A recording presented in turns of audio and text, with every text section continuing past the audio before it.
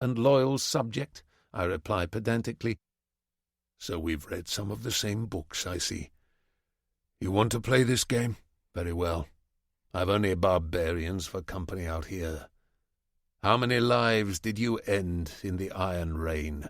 Don't you have a kill count to mark on your breastplate?" "It is impossible to reckon. Between 10 and 100. "Do you feel their deaths acutely?" "Vaguely." "There it is." He leans back. "Distance has sanitized war, nearly as much as Stoneside's fucking ramblings. It has made it easy, romantic. I have no interest in sanitization nor romance. I apply scientific methods to produce psychological trauma in our enemies in order to create psychological casualties, to end their willingness to fight and shorten this war. That is my purpose." There's a resentment in him, a hostility that seems intensely personal. I don't recall knowing him well enough to wound him. Or does he already know of Ajax's betrayal? "Enough digression. Why would you tell my men you are this Cato au Vitruvius? Did it amuse you?" "Amuse me? What sort of nature do you think I possess?" "A nature which is the product of your grandmother, the same nature she imparted to all her students. Answer the question." "So that's who the anger is for, the woman who gave him this role?" "I didn't trust your men," I say. "Ajax tried to assassinate me twice." By his expression I see this is not news. "I could not risk revealing my identity to anyone but you, for fear of him completing the task." "And you think I am trustworthy?" he asks. "You were my father's best friend." "I am also Ajax's father." He picks at his cuticles. "Do you mean to kill my son?" "No." He doesn't believe me. "Do you even know why Ajax tried to kill you?" "It goes back to childhood." He laughs. "It does indeed. She used to groom the both of you." He leans forward. "Ajax is fucking Atalantia." At first I thought I misheard, but it begins to make sense. Ajax is quiet when Atalantia kissed me, his territorial marking, his fear that I would replace him at his aunt's side. "You didn't know. Few do. She took my son as a paramour before he turned 16. She would reward him for the heads of gold-blood traitors with sexual favours." "Did Magnus know?" "Of his daughter's depravity, yes. Of its deeper depths, and my son's sexual enslavement to his remaining daughter." He shrugs. "Magnus always had a selective conscience, especially with precious Atalantia." "And you just let it happen?" "Ajax may have my DNA, but I was off fighting for my sovereign for half his life. When I returned, well, that boy is her creature to the bone now, just as she intended. She and Aja always detested each other, you know. That Aja's boy is now her personal killing machine, is her ultimate revenge." "Did Atalantia give the order to kill me?" "I doubt it. To do so would be to admit to herself that she cannot tame you," he says. "She would not lose such a prize as you lightly, but if she did give the order, she would not tell me." He pulls a fig from a bag and pops it into his mouth, offering me one. I take 3. "So long as Ajax is ruled by his heart and cock, there will be no place for the boy who used to make him feel small. Knowing this, you still claim no intent on his life?" "It changes nothing," I reply. "I am here for the people of the society, for Kalindora, for my Praetorians. I will not let them burn as hostages of the enemy. I know an assault is pending on Heliopolis. I assume Darrow is besieged there."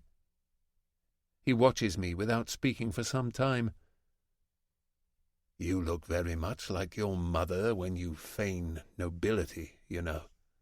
He ponders over a fig. It won't be an assault. I have recently concluded field testing of a new chemical weapon.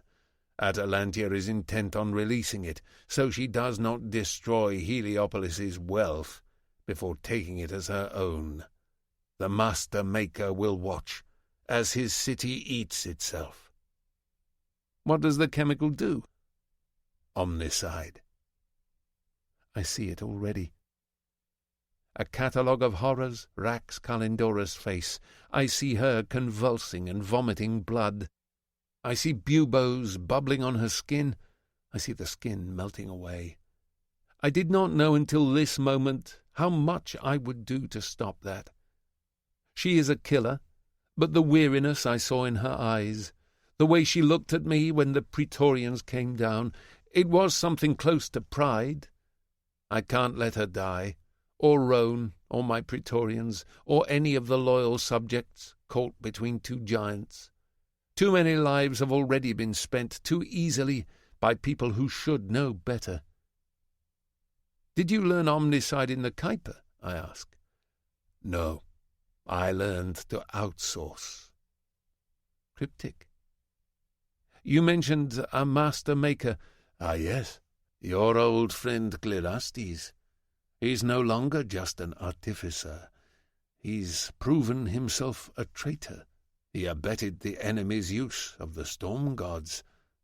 I don't believe it. Trust me when I say men do strange things out of fear. Now he will die with them, and his precious city. He does not sound happy about the last part. Now, where are my manners? Are you hungry for a real meal? In the morning we'll be departing for the Annihilo, but I'm sure Atalantia will cause a fuss if I haven't fed you. He fetches a bowl of fresh bread and 2 boiled pieces of meat. What is this? I ask as I chew. What does it taste like? Bat? Well, there you have it. He watches with a strange expression as I eat. It is oddly civilized, this conversation, considering his men only just tortured me. He still has not tendered an apology, nor do I expect he ever will. You do not seem to advocate for Atalantia's plan, I test. I have no tolerance for rebels. But this planet did not rebel, it was conquered. I think you would agree it is a strategic mistake to confuse the two, and to cede the moral high ground to the enemy when we've only just reclaimed it. If we kill 20 million, will anyone remember the Reaper's storm? Yet you do not contradict Atalantia. He laughs. I am a soldier. Soldiers follow orders. She gives you autonomy. Can't you infiltrate the city, bring down their shields from the inside? No. My men inside are dead. The Howlers know counter-espionage all too well, and the Loyalists are as neutered as a Logos. That puts me in a unique position as I ponder playing yet another stupid game. He grows suspicious. If anything, undermining Atalantia's plan puts him on guard. I want him at ease, get him talking about himself, about something he likes. I try his mother, Gaia, and tell him of my time with her, but he replies very little and grows somewhat defensive. The figurines, they're the only thing here without utility. I stand and approach them. The detailing is impressive, as is the variety of subject. There are a few golds, but most are low colour. I pick up one of a red woman. That one is called Daedra, he explains. We became familiar on the outskirts of Olympia. Tough woman. For a red? Tough woman. Are they trophies? He looks insulted as he joins me. They are meditation totems. Each is for a human who preyed upon my prejudices. Daedra seemed harmless, kind, stupid. She brought my men figs and bread every day for a week, until her figs were laced with a nerve agent. 104 men dead, because I could not see her for what she was. A zealot? A soldier, he corrects. I'm still in his peripheral vision. I take a step back and look at the figures with a frown. Where's Darrow? Surely he's fooled you a few times. It's a work in progress. I did the legs before I met him, but how can you understand a man at war with himself? He turns his back to me to reach toward the far end of the nook, clenching Daedra in my hand, I ready to swing at the nerve packet located behind his left ear. If you strike me, I suggest you have a plan. He doesn't turn around to defend himself. It throws me off guard. I assume you saw my escape map. The tunnels can be tricky, and memory for us mere mortals is fleeting. He turns around and leans against the wall. It won't work, you know. Me as your Trojan horse. It might. Let's say you did manage to subdue me. Possible, given your youth, but not probable, given your state and my vocation. You would then have to free the Arcosians, use my escape map to that blasted labyrinth, evade my men, flee across the desert, pray Darrow lets you inside Heliopolis, gamble that your thin ruse of Cato o Vitruvius holds, and then kill the most dangerous man alive. I don't intend on killing him. And the rest? Prescient? Is it for auctoritas? Glory? To prove you are the heir? No. Revenge, then? No. Humanitarian concern for your men? Or maybe you fancy the love night, he mocks. Men will do strange things out of fear, but for love, well, death is hardly the limit. Who are we if we kill a city that did not rebel? I ask. Interesting. An idealist. Don't fret, it's a temporary condition. He actually smiles. They're guarding the wall and the shield generator with an army of veterans, you know. Howlers abound. Predictable targets? What is your target, then? Clerastes. He is a traitor. I can turn him back. He goes quiet, thinking. Why are you not calling your men? I ask. Because I have lived off the contributions of this planet. They have sheltered me and my men. They have fed us. They have informed for us. They have spied and died for us. Not the high colours. They turned their backs like craven, but the low, the mid, those with barely anything to their name, because this is not Mars. This is Mercury. If we just let them burn, what is the point of this? He thrusts a finger to his scar. Furthermore, for 2 weeks my men have failed to get me inside Heliopolis. What will you do with Clerastes? I will know once I see the tools available. But I imagine Darrow knows an attack is coming, and so it likely will be necessary to hoist him on his own petard. The chances of it working are minute. He nods to himself. Obviously my men can't know. Make it look real. Kill them if you must. They know their duty. He waits for me to hit him. Well, let's see how good the pupil of Bellona, Octavia, and Aja really is. Is Atlas really going to be a willing participant after what he's done to Darrow's men? You know Darrow will kill you. Pulvis et umbra sumus. 1 servant for 20 million citizens is easy math. You have 5 days until the chemical attack, though that may change with my capture. His conviction makes me doubt myself. Don't balk now. He punches me in the nose, breaking it. Blood spurts out. Do it. He hits me again, and I charge him. He ducks under me and tries to strip my left leg to take me to the floor in a cravat central pivot. Cassius loved that one.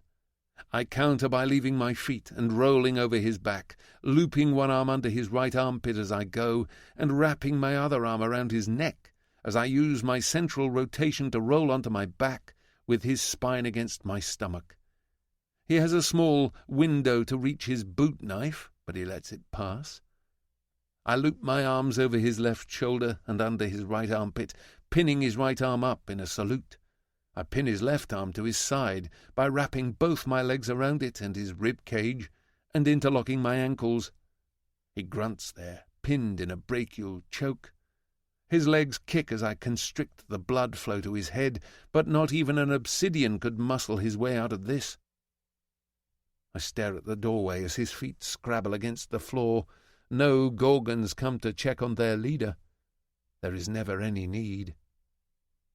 When he is unconscious, I release my hold and stand over him, perplexed. I haven't time to understand it. Every moment wasted will make discovery surer. I take the tack net from his weapon's nook and shoot it at his body. It ensnares him. I take his hasta from the wall. My Bologna blade lies in the dirt. I almost convince myself that I can bring it with me, but where I'm going I might as well wear my mother's ring. I jump and hide the razor in a cleft in the rock, and use his boot knife to give myself a shallow wound just above the heart. I smear the blood all over my face and neck. The tunnel is dark and empty. Fear's men are still busy with their meal. I move as fast as I can back to the prisoner's room, my bare feet silent on the stone. Two of the Gorgons sit on the floor playing dice when I round the corner. From his place on the wall, Alexander sees me fill the tunnel. "I want to see the Fear Knight," he cries to the Gorgons. The guards turn to look at him. I sprint toward them. Aja's lessons guide me. Against a single individual, you can make a non-lethal takedown with relative consistency, but two individuals, even of a lower genus, reduce your chances by 70%. I could kill the two Gorgons with two neat thrusts, but I make it sloppy, as if I've never held a razor. As they turn back at the sound of my feet, I slash half the head off the first man like I'm felling a tree. The blade passes through him as if he weren't even there, and carries on into the second man's throat, one of Cassius's favourite moves against the shoddy armour common in the belt. Then, clumsily, the razor goes into the cave wall. Flopping to the ground, the second man stares up with wide eyes, trying to talk, but I made sure my clumsiness severed his windpipe. I hack at him a second time, a third. Then I give a quiet sob and fall to my knees, covered in blood. "Gory damn!" Alexander breathes. He kicks the other knights awake. Cato, look at me!" I look up at him, wide-eyed. "Did anyone see you coming here?" I shake my head. "There's keys on their bodies. Unlatch us, and we can help you. Front chest pocket, that's it." With shaking hands, I free them. "Cato, have you ever used a razor before?" Alexander watches the bloody blade in my shaking hands. I pretend not to be able to think. Finally I shake my head and give him the blade. Practised hands strip the bodies of their night optics, their sidearms, 2 grenades, and a single long rifle. "Tell me what happened. Where is the Fear Knight?" I show them. The professional soldiers miss nothing. In 30 seconds we have the map, the go bag, a glow lamp, and the Fear Knight's data pad. For a moment I think they'll discover Cassius's razor too, but Drusilla only takes a wolf pelt from the wall. She hands it to Alexander. "You've a promise to keep," she tells him. He holds the pelt for a quiet moment and looks as if he's going to weep. Then he throws it over his shoulders and binds it to his tattered shirt. Ignatius grins as he finds stims in the Fear Knight's go-bag a moment later. They each shoot a vial into their necks.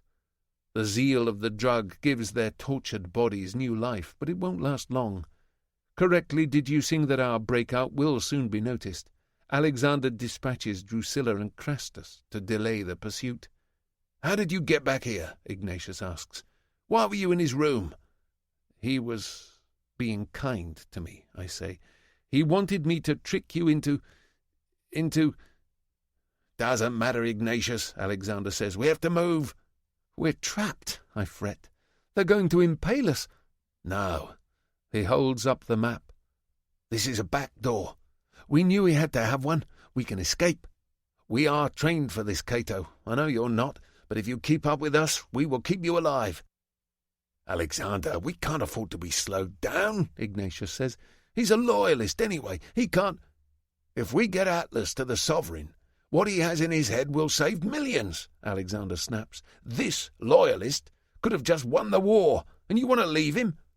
He won't talk. He doesn't need to. What does he mean by that? Ignatius isn't convinced. I don't trust him. Darrow will question him later, Alexander says. Ignatius nods.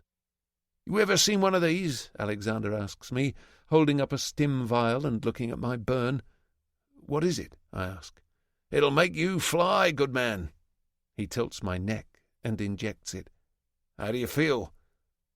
The military-grade neurotransmitter races through my veins like a galloping destrier, filling me with manic energy and dulling the communication of pain receptors in my brain.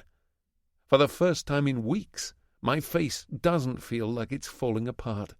There's a rumbling groan from up the tunnel. Drusilla and Crastus return stone-faced. Armory was too well guarded, so we hit the commissary. They'll be coming soon as they clear the rubble. We have 30 seconds at best. Alexander smiles. Then we have a head start, good men. He slaps my shoulder and shoves one of the scorchers into my hands. On me! Chapter 60. Lysander. Pup 1. We flee into the labyrinth. Alexander sprints ahead as the stims lend his ravaged body fresh impetus. Buoyed by Mercury's light gravity, Drusilla carries the Fear Knight over her shoulders. The other knights bring up our rear. The detonation of one of our stolen concussion grenades rumbles through the tunnel not far behind.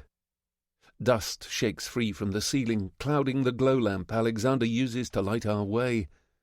The tunnel leads us into a convoluted maze cave, where a network of connecting cave passages forms a three-dimensional puzzle. Some asshole terraformer had a gory field day. Alexander guides us well with the map, but I hide my frustration by panting down at the ground when he needs to pause to reference it again and again.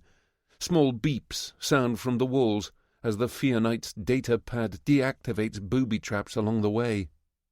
After half a dozen turns, our tunnel tapers to a keyhole where only two can pass at a time. Drusilla shoves the Fear Knight through to Alexander as one of their compatriots lays a laser trip mine at the keyhole, hoping to collapse it shut. Down a winding slope we go until we reach a fork of 3 routes lit by green Mycena chlorophyll on the ceiling and floor. Bioluminescent juice squishes from the spores as we trod them underfoot to coat our bare feet a ghostly green. Our minds do not detonate. The Gorgons are no amateurs, and they are gaining ground. Right, left, down we go, against all instincts, deeper into the mountain, over a natural bridge that spans an underground river, through a chamber so filled with spores it seems nearly daylight, passing gloomy grottos and opaque pools.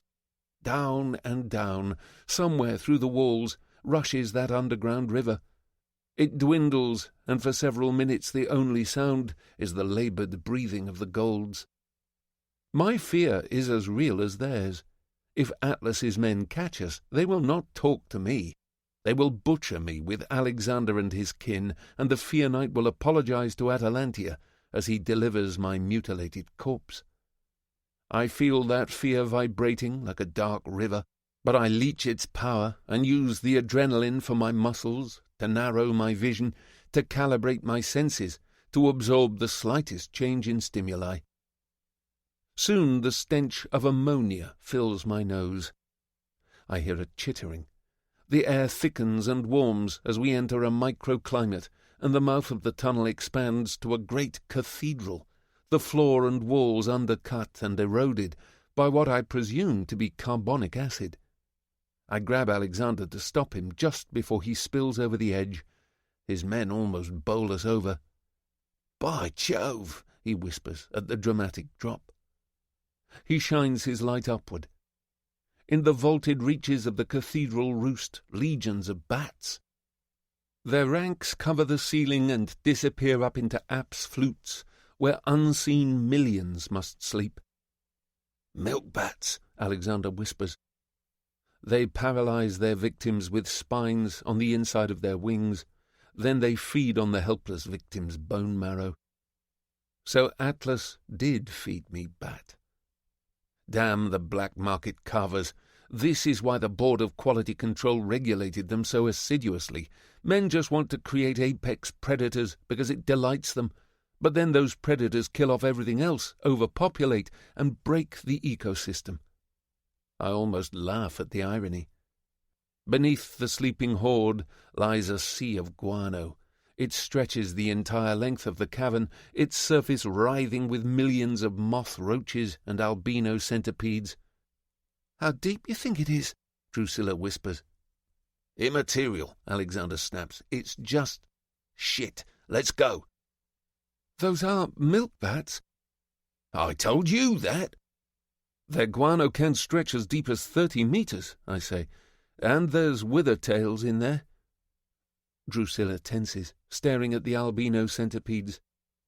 "What's a wither tail?" "Worse than the bats," I say. "They're coming," Ignatius says with a growl. He squares his big shoulders to the tunnel behind us. "It must be passable." Alexander scans the cathedral. "There." In the gloom he spots a narrow shelf of stone leading along right around the guano sea. We rush along it as fast as we dare. Alexander drags the Fear Knight awkwardly and almost loses him off the edge of the shelf. 6 o'clock, Drusilla shouts. One of the knights fires at the Gorgon coming out the tunnel. He misses. The Gorgons do not. A projectile hits the knight. His right leg disconnects from his body at the hip joint. He screams as he loses his balance and topples down into the guano. It absorbs him like quicksand. He tries to claw his way to the surface, but, missing a leg, he can't stay atop the sludge. Then he screams as the wither tails find him. Drusilla and the Gorgons exchange fire. High-velocity rounds hiss through the air. "Crastus!" Alexander shouts. He's about to jump down to try to rescue his friend. If he dies, this is all for nothing. I grab him and shoot at the ceiling. 1,000,000 bats explode in a fury. Let their thermal optics deal with that. I drag Alexander, and we make our way along the narrow shelf and out the cathedral, harried by bats the entire way. One's attached itself to Drusilla. Alexander cuts its head off with his razor and peels out its bristles. Drusilla sicks up on the floor, but stumbles after us, eyes dazed. Ignatius has to take the Fear Knight's body. After a series of turns, we find ourselves near the end of the Fear Knight's map. It is a limestone chamber filled with pools of dark water and stalactites dripping from the ceiling. I stop, searching the bioluminescent lit walls, and feel panic rising in me. "What is it?" Drusilla asks Alexander. "Are we lost?" "This isn't on the map," he says. "What do you mean it isn't on the map?" she asks. "Instead of 2 tunnels, there are 7. Ignatius hurls the Fear Knight to the ground. "I knew this was a fool's errand. Looks like it's a fight after all." Drusilla slumps on a knee, breathing heavily from the milk-bat venom. "We're almost out of ammunition. Which way is it?" "I don't know," Alexander says. He pockets the map and slaps the Fear Knight's face. "Wake up! Wake up, damn you!" He doesn't. "Shit! We make our stand here. Hit them as they come in. Make this a melee affair." "They have golds too," I say. "Not like us." "A lovely sentiment, But untrue, Drusilla says. There's at least 15 scars. It'll be berserks they send in first. Then we die with glory, Ignatius mutters. Alexander searches the tunnels. The wrong one will lead us off the map, and we might starve to death before we find a way out. He'd rather fight than trust his chances with that. The Arcosian knights follow Alexander's commands and take up positions around the room to ambush our pursuers, as if you can ambush anyone with thermal optics in a cold cave. If we wanted to fight, it should have been in the Guano Grotto. Positively criminal how quickly razors reduce genius IQs to simple grunt logic. I face the tunnels. There is no reason the Fear Knight would have a fake map in his private quarters, therefore the map must be real and cannot be wrong. If it is not wrong, then it is shorthand. 2 tunnels were supposed to be here, yet there are 7. I search for a pattern of 2. Ah, the pools. I found the way, I whisper. Shut up, I hear something, Ignatius says. Alexander hides behind a stalactite, waiting for the Gorgons to come from the darkness of the Bat Cathedral. The pools, I hiss at the fools. Alexander turns to me. The pools lead to a tunnel. I shine the glow lamp down. Sure enough, a tunnel large enough for 3 men to swim abreast is faintly visible beneath the surface. You clever bastard. Alexander slaps me on the back. We dive into the pool. The water is hot and bubbles from cracks in the stone. The glow lamp splashes pale light on the slick tunnels beneath the surface. Alexander covers the Fear Knight's nose and mouth to stop him from inhaling water. When we emerge in a small grotto, I gasp for air and pull myself onto the slick stone. Alexander and the others breach the water, and I help them lever the Fear Knight out of the pool. We find the escape grav bikes underneath a camouflage tarp on the far side of the grotto. Concussion and gas traps deactivate from the passive signal in the Fear Knight's datapad. We take a bike each, slash the fuel cells of the rest with our razors, and tie the Fear Knight onto the hauling rack of Drusilla's under a portion of the camo tarp. Alexander cuts the camo tarp into several more pieces and secures one on the hauling racks of each bike. Clever thinking.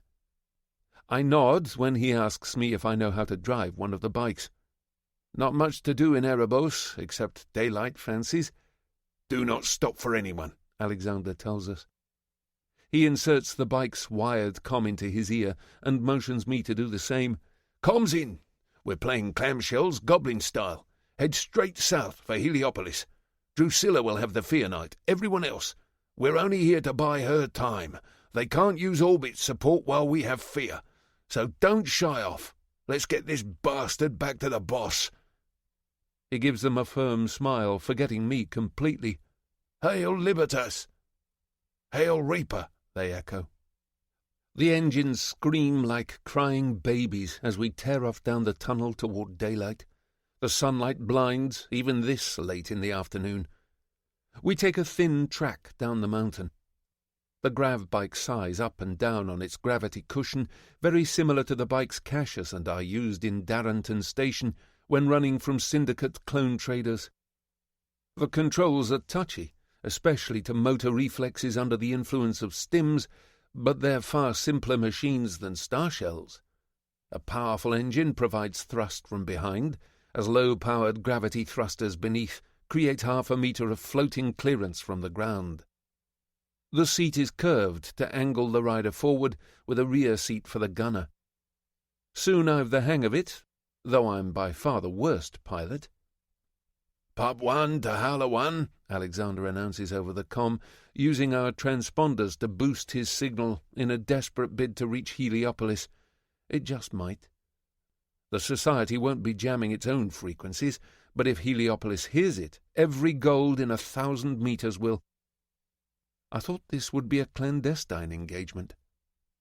He just put it on the big stage. Pup 1 to Howler 1. Handshake 234-5209. We have Anteater. I repeat, we have Anteater. Sliders in pursuit are bearing south at 53.48. 113.41, requesting long malice support. I repeat. The track spits us out into a salt flat.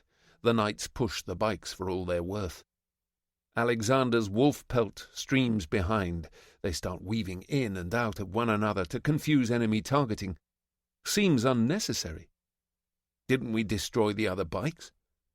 I start weaving with them, just a moment before Ignatius banks in front of me, then swerves back without the top half of his muscular body. His grav bike drifts sideways, losing speed. Snipers. I glance back. The cave is barely a dot. We must be 5 kilometers away. An impossible shot, even for lurchers. Something whips past, and a huge crater opens up just left of my bike's nose. I send my bike into frantic contortions, and soon it seems we're out of range, but Alexander has not let up. He hunches grim-faced over his handlebars, looking left and right, and repeating his message to his master. Ah, of course. A swarm of hooded gorgons on grav bikes flow down the nearly vertical face of a sandstone butte to our left. Another swarm pours out of a mountain valley to the right, racing to cut us off before we can get free of the mountains. All over the mountain range, the acolytes of the Fear Knight emerge from subterranean bunkers like hornets from a kicked nest. Rat-tat-tat-tat-tat-tat. The ground in front of us ruptures with railgun fire, not to kill us, but to drive us west back into the mountains. We call the bluff and drive through it. Debris rips into my burn at 200 kilometers an hour. A rock almost takes my head off. Then we're through, pushing for the open desert. The pursuing bikes still kilometers off. 300 kilometers an hour. The world is a blur, but the mind's eye makes everything feel languorous as I bob and weave around boulders and debris. A vertical silver slash comes down from the sky. Wow! A beam of white light obliterates the horizon, leaving a gash of light across my vision. The sand of the desert pulses deep red as it's turned to glass in a 20-kilometer swath. "Idle banter," Alexander crows. "We've got your dog, Grimace! We've got your dog!" I can't help thinking of Cassius and Darrow riding over the Martian highlands of the Institute, crowing nearly the same thing. We careen over the molten desert. The heat radiates upward. My bare feet begin to blister. I pull them up to rest on the chassis. Through the warped air, another squadron of Gorgons appears. "Split 'em! Cato, follow me!" Hadrian banks left with Drusilla. I follow Alexander right. The Gorgons divide to follow us, not knowing which has the Fear Knight. More orbital strikes come down to hem us in, but Alexander is a god on a bike. He leads a whole squadron of Gorgons into a particle beam. They disappear like mist as we bank into a canyon, then spit out the other side. I stick on his tail as we head to the open desert. I glance back. 2 kilometers behind, an army pursues. We'll never make it. "Pump 1 to Howler 1. Do you read me?" No answer, but static. Soon Society air support will come. They'll be scrambling ripwings. Aerial infantry will block our path. We continue our course. With no way to down us without killing the Fear Knight, it becomes an endurance race. The grav bikes holding steady behind us in the open desert, suggesting a trap up ahead. The giant sun begins to set and stain the horizon the colour of hot metal. The stims have faded. The agony of the burn returns, and I see Alexander slumping in his saddle. Drusilla has linked up with us again, though there is no sign of Hadrian. Only 3 bikes remain. Debris from the Battle of Heliopolis begins to litter the sand with shriveled remains of war machines. Soon we can see the storm wall of Heliopolis as a thin metal line in the far distance. But setting down between us and it is a line of mechanized Grimace troopers. They'll have electrical cannons to fry our bike's electronics. Ripwings buzz overhead suddenly. The Society trap closes. We have to run it, Alexander says. I see no way through. The pursuing Gorgons creep closer. Pub 1 to Howler 1, Alexander calls, panic finally making its way into his voice. Our path is blocked. Pub 1 to Howler. A voice unlike any other comes over the comm. Howler 1 to Pup 1. Continue course. Long Malice deployed at danger close. Midnight inbound. Stick tight to me, Alexander says. Cato, Drusilla, stick tight. Thoom, thoom, thoom. Huge explosions break the face of the desert. They blossom into acrid clouds of smoke and sand in the centre of the grimmest troopers. Darrow's artillery guns send another salvo, arching from the city through the air in the thin gap between the storm wall and the dome shield of Heliopolis. They decimate everything in their path. Huge holes are blown in the pursuing squadrons of grav bikes as artillery shells scream over our heads. It is all absurd sound and fury.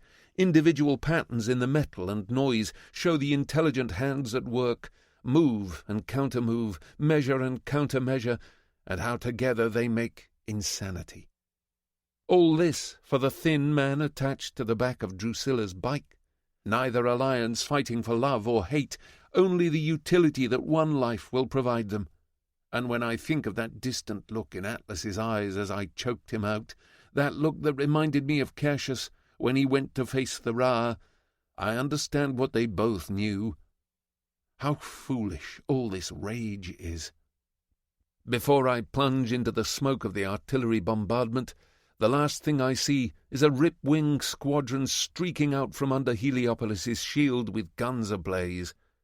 Blinded by dust and smoke, I hug my bike and close my eye. Debris pings off the metal chassis like hailstones and bites at my legs and face. The air is hot and ghastly. I want to sob in terror. I focus my mind's eye, and it all quiets. I weave around a man-sized chunk of star shell, almost in slow motion. Nothing hurts me, nothing exists but the mind. Then I burst out of the smoke. A wash of clean air as I tear out the other side of the cloud to see a heavy shuttle, unlike any other ever built, hovering a metre above the ground. Alexander drives into it, his bike smashing and sparking as it hits the ramp and careens into the cargo bay. I goose the thruster and nearly fall off my bike as Drusilla's slams into me from the left and locks together with mine, driving me off course. A ragged chunk of metal impales her through the chest. I crank my bike left and skid sideways, dragging hers into the transport. I feel myself sailing through the air. I collide with something unmovable. My shoulder is pulled from its socket. The engines rumble beneath. I feel us rising, and I lie there feeling very calm and present, because standing over me, roaring for retreat, is the Reaper himself. Chapter 61. Darrow, Hero of Tyche. The air heaves with shockwaves as the shuttle shoots through the aerial gate in the storm wall and back to the safety of Heliopolis's shield. Remains of bikes litter the shuttle's cargo bay. Drusilla, one of Alexander's cousins, shakes on the floor, a piece of metal through her chest. The medici swarm over her. A second gold groans at my boots, lean and caked in so much desert chalk it shudders off him as he coughs. I search him for weapons. His face is mangled and melted on one side. "Get us to the star!" I shout at our pilot. Thraxa jerks a tarpaulin off the back of a crashed bike to reveal a body. She yanks on the man's dark blonde hair so I can see his face. "Look what the pup dragged in!" She spits on his unconscious face and puts all her substantial weight and strength behind her knee to break his sword arm. Then she breaks the right for good measure, before manhandling him into more secure cuffs. "We're going to have some fun, Impaler." I heave a bike out of the way to reveal the last body. Alexander. He's nearly unrecognizable. His ears and several fingers have been cut away, and large strips of skin eaten off. I throw myself over him and check his pulse. It is faint. When I tear open his coat, I find 2 exit wounds in his chest. "Alexander!" I say, shaking him. "Alexander!" His eyes crack open, and he manages a smile. His teeth are missing, I realize in horror. His hands pull dumbly at something as he pushes a chalky pelt into my hand. "Told you I'd bring it back." Blood bubbles out his mouth and his eyes roll back. "Faster!" I shout at the pilot. I cradle Alexander in my arms and jump out the back of the transport before it even makes its emergency landing. The medici are waiting for us, but their gurney will be too slow. I sprint past them, carrying the man, scattering deckhands, not stopping until I lay him down in the med bay. He's barely breathing. Rona rushes into the room behind me, her eyes wild. "Alexander!" She pushes to his side as the medici prep him for transport to the surgery ward. "Alexander!" Her eyes search the horror of his face, his missing ears, the strips of stolen flesh, the toothless mouth as his lips part to murmur something. "What did they do to him?" she screams. "What did they do? Alexander!" The medici pull her away and rush with him toward the surgery ward. I follow. A chief medicus pushes at me, her feet sliding on the floor. "Sir, we're going with him," I snarl. "Then you're going to contaminate the room and terrify my surgeons," the medicus says. "Wait here." "Do not let that boy die," I say to her. "Do you understand me?" "We'll do what is medically possible, sir." Rona and I are left in the silence of the intake room, listening to machines beep. A ragged breath escapes her, and her skeleton seems to fold in on itself as she hunches in a corner. She was furious when I left her behind to get Alexander, but she's still in no shape for combat. I thought deep down that this had to be some trick, some trap of the Fair Knights. It seemed impossible to hope, yet I took the risk. And now that Alexander is alive, somehow, despite everything, he may yet be taken. It all seems so unfair. "Fear butchered him," Rona says, too numb to cry. "He cut him to pieces." "Do you have coagulant?" I ask a medical officer. The officer disappears through a door and comes back with an injector. "I'll be right back," I tell Rona. "Don't," she says as I reach the door. "Just don't." I make no promises as I leave. I stalk through the brig. Saud and Carthii prisoners idle about in their cells to either side.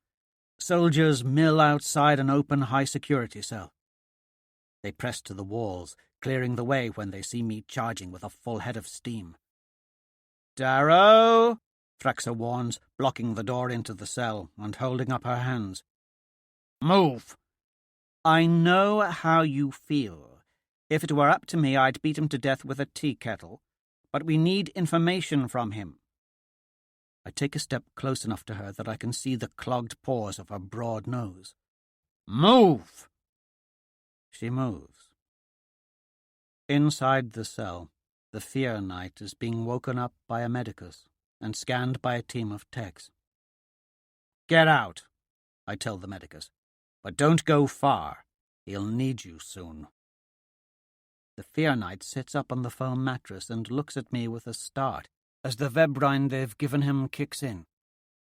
I inject his neck with a coagulant and take the cuffs off his hands. His arms bend unnaturally from Thraxa's rough handling. I survey the monster. The Rimgold is skinny from his time in the desert, like a piece of dehydrated beef. Pensive, intelligent eyes stare back at me from under the chalk without even a trace of fear. It isn't like the jackal, whose eyes were like empty bowls. Neither are they animalistic like Atalantia's. These are soulful eyes of a man who knows he's chewing on human flesh and swallows because he can. I lean forward. If I came to you laid out like a suckling pig, would you accept the boon without suspicion? Highly doubtful. I look at his hands. How many of my men have those hands impaled? Enough, so it seems. Did those hands cut my howler's ears off? They did. I pull my razor off my arm and let it hang loose. Do you think you deserve to keep them? My sling blade forms slowly at my side. He turns his hands over as if viewing them for the first time, and speaks to me in Latin, before translating to common. Caesar was a clod, but he got one thing right. War gives the right to the conquerors to impose any condition they please upon the vanquished. He presents his hands to me. I prepare to cut them off. Yet my hand stays still at my side. A week ago I would have. Throughout the war I've done worse. But it would not be for my army. It would be for me. Was this the compromise that poisoned our republic? Was this rage what made us forget that our hope is founded in our virtue? Virtue that has been sorely lacking, and which led to Orion's genocide. All of a man's affairs become diseased when he wishes to cure evils by evils, Atlas recites. For order, I impaled soldiers. For liberty, you drowned cities. The victor writes history with the blood of the vanquished. I wonder, in the end, which of us will turn out the hero? Don't you? I leave the Fear Knight without a word. Outside I find Thraxa waiting for me with several dozen of Rat Legion. Get information from him, I order. I'll lead the torture personally, Thraxa says. I look back at the man. I know better than most how any man will have to cave to torture in the end. But I also fear false information. He'll just lead us astray. My wife will crack him. Thraxa looks concerned. Darrow, Virginia is, and so was Alexander until today. I survey the legionnaires with Thraxa and make it a moral victory. Use all means within the bounds of the new compact. If the Vox won't obey it, we will. The information he has in his head could win this war. The men will want to cut that head off. If he dies, I will hold Rat Legion accountable. They salute. What about Cato? Thraxa asks. Who? The Fourth Gold. He says he helped them escape. No confirmation yet from Alexander. I look back at the Fear Knight. He's a man of too many layers. Was this planned to get him inside? Cato inside. Would Atlas risk that? I don't need another variable here. If Alexander survives, we'll ask him ourselves about this Cato.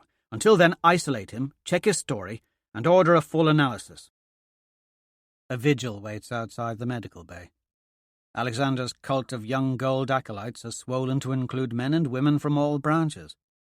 Colloway exits as I reach the door. I frown, wondering if I have the wrong room. He holds little love for Alex, but now he just shrugs at my expression and claps my shoulder. Chin up. Your boy's a Stoneside, ain't he?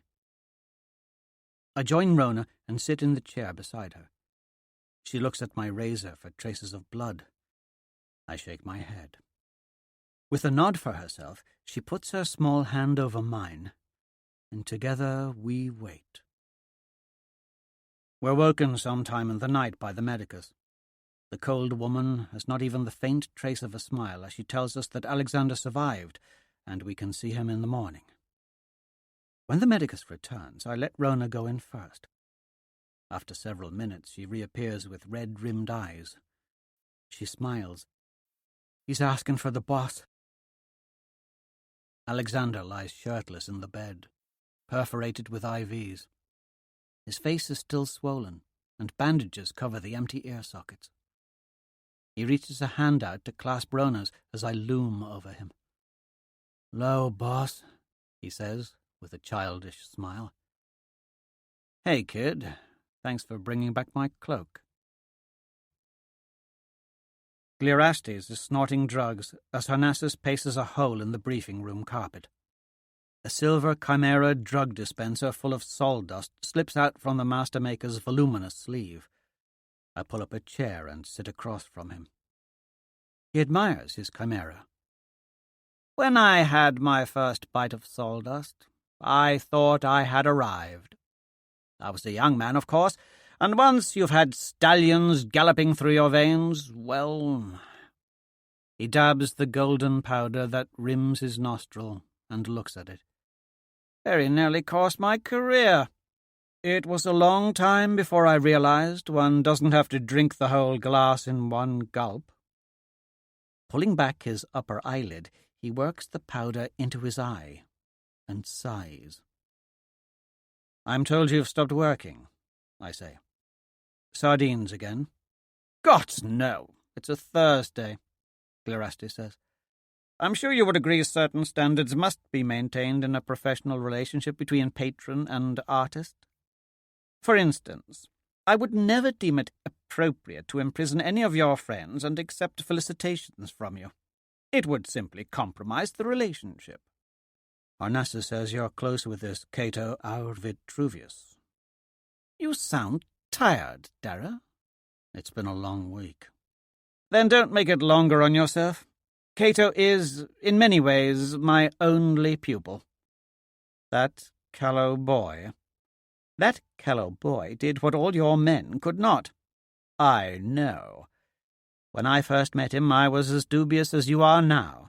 Just another fawning sycophant relying upon the wealth of his parents for access to me.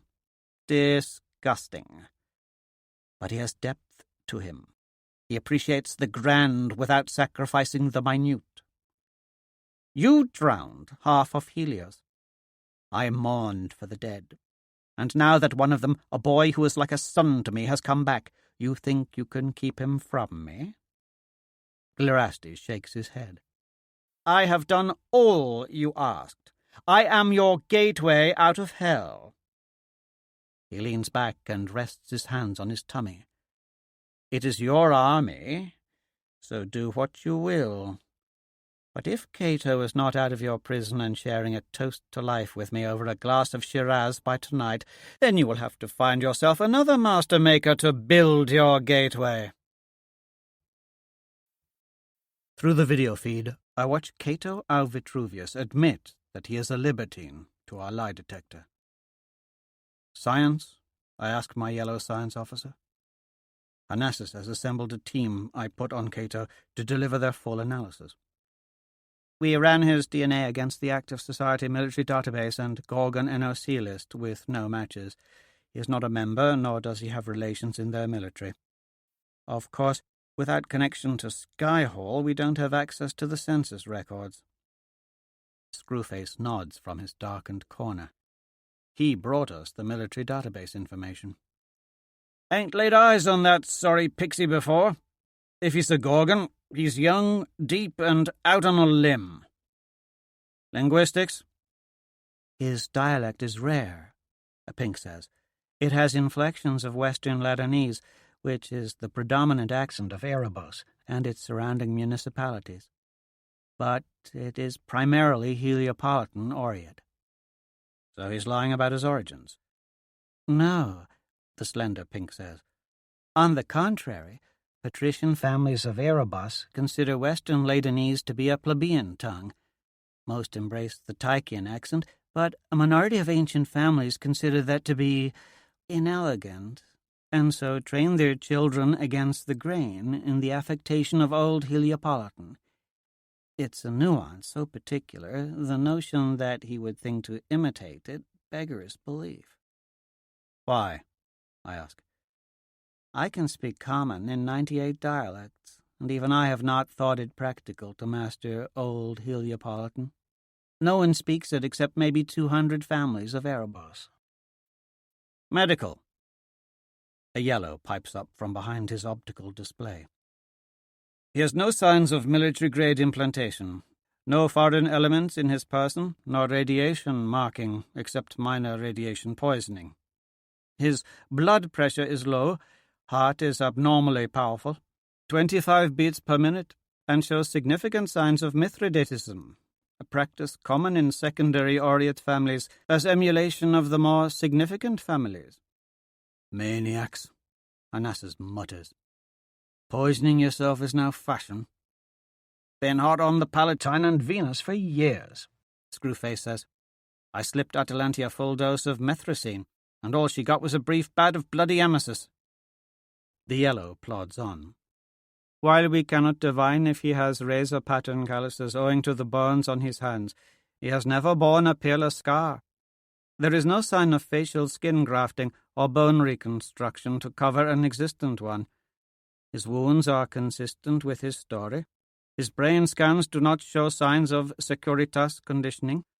However, his limbic system has some unusual synaptic activity which may be signs of childhood trauma and memory repression, but would require additional analysis to render conclusive. Overall, he is an extremely healthy adult Oriate between 18 and 23 years old. So what you are all saying is that he is telling the truth. Or lying very well, I say. Let's find out which. Screw, I want your eyes on this. Chapter 62. Lysander. The Warlord and the Libertine. Alteration in vocal patterns, unnatural stillness, timing lag between verbal statements and physical expression, distancing language, linear left-eye drift, abnormal gesticulation, extraneous over-explanation, pupil dilation, swallowing, grooming gestures, head canting, pulse rapidity, irregular blinking. These are some of the most obvious symptoms of lying that are drilled into Securitas agents in order to drill them out. To become a full-fledged Venator or Frumentarius, one must have a 90% success rate in telling a lie to an instructor. Of course, I passed grandmother's exam when I was 6. So it is with droll amusement that I stare down the optic reader of their robotic lie detector and think nothing much of it. It is profoundly large, almost the size of a small man, chrome, spherical, floating, with a hulking red eye. It is grandiosely named Bloodhound XTC 1400, a product of Sun Industries, which no doubt cost Skyhall billions in research and development money to old Regulus. I can understand the investment. In a war where each side wields hundreds of thousands of informants and covert agents, it is as good as a guillotine. But for all this new civilization's love affair with technology, they've been seduced by their own cleverness and fail to understand the simple truth. Lying is not a science, it is an art, and art will always be a human language. I was under observation when we rose over the city wall under heavy fire, when Darrow jumped out with Alexander bleeding everywhere, when they took me on a stretcher to their med bay, when they treated my burns and wounds, when they asked me questions while I was drugged with narcotics, when I showered, when I ate steak, potatoes, and greens, laced with some mild inhibition inhibitor in my safe room, when armed guards escorted me to be interviewed casually, when I gave a formal interview to 2 ethereal pinks, when a handsome gold howler interrogated me, when I used the restroom, and when I walked through the hall to sit in this white room for 2 hours as their little toy investigated my story. They are not measuring lies now. They are cross-referencing current patterns with normal patterns from their recordings by asking a mix of old and new questions. It is a fruitless endeavour. How did you come to be captured by the Gorgons?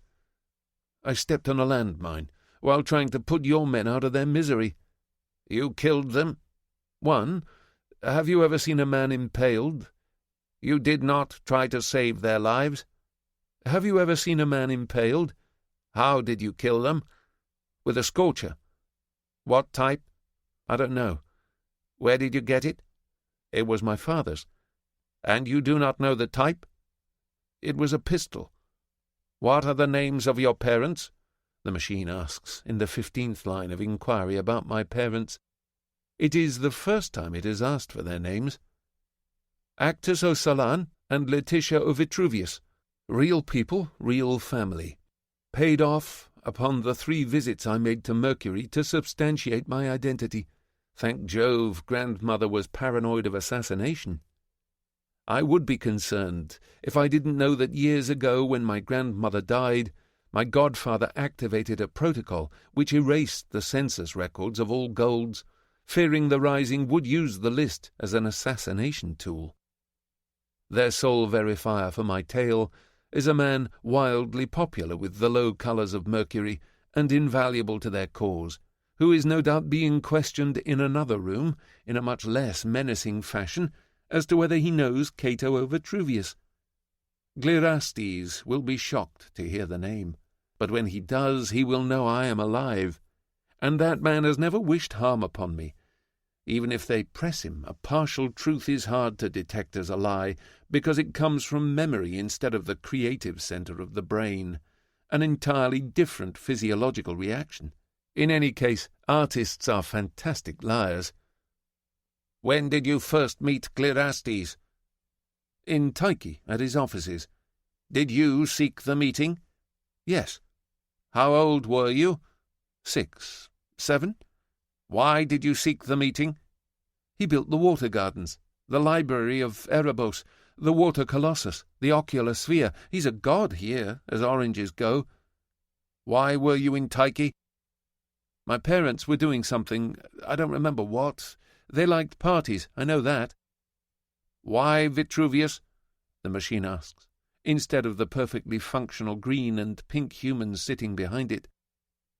These people, first the mines, now interrogations, they're literally roboticizing themselves to death. My mother was... well, it's embarrassing. The machine doesn't care, it just watches. She made a bit of a cuckold out of my father from the start, metaphorically, then literally. Her family was older, so how did you overpower the Fear Knight? Overpower? I didn't. Rephrasing, how did you come to render him unconscious? I hit him on the head with a figurine, and then I choked him. He makes figurines. He is an absurd man. Why was he showing you figurines? I don't know. Did you view his interest in you to be sexual in nature? Sexual? Did he attempt to have intercourse with you? You've seen my face. I look like ground hummingbird tongue. Would you fornicate with me? I ask for questions here, the machine replies. The door slams open, and over 2 meters of terror walks in, as if it intends to stomp the room in half. The techs behind the machine scramble to salute as Darrow pushes the machine to the side. Can it work in the corner? He asks. Yes, Imperator. Then why is it jammed up to his face? It's on intimidation setting, sir. Bloody damn toaster. Darrow pushes the billion-credit machine into the corner like he's setting a rotund child in time-out. Stay, he says to it, pointing a finger. He looks around for a chair. One appears at the door, carried by a tiny red girl, with Drachenjäger bolts. They're using children in their armies now. Did she help kill my men? Uncle, she gestures to the chair. Interesting. Kieran's eldest, then, Rona. A lancer now, like Alexander. She looks excited. She smiles at me. I return it in blithe fashion. Thank you. Darrow sighs down into the chair as if he had the weight of 20 million people on his shoulders, which may be an understatement. Get out of here, Rona. I know you're dying to see the hero. She blushes. I am not. Lying, the machine bleats from the corner. Darrow smirks. Get. The red child scampers to the door, turns in a very military-like fashion and salutes, not Darrow, but me. Alexander sends his gratitude. Be nice to him, Uncle. He looks about to piss himself.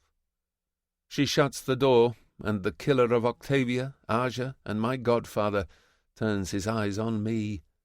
He wields them like sledgehammers. Yet there is some relatable quality there in those carved organics, some weariness that lacks pretension and would make you think he's an everyman instead of a warlord who has started a crusade that has claimed 250 million lives and counting. "Long day," he says. "It would seem." I look down to signify submission, then up to signal bravery, then down, as Cato realizes he can't match a legend's gaze. Darrow is used to this, and I make sure my hands play their proper role, knowing very well how the jackal lost his hand. That was always my favourite scene from the recordings, but unlike the jackal, I won't taunt him or try to appear anything other than what he wants me to be, and I dare not risk sticking my head in a meat grinder by attempting to extract information from Darrow. "May I just say, it is an honour to meet you," I say. "Is it?" "I've watched all your holos. My favourite is still when you took the Vanguard." "The Pax," he corrects. "Of course. Not necessarily a fan of all your work, but you have style." He grimaces. "Those hollows are illegal on Mercury. So are storm gods, my good man. Sorry. Too soon? Millions died in that hypercane, and you jest. To be fair, you did it. But what is the North Coast to me? Tyche, the children, it's all for new money arrogance." He looks about to say something, but bites it back. "You don't strike me as our usual recruit." "Recruit? No, God's me, a soldier. Don't be ridiculous, my good man. I'm not nearly Martian enough for all that terror." "No." He already wants to be rid of me, 1,000 things on his mind. Good, I'll fit into his gestalt. "You brought something dear back to me, Cato. In a way, you gave my army hope again. Alexander saved 83,426 souls in Tyche." "Did he? He never mentioned it." "No." Darrow smiles at that, almost as a father would. "Throw in the sadist night, and it's the best bloody damn present I've been given since my wife gave me this beauty." He sets his hand on the famous white blade. It is inert and coiled around his arm like a snake. "So you can understand if I'm a little suspicious how a self-confessed libertine from, was it Erebos, brought me all these presents, when 10 million professional soldiers and my howlers could not." "Maybe you should ask them that question," I say. He laughs. "You're funny. But not very likeable, are you? I can see why you're Glerastes' type." "May I ask what you plan to do for me?" "For you?" "Yes. I assume I'm entitled to some sort of reward. I mean, you did say I did what 10 million men could not." I give my most self-satisfied smile. "You want a reward? Have you looked outside, man?" "No, I don't have windows in my cell." I think he wants to punch my head off my neck. "Gods, I hate you people," he says. His patience is thinner than usual. "If it were up to me, I would lock you away, humanely, until this is all over. I am short on time, and the last thing I need is another spice in the pot. But, as it is, you happen to be friends with a very temperamental master-maker whose services I require, and he has argued for your release due to your actions. Let's set that straight. I have no intention of releasing you. The streets of Heliopolis are no place for gold libertines? More like gold corpses." He lets that sit. "My men lost a good deal of friends, and the impalement has made them reflexive. But I also don't want you here in my headquarters. Friend of Glerastes or not, I don't know you, and I've taken enough risks. So I will give you to him on several conditions. You do not leave the grounds of his estate, and you submit to inspections whenever my guards at his villa ask you to." "That's acceptable to me. He has a fine villa. Have you ever walked through the orchard there? He has the most lovely orchard gazebo at the centre. He stares at me. Right. Well, take care, Cato Vitruvian. Vitruvius? No reward, then?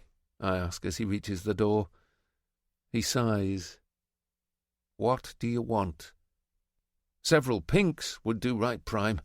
Come now, my good man, surely you don't abstain completely. What man could? Say that again. He takes a step back toward me. I look at the ground. That's what I thought. Accompanied by Republic legionnaires and a fleet of aides, Glirastes waits for me beside a large fountain of Laocoon and his sons in the foyer of the mound. I can scarcely believe it is him. The bald master-maker has always been slender, but now his aspect borders on cadaverous. Amongst the slurry of modern uniforms, his crimson linen robe with silver brocade makes him seem an out-of-place actor from a vulgar Plautusian play. When he sees me, those narrow orange eyes ignite. "Cato, O Vitruvius, my lad, my heart," he cries, and I am swallowed in crimson linen. I feel like I am hugging a skeleton. He pulls back to look up at me. The last time we met, he was a half-metre taller than me. Now it is the reverse. "Your face!" "A mere souvenir of a ghastly affair," I reply. "Perish the memories." "Yes, let them perish indeed. You have quite the adventure to share. Let us away." Chapter 63. Darrow. Unremarkable. Thraxa watches Cato and Glirastes board the flyer. "You saw how he knocked Drusilla's pike into the hold," she says. "That's some damn flying from a pixie." She turns back to me. "If you gave me 2 minutes with Glirastes, he'd have been begging to get back to work." "You didn't see the man," Harnassus says. "It's like his prodigal son has returned. He was catatonic at the idea Cato might be a spy. Thinks we'll torture him or put him in a hole. If we didn't give him to the old cretin, who'd finish the project?" "You," Thraxa says. "I wish I could," he replies. I watch Cato as the door shuts. "What do you think?" I ask Screw. "Nothing remarkable there, just a pixie twit." "Still." Agreed. One thing troubles me. Alexander took me through their escape. If Cato is so unremarkable, how is it that he survived, and soldiers like Crastus and Drusilla did not? Luck only goes so far. Screw, put a monitor spike in him when loading him with anti-rads. I tell Thraxa and Harnassus, "You're both right. We need our Master Maker. But more important, we need to know if he is our Master Maker. We'll watch and listen. Whether he's Atalantia's spy or just a provincial asshole, if Glirastes has gone sour, we'll find out through that pixie right there." Chapter 64. Lysander. To master a maker. Lady Beatrice, the home of Glirastes, is a wonder. Perched several hundred metres up the face of a mountain cliff overlooking the sea, the marble and glass monument to the bizarre would often be seen floating over the Bay of Sirens during the gentle spring months, alongside the pleasure craft of the rich and famous. Now, with fuel monopolised by the rising military, its womanly shape rests on its landing foundations. It is colder than I remember. The little details have been forgotten. Flowers rot in vases, scum floats in shallow fountains, rooms are dusty and unlit, apples rot on the orchard grass. Much of Glirastes' staff, I learn, have been pressed or have volunteered for service with the rising. Many more were lost in his offices in Tyche, or excused for security concerns. Glirastes himself mirrors the house. He is guarded and faded. He would not speak to me in the shuttle except to extend the ruse. I took his lead, understanding that they likely fixed me with a monitor spike. "You remember Exeter, of course," he says to me as we are greeted at the landing pad by his valet. Exeter is a spindly, bone-pale man, with a cadaverous face as emotive as concrete. Few know he is the administrative genius behind Glerastes' architectural empire. In the 3 springs I spent with Glerastes, I've only seen the eerie brown smile once. It was early spring, and the apple blossoms were in bloom, and a mother bluebell was building a nest. "Of course. Always a pleasure. Are you still collecting those queer insects?" I ask. "I fear I haven't the time for passions these last years, Dominus," Exeter says. "However, my collection has grown since—" "He doesn't want to hear about your eerie collection, Exeter. It is immensely creepy," Glerastes says. Republic guards loiter in the foyer. "Exeter will see you to your room, Cato." "I rather hope to have a discussion with you. "I have work to do. I will see you at supper, if I have time." "It is important," I said, "if I have time." Knowing the spike will record all conversation via vocal vibrations and cameras will record all the rest, I play the part of a libertine and treat myself to a long bath in the guest suite. Inside, my clock is ticking. 4 days before the strike. 4 days, and I sit in a bath of lavender oil. It takes me back to the horror of the impalement, and I puzzle over the enigma that is the Fear Knight. He is likely being tortured at this very moment. Why would he trust me with his life on so thin a plan? Could he possibly care so much for the people of Heliopolis? Do true servants of the society exist now only in the most deplorable form? After the bath, I stare at my face in the bathroom mirror. I do not recognize myself. The desert has weathered my visage and stripped away much of its youth. My right cheek is sunken and peeling from sunburn. Carefully I take the res flesh off my left cheek. The burn is livid. Drained of fluid, it gives the appearance of melted pink wax. It is not as grotesque as it must have been in the desert, but chunks of metal are still embedded too deeply in the drooping skin to be removed by anyone but an expensive surgeon or carver. The eye has gone smoky white. I am not repulsed. I always thought golds who kept their scars to be a bit vain, but I understand it now. Too much has always been made of my looks, as if I earned them by virtue of being born. This I earned. This is mine.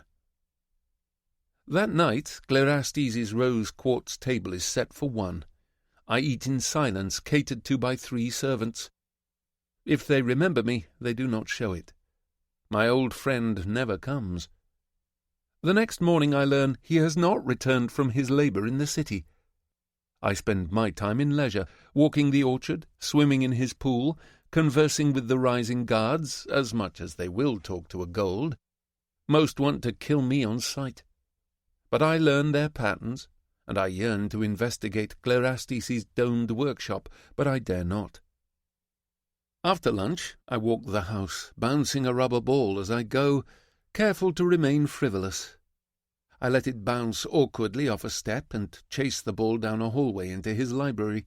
There I thumb through his dusty books and play games on a hologrid, and when I tire of them I make my way up the spiral staircase of the tower, poking around, until I stumble upon his old golden telescope that looks down at the city. With a yawn I look through and make my first surveillance. Stretching north nearly as far as the eye can see, sprawls an architect's delight of basilicas, temples, forums, triumphal arches, historical columns, amphitheatres, and the great hippodrome. Only the distant storm wall does not shine white in the sun. In the western city, Corinthian-inspired office spires, broken only by parks, viaducts, and amphitheatres, stretch all the way to the Bay of Sirens. The mountains cup the fabled city in their loving palms. Their craggy summits are tipped white with snow and festooned with gun batteries. Their ranges stretch hundreds of kilometres. impassable by any land army. To take the city by conventional means, Atalantia would lose millions of men she needs for her campaign. Her chemical option is not so insensible strategically, considering her losses in the battle on the Ladan. But it is short-sighted and immoral. When last I was here, the air above Heliopolis was clear but for the sparkling of an occasional yacht or policing units. Now it is mobbed by an ugly flood of heterogeneous military vessels, haulers, and civilian rickshaws. The boulevards beneath teem with even more traffic and pedestrians. The city is near bursting with wounded and refugees. Military camps and field hospitals cover the parks and fill amphitheatres where low and high alike once gathered, with chilled wine, to watch Sophocles' tragedies free of charge.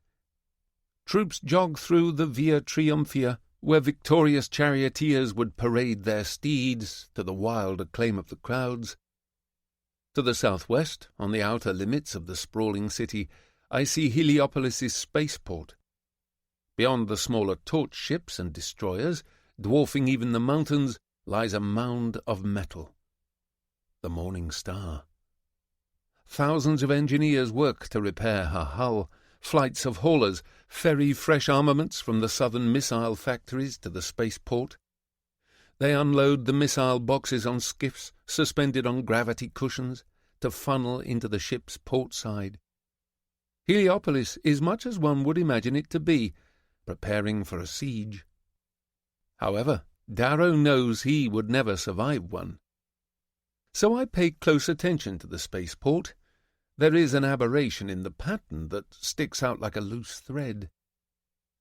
I look back at the skiffs unloading the missiles, use the telescope's relative positional measuring system on all 40 of the unloading skiffs, yawn, and abandon the telescope tower for a book of poetry.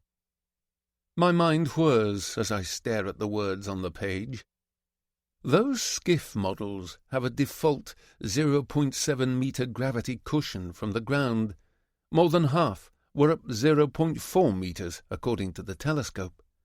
I calculate the volume of the missile boxes and the mass that the Pelham missiles should make.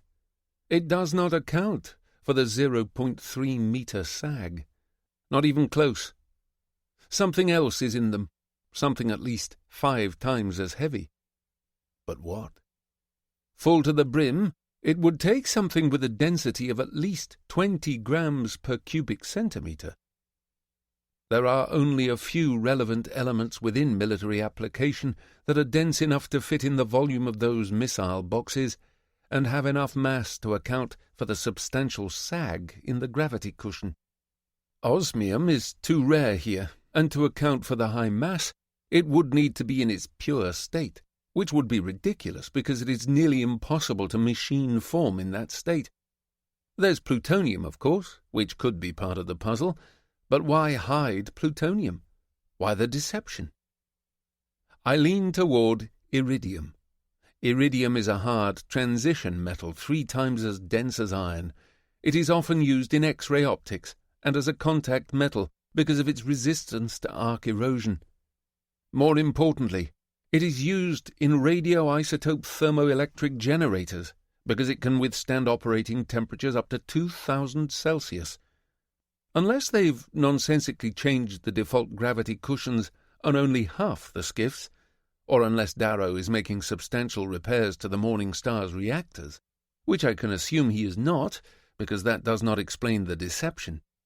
He is either building a massive secondary generator or a sustained EMP device of unprecedented scale. I close the poetry book. That night Glirastes is absent again. A Thessalonican Chianti is served with lamb drizzled with rosemary-infused olive oil. The wine is rancid. I spit it across the table after my first sip. Exeter appears from nowhere. "Is the wine not to the Dominus's satisfaction?" "No," I say. "It is detestable." "It is our finest vintage, Dominus, Thessalonica 35. "How embarrassing for your taste buds. Is the cellar in the same place? I'll pick my own wine, since you seem incapable of basic competency." I stalk past him and throw open the cellar door, which is located in the mouth of a free-standing merman statue. Rounding the corner at the cellar's bottom stair, I follow a light to the back and find Clerastes waiting for me amongst dusty wine racks with a bottle of champagne. He pops it as I enter. "I believe champagne is in order when one returns from the grave," he says. His hug is more sincere this time. He clings to me. "My old young friend, you're a sight for weary eyes. Don't make that face. These walls down here are quite impenetrable to that little spy trinket. Quicksilver is such an idiot. Mass produces everything, no individual artistry, very gauche in his spirit selection as well. We haven't much time, so let us be quick." I sit and share the champagne and answer his barrage of questions. When I have finished, he leans back and traces the rim of his champagne flute with his pinky. "That is quite a tale. All that to come here? All that to confront your nemesis? Didn't you read the tragedians, boy? Don't you know how this quest for revenge will end? What if he recognized you?" "Wrecking balls seldom stop for conversations," I say. "Yes. You can practically see that red girl hanging in his eyes, can't you? Gory damn Nero. Couldn't just slap her on the wrist. I blame him for all this. Him and that idiot Fabii. And that idiot Bellona. Frankly, your ranks are replete with idiots. So many, in fact, one might suspect if they were a little poorer, a little more victimized, a little more burdened with trial, they might have had the common sense to band together instead of sniping each other in an operatic game of emotional suicide chess. To make matters worse, it hasn't changed, not a bit. They still bicker. Carthii and Saud, Votum and everyone, and you expect them to hold hands with the Rim?" He laughs. "You've always been a romantic." "I thought it was a fellowship of two," I reply. "Oh, shut up. You could have contacted me," he says, thinly trying to hide his grief. "You could have let me know you weren't dead." "You have to understand what I saw." He raises an eyebrow, always curious about Palatine gossip, especially the first-hand sort. It's not his most noble quality. "I saw Aja hacked to ribbons and Octavia ripped here to here." I trace the path Darrow's blade made. "I saw the Jackal's bombs detonating and watched as Darrow pulled his tongue out.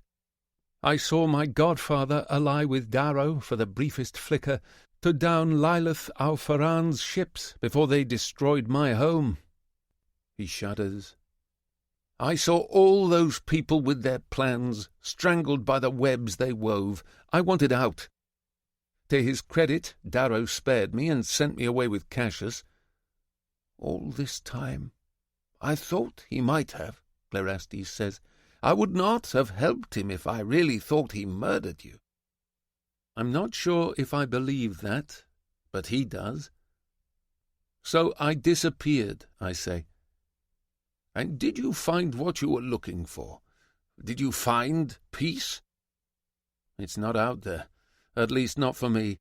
Some men can stare at their feet and pretend the world isn't falling apart. I cannot." "And behind the grimace banner you rally? Atalantia is your saviour?" he sneers. "She is a monster, a woman with a cape of cadavers as long as the Via Gloria. You know that, or you wouldn't be here." He squints at me. "She's going to use atomics, isn't she?" "Chemicals," I admit. He grows terribly quiet. "If that is the woman you follow, then the worlds are already lost." "There are certain realities," I begin. He interrupts. "Stop! I've heard that all before." "From yourself?" I ask. "Is that why you helped Darrow?" "Yes," he snaps, slamming his glass down so hard on the table it shatters and opens a gash on his hand. He stares at the blood seeping out. "Yes. It wasn't supposed to be that way. Gold became cruel after the fall. Beyond cruel. As if it was their laxity that led to rebellion. Darrow is right in some things, you know. The metal miners here barely live past 30, and the slaves, they actually call them that now. Not contractors or pioneers, slaves. He shakes his head. I just didn't realize the price my planet, my home, would have to pay for my spasm of hope. Is it worth the price? I ask. What's the alternative? Atalantia? Purges and camps? No, I'd rather we all burn nice and quick than line up for her pleasure. He stands, ending the conversation. I know you mean well, but if I've learned anything, meaning well isn't enough. Whatever you thought I could do for you, I can't do it. I won't. Nothing good comes of good intentions. He puts a hand on my shoulder as he departs.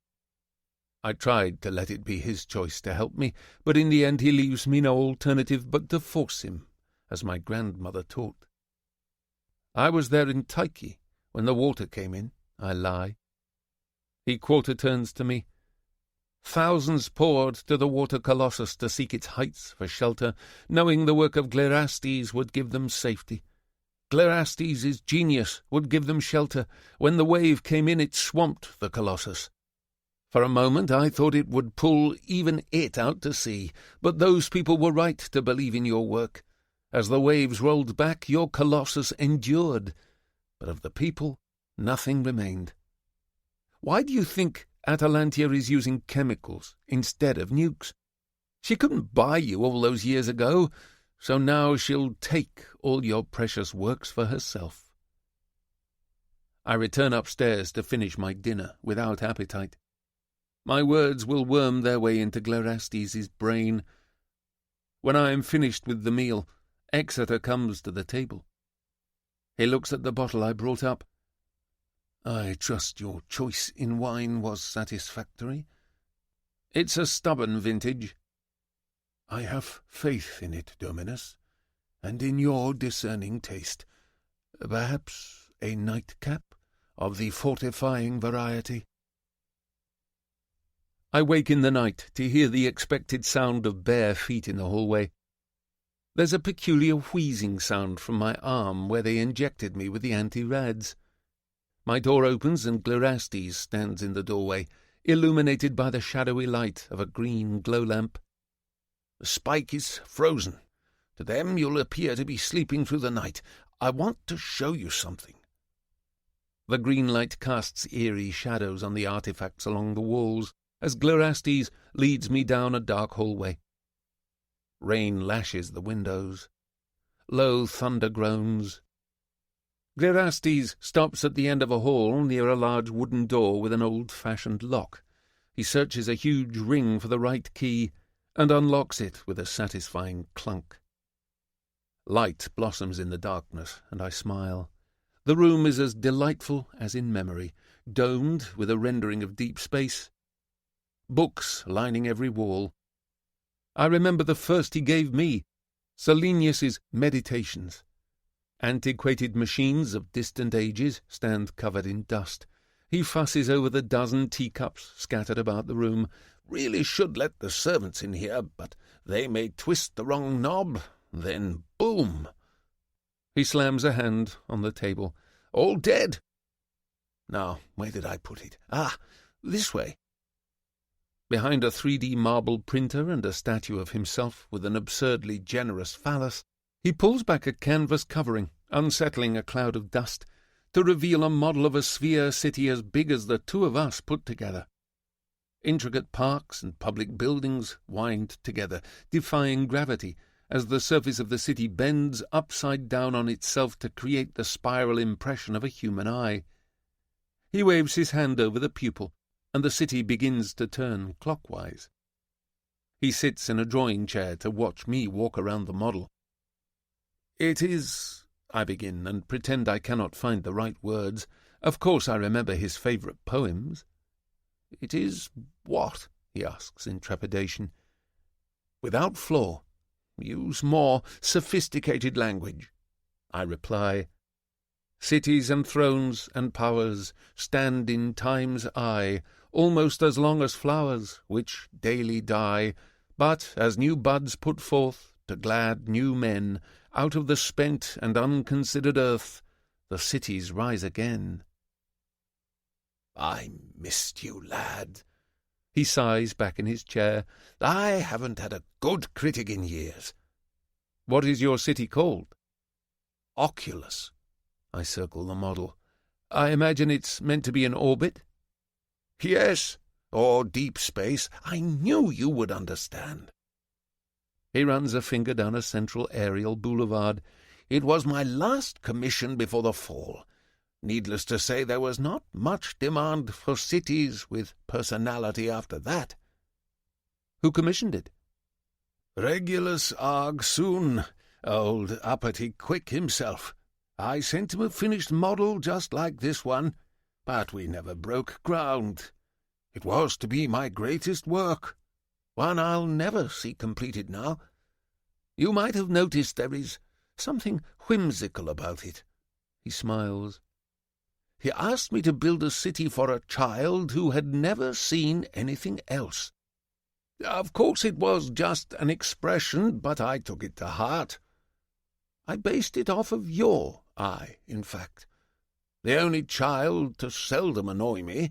Of course I never had children, didn't have the time or the inclination, but I always assumed, vainly, that mine would be as curious as you were. He must be shaken deeply to presume to say that aloud to me. It really is one of the most marvellous of his creations, this Oculus. For all its grace, it speaks of wild, hopeful ambition. Darrow didn't even look twice at it when he came here, Clerestes murmurs. He sees me as nothing more than a tool. I suppose it is human nature. Gold saw me as a novelty to flaunt. Mids let their jealousy label me a social climber. The lows loved me, then hated me, then loved me. All of them thought they understood my work. And maybe they did. But only you really ever understood me. You were the one who told me a great artist can never be fully understood, I reply. Even you must suffer the tedium of a medium. Did I ever tell you the story of the blind copper? I don't believe so. Of course I know the story. It was in his Securitas file gleaned from his own journals, and was the key to my story of the waves and the Colossus. I forego a stool and sit on the floor, just as I did as a child. He wants to see me as a curious boy, not a scarred, cunning judge. When I was a young apprentice, my master-maker told me of a copper with a disease of the eye, one which surpassed even our civilization's ingenuity to cure. When he felt his vision finally fading, he went to a bench and sat before the library of Heliopolis. Each day he went, and his world grew smaller and darker, until one day his sight was gone entirely. For years afterward he would go to that bench and sit, and in the darkness he could still see the green copper dome, the philosopher kings in all their marbled glory, the water gardens, and the orbital torch. Of all the things he wanted to remember, it was the beauty of the architecture. He sighs. My master told me the story to impress the importance of our craft. I was a busy mind, busier still, when I found my first taste of celebrity. Twice a week I would attend the dinner parties of Orient. It might seem common to you, he says, with small embarrassment, but imagine what it meant to me. An orange from the sledge, a guest of Votum and Augustans and even Loons. I was treated with dignity by the finest company in the world. The sovereign herself called me a genius. In their names I built monuments, libraries, cities. Yet, at the unveiling of my greatest work— The water colossus? Correct. He continues, I felt empty, standing there listening to the rich tell me what beauty I had made. I could see it, but I could not feel it. I don't know why, but I remembered the story of that copper, I sought out my master and discovered after many weeks of searching that the blind copper still lived. I went to visit him. He was a ward of the state by then, living to die in a government loyalty ward. I asked him about the story, and he laughed.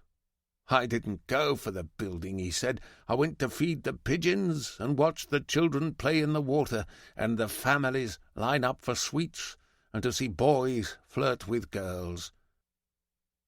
Clearastes says nothing, and for a long time we listen to the rain on the windows.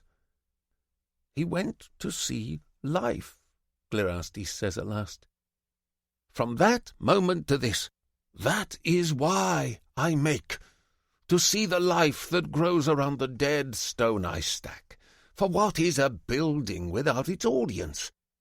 What is a city without its people? Now, he traces the veins in his hands.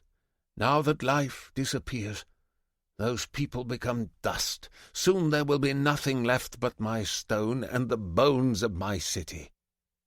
His glassy eyes find mine. I'm not a traitor, no matter what you think, no matter what Atalantia calls me. I thought Darrow's crusade impractical, but inevitable. When he took the planet, I helped him because I thought I could protect life. I failed. I failed so terribly. He told me he would only use the storm gods for electrical interference and cloud cover, but he lied, and now Tyche is gone. His eyes follow motes of dust floating through the light. His robes make soft sounds as he leans forward and runs his hands over his head. I've been building something with his engineers, something that will help his army escape the planet they broke. But even if he does escape before Atalantia attacks, what will become of us? Are the buildings to be saved because they are rare and beautiful, and the people put upon the pale because they are common? His hands drop from his head, and he looks up at me like a drowning old man. I don't know what to do, Lysander. Tell me, what am I to do? You can trust in me, I reply. The last time I trusted a man, Tyche was swallowed by the sea. Then trust the boy you knew. His eyes are forlorn as they search mine. Is he still alive, after all this horror? Yes, I say, reaching up to fold his thin hands in mine. And he needs your help.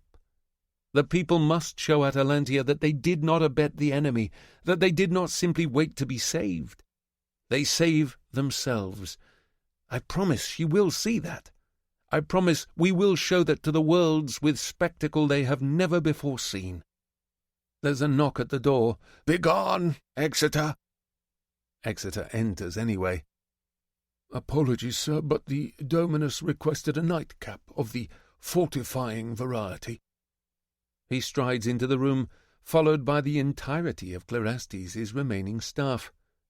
What is the meaning of this? Clearastes shouts. Can't you see we are... Exeter goes swiftly to a knee and bends his head to me. The low-colour staff join him. The heir of Selenius has returned, Exeter proclaims. The loyal stand ready, my sovereign. I take Clearastes' hand in mine. There are more men and women in this city who believe in the order of the society more than the empty promises of the rising. I do not know them, but you know them, and they know you. Pick the most loyal and the most influential of each colour, and tell them the heir of Selenius has returned. He has not forgotten them, and he asks them to join him in taking back their rightful home from the Martian marauders.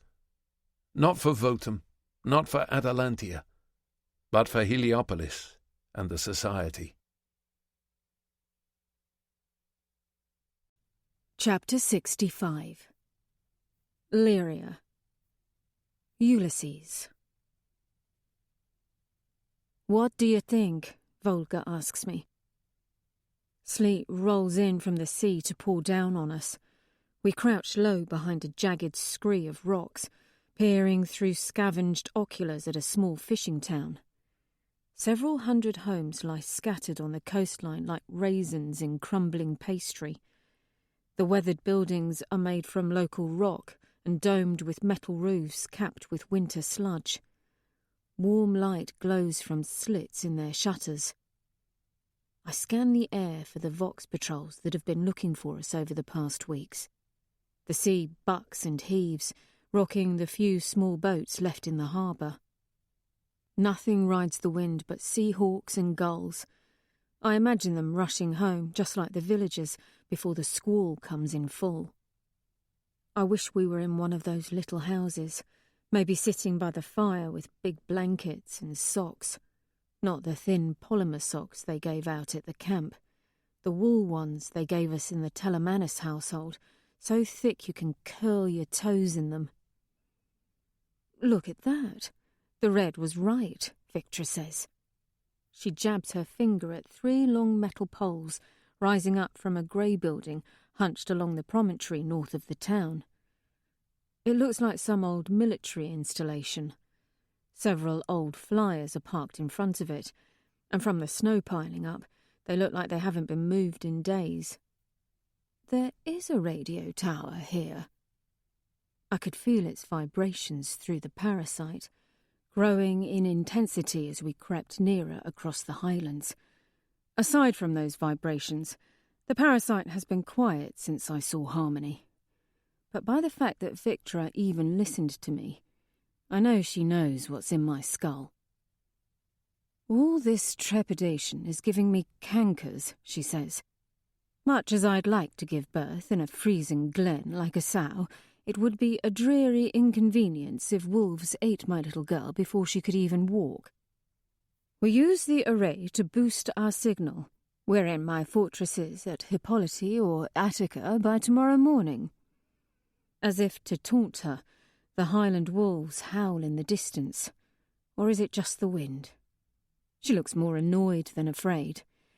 To be fair, I'd pity the wolves that tried to make a meal out of this woman. She's tougher than nature itself. 9 months pregnant, she's set a pace I can barely match. I was not asking you, Volga says in exhaustion. Of course. Why ask the peerless Scard who has led 2 iron reigns when there's a perfectly ignorant mine-lass to consult for strategic advice? Because you are reckless, Volga says. You act like you carry an army everywhere. You would not make it 2 days as a freelancer. Now be quiet. Lyria found this place, so Lyria's opinion matters more than yours right now. Victra sulks back against the rocks, disturbing the snow and a blackberry shrub above her. Even after 2 weeks of plodding through rain and snow and sleeping under the shelter of trees, she manages to look glamorous. Her jade earrings, which she refuses to remove, blaze against the snow. Meanwhile, I think I've somehow got fleas. By her count, Victra should have had the baby weeks ago, though how many she doesn't say. I'd pull it out of her myself if I was sure her private bits wouldn't bite my hand off at the elbow. I nearly wish you'd let the Red Hand find me. Would have been preferable to watching you 2 bumble about like drunk mummers as I starve to death. You ate all the rations, I snap, scratching my head in irritation. I'm eating for 2. You're barely 1. And you're the one the Red Hand wants, I reply. How many of their mines did you own again? Not enough, apparently. We are all hungry and frustrated. Volga tries. Fig's black orb is nestled under one of her big arms. Though she lost the pack of money in a river crossing, she hasn't let the orb out of her sight since she stole it from the wreckage. You should have let me try to kill that deer, Victra sneers at Volga. Even carrying around this gory-damn asteroid in my stomach, I could have stalked it better than you. Can't hunt, can't start a fire, can't navigate by starlight. I swear, you are by far the worst obsidian I have ever had the displeasure of laying eyes upon. Have you 2 never been outside before? You told us we couldn't have a fire, I say, because of the trackers. Immaterial. It's your rank ignorance that matters. Volga considers making a comment, but somehow her patience prevails. I will go down and talk to them, she says. Victra and I laugh, then glare at each other. Volga looks offended. I will call Ephraim. He will come for me. You might not give the best first impression, I say gently. Victra snorts. She means you look like an electrocuted rock monster. Volga touches her huge head of hair. It is the humidity. And there is no way I let you call Ephraim fucking Horn. I will go and call my legions in Attica and Hippolyte, Victra says. They'll recognise you. You're one of the most famous people in the world. Yes, I am, aren't I? They'll know I can pay. What if there's Red Hand there? I ask. We've watched for 3 hours. Well, they don't exactly wave flags, do they? We lost those trackers days ago. Lost the appetite after I visited their camp. She did, killing 4 of the ones with nose mods before running back to us, cackling. For all they know, we're 40 clicks west of here. I don't see any material or transport. If there's any here, we kill them. She fondles the hilt of her razor under her coat like it's a bloody damn baby itself. It's not like we need to hold a town council. We just need that transmitter. You're being entirely overcautious. The fact that she's even letting us have a voice shows how far her pregnancy has progressed. It'll come any moment. I look down at her belly. You sure you're up to that sort of thing? I'm pregnant, not an invalid. You just don't like people being decent to you, do you? Blister. That's what you are. Red, puffy and irritating. I'm going to go piss. Then I'm going to go down there and use that transmitter to call my men. Can't reach my main force in Hippolyte, by the look of that army, but I've a full legion at my fortress in Attica. 50,000 of my house troops. If they were doing their jobs, they'd be scouring this countryside by now. But I'll roust those lazy piglets, and we'll be having baths by tomorrow morning, ladies. Then supper till you're both fat as hens. Then back to the kidnapper you go, and I get my loves, and gear up for war. I glare after her as she stumbles away across the rocks. A bath does sound nice, I say. Ephraim would come for me, Volga repeats.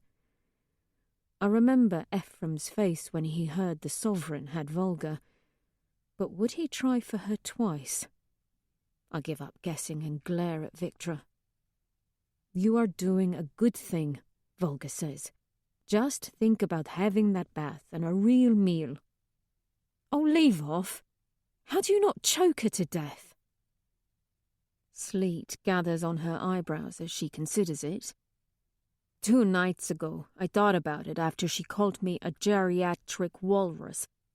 But I do not think it would work. She fought beside Sephi herself, and Darrow.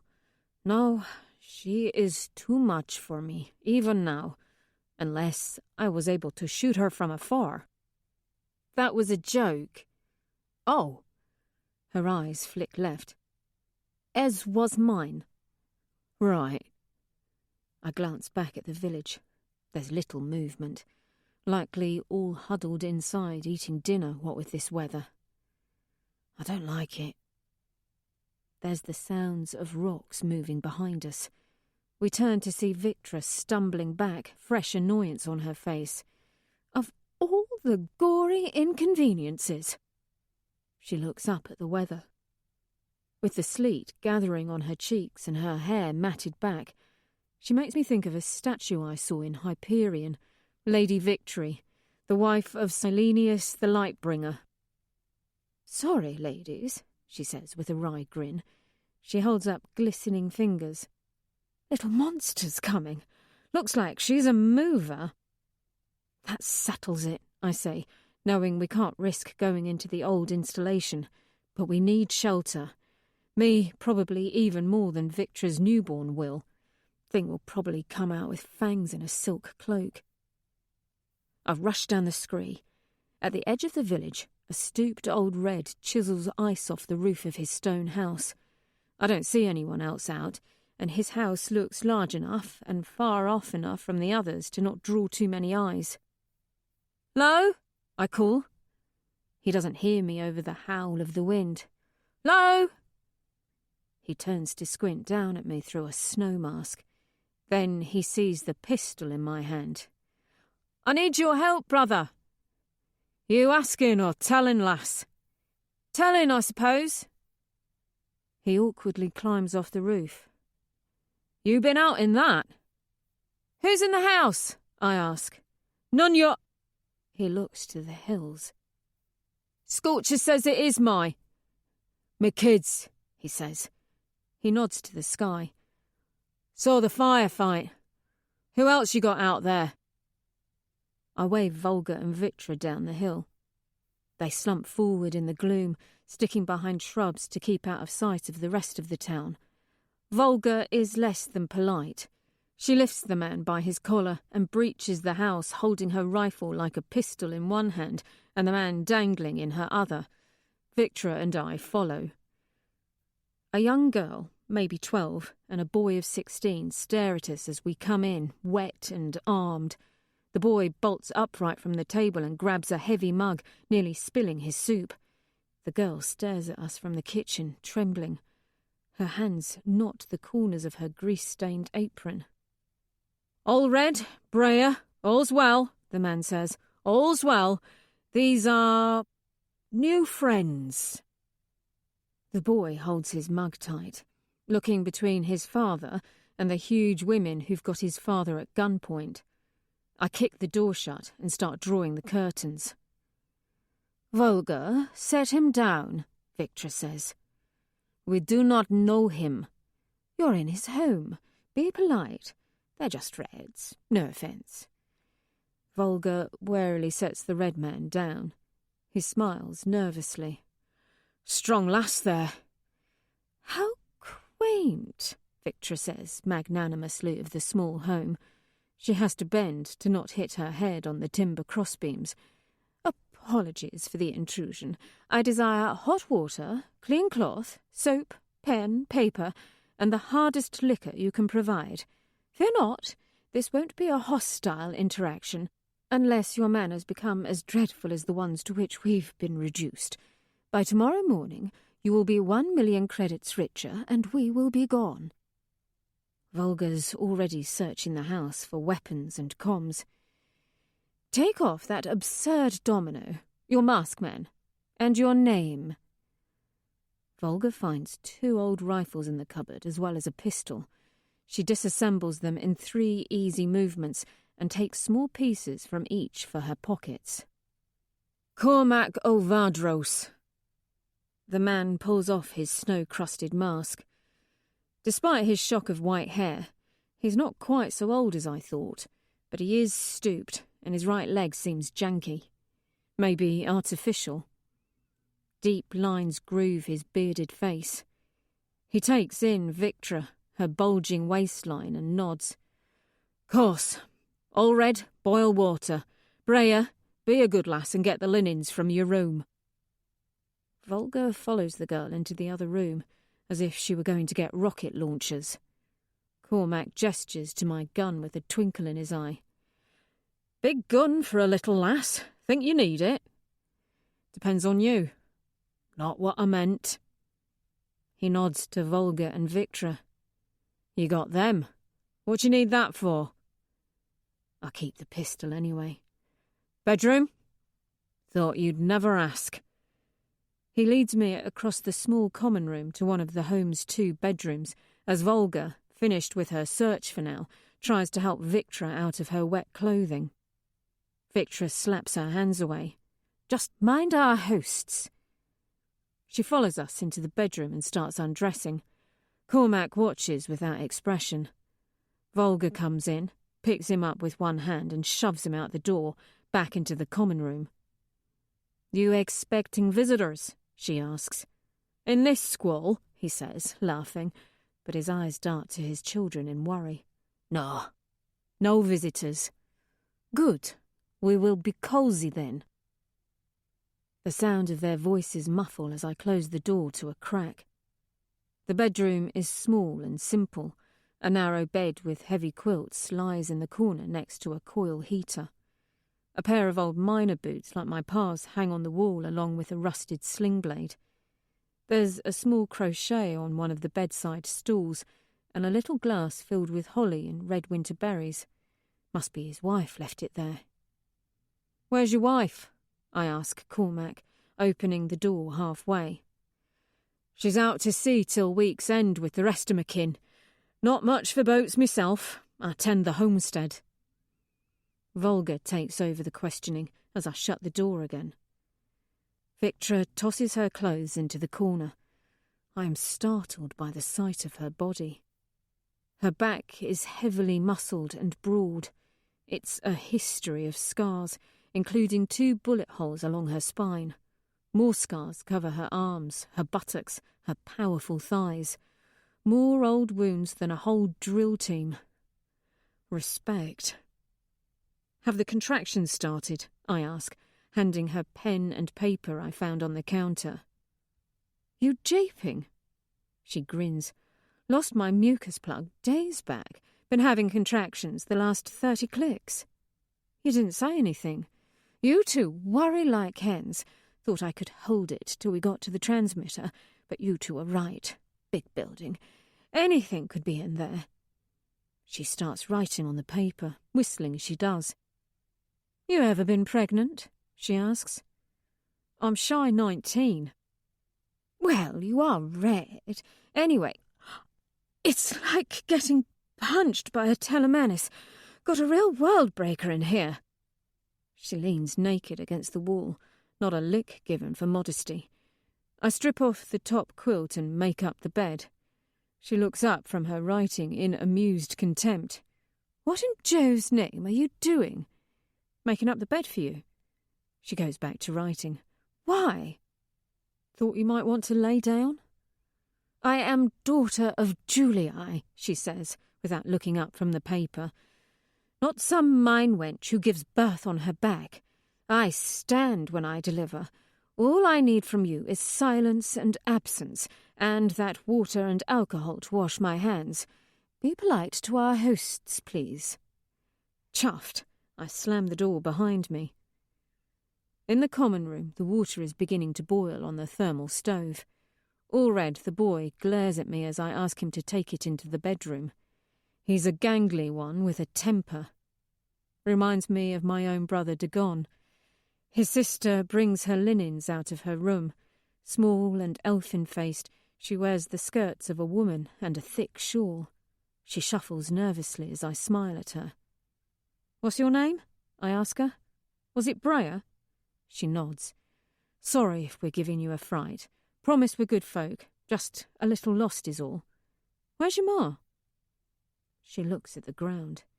"She's mute," her father says from the table, where he leans back, sipping ale from his mug. "Breyer, come here, love." The girl goes and stands next to him. He kisses the back of her head and gives me a grimace. "Been that way for years, ever since her ma." He squeezes her. She looks anything but comfortable. There's shouting as Allred delivers the water and booze. He comes back from Julii's tirade flushed red with a note from Victra.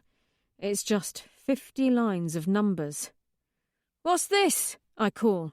"Cryptogram," she shouts. "Best I could come up with on short notice. Give it to Volga. She can use the array's main uplink to send it, but not while I'm in labour. I need a bodyguard." "I could take it," I say, peeking through the door. "Do you know how to force link to the HoloNet and send a private encoded message?" I say nothing. "No. So stop trying to prove yourself and let the freelancer earn her keep." I mutter curses as I cross the room to give Volga her instructions and the cryptogram. "Ah, a cryptogram," she says, one eye on the reds. I don't like the look of Cormac much either. "Oh, 50 lines. She did this in her head?" "Apparently." Wow. Yeah, she knows. Volga tucks it away, and I schlep over to the table to twiddle my thumbs. Said your name is Cormac? Volga asks the man from the door. She leans against it like a sentry on duty. That's right, love. You got some good common on you. Why shouldn't I? She asks. Didn't mean nothing by it. Sorry, always running me gob. He winces and sips from his mug. He's far younger than I thought he was, even on second inspection. Not an old man at all, maybe 30. Why is his hair so white? His hands are heavy and scarred. Eyes blood red and set in a passive, kind face with a natural frown. I tap my foot in agitation. I don't like him one bit. I am Volga. This is Lyria, Volga says neutrally. We're not going to hurt you, I promise. We only need a place for the night. She's in labour. Thought golds hatched out of big metal eggs. They do not. He smiles. Joke. You could have asked nicely. Would have put you up. Be criminal to turn out a full-on woman in this. His eyes dart to the drapes over the windows. Well, you see, Volga begins. I interrupt her. Where are you from, Cormac? He sighs. Can my kids go to their rooms? They don't need to be around women like you. He nods to our guns. Volga looks ashamed. Just the little one, she says. The boy stays where we can see him. Cormac's son drags a chair close to the fire and sits staring at it with his arms crossed. Brea looks at us, to her father. Go on, he says with a little smile. Brea, go. She looks at the ground and slips away to the room, closing the door with barely a sound. Cormac sighs. Addled girl, but sweet. Appreciate the kindness. His chair creaks as he leans back in it. There was some men looking for you, but I reckon you know that. Bad sort. Red Hand, I ask. That's right, he says with a solemn face. Looking for a gold, they said. Victra Audulii. Didn't say anything about the two of you. Volga meets my eyes. That's her, ain't it? The Julii. The shoulders are hollow. If they find out you were here... They won't, Volga says. We will not endanger your family. We already have, I say. Cormac and I know the rules. What's done's done, Cormac says. Red Hand don't trouble us much, being as we're clan of the Reaper, but since the old tribe started kicking in their teeth, they come down the coast more often. They'll butcher the village for this. Anyone else you see come in? I shake my head, watching him very carefully. We just need to use your transmitter, reach Julii's people, and it's like we were never here. Can you help us with that? Yep, he says. Got the code to the building, I do. You want to go now? Seeing something I don't, Volga lets her finger click the safety off her rifle. Her voice goes deep and husky. You Legion. He chuckles. Fourth. Formally. Why formally? War's still on. He pulls up his left leg and sets it on the table, jerking his pants up to show a clunky artificial limb. Got this baby in the rat war. Now I'm just a fisherman. Speaking of which, we got some extra stew and bread if you're hungry. My stomach growls, but it doesn't seem smart to take food from someone we don't know. Not with the Red Hand crawling about. You think I poisoned me stew before you came in here? He asks. That's some swell foresight I got. Go on. I'll sit here, hands where you can see 'em. Even if I was the Fury herself, doubt I'd try much with an obsidian and a peerless under me roof with me children. Warm and filled with soup and fresh bread, I watch Cormac flirt with Volga. He's tied her about his finger with rat war stories. He seems nice as they come, but so was Ephraim. Volga peeks in periodically on Victra like a worrying maid and paces as if it was her baby about to be delivered. She only sits back at the table with Cormac and me when Victra yells something with a lot of syllables at her. Victra's second stage of labour is not long in lasting. The storm comes in full outside as I bring her a glass of water. She chugs it down in one gulp. Sleet clatters its claws against the window. How are our hosts? I think the girl's sleeping, boy's just stewing, and Cormac's spinning stories to Volga now. You trust him? Victra asks. No, don't know him. I say we tie him up. This is my planet, she says. I don't fear a man and 2 children. But you got a blood war on you. You know well as I do what that means. She doesn't dismiss me this time. If only the world still had manners. She sighs longingly. That'll be all, thank you. I don't leave. You know, I'm not an idiot, I say. I've seen more babies born than you have. Delivered 6 myself. She crosses her arms and leans against the wall, still naked, her skin lit ruby by the heater's glowing coils. Let me guess, it's a tribal tradition. That's right. I cross my arms. Me ma taught me, and her ma taught her. My mother taught me how to blockade a planet with nothing but asteroids and gravity haulers, she replies. And how useful is that now? I'm in labour. Please spare me the recitation of your culture's antiquated but treasured ways. Shut the door behind you. Volga is like a wounded puppy. I set my shoulders square up with her. All I'm saying is it's at least several or more weeks late, right? You said that yourself. You might need help. All my babies are fashionably late, she replies. She sighs when she sees I'm not leaving. You deliver that blind one, the one in the Citadel. His name's Liam. Was he blind at birth, or did you boggle it up? Trying to make me cry and run away, I ask. She was. Words don't stab so deep as they used to. He was premature, and yeah, I was there.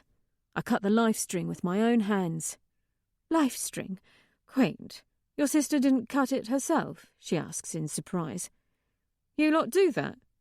She frowns. Why wouldn't we? I just thought you had doctors, morphone, crystal glasses to sip from. Please, only pixies use morphone, and the only person I had in my room when I gave birth to my 3 girls is the man that put them inside me. She softens and laughs. Maybe she realises we've got something in common after all. Hilarious, really.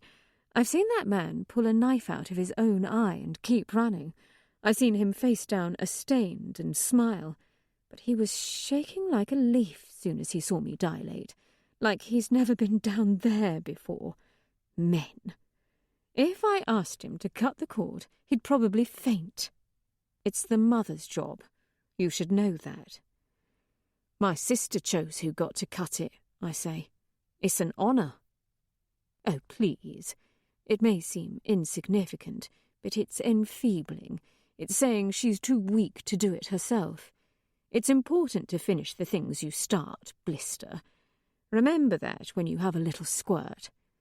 What statement does it make to your baby if you let someone else do it? Laying there with women sopping your brow with wet cloths and preening over you like you're a plague victim. She wrinkles her nose and juts her jaw upward. Tigresses don't need nursemaids. Neither should we. My sister wasn't weak. Maybe not, but she let others convince her she was. You do realise we're not all you. I'm dreadfully aware of that. Act all high and mighty. Fact is, you can afford to be brave, if that's what you want to call it. Bet you had doctors on standby, a whole team, right? It was bloody scary seeing my sister screaming like that, not knowing if she would die. No blood bags, no plasma. Did she hemorrhage? Victra asks. I nod. I didn't know someone had that much blood. Victor says nothing. I loved her so much, you know. I was afraid. My hands were shaking on the scissors so bad, I thought I'd take out my own eye. Sister's bleeding there. I thought they'd shoo me out. But all those women were looking at me, waiting for me to do my part. And she was smiling, pale as milk. Of all those women, she chose me. Me! I shake my head. It doesn't mean you're weak to ask for help. But we'll do it your way. I head to the door. Harmony has reason to hate me, and you, she says. I stop and turn slightly. My mother knew of a radiation leak in her clan's mine. Deeming it advantageous from a tax perspective, she chose not to make immediate repairs. Radiation medication was distributed to the Gammas via the Laureltide boxes. As I understood it, the intent was for them to sell it to the other clans. Instead, the Gammas hoarded it while the others died due to tribal grudges. I thought my mother's plans derailed. Then she told me that their greed was exactly according to plan.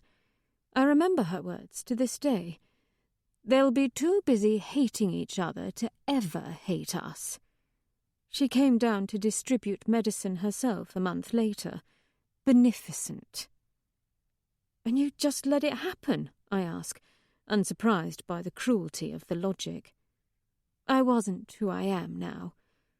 Why didn't you tell Volga to shoot Harmony? She killed your family. Was it because you thought I would kill Volga before you could pull the trigger? Would you have? Yes.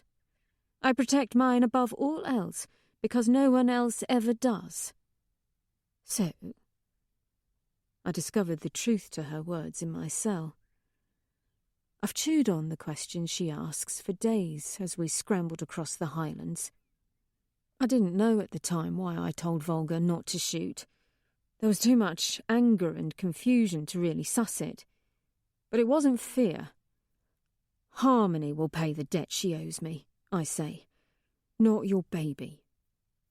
She measures me a long time before speaking. Revenge is best dealt with a patient hand. With what Fig gave you when she died, you won't have to wait long. What is it? I ask. I don't know, not entirely, but it was what made Fig different. I am different. I know that. I had things you didn't, but I saw evil too. Only difference is you saw the bottom, I saw the top. I wasn't born the woman I am. I made me. That's the problem with your people. You're arrogant, so busy preaching you need a clan to do everything. But you take the clan away and you fall apart, like you did in that cell. So easy to blame others for failing you, for leaving you, for mistreating you. She sets her hands on her belly, grimacing at the pain as a spasm flickers across it. Some things are about the power of one. With what you have in your head, you need to know that. Now, if you can exist without tormenting me with sympathy, I'll show you what a woman can do by herself. But first, be a dare, and tell Volga to tie up our hosts. She smiles nastily. As an unctuous girl once said, we don't know them. Victra hunches over as the storm rattles the windows, consumed with and by her labour so that nothing exists in the world except the life inside her. Her triceps flex as her hands grip her muscled thighs. Her feet are planted on the stone floor over a thin layer of linens, like she's about to take flight. Her razor waits by her foot. She is not invulnerable like I thought. She feels the pain. Sweat beads on her upper lip and dangles there, dropping only when a low moan escapes her. It melts into the sound of the storm as it howls through the chimney in the common room. She rolls her head like a fever victim, breathing heavily, scraping her feet on the ground. Muscles spasm in her lower back and around her taut belly. A huge contraction racks her, forcing her to a quarter squat. She tenses there, exhaling a low primal moan that lasts and lasts until a gush of liquid ruptures out from between her legs and becomes a slow dribble. A tuft of matted hair peeks out.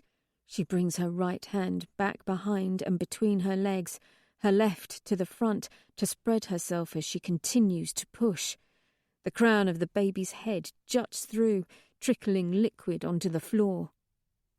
Then she brings both hands back around onto her thighs and crouches a little lower for the final effort. The baby's whole head is hanging out.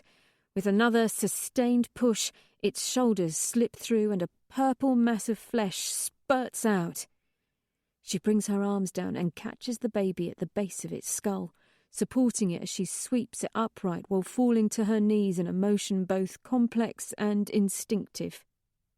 She sorts the life string from the baby's neck as it begins to gurgle, and then cups it in her arms. Victra brings her mouth to her baby's face, sucks to clear the mouth and nose, and then spits on the floor. The baby is blotched and viscous and alive. Its eyes are clamped shut against the dim light of the room.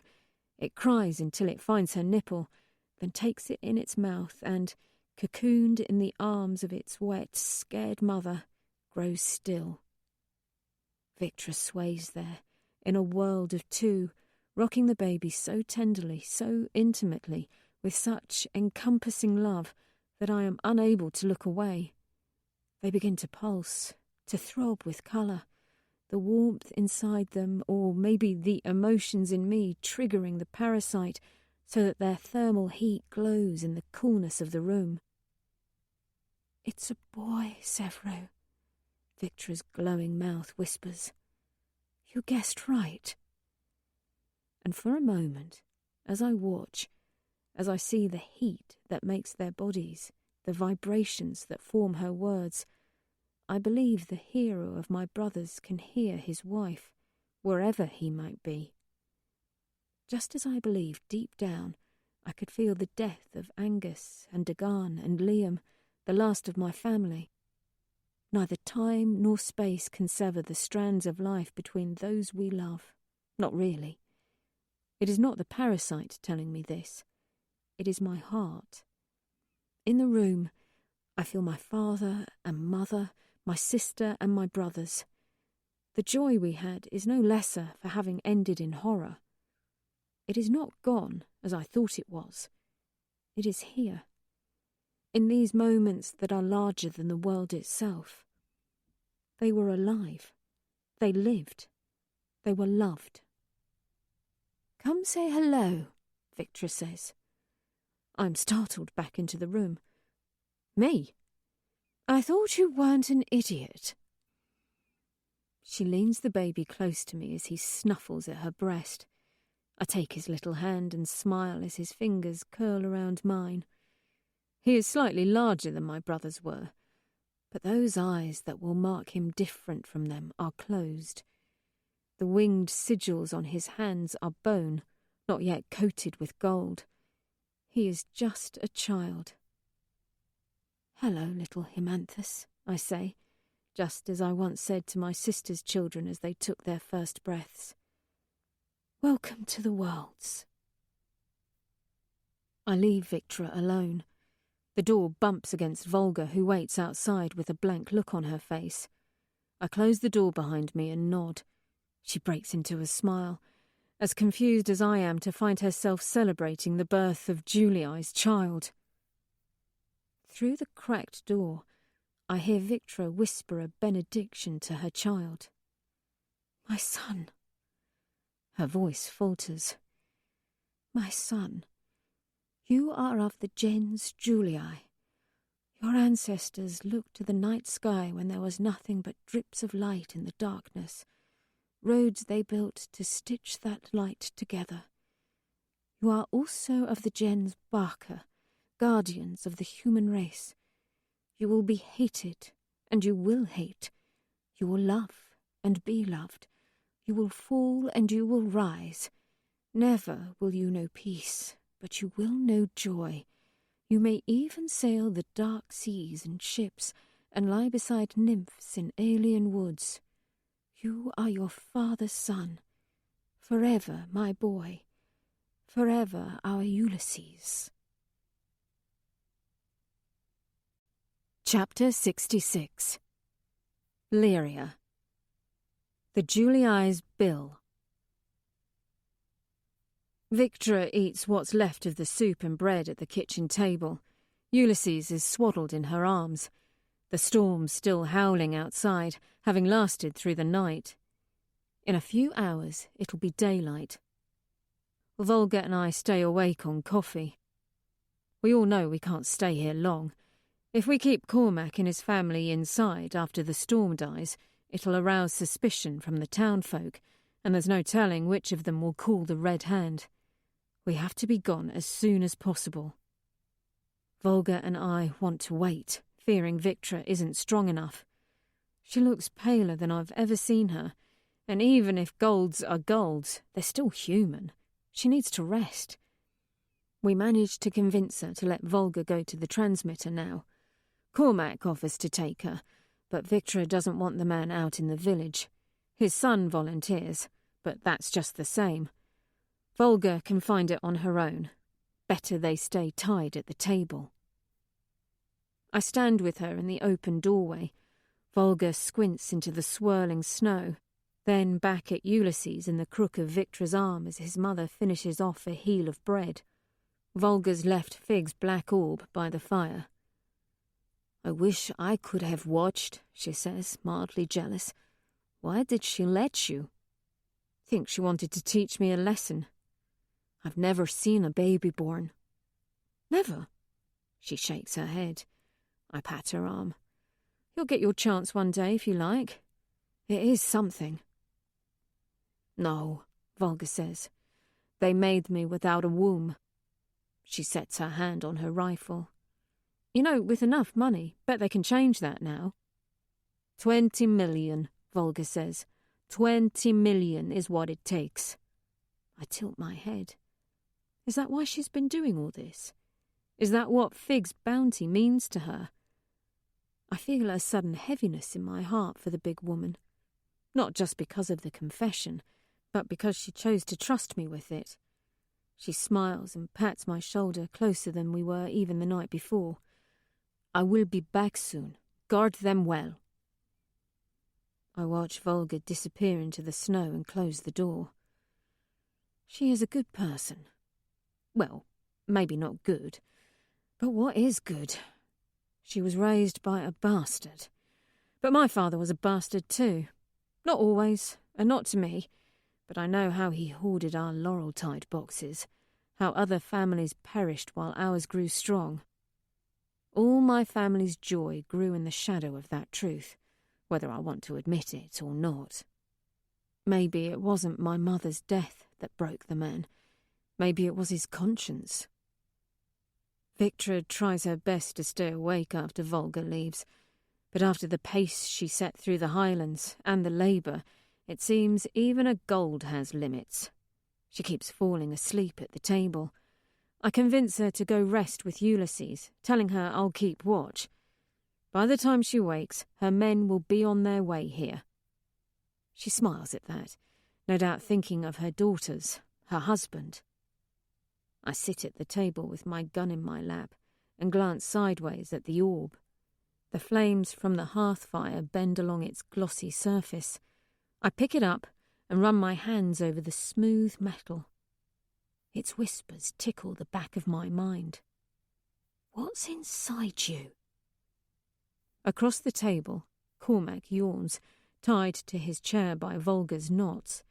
His son, Ulred, sleeps on a blanket by the fire, his hands bound in front of him. Maybe I was too hard on them. Maybe we shouldn't have tied them up. But with Volga gone, I sure as hell am not going to have a crisis of conscience. I may have a gun, but I'm no obsidian, and Victra looks worn through. Sorry if we gave your girl a fright, I say, setting the orb back down, considering how she is, and about the binds. Cormac looks up in surprise. Nothing to be done, lass. If there's ever a reason to hold a gun to someone's head, it's a baby. Can't say I ever heard a quieter birth than that one. She's one tough peerless. I look to the cracked door. I've never met anyone like her. They make them that way, he says. Tough. Less nerves than we got. That ain't true, I reply. It wasn't easy for her. Seem to know a fine bit about them, he says. Been wondering myself how a Martian mine lass ended up with one of them. You lilt. Ain't never heard a high red with one like that, and your eyes are too muddy for a city shade. True enough, I'm from Samaria. Which mine? Casada. I lie. Casada? He frowns. You don't sound like you're from Casada. Know many Casadans? I ask. Can't say I do. Solves that. How'd you end up here? You're southern too. Our clan settled here to fish early on in the war, Cormac explains. We was one of the first mines freed. It isn't easy, but labour's a fine thing if it's for yourself. We sell most of our hull to suppliers in Attica. Goes to Olympia, Aegea, even as far as Luna. Imagine that. Came back here after I lost me leg, figured I'd like to spend more time with me kin than lose the rest of me. I hear Victor call my name from the other room. I glance at Cormac. Ain't going anywhere, lass, he says. I get up from the table. Peeking through the doorway, I see Victra half asleep with Ulysses cradled in her arms. You mind fetching me some snow? Aches like a broken tooth down there. I shut the door and take stock of our hosts. Allred's still asleep by the fire, and Cormac's yawning and resting his head on the chair's back. Don't move, I tell him, just grabbing her some ice. I prop open the door, making sure I can keep an eye on them as I fill a cloth with ice from outside. Volga's footprints are already being filled in by the snow. They lead around the right of the house toward the old base. Something ticks around the corner. Glancing back inside, I see Cormac with his eyes closed. I leave the doorway to check on the sound. It's coming from a frosted window set in the stone. I clear away some of the snow with my pistol. Cormac's mute daughter looks out from her dark bedroom. Most of her is in shadow, but her pale face looks like a ghost's. She taps on the window with her fingers. When she sees me, her eyes implore me. She points back into the house, then lifts a hand and presses it to the window. It is covered in blood from a gash she made down the centre. A chill that has nothing to do with the wind goes through me. A shadow moves behind her. Her face tilts down and her head slams forward into the heavy glass, shattering it into large, jagged shards. I drop the ice and run back to the door with my gun. Cormac is no longer at the table. Allred's place by the fire is empty. His severed bindings lie on the floor. I shout for Victra and slip on a patch of ice as I try to run through the doorway. I fall forward and something passes over my head and goes thunk into the wooden doorframe. I hit the floorboards hard and turn to see Allred struggling to pull a sling blade out of the doorframe. He jerks it out and turns to chop me in the belly, only to stare down the barrel of my gun. He puts a hand out. Please! I fire, and his arm becomes a spray of red. He looks quizzically at it. Shattered bones peek through the skin as it hangs from his shoulder socket like a wet rag. He screams. My second round takes off his head from the chin up. He's thrown halfway out the door. I scramble to my feet. The world tight and vivid. Something bright screams past and burns a hole through the wall behind me. I drop to my belly as more particle beams lance out from Brea's bedroom, filling the air with the scent of ozone. I shoot back through the wall. The fire now consumes a corner of the room, spreading from the blanket to the table in the kitchen. Smoke clouds the room and stings my eyes. Victra's door bursts open and she storms out with her razor, sees me on the floor, all red dead in the doorway and the holes from the firelight. "Red Hand!" I rasp. "Did you get him?" "Don't know. Stay down." She slinks through the smoke and puts her ear next to one of the holes. Then she bursts through the door. I follow her and find Cormac on the ground holding in his guts. His gun lies across the room. Victra kneels on Cormac's chest and stabs her razor through his hand. He grunts in pain. "How many are in the village?" she asks. She puts a thumb in his eye. "How many?" "Hundreds," he laughs. "In the old base. You're dead, Gold. They'll have heard the shots. They'll have your obsidian, your worm-food slaver, you and your spawn." "Do you have a vehicle?" He just laughs. She digs her finger into his eye, but he won't say any more. She kills him with a punch that crumples the right side of his skull. I hear a gurgling from behind a dresser and find Brea there. The crochet in his bedroom was hers. She's not his daughter. His wife isn't out on the boats. This child is his wife. A piece of glass is embedded in her neck. Blood gurgles from the wound and out her mouth as she stares up at me. Victra's no longer in the room. I hear her coming back. She appears at the bedroom doorway with Ulysses wrapped in a quilt. She's barefoot and dizzy from the smoke. "Lyria, on me!" I look down at the bleeding girl. "We can't leave her!" Victra looks down at the girl, up at me, and gives a look of apology before tucking Ulysses tight, wheeling away, and disappearing out the door. I gasp for air as I drag Brea out of the burning house and lay her down in the snow. "It's all right, lass," I say between coughs. "I've got you now. It's just a scratch. I've got you." Her blood slicks my hands and stains the snow. There's so much of it. She can't die here. Not this poor girl. Not after surviving that man, if it's what I think. Not like this. She can't die. I press my hands against the wound to try and stop the bleeding, but the glass cuts so deep all I can do is watch her until she becomes as pale as the snow and her eyes stare up at me with the flames of the burning house reflected in them. I didn't know her, but I felt she could be me, or my sister. There's shouts from the village. Having heard the gunfire from their own homes, red men rush toward the burning house. There's 20, 50 coming. Could all the Red Hand? A woman in the doorway of a nearby house waves for me to run from them. Victra's already gone, her tracks leading back into the highlands. I chase after her, away from the shouting men. I lose the tracks twice in the storm. Try as I might, I cannot summon the parasite at will. Wind bites my face and my fingers are already numb. I don't think I'll catch Victra. Her strides are easily twice the length of mine. But I keep running. My side's got a stitch. My lungs ache from the cold. Something roars in the sky, deeper than the sound of the wind. Several ships glow through the swirling snow as they pass overhead. I trudge through frozen creek beds, through a wood of lonely aspen, and into an evergreen forest before I'm hopelessly lost. I run in circles trying to find Victra's tracks, but they've disappeared, as if she suddenly grew wings. She must have taken to the trees. I search them before realising I might be leading them to her. What could I even do to help her? I'd slow her down. Part of me knows this is my fault, but she wanted ice. Volga needed to go to the old base. None of them thought Cormac was Red Hand. None of them saw through him. I suspected.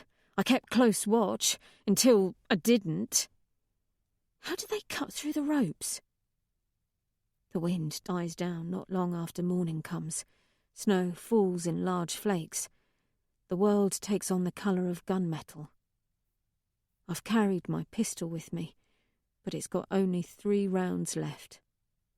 I stay in the forest, not knowing what to do, listening for sounds of hunting men, dogs or ships.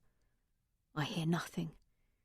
just the silence of a world turning. Knowing I can't go anywhere without finding out what happened to Volga, I make my way back to the town, sticking to ravines when possible and running quick as I can through open fields. Climbing over a fence, I see a splash of colour amidst another copse of trees. On the edge of the tree line, blood paints snow churned by boots. It splashes the white bark of the trees, many of which are fallen or shattered from a gunfight. A few are cut cleanly, probably from Victra's razor. Something lies in the snow. As I bend to pick it up, I flinch away. It's a hand with red sigils on it. More than a dozen trails of blood lead to a patch of earth where the snow melted away.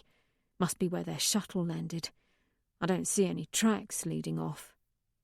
They've got her. They've got her and Ulysses. A stone lodges in my throat. Then I see crows fluttering around an odd-shaped tree. Something is wrong with that tree. I stumble toward it, my heart knowing before my head, pulled along by the dread weaving its fingers through me. The crows scatter away. My shadow darkens the tree. My legs tremble, my knees buckle. I fall to the ground, unable to accept it, unable to look away from the small trickles of blood that wind down the bark, unable to understand why they nailed the baby upside down to the trunk of the tree. Chapter 67. Lyria. Numb. Ulysses is dead. I sit watching the snowfall and feel nothing. I see but don't feel myself moving as I take Ulysses down and wrap him in my coat. It is not easy or clean. I try to dig a grave with my hands, but the earth is frozen. I don't realise it is too hard to dig through until I notice my fingers bleeding. When I look back at the lifeless infant in my jacket, I break down. I don't know what to do with him. I can't bury him here in the dirt as if he's part of this world. He didn't even get to spend a day in it. I won't leave him here to be eaten by scavengers. Scavengers have done enough to him already. All I can do is take him with me. I shake as I walk. I'll die if I don't put my jacket on. But I can't let him be cold. His newborn flesh is so thin, so very thin. I walk. I'm not sure where or why, but I find myself back at the edge of the village, looking down at it. There's a commotion outside the base. 6 new ships sit there, including the one with the Ambrosia advert. More than 50 men with guns mill about. How many helped kill my family? How many of them raped my sister before they cut her throat to the bone? How many nailed this baby to the tree after smashing its skull? They're surrounding something, kicking it. I feel my legs carrying me down the hill, my hand on the cold grip of the pistol. 3 shots left. 3 left for Harmony. At the edge of the town, as I'm waylaid by a thicket of dead brush, I see the crowd part and Harmony giving orders to her men. She looks the same as she did 2 weeks before. The same as when she killed my brother, except now she's wearing a winter coat and carrying Victra's bloody razor. Her men follow her orders and drag what they were kicking onto their ships. It's Victra. And Volga. I break into a jog. I reach the burned-out house where we thought to find shelter, go past it through narrow lanes leading between several other houses. I'm still 100 metres off by the time the ship lifts off, some red-hand men on the ground cheering them. The ships head north, and I stand there with my jacket around Ulysses, my pistol useless in my hand. "Girl," someone whispers. "Girl." A woman stares at me from a cracked door. She opens it more, and I see it was the woman who watched me run from the burning house. She motions me toward her. I'm not sure why or how, but I find myself inside her house. I pull out my gun and point it at her. She flinches away. A man on the far side of the room looks away from his HC to see me, then looks back as it shows bodies falling over a city. Brea lies on their kitchen table. Her blood has been cleaned away and she's wearing a dress, her face surrounded by winter berries. It looks as if she is asleep. She is their daughter.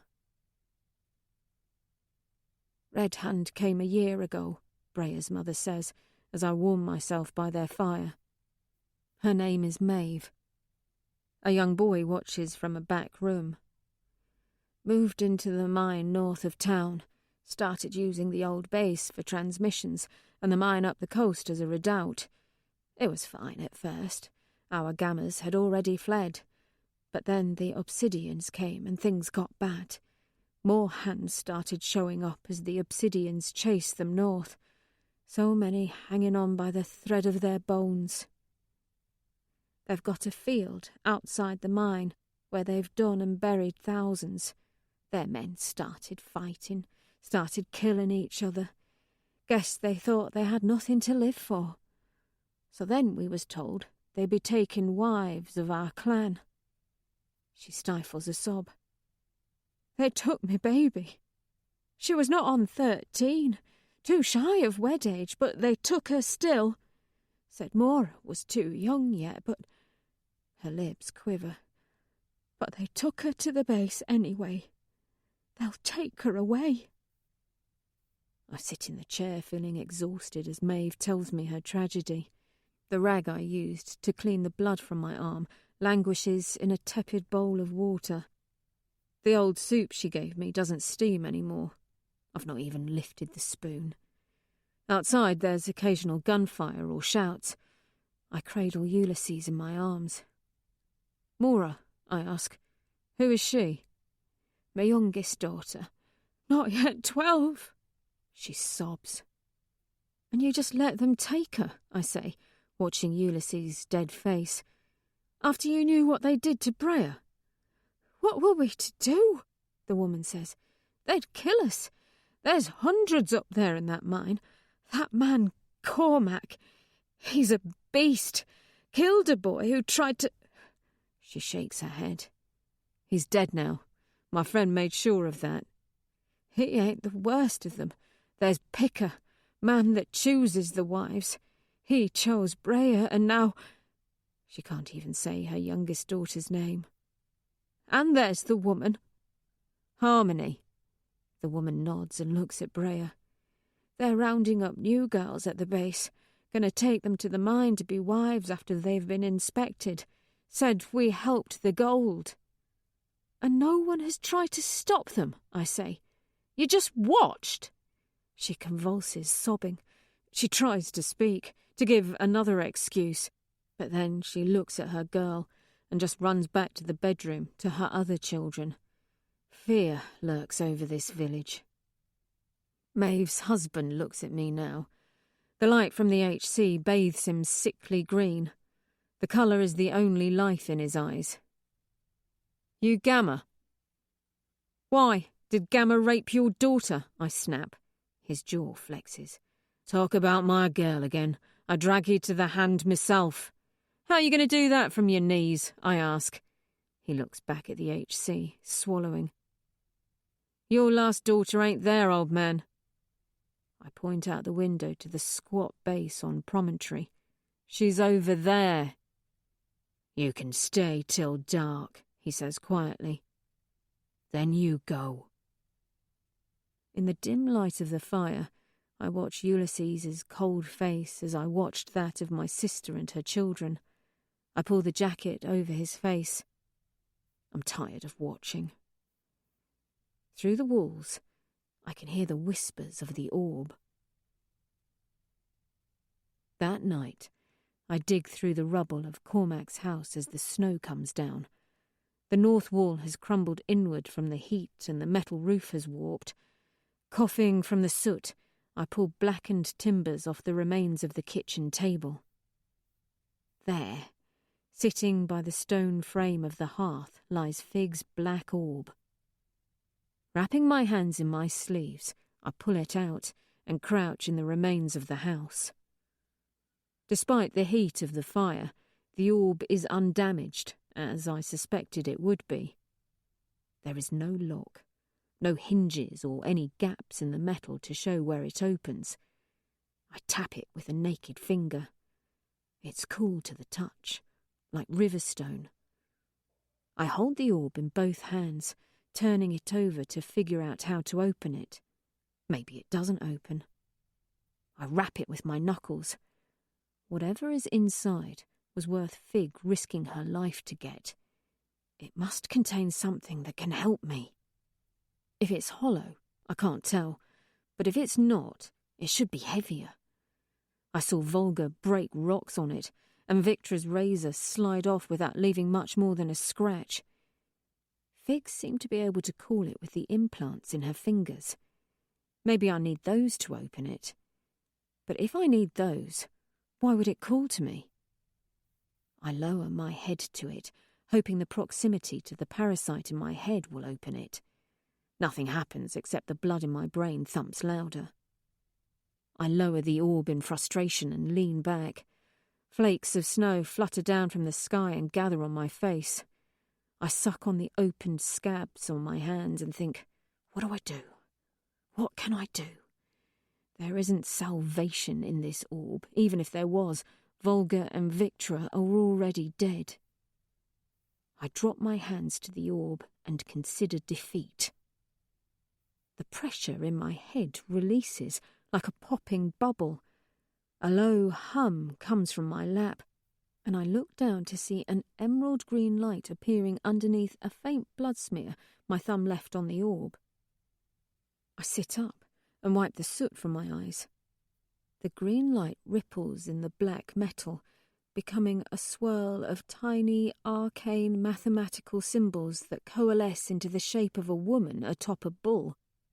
The image is no larger than my thumb. DNA sampling complete.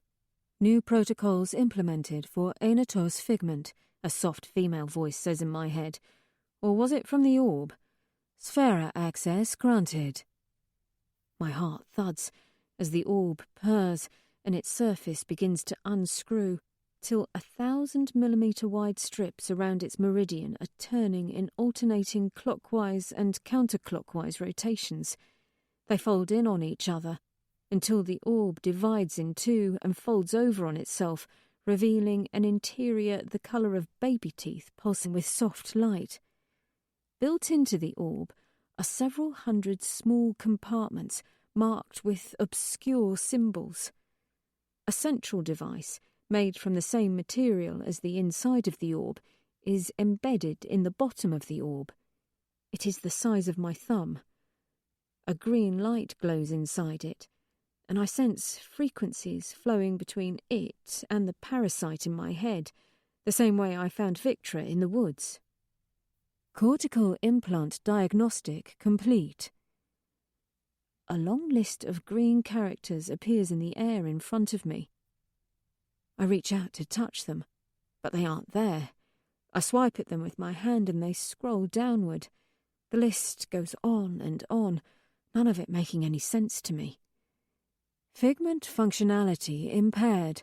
Seek repairs at the womb upon soonest convenience. Seek repairs? To a parasitic implant in my brain? Where the hell would I do that? Geolocation function unavailable. Mobile uplink unavailable. The parasite is reading my mind. What is the implant? A gift from Astarte. Who the hell is Astarte? She was you. What does that mean? No response. What is Figment? How do I get repairs? No response except a reminder to seek repairs. Bloody hell! Was the brown woman Figment, or is Figment the parasite? Was she being controlled by it? Am I? Could I be if I got repairs? If I can get repairs, someone out there must know. Does that someone control the parasite? Would they control me? Volga seemed to think Figment was just a woman, but Victra knew better. It doesn't make any sense, and right now I don't really give a shit. Apparently, I expected the orb to contain a rocket launcher or something. I prod through the supplies. Nothing is labelled in a language I understand, and each device is as inert and bizarre as the next. There are small blue discs set in gel, a black nasal inhaler with assorted cartridges, a silver device that looks like it goes around an eye with a tiny needle injector, a credit ring with Republic markings, a credit ring with Society markings, a credit implant with peculiar winged symbols, a case of 100 pebble-sized balls in different colours, a selection of iris implants in all 14 colours, a titanium sphere, vials of clear liquid, an armoury of coloured needles, a miniature pharmacy of life-takers or life-givers, take your gamble, passport implants which sprout eerie hollows of my face when I touch them, and 100 other items I can't begin to suss out the function for, but no bloody damn gun, no magical broomstick, no teleportation device, unless it's in one of the pills. No body armour, no universal comm, no grenades, no damn manual, not one thing I could use to somehow become a hero. What does this shit do? I beg. Help me, please. The parasite does not reply. I hit my head, trying to jar its loose circuits. Come on! Implant functionality impaired. Seek repairs at soonest convenience. Fucker. Name-calling is a waste of neurons. Stupid parasite. Useless treasure. That's what Figment meant when she said Volga could use it.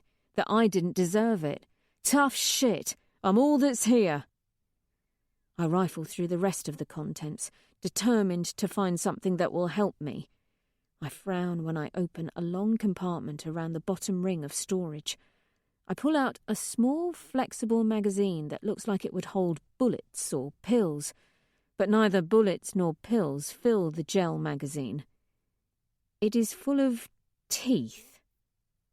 I start to laugh. I storm back into Maeve's home. She's lying in her daughter's bed, crying. She doesn't even bother to turn till I slam the door behind me.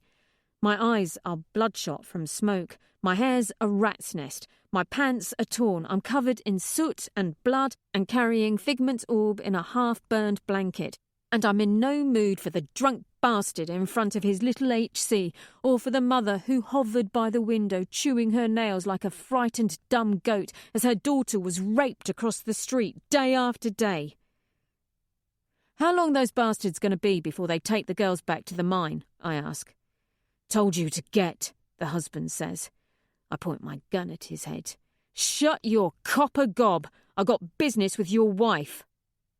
He moves his mouth like a dumb mule and turns back to his HC, pretending to find the news programme showing Republic ships gathering to fight the Obsidians for some reason or another to be more interesting than the muzzle of my gun. His wife stares at the wall as if trying to become it. Maeve! She doesn't reply. She smells like she hasn't washed in years when I crouch by her. Maeve! She won't turn till I pull her ear. You want to see your Mora again? I ask. Do you want to see your baby girl? She looks up and nods. When do those bastards take the girls back to the mine?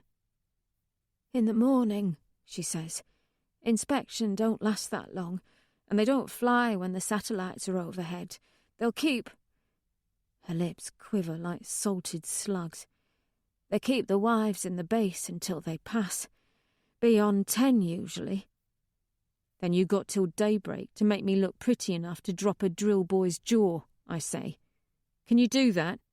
Give me a little blush, curl this nest? She smiles. Finally, this is something she knows. Little oil and an iron. I got one just behind the cupboard. Good, Maeve, good. And I'm gonna need a pair of pliers. Small as you got. Chapter 68. Lyria.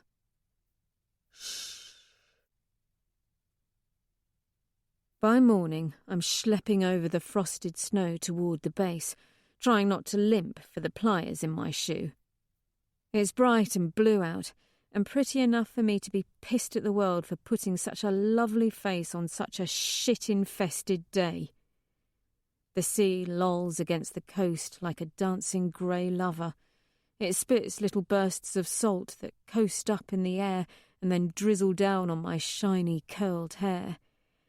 Maeve might be all closed up to a world that's beaten the hell out of whatever pretty dream she had for herself when she was freed from the mines, but she knows how to make an escapee from a genocide look like a dumb mine lass with rosy cheeks and flailing skirts, and nothing to her knowing except how to coax fat-ass spiders into puking silk and how to get rust-blood drill boys spitting seed enough to populate a township. I stride down what counts as the main road for this whipped town, tucking my head like I've got something to hide. I've got a bundle under my arm. It ain't the orb. I left that buried in the cinders, and Ulysses with Maeve. All I got is a bucket of salted fish from Maeve's pitiable larder, and enough ankle showing for the red-hand butcher boys smoking burners in front of the old base to forget about their morning snort of grey line. They make like bees to me. No manners. They're conquerors. What they see is theirs, and they're wondering how the picker didn't already take his wife tax of me. They pester about, asking questions. I act all domestic and frazzled, careening about like I'm a drunk sparrow trying to find gaps in the trees. They pull my hands to see if I've a ring on. They hem me in and coax me into a smoke. I take a burner between my lips as one rests his hand on my ass, cupping inside the cheek, nearly where the magazine of teeth are secured by epoxy to my deeper parts. I act timid, like I can't resist the absolute magnetism of his hand halfway up my ass. The other boys get jealous, and the biggest shoulders the other aside. "Never had a burner," I say dozily to biggest. "We got 'em by the carton back at the fortress," he brags. I try not to tongue my aching gums. A good part of my grey matter wants to melt his face right there, or maybe aim a little lower. Another part feels bad for the stupid bastard. He's pimply, not even in his 20s. He thinks he's something because he's got a gun and big hands and big shoulders. But the dumb fuck's never seen a Telemanus in war gear, or the Sovereign sitting there with a cup of tea and the weight of 10 billion on her. He's never seen Victra standing there like a god, giving life to a baby that'd change the world if he ever got the chance to grow. If the dumb bastard did have a notion of his true size, he'd crumple up and die for understanding how petrifyingly small he actually is. I know how small I am, but I also know how small they are. The last part of my grey matter, the most important part, is occupied with the idea of melting the guts out of Harmony, sawing her head off and feeding the rest of her to a fire. I'd have done it for Tyrion alone, and maybe felt guilty. But then her stimmed-up rapists had to ruin my sister too, had to butcher her children, cut them with sling blades like they were onions. Then they had to kill my pa when he couldn't even walk. Then they had to nail a baby to a tree. I don't give a piss if they're human, if they got problems, if they got drugs in them, if they had hard lives, if they got reasons. All I know is one has his hand digging into my backside, and I'm smiling, bearing it because I know I'm going to die. But I'm going to take as many of them with me as I can, and maybe, just maybe, find out if my friends are still alive. The big one leads me toward the old base, takes me around the shoulders, whispering so close I can smell the morning eggs and tobacco on his breath. His fingers graze my right tit. His boys saunter behind, half ripe jealous, half puffed up by his conquest. He steers me past the louses at the door, and tries to pull me sidelong into some room where he'll rape me first and then share me like a half-done burner. "Never been inside here," I coo loudly, in my best approximation of Maeve's accent. "This is what it looks like. Sure there were greys about once, maybe golds. Bolognas, weren't they? I've always wanted to go to Olympia." "Never mind about Olympia," he says. "It's a crow shithole now. In here's where the fun is." But the noise has perked the ears of bigger dogs, and before he can pull me into the room, one of the Pickers boys comes around the corner. He's got a metal arm, kind eyes, and a beautiful head of rusty hair. "What you got there, Toro?" "Oh, just a friend," Big Toro says, all meek-like. "None yours, Duncan." "You know the fish are under Harmony's hand," the handsome man says. He sips his coffee, and those bright eyes of his look me over. He seems in his mid-20s, cocky, but a kindness to him. "Picker already got the tax," my idiot says, tilting me away protectively. "This one's an old maid, probably already got a canyon from 3, 4. "You had little ones, miss?" Duncan asks me, polite-like. "Not a one," I say. "Husband?" "Gone and died," I say. "Clan you?" "Beta." "Omicron here." He squints at me and smiles awkwardly. "How many years?" "Not but 20, I say. He snorts. "More like 24.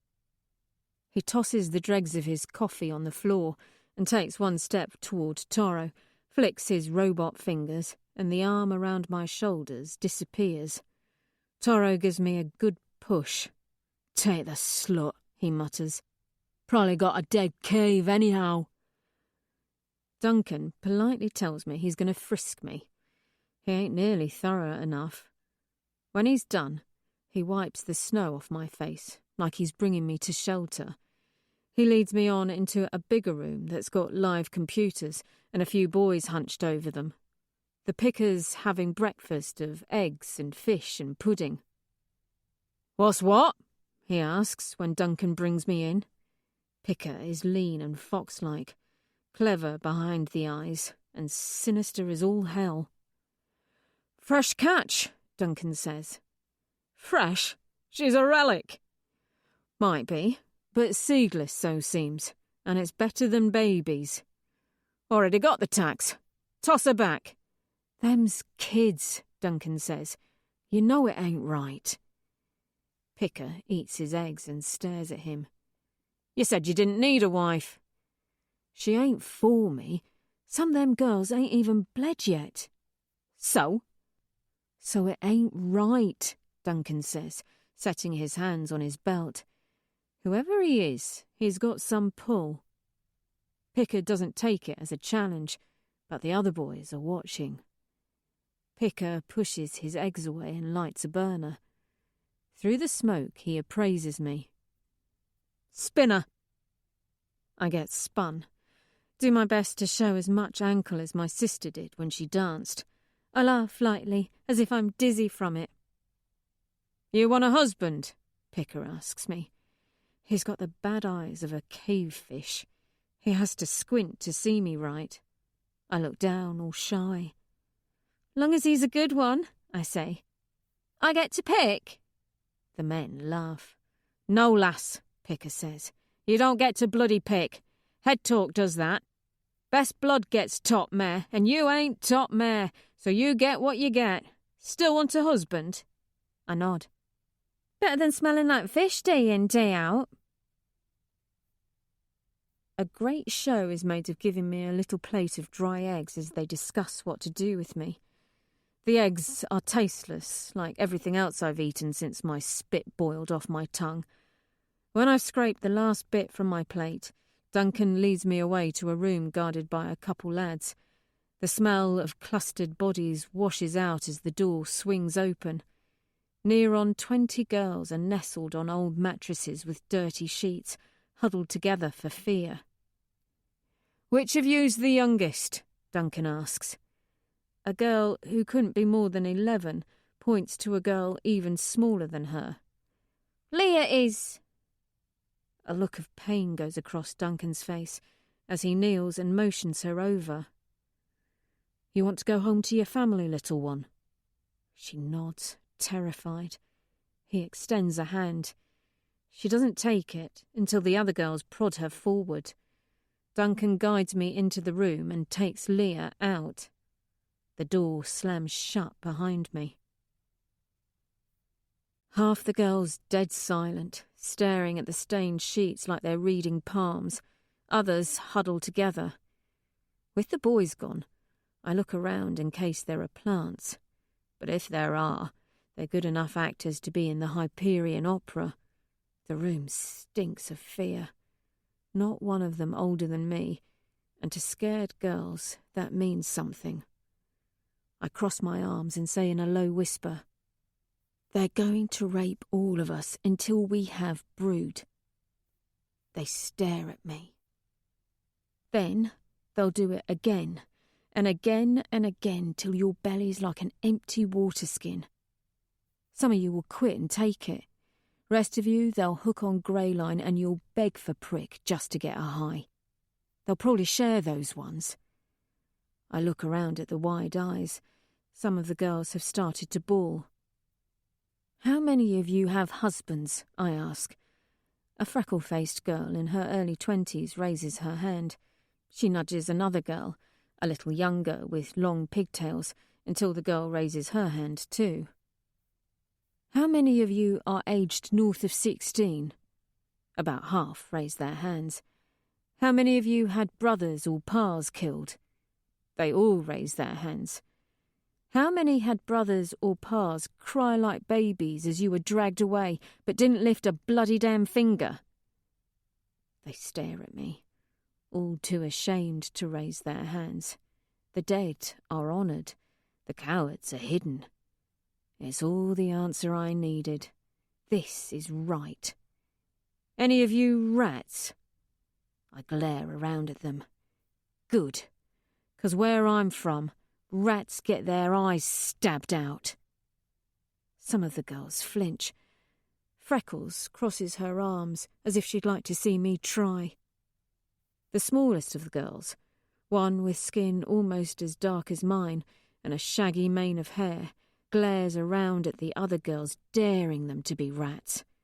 Tails, the one with the husband, looks down. I reach back down my skirts and find the head of the strip of teeth. I jerk, wincing as the epoxy pulls off half my skin with it. Holding the strip in my hands, I pull the pliers from my shoe. With all of them watching, I stick the pliers in my mouth, secure the iron bits to my second back molar and jerk hard. The tooth doesn't come out straight, but I saw Victra plop out a baby standing up without a single yelp. I rock twice and jerk again, using both my arms. The blood pours down the back of my throat as the tooth and root burst out. I hold up the pliers, open my mouth so they all see, and then I swallow the blood. I take another one of Fig's teeth from my strip and shove it against the wound.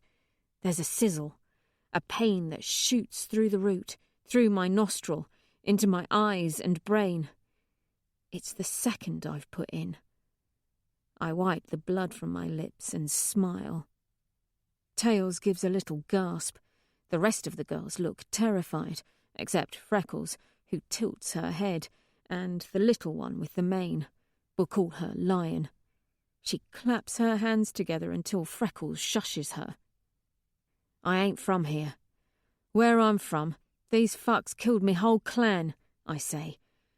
"I ain't here to be no brood sow. I ain't here to be no Greyline whore. I ain't here to be saved. I'm here to kill those bastards. Any of you sisters got similar intentions, you better speak up, or you're going to be a slag toy till you see the veil." I hold up the pliers. "So who wants to save themselves?" Little Lion bounds forward. We swallow our pulled teeth so they don't find them hidden under the mattresses. After I explained what Fig's teeth do, Freckles got all but 2 of the girls to get in line. She held them down when I pulled the teeth and made sure they were quiet. One wailed so hard, the guards outside beat the door with their rifles. After their teeth were stripped, I secured each of Fig's devices myself, and Freckles helped Lion clean up their blood. I find out from the others that Lion is Mora, Brea's sister. Only Tails and another smaller girl refused my offer. I sit down next to Tails as Freckles cleans up the last girl. She's murmuring under her breath how we shouldn't do this, how they'll hurt us. I put an arm around her. Listen, you don't have to join in. All I need is you to be quiet, right? We'll get you home. You're gonna get us killed, she says. You're crazy. Yeah, I say, realising nice isn't gonna work. Yeah, but you remember what I do to rats. She stabs their eyes out, Lion says from behind me. Her hands are balled into tiny fists as she glares at Tails. She stabs their eyes out, Freckles adds. Several of the girls repeat it around Tails until she covers her ears. I lean in front of her. Remember? I bring my finger to my lips. Shh. I leave as dramatically as I can, but a thought catches me. Can you read? I ask her. She shakes her head. And now I've got a backup plan. They collect us mid-morning when a rumble comes through the walls. A transport waits outside. Some of the relatives of the girls come to see them off. The rest hide from their own shame in their chores, making up the boats and chiselling snow off the roofs. Some of the girls cry as we're pushed onto the transport, but none as loud as poor Tails. Others tongue their gums till I shoulder them. Lion and Freckles glare at the red-hand militia as we board up. I slump forward and sit on the freezing metal bucket seat, keeping my eyes down as the door clamps shut. The guards don't chat much to us. They just smoke their burners. Some few women are with them. They think they're men, or at least they think they're better than us dumb sows because they've got guns and knives and pants and we're in skirts. A few of the girls are nauseous by the time the shuttle sets down. Freckles pukes a little in the corner. There aren't any windows, so the first time we get fresh air is in some cavern hangar that was carved ages back by claw drills. This is their fortress. After seeing the citadel of light, I almost laugh. Ambient light dies as we're led away into the main of the mine. Maybe I thought the Red Hand was something big back when I was in 121, but next to the Citadel Lion Guards or Barker Souls, and especially the Askamani, these louts are a joke. We spot maybe a couple hundred as we are led down an ancient grav lift into the township. A few boys whistle at us as we go. A few run up and pinch our cheeks before getting clouted by Picker and Duncan, who smiles at us as if being nice will save him from bad dreams. They dump us in some old barracks for greys. Everything's rusted except the small, sad affectations they added for the sake of us women folk.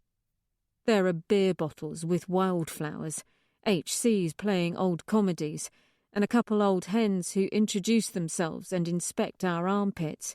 They check our teeth for cavities, and when they see our irritated gums, they murmur to themselves about gum disease. Then they bring in an old yellow man with a limp to check between our legs for lice and other maladies, as if we're the ones who'll have them. It's all I can do not to crumple the yellow skull with a beer bottle when the cold forceps spread me so he can look inside. He pats me gently on the knee and looks at me in sorrow. When we're done, and I'm confirmed not diseased, they let us alone with the other newcomers from other towns along the coast. No one mingles. Freckles eyes the other girls like intruders. I see Tails taking a step toward them and click my tongue. She stops and stares at the ground. They give us a precious pack of burners for being honourable lasses and treat it like it's Venusian chocolate. The girls look like idiots smoking them down. Most have never even had tobacco. A few puke. I take the burner from Lion's fingers and tear it apart. "How old are you even?" I ask. 11. Going on 40, Freckles says. She's crazy, that one. I ain't crazy, Lion protests. You's the one in love with a grey. Of the other girls, she seems to respect only Freckles' opinions. I raise an eyebrow at Freckles. Greys are risky business. So mind your own. When we're going to do it? She asks. Like I said, when they pair us off, we'll be alone then and able to get their guns. Make sure the other girls remember. We've got to wait that long? She glances back at Tails. Known her since I was 5. She's going to tell them soon as we split up, soon as we can't see a rat. You know that for a certain fact? I ask. Well as I know anything. I glance at Tails, who sits in the corner by herself. Freckles is right. She watches the 2 hens chatting with each other on the far side of the room. Make a distraction for me, I tell Freckles. What are you going to do? Fix it. She's about to press for particulars when Lion, who was eavesdropping, screams at the top of her lungs and runs for the hallway. The hens curse and pursue. I bolt up. Only the girls in the room now. I slip toward Tails. She looks up as I approach.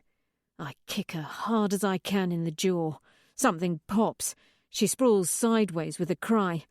I can't take chances, so I pull back the hands covering her face and try to stomp on her jaw. Finally, my heel gets through and her hands go a little slack. I stomp again until I hear the bone crack like wet wood. I wheel back around, locking eyes with the staring girls. I don't like rats, I say. The newcomers look away. My girls are horrified. I return to Freckles and sit back down, throbbing all over. Tails sobs through her broken jaw like she's dying. Shit, Freckles mutters. What you got against rats? Her smile sours till her face mirrors mine as we listen to Tails moan until the hens come back. They drag a crying lion by her ears. No one sits within 10 metres of Tails. The hens demand to know what happened. After seeing what I did to Tails, the girls greet the question with ominous silence. Tails's explanation comes out as a pathetic moo. She'll live, but she won't be talking for a while. Stupidity is not a victimless crime. I won't let these girls pay for her big mouth. The hens feed us after the burners and make us each drink a cup of bitter wine, making sure it all goes down. It's got something in it. I feel the buzz right off, a slow warmth and wooziness. The whole time they're talking about what an honour we're about to receive. Freckles glowers as they feed Lion the same size of cup they gave us. They line us up in a big room like dolls. I think it's around night time. Hard to tell because the mind's shut off from light. Didn't feel this as a girl. Days had rhythm in Lagerloos. Could tick the clock on paper by the measure of my mother's sounds and smells. Door creak, 5 in the morning. Coffee smell, 5:20. Click of tin breakfast plates, 5:30. Here there's no rhythm, because there's no life. Just like the cell. Can already tell there's too many young men and not enough to distract them or keep them loyal. If the obsidians are tearing them apart bad as everyone says, then they must be wondering why they're fighting, why they're not trying to make it in the city like sane people. This ain't the red hand we feared. I don't need the parasite to smell the decay. Is it right to risk these girls? Is it better if they just take it and survive? If I can't find Volga and Victra, if they can't somehow help us, I think I just signed the death notes for nearly 20 girls. But it's too late to go back. We wait in the lines in a big cold room where mine tin pots used to practice their shooting. The burning of candles and the carpets they've put down on the floor can't obscure the old purpose of the room, or the holes bullets chewed in the far wall. We wait till my lower back starts to ache and Lion starts to whistle to the annoyance of the hens. One smacks her ear. Lion just grins up at her. Then Picker comes in, with Duncan trailing behind him, and tells us to mind our manners, to be polite, to curtsy, because we're about to meet the Red Mother herself, maker of the Red Hand, sister of Ares, Neril o Lycos. But the Reaper's uncle wasn't Ares, and all the girls know it. Another 10 minutes. Then some mean bastards come in and face us down like a firing squad, but they don't have that many guns.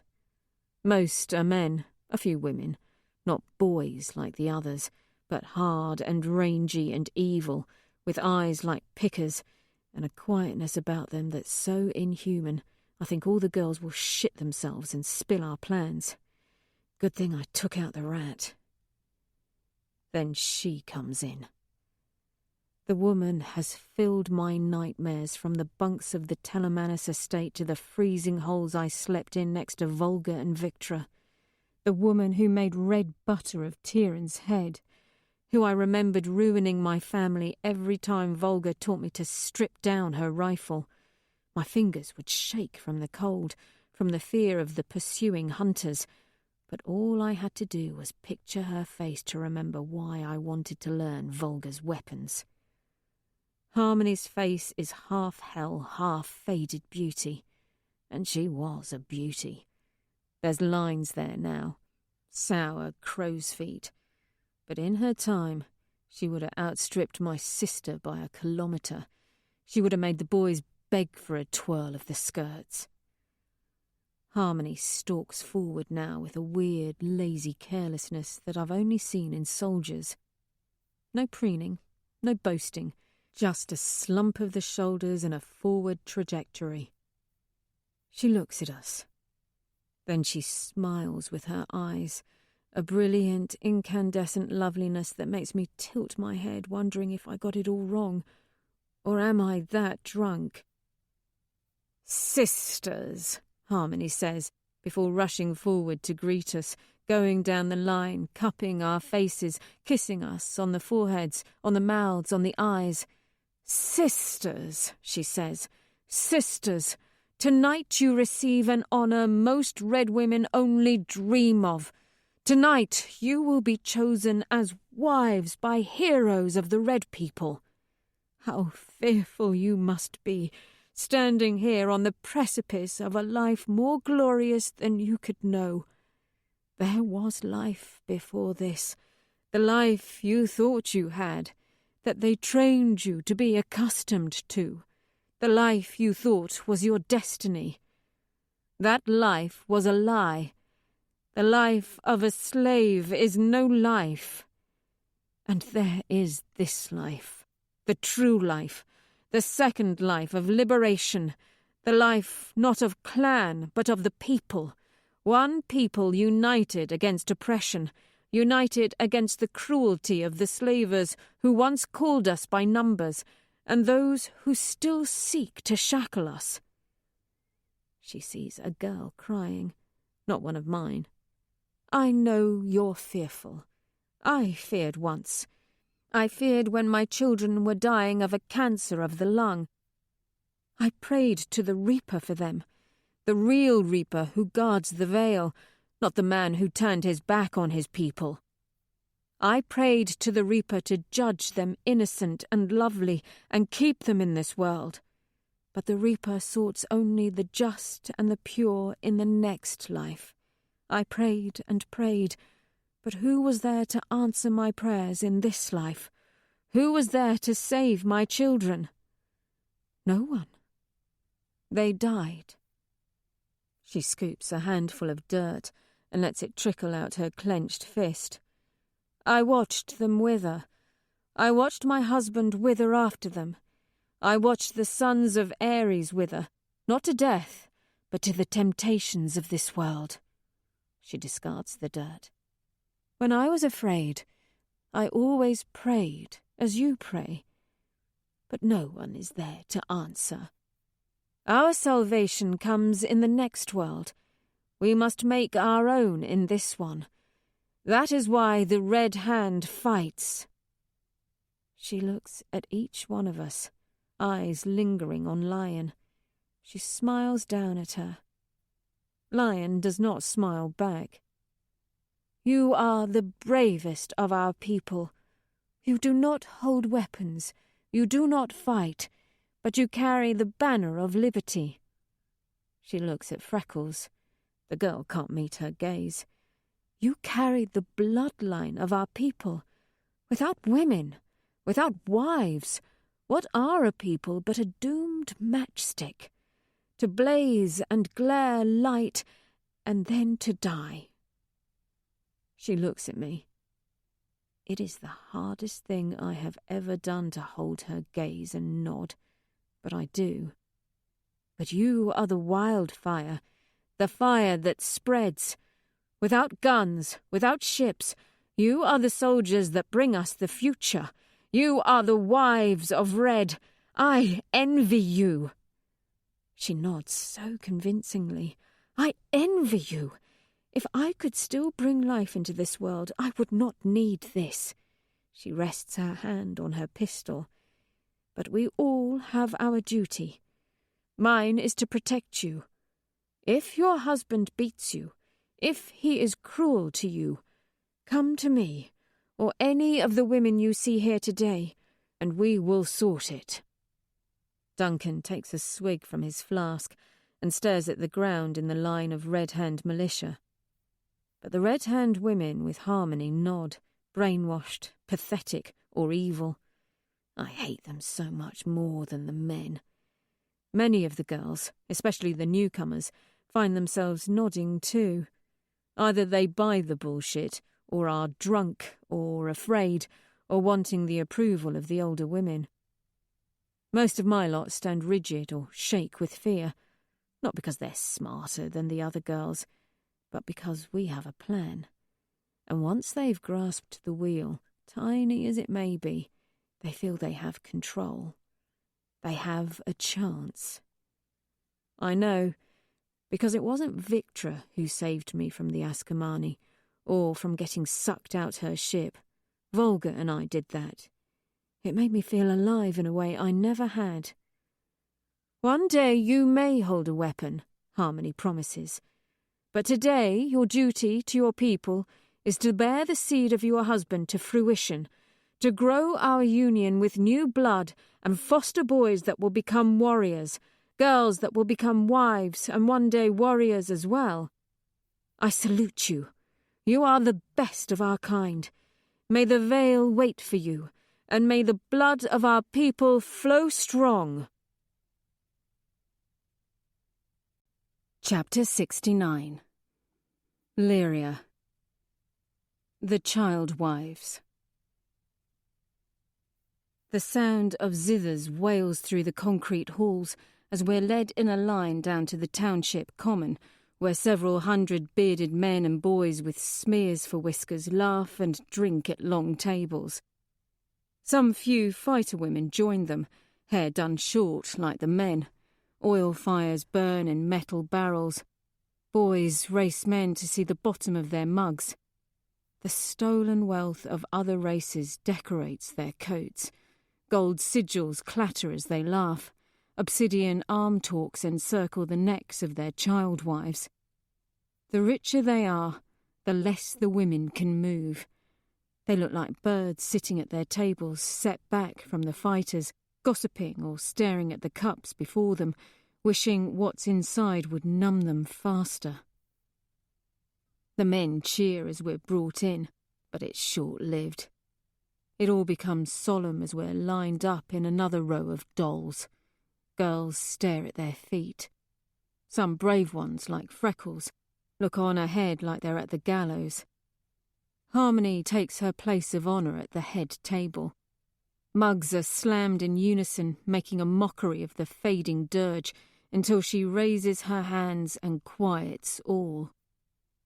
I scan the township levels, trying to piece it all together and figure where they keep Victra and Volga. "Hail the children," she says. "Hail the wives, but above all, hail the fighters," Harmony calls. "Coran o Boisha." The men roar and slam their mugs, "For the killing of 5 obsidian barbarians and the taking of 40 Torks in the Highlands, you are a boy no more. It's time a wife made a man of you.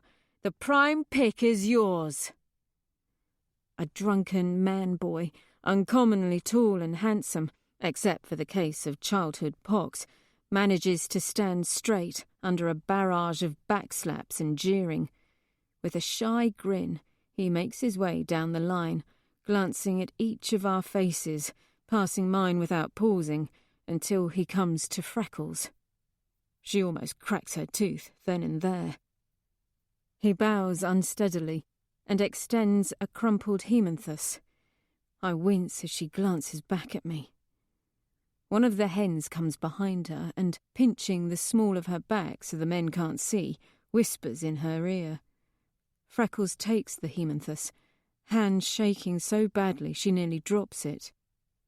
The fighters roar in approval as Dagan takes her hand and they walk to an empty table and sit. He pours her ale and downs half a mug himself. 16 times the choosing ritual is repeated, until Duncan tucks a flask away and whispers to Picker. Picker cackles and shoves him forward. "Duncan O'Cyros has finally dropped his balls. He wants a lass. What do you say, mother?" Harmony snorts. "He waited long enough. Go on, lad." Only 3 of us remain. Old hag, me, Lion, and a plump newcomer. Duncan takes a hemanthus from the barrel, walks straight up to me and offers it. I almost forget to take it. Lion is picked last by a man of 50. Even some of the red hands watch him with disdain as he leads his child wife away. The farce of a ceremony is a blur. Whatever they gave us in the wine took a bit to start. It numbed me at first, but now it creeps on little cat feet as we stand together between the braziers and some man babbles on about duty or some such. Many of the words are the same I heard when my sister married. Feel a little sick hearing them now. My hands clutching dirt with Duncan's, both wrapped together by a blood-stained cloth woven by the wife-slaves. He's shifting nervously foot to foot, his early confidence in shambles for some reason. I watch the acrid black smoke from the braziers weave upward to the roof of the mine. All this is a lie. All this pretending the world ain't changing. I was jealous of my sister, but I never wanted a husband, not me. Maybe I thought I wanted one, but that was just because it said something that I didn't have one, that I got skipped over at wed age. I feel sick inside that it happens like this. I repeat some words that I can't remember, even as my mouth's saying them. That wine's something fierce. The other girls are like warm dolls, wavering there with all the steadiness of riverside cattails. I'm wondering if it was a good idea to give them the teeth. How many will yellow out? How many will rat on me soon as they get their wits? Tails can't be the only coward. Maybe the wine's good. Makes them slow and easy instead of twitchy and fearful. I still got to find the big girls. Fortunately, the men are nearly as drunk as we are, especially Duncan. For courage? For fear? For weakness? Fuck knows. Maybe they're just tired of getting butchered by obsidians. Some swill and new cunny must be the veil itself after fighting Sephi's beasts. The few amongst the hand who ain't drunk are the old boys, grisly lechers who are corner-looking out their eyes at their wives. I want to retch knowing what Lyon's old man is thinking. Did any of them rape my sister? Did Duncan? I look over at him. He's so young, so handsome, so vile. I know the marriage is done when there's a cheer. For all his smiles and earlier politeness, Duncan gives me about 2 seconds before I feel his cold tongue probing between my clamped lips. I let him in and he sticks it almost to the back of my throat, cupping my ass with his hands. He smells of shit tobacco and bitter swill and body odour and mint. He sighs into me, hungry.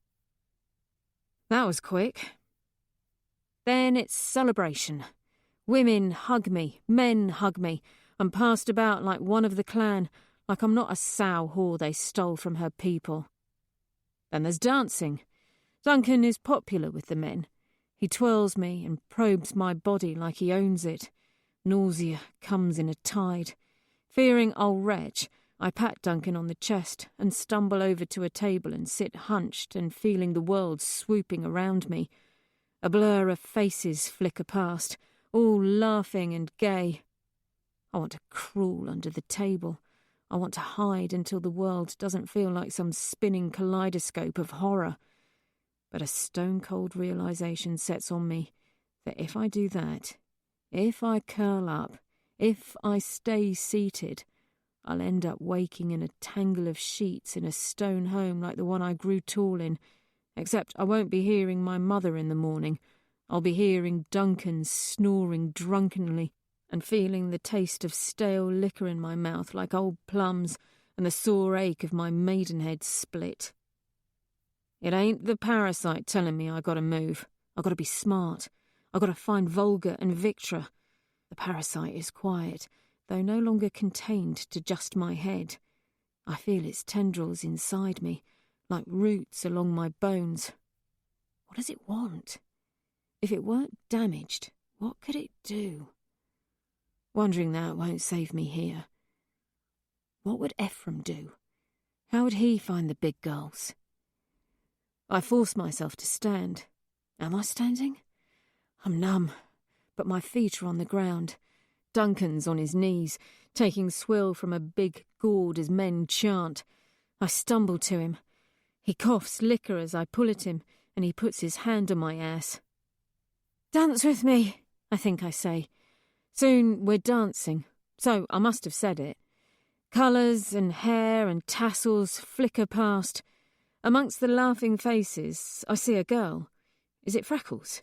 She stares at the ground as her husband twirls her and laughs. Duncan's hot against me. I feel his rank breath on my neck, the sweat from his forehead against mine. He grinds against me, and I feel his manhood hard against my thigh. "It ain't that big a wedding," I say. "What you mean?" he asks. My darling disappointed. "I thought the Red Hand was an army." "It is an army," he cries. "Legions deep. We're all over Samaria, don't you know? No war talk from my wife's lips. Dance with me." I let him twirl me, and I hold back a surge of vomit that squirrels up my throat. He pins me against him as the music slows. "It's not an army," I say, all spoiled like. "Just a gaggle." "A gaggle," he crows. "We've been hit hard, sure, but there's more brothers deep here and 2 more mines." "Doing what? Drinking?" "Nah, some's mining, some's training, some's guarding the prisoners. You know the gold hiding in your village?" "I thought there was an obsidian too. Huge one. Wouldn't believe your eyes. Big as the Reaper himself." "She's not." "Got her with the others." I prod him a little. "Caught some coldies in the plains. Harmony put them to work in the deep tunnels, clearing pit vipers and hauling ore." "Tamed obsidians? I heard it all now. I don't believe you." "It's true. Prove it then." He's drunk enough to consider it. I grind my hips against his manhood. "I'll let you show me something else if you show me the coldies. Never seen one before." I play with the whiskers of his beard. "I thought you'd show me a whole new life." That does it. Duncan steers me through the throng and grabs a growler of swill for the trip. I paw at him, a new notion coming to me. Shouldn't we bring the lads some? What lads? The lads guarding the coldies. He grins. That's a fine consideration. Grabbing a couple growlers of swill, we stumble away from the party. I'm glad I asked for the tour, despite the toll. The trip is not short, nor is it innocent. Duncan pulls me drunkenly and pins me twice against a tunnel wall as we go down. Each time I roll the back of my knuckles against his manhood and say, "Soon, my love." I make sure to remember each of the turns. 20 steps down the third tunnel, first right.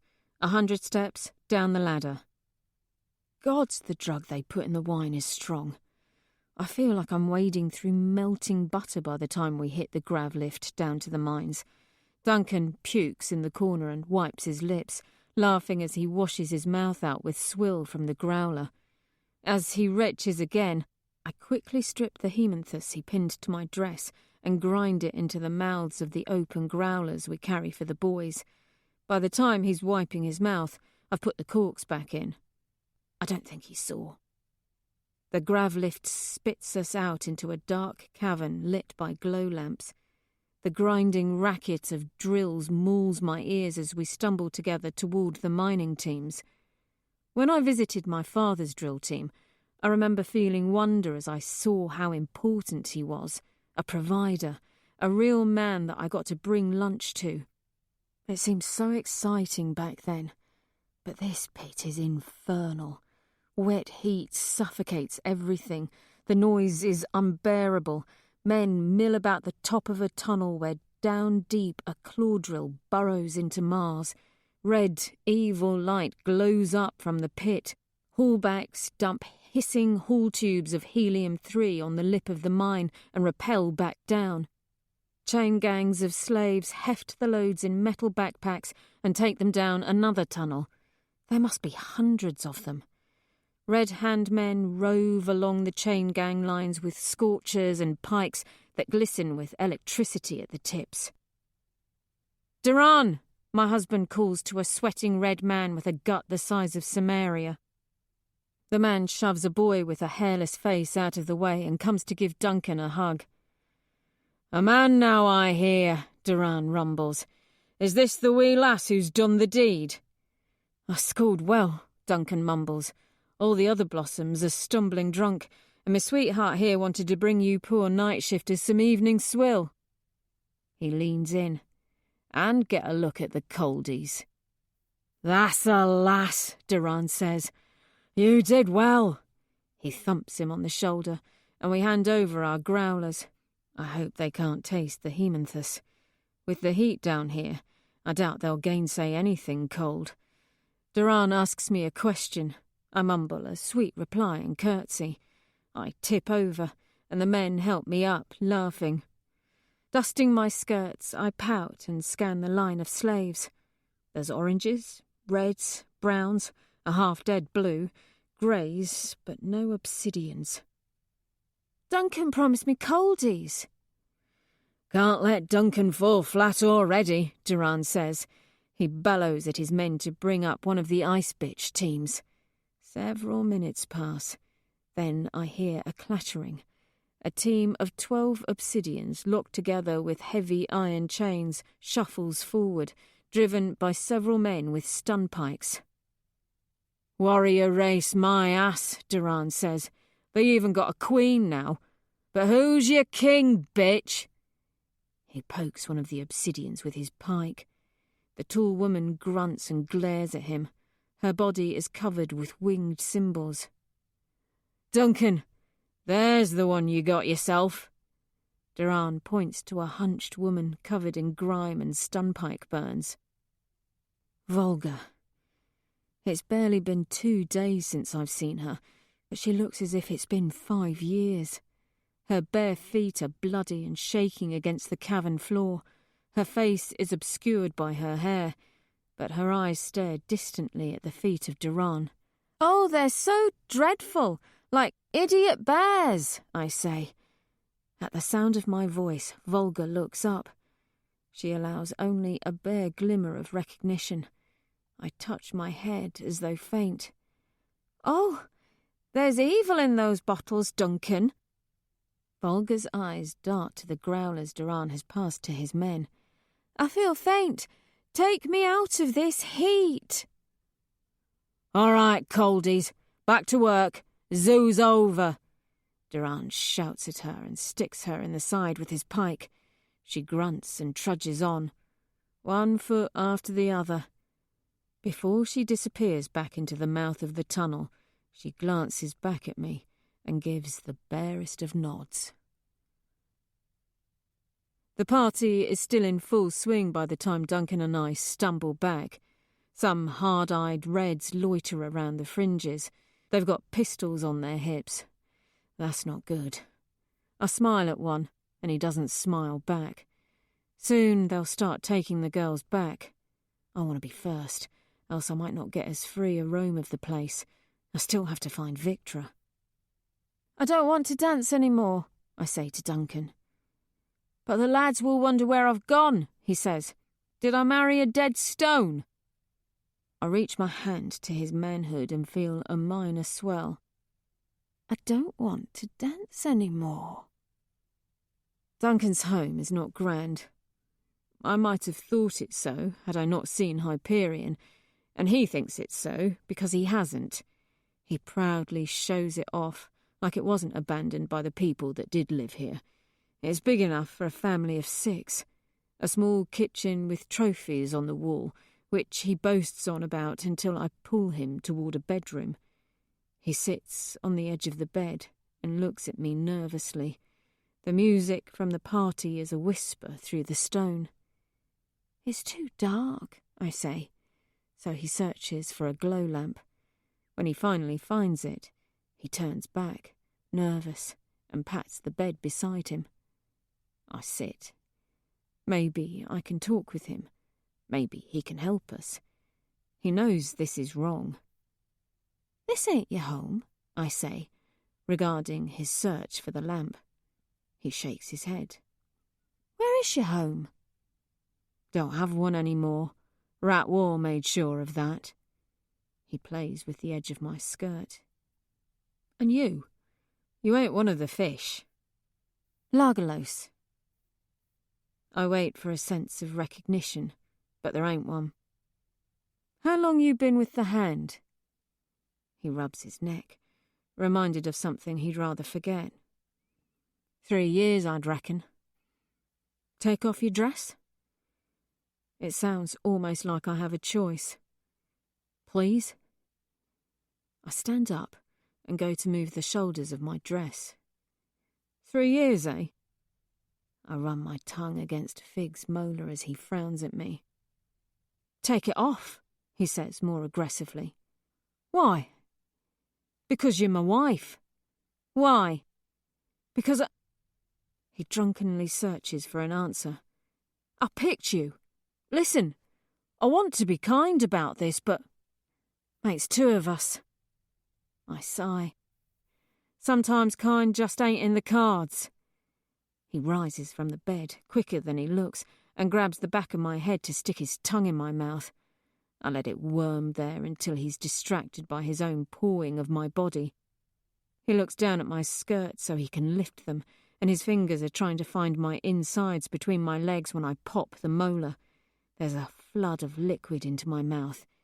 It is hot at first, but then grows cold as ice. DNA calibration complete.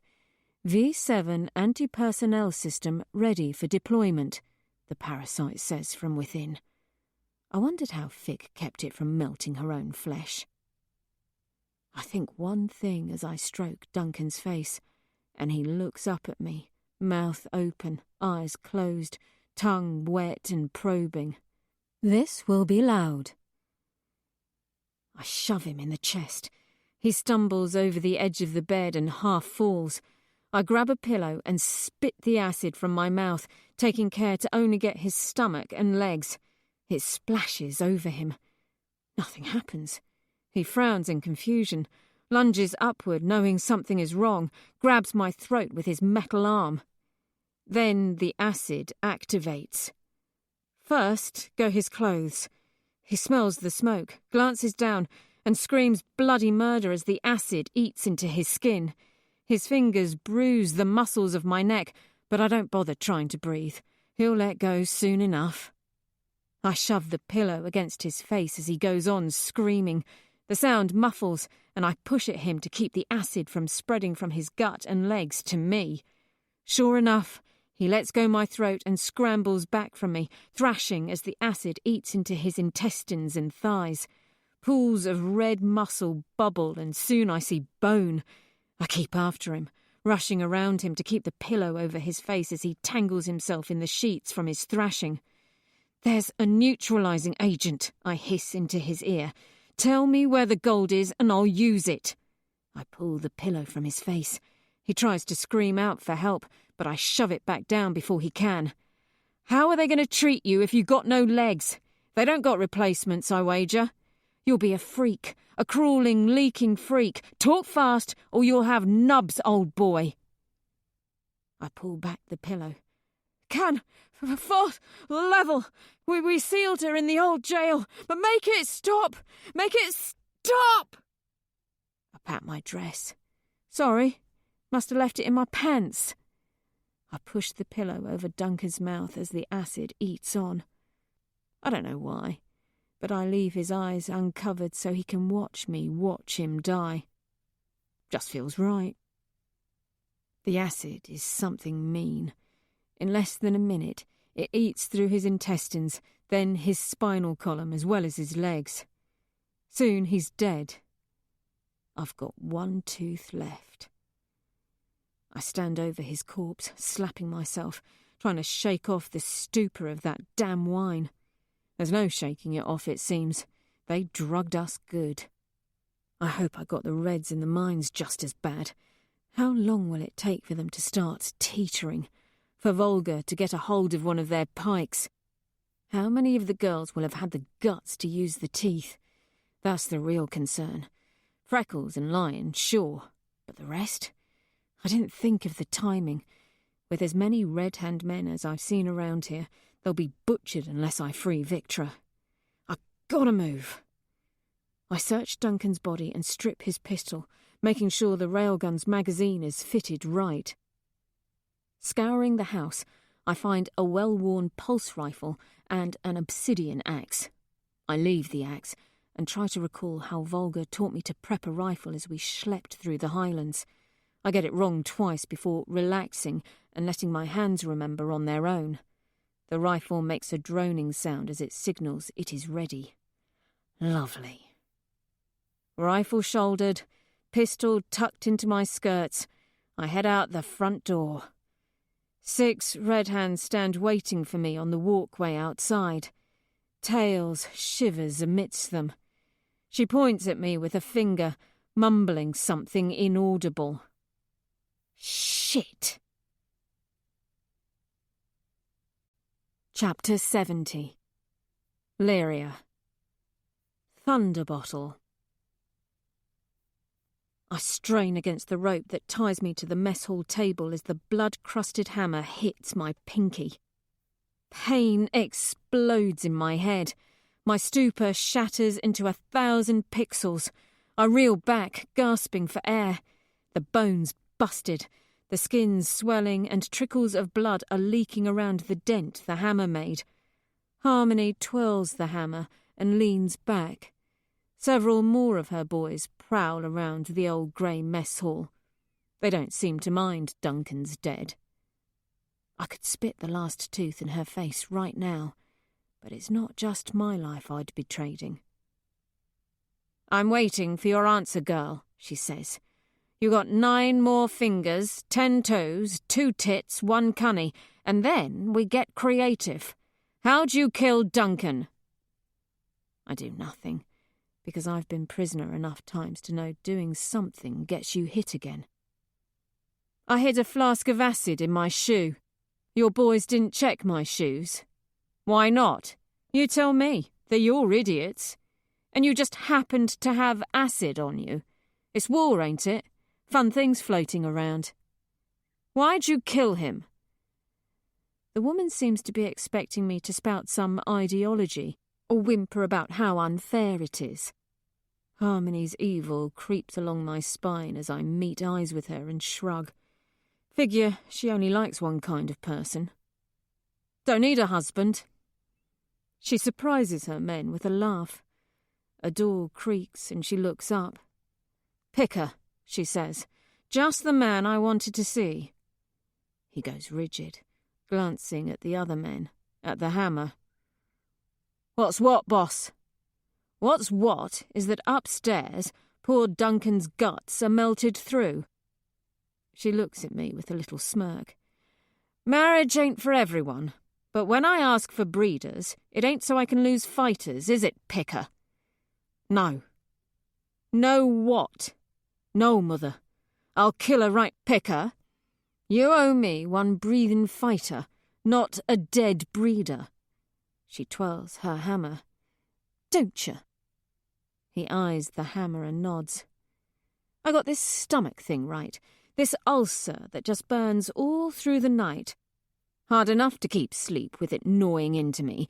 Now I got to try and sleep fearful my men can't even sniff out a gamma. Her eyes flick to me. So this is it then. My tongue finds the molar. I can smell a pet rat through water. The stink. She breathes deep. So many old memories. But watch her lie through those rat teeth, boys. Watch her try to slink in with us. She taps the table with her hammer. What clan are you, lass? I look her in those eyes, with plans to melt them out of her skull. My name is Lyria. I am the last gamma of Largalos. Largalos, Harmony replies, searching for the memory. Camp 121. It was an easy cleanse. Almost got a telemanus for the effort. You killed my family. Their names were... Before I can finish, she slams the hammer down on my left index finger. I see flashes of white from the sudden pain and hear a scream. But it ain't mine. Harmony looks over my shoulder. I twist my head around. One of her men wobbles in through the open door, half-melted neck and torso leaking blood. He pitches forward onto the other man at the door. The man catches him and then starts to scream, holding up his hand as the acid begins to eat it, too. How many of you are there? Harmony shouts at me. She slaps me so hard I lose track of my efforts to open the molar. By the time I collect myself, she's up and out of her chair. I missed my chance. Harmony unbuckles her pistol as she hears more screaming from the township. She tosses her hammer to Picker. Find out how many others there are. Rest of you, with me. Picker stares at the door as it slams behind them, muffling the distant screams. Then he turns with a hateful look twisting his face. You dumb slant! Throwing me under to the boss! He gets real close to my ear and runs the hammer over my lips. That's a bad lass. He sits on the edge of the table. Now, I'm not saying I was fond of Duncan. Fact is, this job's got me a little pinned, and he was making some moves, you know. But... He taps the table with the hammer. Man's got his orders. He leers in my face. The broken veins of his nose look like Hyperion traffic arteries this close. You weren't exactly a looker before, but if you don't tell me how many girls you got pissing acid, well, not even the dead'd kiss you. I don't want to waste my tooth on him, and I don't have to. Behind Picker, a red girl opens the door and slips through. It is Freckles. One hand rubs at a dark stain on the right side of her dress. She did it then. The other hand is hidden in its right pocket. Her hair is tangled, and her face maintains its dazed expression when she sees what's happening. She draws her right hand out from her pocket to reveal a tarnished pistol. "Shoot him," I say. The colour drains from Picker's face as he turns to see the young woman he collected not a day ago, now holding a gun on him from 5 paces. His hand reaches out. "Careful with that big iron, lass. You could hurt someone." He takes a step forward. "Just set it down right." The pistol shakes in her hand. "Shoot him!" I shout. Picker takes another step forward, hesitating when he sees her finger stiffen on the trigger. "Think of all the times Gamma did your blood wrong," he says. "All the time your sibs were sick, how fat they got getting those boxes, while you sat with a bowl of sludge. That's a Gamma right there." Freckles blinks as he gestures to me. "Course she wants to get your hands dirty for her, but you ain't bad blood. Just set—" The gun flashes. It's a small caliber, so his head only seems to lose its regular dimensions when the bullet goes into it. Picker doesn't fall. He seizes, gasping like a driller with rust lung. She shoots him again, this time in the chest. He flops down and lies twitching with his eyes open. "Is he dead?" she asks. "Well, he ain't talking," I say. She shudders in horror. "Freckles. Hey, lass, I never asked. What's your name?" "Vanna." "Vanna, I'm Lyria. Do me a kindness and untie me." "You really a Gamma?" Vanna says, and the barrel of the gun drifts toward me. I go dead still. "Yeah. That a problem?" "You're not fat enough to be a Gamma." I laugh. Of all things. The gun goes off, slamming around into the rope on the table and ricocheting past my ear. I jerk my head away, flooding with adrenaline. "Sorry," Freckles cries. "I thought that would work." She tried to shoot the rope in half. "You crazy? Just use a bloody knife. He's probably got one in his pocket." Picker is still twitching when Freckles searches his pockets and stands back up with a vibro knife. She mutters apologies as she cuts me free. Wincing from the 2 mangled fingers, I pull my hand from the ropes and bolt to my feet. Blood rushes to my head. When I blink the spots away, Freckles stands shivering over Picker. I pull the gun from her loose fingers. She looks over at me as I check the magazine. 12 rounds left. "Where are the other girls?" I ask. She blinks as if coming back to herself. "Don't know. I saw them take you, out the window." Her hand rubs at the blood on her dress again. "Came soon as I could. What do we do?" There's no right answer. Who knows if enough guards drank the swill in the mines, if the girls hid well enough, if I put enough hemanthus in there to do the trick, or if Volga could convince the others to help her overpower those guards left standing. What should I do? Even with a pistol, I'm no freelancer. Hell, I'm not even a Red Hand soldier. I can't help the girls. I need someone built for war. The township is in turmoil as Freckles and I slip out onto the walkway. Up the town's tiered stone levels, melting men are stumbling onto walkways and bridges outside their homes. Their friends, many drunk, run to help them, but then push them back in fear that the acid will spread to them. The acid eats through a cable of a bridge and sends 6 men spiralling through the air to land 5 levels down on the mine floor.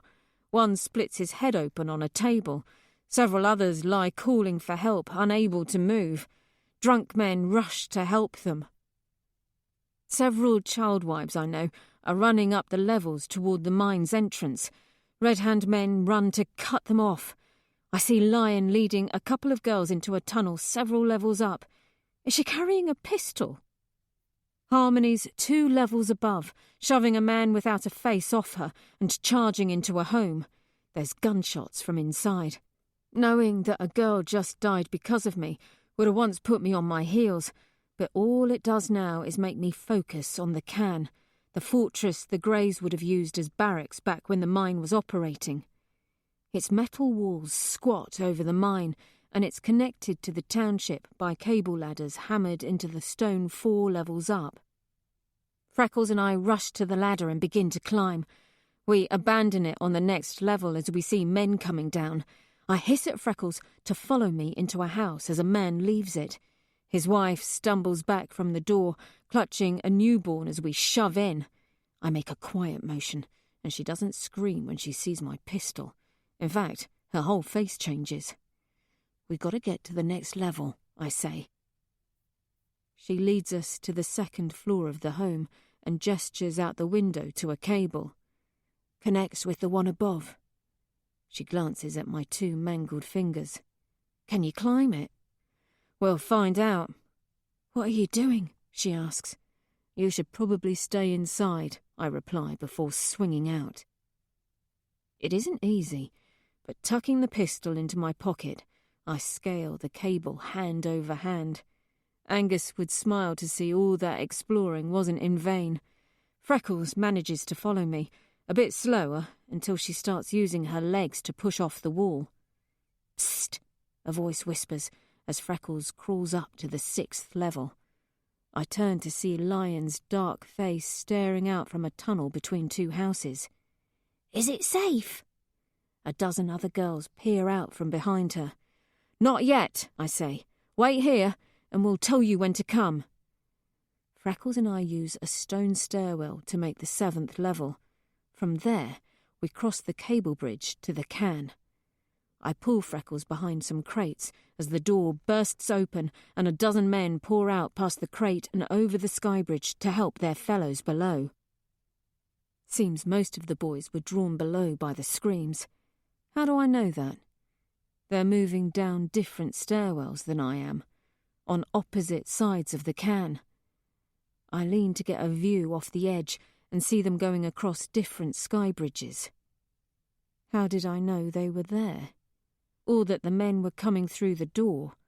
Or that Freckles is just off my right hip? It's not sight or sound. It's just a sense, a low-frequency humming in my head, a sort of texture of movement. The parasite. Not broken completely after all. I don't know what it's doing, but I like it. The door to the can is little more than a sheet of plastic. It covers a hole that must have welded into the can to give it access from the sky bridges. It leads to a dark hall stocked with Republic rations. We pass storerooms filled with boxed electronics, foodstuffs, stolen fur jackets, and helium-3 canisters. Finally, near a stairwell, I see the level signifier. Level 7. We're 3 floors down from where Duncan claimed Victra is being kept. About to rush up the stairs, I push Freckles into a room and close the door at the feeling of soldiers coming up. We wait with our backs pressed against the wall as their boots clatter the metal hall outside. Beside the door, I aim my pistol where the first man will come in. None does. Freckles looks at me after. "How did you know?"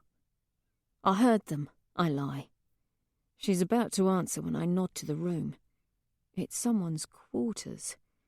Across from a rumpled bed lies a mound of gold sigils nearly 1/2 metre high. I approach and see several carved figures sitting on a shelf, almost as if the sigils are an offering for them, a sacrifice. A military jacket hangs from a chair set in front of a table with organised rows of weapon parts and maintenance kits. The glass floor is covered with rugs. I lift one and see the township through the glass. This must have been the room of the mine magistrate. Ain't hard to guess who lives here now. I unbutton my pants and take a squat. "What are you doing?" Freckles says, wide-eyed. "Had to piss. Seems like the best place. Look for a map." I search the room with Freckles when I've finished, and we find a paper map taped to the wall above a communications console. I trace our route to the jail cells and then look down at the comms equipment. It's all alien to me. I fiddle with the buttons, but only get bursts of static and the internal comms of the Red Hand. I stop on one when I hear a man shouting, "She got Duran! They're coming! They're—" Something cuts the signal short. I hammer at a few more buttons. "Do you know what you're doing?" Freckles asks. "What does it look like?" "Well, what are you trying to do?" "I'm trying to get a signal out." "Me pa was the radio signal operator in me camp. Let me try." She edges me out of the chair. I breathe over her shoulder, watching her work. "It might take a second." "We don't have a second." She shrugs and goes back to working. Unable to just wait, I scour Harmony's room for anything we can use. I find 2 razors in a box and a heavy breastplate of a gold pulse armour sitting on a rack at the foot of the bed. I can't tell if the battery works or not. I try to concentrate, to get some help from the parasite, but it is dormant. Freckles gives a little cheer and motions me over. "It's only a broad transmission. I don't know how to call anyone, or if this thing even can." "How far will it go?" I ask, taking over the chair. She shakes her head. I look back at the microphone. If I broadcast Victra's name, then her enemies will come here, and she seems to have a lot of those. Can this signal even reach Republic territory? They won't beat the Askamani if they're nearby, and may not be able to reach Victra if this is Obsidian territory. So who's left? With a smile, I lean toward the microphone.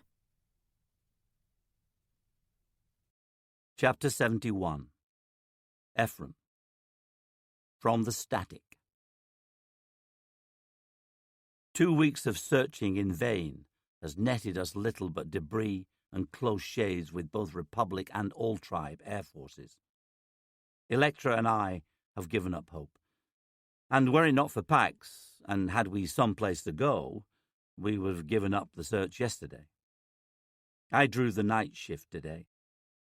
As the kids grab a few hours' sleep, I hunch over the controls and watch the fjords below. Our passive sensors throb, detecting no emergency transponders. Volga is dead. I run a finger along the scar forming over Electra's incision.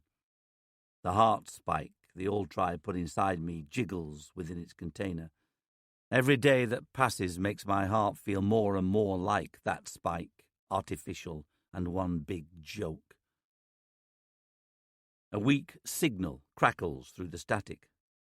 "Red. Base at coordinates." I frown and adjust the sensors. "Repeat.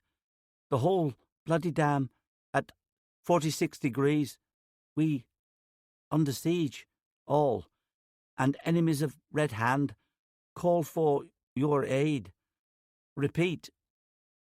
I know that voice as it rattles off the coordinates. It comes from a ghost. I trigger the ship's internal alert systems at maximum volume. Half a minute later, Electra and Pax are stumbling through the hall, rubbing sleep from their eyes. "If it's another false alarm, I'm going to hack off your—" I interrupt Electra and play the recording. The 2 kids hunker down in the seats and help me compile the message from the scattered fragments until it's as clear as we can make it. Lyria is under siege at what she claims is the Red Hand headquarters. Her hail is for any and all enemies of the Red Hand to come to her aid. Lyria was likely kept in a cell near Volga. If she's alive, then Volga might be with her. I dare not even hope. Pax immediately begins setting course for the coordinates. I slap his hand away. If that's the Red Hand headquarters, we're going to need more men. "Obsidian are scratched," Electra says. "They'll just capture us. Republic?" "They won't pay any attention to our hail," Pax says. "We have emergency codes, but if there were howlers on Mars, they would have answered our earlier broadcasts. Even if we can get the message to Uncle Kieran, it'll be too late." "Republic and All-Tribe are a finger's twitch from all-out war," I say. "They'll both think this is some sort of trap, Not to mention if they find out you two are on my ship, then we're in the crosshairs of every mercenary band looking for a payday. Then who's left? Electra asks. Mars, Pax says. Electra and I look at him for some semblance of clarification. We need to boost Lyria's signal. Chapter 72. Lyria. One last tooth. Freckles staggers under the enormous weight of the gold breastplate as we make our way down the hall toward the jail. I lead with my pistol out, trying to make the parasite work again. I can't tell where anyone is. Everything echoes in the metal halls. Men shout in the distance, boots hammer stairs, doors slam. Freckles and I creep behind 3 men who stand inside some sort of transparent comms room, washed pale by the light of holograms. Maybe they didn't notice my signal go out. Maybe it didn't go out. Most of the security globes are dark, but enough are alive to show the slaves unlocking themselves in the mines around the bodies of their overlords. A group of them gather around Volga. Blood drips from her bald head as she cradles a rifle and shouts at them. "There you go, big girl." Then one of the men leans over his screen and goes stiff. My voice fills their room. We're stuck halfway down the hall. They know. Freckles looks at me in fear, and I shove her into a maintenance closet. "Wait here for me." "Where are you going?" "Just wait here with the weapons. I'll be right back. Do not come out if you hear me scream." I shut the door as she nods. I grip my pistol. Men are coming from both directions. I drop my pistol and get on my knees. "There's the bitch." They bowl around the corner with rifles drawn, and I say the only thing I can think up with enraged psychos running toward me. "I'm with the gold. I have information to sell Harmony." I barely duck a boot aimed at my mouth. I catch it on the head instead and tip sideways. Someone's grabbing my hair. "What information?" "I know where Juliai's other daughters are." The day my clan saw the sky for the first time, we toured the Can. Pa saw how unimpressive I found its jail. He told me it's a little jail for little crimes. Anyone guilty of a big crime got the lash or the gallows. The jail was meant for loudmouth drunks, disobedient minors to cool their heads, and sometimes rats to spill their clan's secrets for a little cheese. I don't know why, but I asked him if he ever turned rat, and he just grew quiet. This mine's jail is as small as ours was, but instead of drunks or minors, it is stuffed a dozen to a cell with starving obsidians and reds. The smell as they throw me into a cell is tremendous. Like I hoped they would, they'll lock me up until Harmony can come up from the chaos below. Things sound like they're settling down. I hope Lion is still hidden. There is only one other prisoner in my cell, but her long legs take up most of it. Victra sits hunched on the floor. She doesn't move as I sit up from where the guards threw me. She wears tattered pants that barely reach her calves. Her shirt is torn and bloodied over her muscular shoulders. A wound oozes blood from her head. She doesn't even look at me. I can't imagine the pain inside. "Victra," I say. She doesn't reply. "Victra, I'm here to—" The jail door slams open. A dozen sets of boots come our way. Harmony leads a pack of her nastiest-looking men. "I thought I left you downstairs. Does anyone have my saw?" A man pales. "I thought you wanted to use the hammer." "Yes, but I also left my hammer downstairs." Another man darts behind the corner and comes back with a saw crusted in old blood. Harmony smiles at him, glares at the first man, and kicks the cell door. "What's this bullshit about her other girls?" she spits.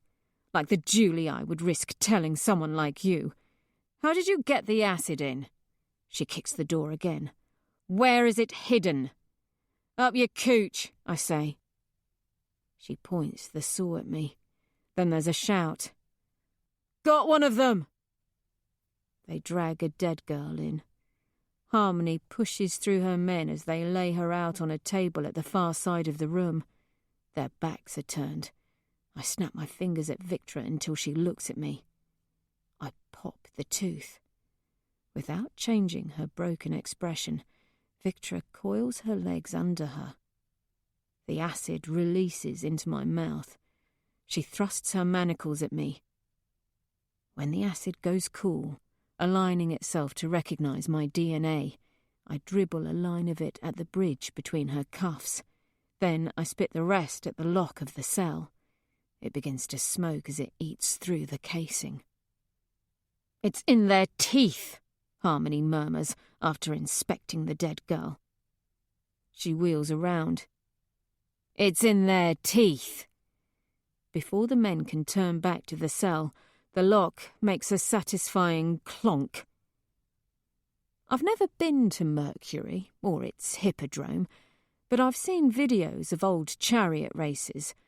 When the horn sounds, there is a rippling of muscle, a stir of dust, and everything becomes heightened. Victra bursts from the cell. Wounded, tired, spent from labour, she isn't what she should be. But by killing her baby, these men get the Victra they made. She kills the first man by breaking his back with a kick to his lower spine. The second she kills so she can use him and his thick blast vest as a shield. His body erupts when his boys fire on them, and then Victra is amongst them, not blocking their attacks as they come one by one, but pouncing on them, breaking them as she pivots to break the next. Those she doesn't kill are mown down by their friends. Bullets and pulse blasts ricochet around the prison. I lie flat, and 2 pulse blasts almost take off my feet. Harmony gets one look at this, aims down her rifle, and shoots one of her own soldiers in the back of the neck as Victra throws him through the air between them. He knocks Harmony down, and when she gets up, shaking her head from the collision, she sees Victra covered in gore, crushing men in her rampage forward. Like a good cockroach, Harmony bolts. Victra tries to give chase, but the Red Hands throw themselves like madmen in her path, eager to let Harmony escape even if it costs them their lives. Victra takes them up on that offer. When she takes her foot from the shattered back of her last victim, the room is still but for moaning prisoners. Victra hunches, breathing heavily, bullet through her shoulder, gashes around her legs, something red pulsing from her right buttock. Then she walks out of the room. I glance at the prisoners, who are just starting to look up from their bullet-riddled cells. They won't be any use out there. They're so thin. I run to catch up with Victra, calling her name in the hall. She's already gone. Bloody footprints lead left. I follow them to the sound of wet thumps and find Victra in the communications terminal I crept past earlier. Blood gathers around her bare feet as she absorbs the hologram feeds. One shows Volga and several dozen slaves firing up a tunnel at Red Hands. Several hundred more huddle behind them, ready to pick up a weapon if another drops. They're outmatched by the handmen pouring from the township down to meet them at the main tunnel. "You did this?" she asks without turning. "Yeah, but I think I need some help now." She looks over, then back at the screens. Harmony is running up a stairwell. "She's getting away," I say. "I am aware." She squints at the holograms, then sits at the console to take its controls. "What you are not aware of is that you have signed everyone's death warrant. They have an army camped around the perimeter of the mine's aperture. We'll never get out. I called for backup, I say. Metaphorically or physically? Physically. She turns. Howlers? Like I have their number. I did something called broad spectrum. Her body tenses. Did you use my name? I'm not an idiot. So you said, she says, turning back to her task. Harmony runs from a stairwell into a large chamber with an open roof to the sky. 50 men slide down the ladders dangling from the rim of the roof. Harmony shouts at a pilot and loads up into a shuttle. They're airborne a moment later, rising slowly out of the mine. Victra's fingers move over the keys and the camera shakes. The men who just slid down the ladders point upward. Then I see why. The sky is becoming smaller as the roof closes. It slams shut before Harmony's shuttle can escape. The top wings of her shuttle snap in half as her ship collides with the closed ceiling and spins on sputtering engines to crash back down to the floor. Victra stands up. "Where are you going?" I ask, throwing an arm toward Volga's hollow. "To pay a debt." "Volga needs your help. We all do," I shout as she walks away. "She's got dozens of men up there. If you die there, you can't help anyone." "And why would I help you?" she asks at the door with a turn. On the hollow, Harmony is crawling free from the crippled shuttle. Her men drag her along to a gravity lift. "Because I helped you. So did Volga. And someone once told me revenge is patient." She stares at me and tilts her head. "We can get her after. There's girls down there, girls that risked their lives because they couldn't take it anymore. Are you just going to let them die like Ulysses?" She stiffens. Her eyes glare at me. Then she looks at her bleeding wounds. "I will need proper armour." I call out into the hall. "Vanna, it's Lyria. You can come out now." A maintenance closet door opens behind Victra, making her jump. Mops spill out onto the floor as Freckles stumbles out.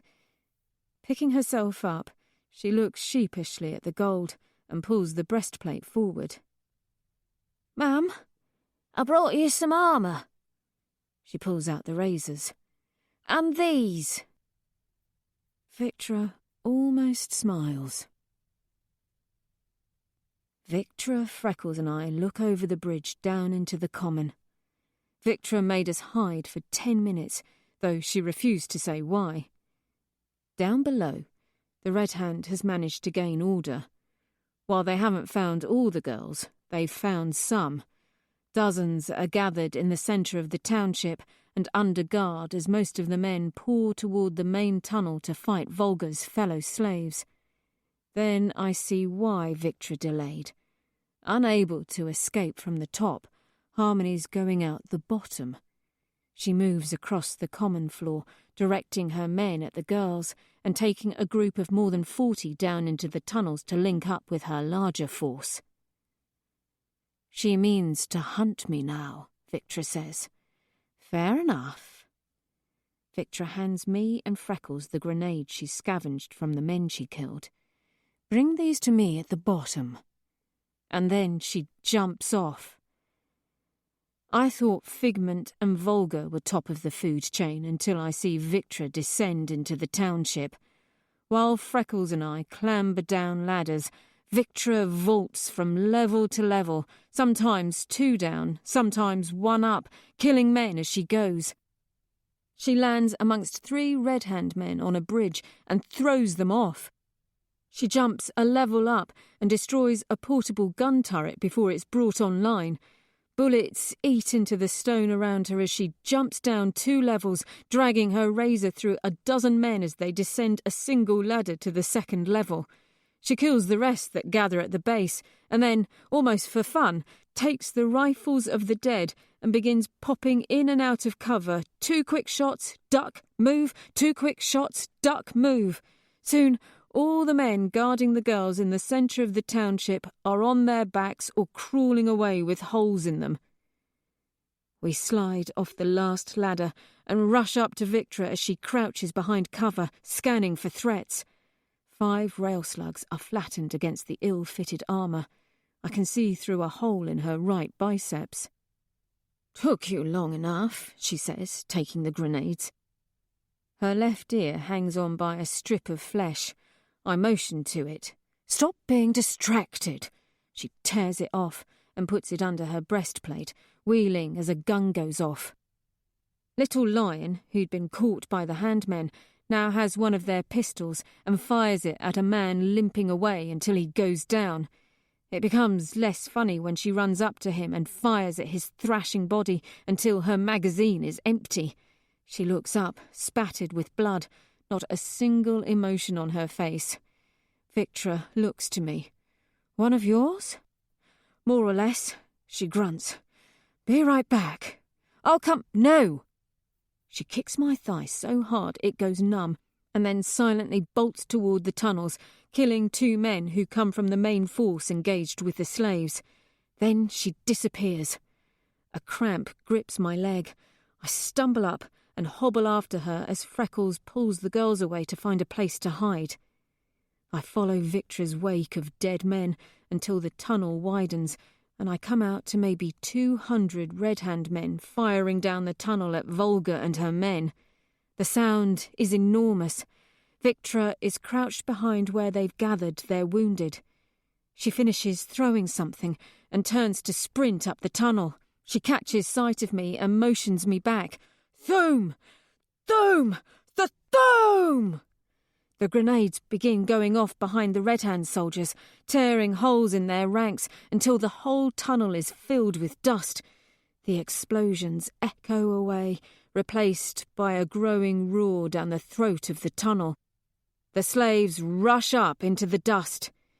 I fall down behind a boulder with Victra, laughing as the Red Hand disintegrates in front of my eyes. "Don't just sit there, you idiot," Victra says from a knee, and picks off a handman as he runs half-blind out of the dust. "Shoot something!" I join her on a knee, steady my arms on the boulder and take aim. I fire until I see a woman pushing her way through the dust, shoving the bodies of her own men into the path of the freed slaves. Harmony is trying to escape. I point her out, but Victra is already on the hunt. Chapter 73. Lyria. At last she screams. I've lost sight of Victra in the tunnel. When her men's fortune finally turned, Harmony left them to die and made her escape through a side tunnel. Victra and I gave pursuit, but Victra's long legs outraced mine and left me behind. The gloom of the tunnel is nearly complete, but I can see my breath blooming in front of my face as I walk the steep path of a claw drill. I stop suddenly, hearing a whisper, and go very still. Long shadows ripple on the ceiling of the tunnel, not 20 paces overhead. So that's why she chose this tunnel. I take a step, and the shadows stop, watching me.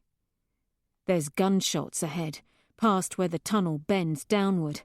I bolt, no time to see if the shadows are following. I scramble down the steep tunnel, sliding half the way in my haste, and find Victra crouched behind a rock. She darts to the next.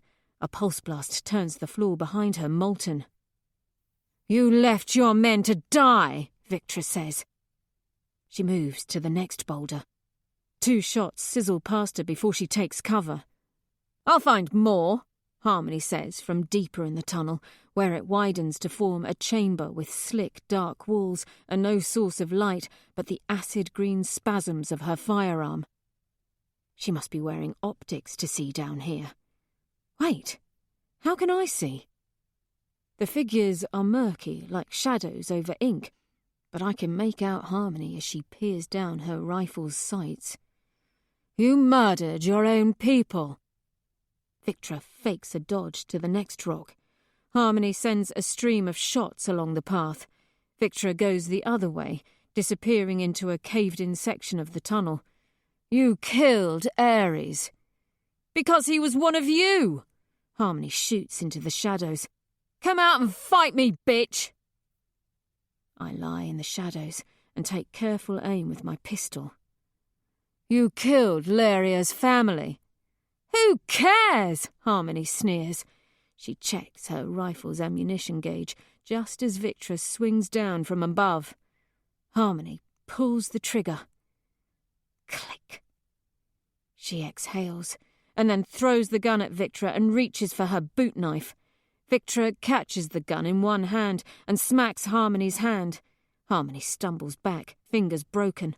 The knife clatters to the ground. She swings at Victra with her other hand. Victra punches the balled fist, shattering it. I tuck my pistol away and walk after them. You killed her child, I say to Harmony. Victra cracks a flare and tosses it at Harmony's feet. She rips off Harmony's night optics. She killed mine, she snarls, tracking my arrival with almost as much hate as she does Victra. They rotted from a disease we cured 600 years ago. Why? For what? She spits. For this! As I watch her froth with hate, she isn't the monster I remember. The powerful force that ate up my brother and family out of this world. She's just a woman enraged. It makes her so small to me, I can barely understand it myself. I pity her smallness, but not enough to scourge the hate from me. I hear something behind her, a deep whispering. I edge forward as she glares out at the world. You'll all burn, Harmony promises. I've got a torch ship. Gave the order if I don't say otherwise. It'll lay into this mine with everything it's got. When it don't burn to cinders, it'll pinch in here under 200 metres of stone. You're trapped in here with me. But if I call in, we can play another day. Victra raises her razor.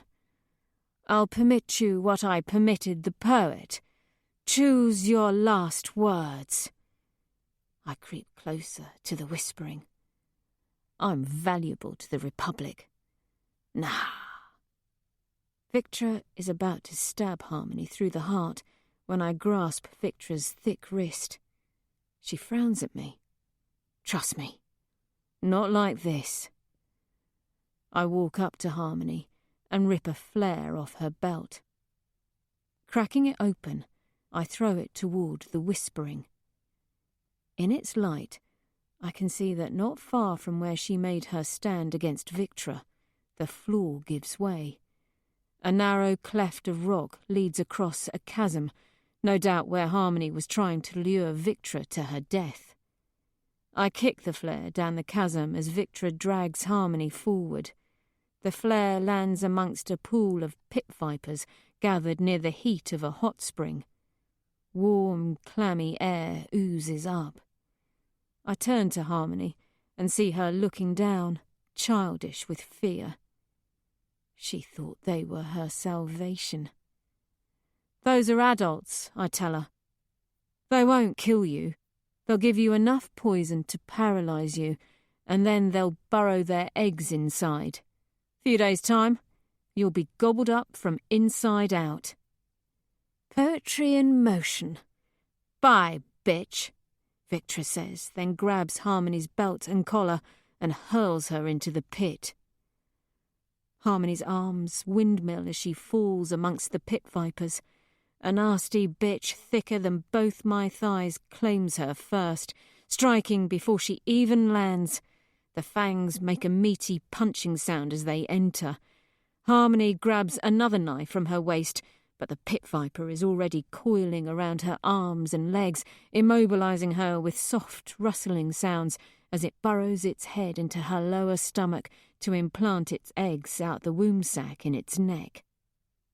Harmony's mouth opens in silent pain. Then, at last, she screams. I've never heard anything like it. Not when I look at her, not when I reach the end of the tunnel with Victra, and hear her pain echoing after us. It is the scream of a woman who lost everything far too long ago. Victor and I hear it, but we do not turn back. Harmony lived on pain. She'll get it to the end. I don't miss the lesson. The slaves have left the Red Hand soldiers dying on the ground in their quest for the surface. We find them gathered with nearly 100 Red Hand prisoners in the centre of the common. Volga is giving orders to a group of bloody men and women, telling them to search for an exit. 6 are obsidian, the rest red with crooked gamma sigils branded onto their foreheads. I thought I was numb until I see my girls have come out of hiding. Lion sits with Freckles on the far wall. The older girl is crying and holding on to Lion. Lion squirms to escape and waves to me, her pistol tight in her hand. Some of the other girls kick downed handmen. More women descend from the township. Many those who are already dwelling here. The wives. Some of the slaves watch warily as the wives pick up rifles, only to point them at other wives and push them in with the men.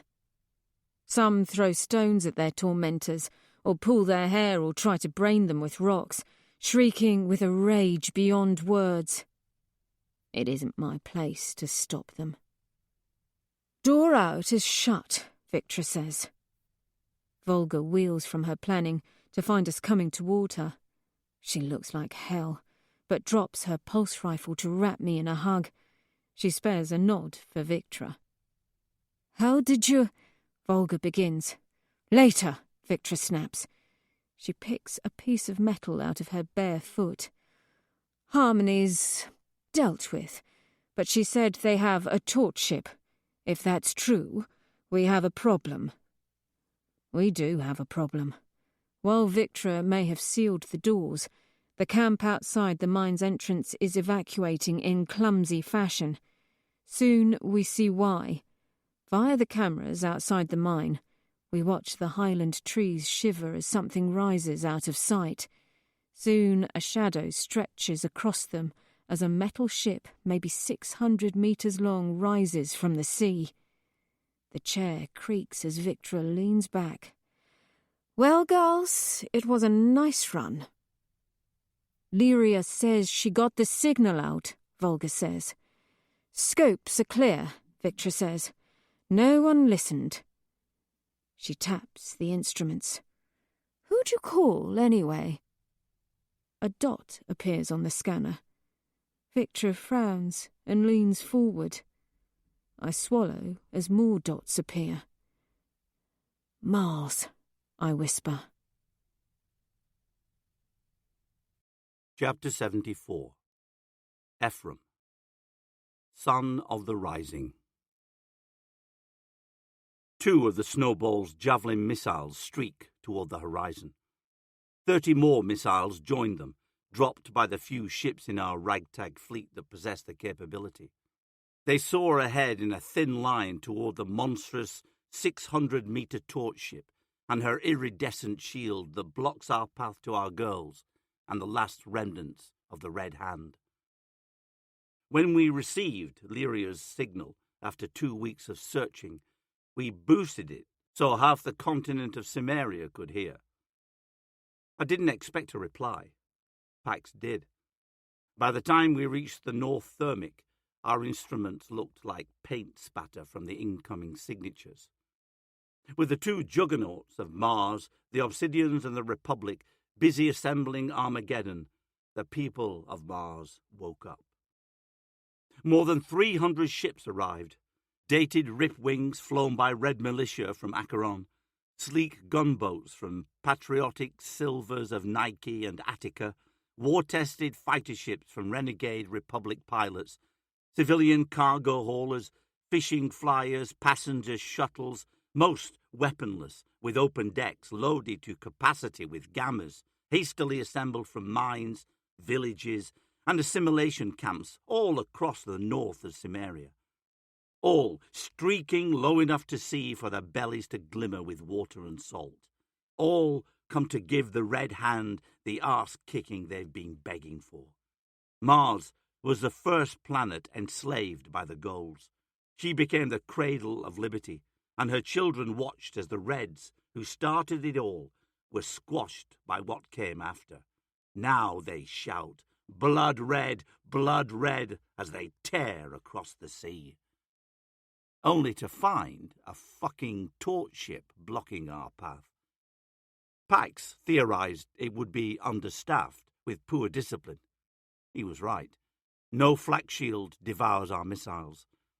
Without blue allies to neural link to the ship or sophisticated AI to control it, the Red Hand has to go manual. Men will be sprinting through corridors, barreling down gravity slides to reach the starboard cannons. It takes them just long enough for us to draw first blood. Our missiles detonate in a crackling line. Their shields flash and buckle under the kinetic impact. Alpha Squadron, Stage 2, I intone into the comm. Beta Squadron, Stage 1. With a snowball responsible for boosting the signal, Pax urged me to seize authority, ordering the other ships to rendezvous with us over the sea south of the distress signal. The scattermash of ship captains bickered so much as they gathered that I took command more out of frustration than ambition. My extensive vocabulary of profanity and my badass ship certainly helped establish dominance over the pack. According to my plan, the armed ships burst upward as the torch ship opens up a wall of fire. Meanwhile, the unarmored civilian ships sweep in west and east behind the shelter of the mountains, skirting the torch ship's line of sight to make landfall near the mine to rescue the besieged. Hold on, Volga, baby, if you're there. Railgun rounds whistle past the snowball. Half a dozen of our ships become debris. Even if the Red Hand torch ship is understaffed and 100 years old, we are outgunned. Alpha, Stage 3. A kilometre out from the torch ship, we dive hard at a 60-degree angle. Screaming tendrils of turret fire lick out at us. Pax takes us into a mind-bending corkscrew and then cracks a shot on a whim. Hot damn, he can fly. Our rail guns pour a quarter of their magazines into the starboard fuselage of the torch ship, taking out 3 rail batteries. 2 mysterious black gunboats from Nike with twice our firepower unload their main particle cannons. Fissures of white light divide the world. When they fade, 10 banks of the torch ship's turrets have been replaced by a gash of molten metal. Using the opening, a flight of 3 rickety ripwings with Gamma militia sigils swoop into the gap and drop their payloads before nosediving between the ship and the sea. The bombs rupture gaping holes 10 levels deep in the decks. Seawater presses downward from the shock waves. Men on fire jump to tumble like embers into the sea. The snowball jolts. Our shields collapse as the torch ship's particle beam lashes into our port side and overloads the secondary reactor. Warning lights throb. Please silence that, Pax murmurs. Sweat drips down his brow. I silence the alarms. I was hesitant to let him fly, but truth be told, he's better than I ever was or could be. I don't have the reflexes his DNA gives him on the stick, and I can't even consider sinking. Electra waits behind us, a compact rifle across her lap, and Braga's stolen razor wrapped around her waist. Fat bitch is rolling, he says. Yes, but slowly, Pax drones.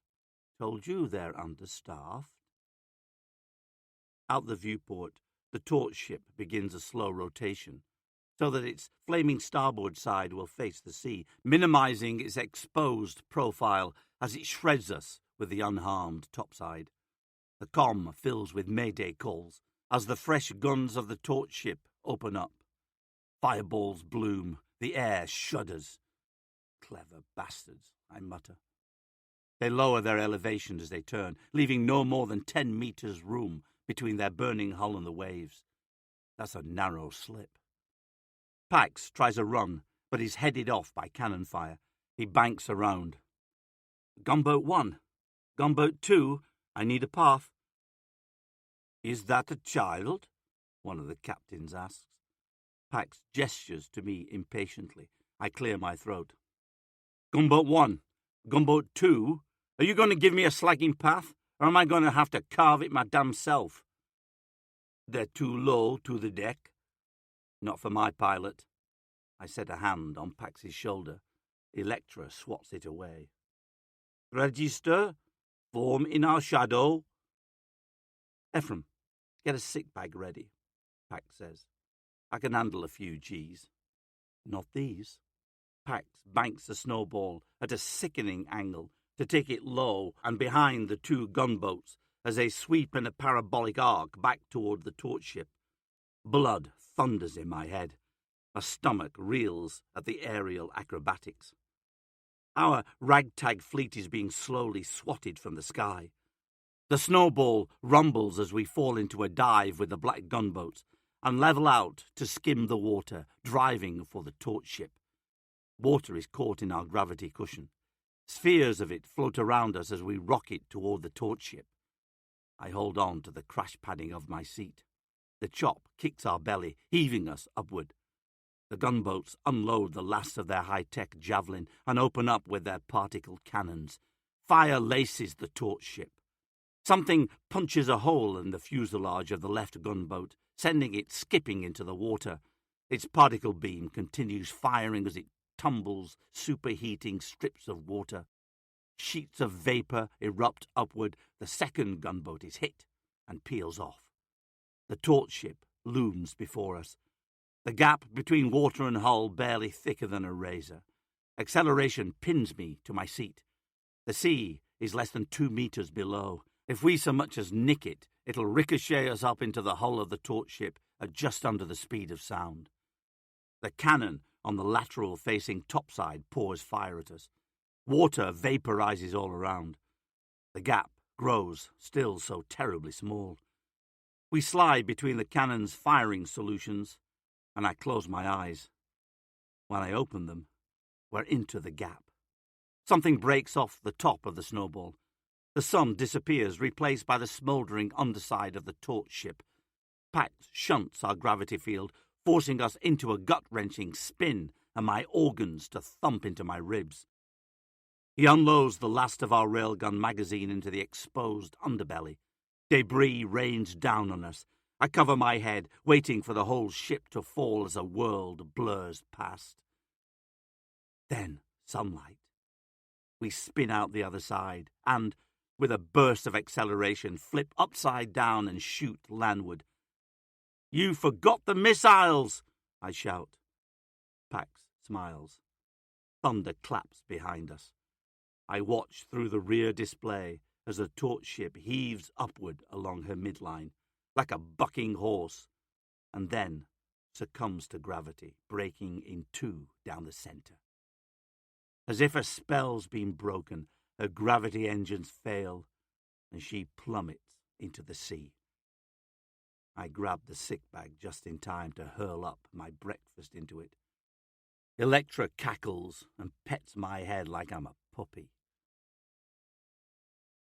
The unarmed civilian ships landed ahead of us on the outskirts of the mine to unload their cargo. Thousands of armed miners, fishermen, old soldiers, men, women, and teenagers roll through the Red Hand, disarming them and taking prisoners by the hundreds in the camp around the mine entrance. Since they all saw my green ship delivering the killing blow to the torch ship, they raise their fists as we pass over them to land. What are they singing? I ask, still a bit woozy from the G's that the kids seem barely to have noticed. Pax amplifies the ship's external ears. The Song of Persephone, he says, and takes us down. As we watch from the ramp, there is no hysteria in the victory, no rampant revenge or the beheading of kneeled enemies, only a sweeping sense of fraternity and weary justice that even an outsider could sense. After the brutality of the Obsidians, it is beautiful. I spot flags and armbands with the Gamma crest. And then other crests, other tribes, Lambda, Beta, Alpha, Omicron, silver trade icons, grey mercenary bands, and more. Already, hundreds of Red Hand soldiers have been gathered on an empty airpad. These are the demons of Mars, the butchers of Lyria's family. More than half of them couldn't have been more than 10 years old when the rising began. Stripped of their weapons and coats, they look sickly, and they shiver in fear as they're surrounded by the people they tortured for so many years. Do they even know why they did it? In defeat, they've abandoned any creed. They huddle not together in a band, but each isolated and alone in their misery. I'd pity them if I didn't loathe them so much. A crowd of Gammas and their new allies rushed toward the Snowball to celebrate the pilot and his prophetic maneuver against the torch ship. From a distance, they think it was me and not the small human by my side. As they see our faces, they slow and then stop, gathering in a sort of wary perimeter. Their faces are young and old, all sunburnt. They hold antique rifles, household pistols, even sling blades. A ripple of recognition goes through them when they spot Pax and Electra. Then, understanding as they see the pilot halo Pax wears. It isn't disbelief on their faces when he takes it off. It is fulfillment, as if they believed in something once, grew to laugh at the naivete of their own conviction, only to see that they were right all along. I sense the weight of the moment, and it chills me. This is how a legend begins. The first boy, the son of the rising, fulfilling his parents' promise. He looks afraid to step into his new world, as if he feared this moment but knew it would come. I wait for him to look at me to give him a nod of encouragement. This time, he needs none. With Electra at his side, he steps past me and into the crowd, which parts and raises their clenched fists in salute as they chant his father's name. I follow at a distance. The heavy mine doors dilate open with a groan. The first up the maintenance stairs is a young girl jabbering a woman's name. A man shoves his way through the crowd and scoops the young girl up. They're hit from the side by a woman who wraps them in a wild embrace till they are huddled together crying in a mess of limbs and red hair. This scene repeats itself until I stand stock still, dreading my own reunion with Volga. I wait with Pax and Electra in the shadow of this communion, each of us heavy with dread, fearing we won't get to share the joy of the others. Each grime-spattered face, each weary set of shoulders that comes up the mine stairs brings fresh hope and then disappointment. Where is Volga? A scrawny red wearing a tattered, ridiculous dress and carrying a big rifle comes up the stairs. She's functioning as a crutch for a huge gold woman who looks fresh out of a 10-year stay in hell, stomach still swollen from pregnancy, but no child in her arms. Victra au Julii. In the flesh, I take an involuntary step back as Pax and Electra rush to the woman. She scoops them up at the same time and holds them a metre off the ground in absolute silence. The red watches with a faint smile. "Rabbit!" I call. The red turns. She's barely recognizable in all the dirt and blood and in that stupid dress. And when she sees me, she breaks into a high laugh. She drops her rifle and sits on the ground, laughing so hard I can't tell when she begins to weep. "You brought the army," she laughs. "You!" "Where's Volga?" "You were right," she says, looking over my shoulder. "He did come." "Ephraim." I don't turn. Afraid my eyes will make my ears liars. Afraid now in the moment. Terrified that while I remember the good in our past, she will remember how we parted. What I made her do. What I said. Ephraim! I turn and see her. She has lost at least 20 kilos. Her face is drawn and tired, her pants tattered and bloody, her arm in a makeshift sling. But she is alive. Hello, Snowball. Are you wounded? Volga asks. You are shaking? I tilt my head. No, yes, but no. She squints. You came for me? You're stupid. Of course I... Before I can finish the sentence, her arms are around me. For once I don't hold back. I sink into the embrace. She is my home. She has been since I found her on Echo City. What a pity I only just realized it. Victra, don't! Pack shouts. Volga and I part to see Victra Aujulii storming toward me with a heavy pulse rifle held like a pistol. Volga pushes me to the side. Victra, enough! I can't believe my eyes when the oligarch stops dead in her tracks and Volga sets a hand on her shoulder. Enough! The Julii stares at Volga, her face coated with blood and dirt, her eyes gleaming from dark sockets, and it is as if all her hate turns to anguish. She heaves a horrible sob and turns away to stumble toward the tree line, as if it held something that was hers. I lean against the wall of the shower, sinking into the heat. The scar on my chest is mostly healed, thanks to the Julii's medici. I've spent more time with them in her estate than with Volga. She said she had something to do. I exit the shower and dress in the clothes the Julii provided. I keep waiting for the trap to close, but it seems even a gold can learn to forgive, or become too tired for revenge. A holocan plays in the living room. I find Volga there, back from her mysterious errand. She sits surrounded by half-repaired Olympian towers and a sea of chanting reds and low colour, each with a fist clenched in the air as they chant for the Reaper. Beyond the holocan's prism, a city of mountain peaks glows. Attica. After all this time, it must be fate to end up here after all.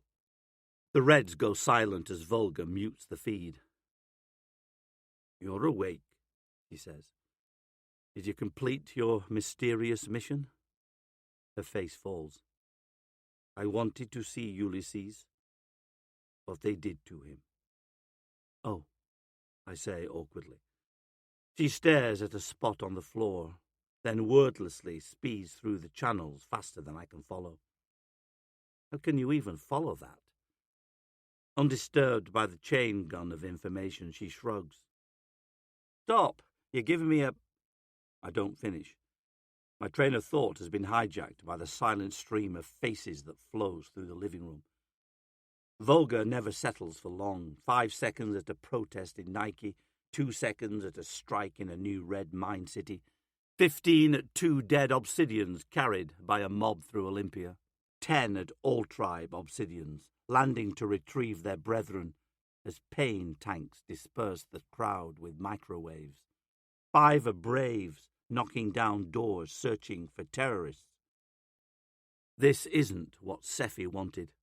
This isn't the world she tried to make. It's not fair for others to come in and cock it all up.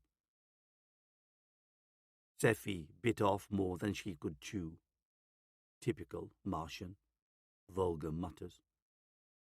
Hyperionin ain't much better, love. We don't even chew. They must have been high on God's bread, she says in contempt of her own people, as if Mars would want to be ruled by savages instead of the Reaper. He whispers his name, a new reverence.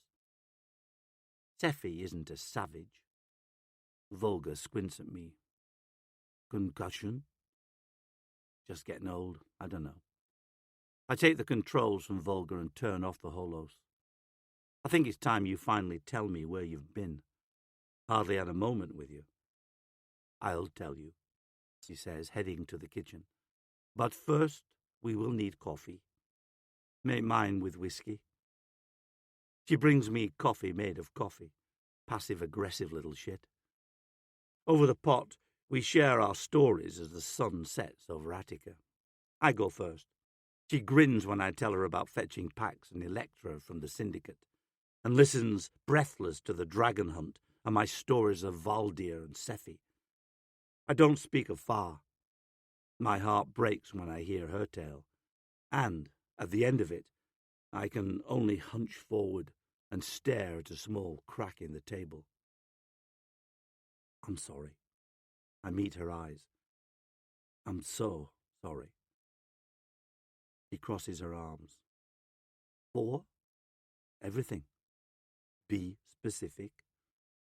Julie, I rub off on you much? She waits expectantly with a new air of confidence. For, trying to make you be like me. I sigh, feeling exposed. Without me, the words just don't come. Without you, I would be nothing. Still working the docks at Echo City, or dead on a stupid battlefield, or dead a dozen times before. She puts a hand over mine. You taught me how to survive. I am lucky. Not all girls have a father. That one sucker punches me. Whatever you do, wherever you go, she pokes my chest, then her own. There is no distance between. Do you understand? A snort escapes me. She reels back insulted. I am very serious. Sorry, I say between fits of laughter. That's just so dripping in syrup. That's got to be from Lyria. She draws in on herself and I pat her knee. Hey, I know what you mean. Me too. Verbatim. She relents and gives me a sideways grin. There's a knock at the door. Volga rushes to open it. Pax walks in with a small box. I've seen little of him since we landed in Attica. He wears the crest of a lion on his right shoulder and that of a Pegasus on his left. He looks as if he's aged 2 years. Your parents? I ask. They say my mother is alive. In captivity, but alive. Oh, kid. I feel tears welling up and I grip his shoulder. Your father? He nods. Alive. But the Gulls are preparing a final assault on Heliopolis, and Luna is a mess. No fleet will come. It's only a matter of time. I'm sorry. He nods and pushes the box into my hands. Victra wanted me to give this to you. What is it? Why don't you just open it? I sit down. He turns to Volga and says, Volga, we haven't had a chance to meet. I know, she says, wide-eyed. He doesn't blush away from the recognition. By the way he looks at her, I know he sees his father's old friend. Julie, I told him. You should know Ephraim spoke very highly of you. She blushes and makes a show of going to make more coffee. I open the box. Inside is a slim metal disc and a holodrop. Victra is proud, Pax says, obnoxiously so, and hasn't spoken much since. He glances at Volga and leaves it unspoken. But she owed a debt to Trig. Without him, she would have died in the Jackal's prison 10 years ago. She will forgive your trespass. He gestures to the disc. A one-way signal pass to get you past Republic patrols and off Mars. I play the holodrop. A recording of a ship-to-ship transmission appears. Xenophon's face fills the frame as he requests approach clearance to the Pandora for a shuttle bearing Pax and Electra. It's dated the day of the attack on the Pandora. I look up at Pax. It was Xenophon all along, not Osgard, he says. He was the intermediary. Victra thought we were making the exchange. The first shuttle destroyed their main sensors and allowed the rest of the Ascomani to approach and board. He is Far's inside man. Osgard, Amel, both framed. I set the holodrop down. What do you want me to do with it? Tell Sephi. You tell her. You have the comms. He shakes his head. We can't reach Olympia. All tribe has gone paranoid. They think every communique carries a virus. To be fair, the Republic did launch one that took down a quarter of their ships. Even so, everything goes through Xenophon. We have no allies left. He's isolated her. You want me to go back? Who else could get in there? They're on war watch. This is getting ridiculous. I know. He glances at Volga in the kitchen as the coffee machine somehow overflows. Some things never change. The older I get, the more I feel for my parents, especially my father. Hate him or not, there's never a right call. Just people who make the hard ones. He stands. I have to go now. If you don't have breakfast plans, I would love you to join me. I've invited Lyria as well. Depends on the lassie, I say. Volga nods enthusiastically from the coffee mess. I walk Pax into the hall. Are you going to tell her? He asks. When I don't answer, he takes a chain from his neck and presses Trigg's ring into my hands. I'd nearly forgotten about it. You're a good man, he says. I laugh. Stop. Whatever you decide, you've earned the right to be called that. I mess up his hair, and he takes that for answer enough. I like him, Volga says when the door closes. She hides the coffee she made for him behind the bar. Did he really fly that ship? Like a blue. I put the chain around my neck and I look down at the holodrop playing in the box. I have to tell her now.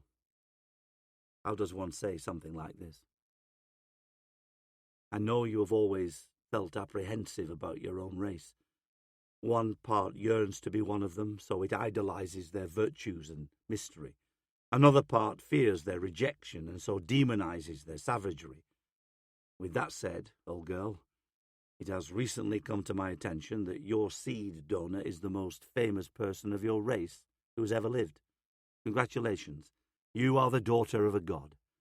If his people accept you, which is a dubious proposition, and if they don't think you're an abomination that must be cleansed, you get to deal with Volsung Far, a man who eats hearts for supper. Enjoy your new life.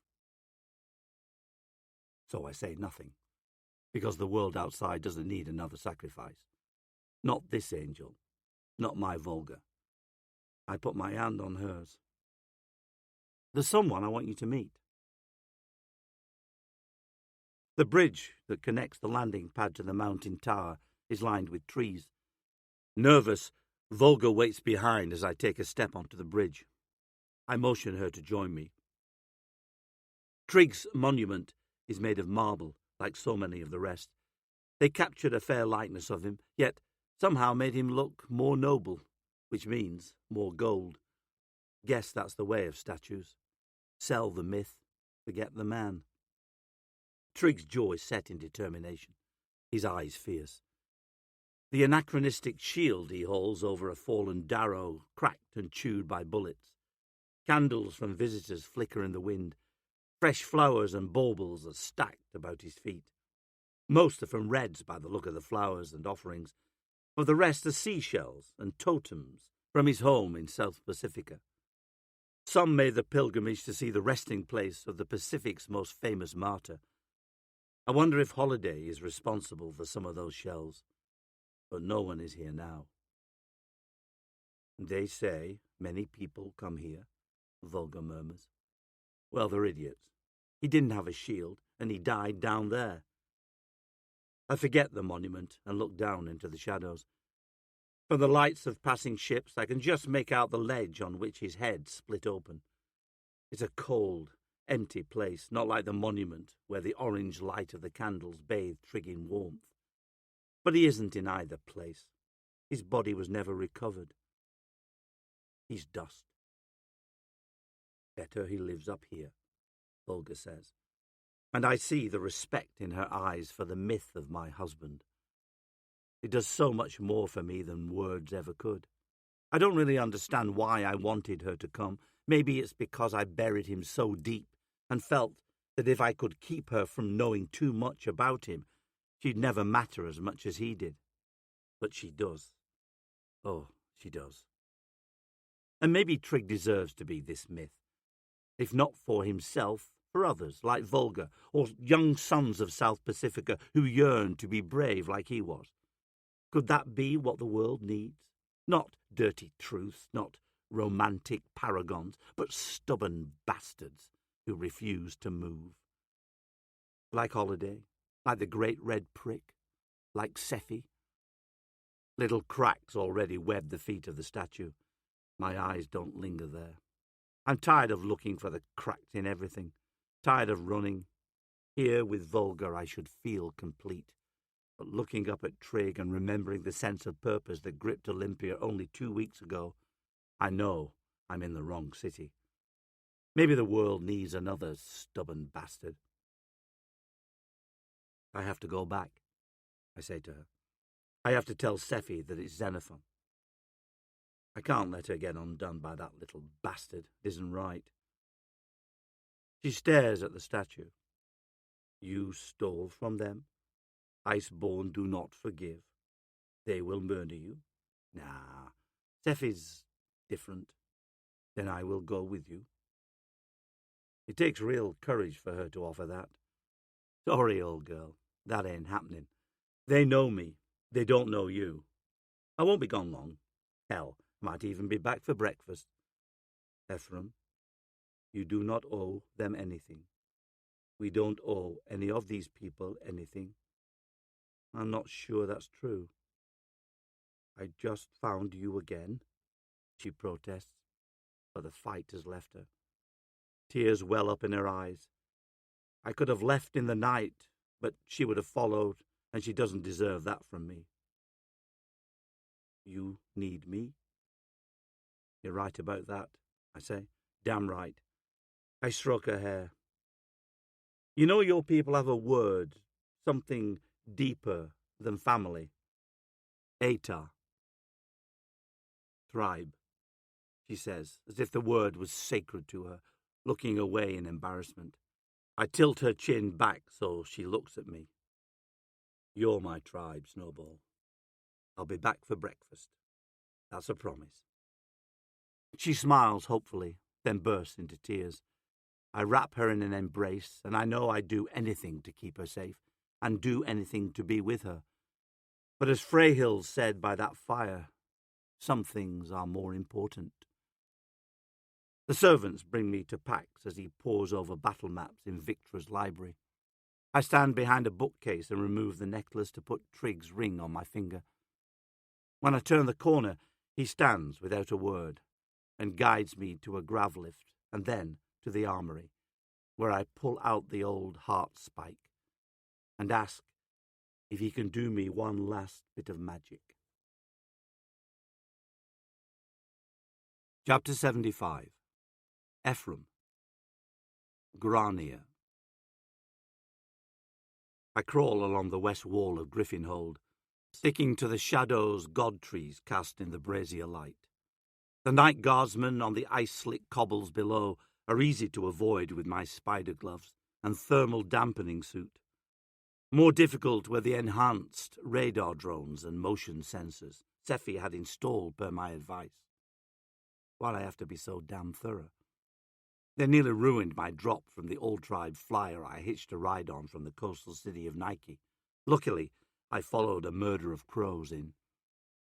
I reach the pulse shield that encloses my target's window in one of the 6 western towers of Griffinhold and disrupt the field with diamond refractors, creating a slip narrow enough for me to shimmy through. The room is dark, tall, and more choked with incense than a 50-credit Lunese brothel. Lovely. It also looks as if a hurricane had come through it. Priceless urns and bits of shattered wood are strewn about the carpet. Old boy had a tantrum after his fall from grace. Good. The big lads outside will be used to noise. I slip toward the large 4-post bed where a giant shadow snores. I nearly choke from the alcohol on his breath. Feeling a bit sinister, I take the wine bottle from his bedside and crawl onto the ceiling to take a swig and upend the bottle. Dreadfully expensive wine pours down over the shaman's face. He wakes to see a black shadow on the ceiling above him. He screams and falls off the bed. Laughing my arse off, I release my gloves and land in his place on the bed.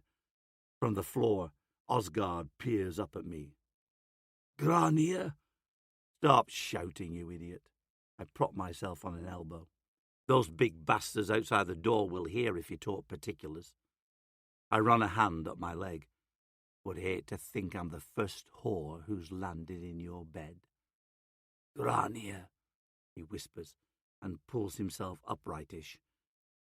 I thought you were Askamani. His wounded eyes covered in a patch, his mangled hand in splints. Looks like a giant baby, an effect enhanced by the dewy tears in his remaining eye. I knew you would return. I knew... Shut up, I sniff him. You drunken lout. Knew you'd be soused. His eyes narrow in suspicion. Why have you returned? Well, old boy, I'm here to sort out a particular sinister case of milkworm. That's right. I prop the data drop into my hand and let it roll. We've got ourselves a parasite. His eye widens in horror as the drop plays its little bit of incriminating evidence. That scheming little maggot. The two-faced malefactor. He outplayed you, medicine man. No need for bluster. We must tell the Queen. Nah. I was thinking we sit on it.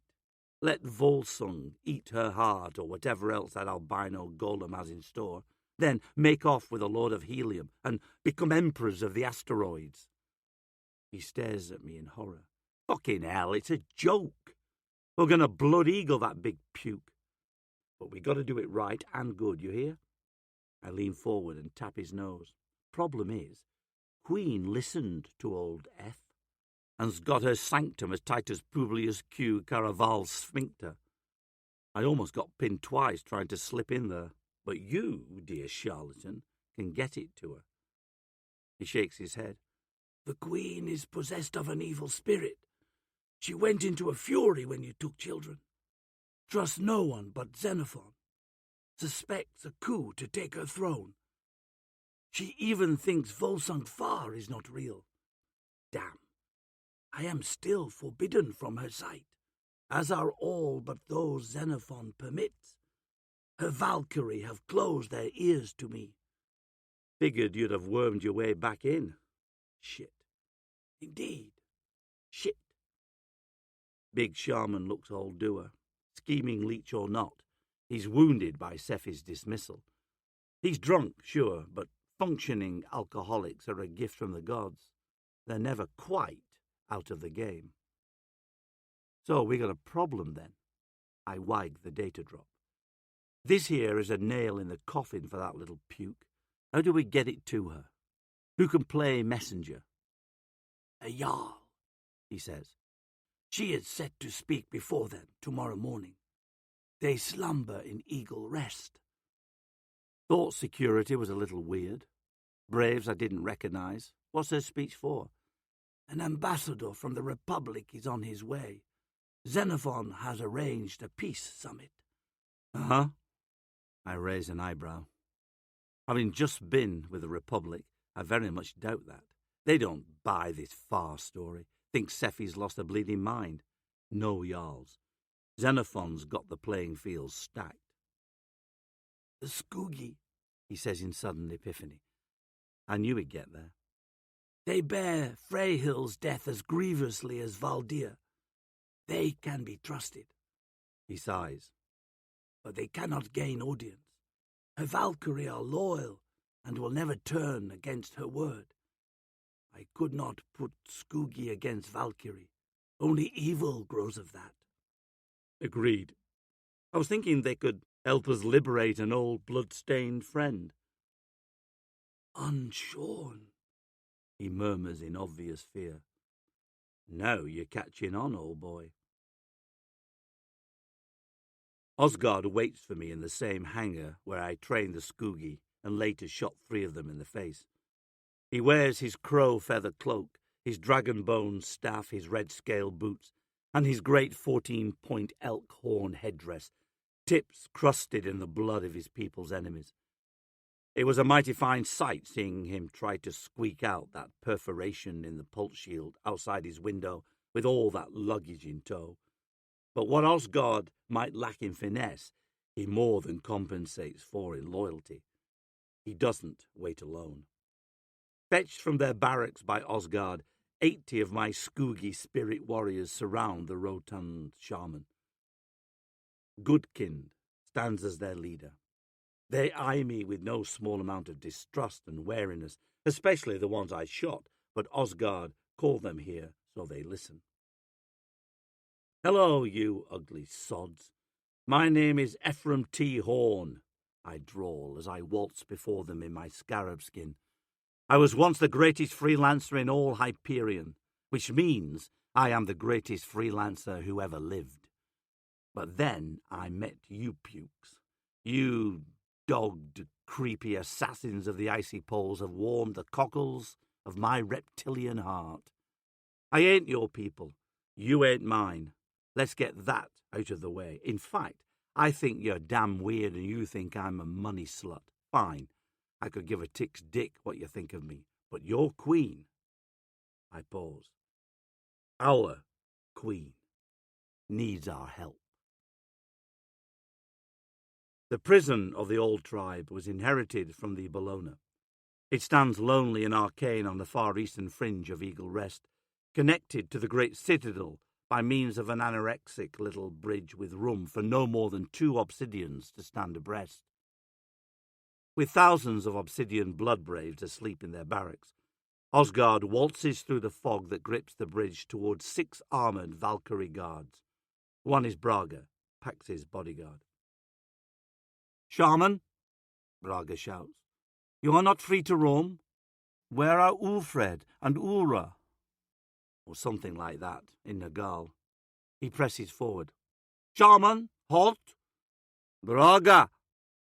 he calls in a voice that is not frail Osgard's, but possessed with the myth of the shaman he built to rise nearly to the top of the matriarchy. "I knew thee as a child. Did you not listen as you sat upon my knee? Doom visits those who shed the blood of the servants to the gods." "We are in service of the Queen," Braga rumbles in irritation. "And even she serves the gods," he replies, continuing forward. "It is not the duty of a servant to blind themselves to truth. It is the duty of a servant to understand the will of the master, especially when the master does not. Our queen has been deceived. Hollow words? Perhaps they always were," Braga calls, lowering her pulse rifle. Her sisters do the same. "Our queen believes Valdir covets her throne? Bah! He covets only war trophies and a warm cunny. You know this." The Valkyrie flinch when Osgard lifts his dragon-bone staff. "Strike me, and you will summon the shadows of the mist." The Valkyrie look back to Braga, seized with apprehension. "Idiots! He's only a storyteller. A drunk storyteller." Braga holsters her rifle and pulls out her axe, stalking forward to take Osgard into custody. Standing before the armoured warrior cloaked in frail feathers, Osgard waves his staff with dramatic flourishes. I begin to laugh. The mist flashes and Braga stumbles back, her breastplate smoking. For the smallest moment, she thinks magic has been conjured. Then experience takes over. Too late.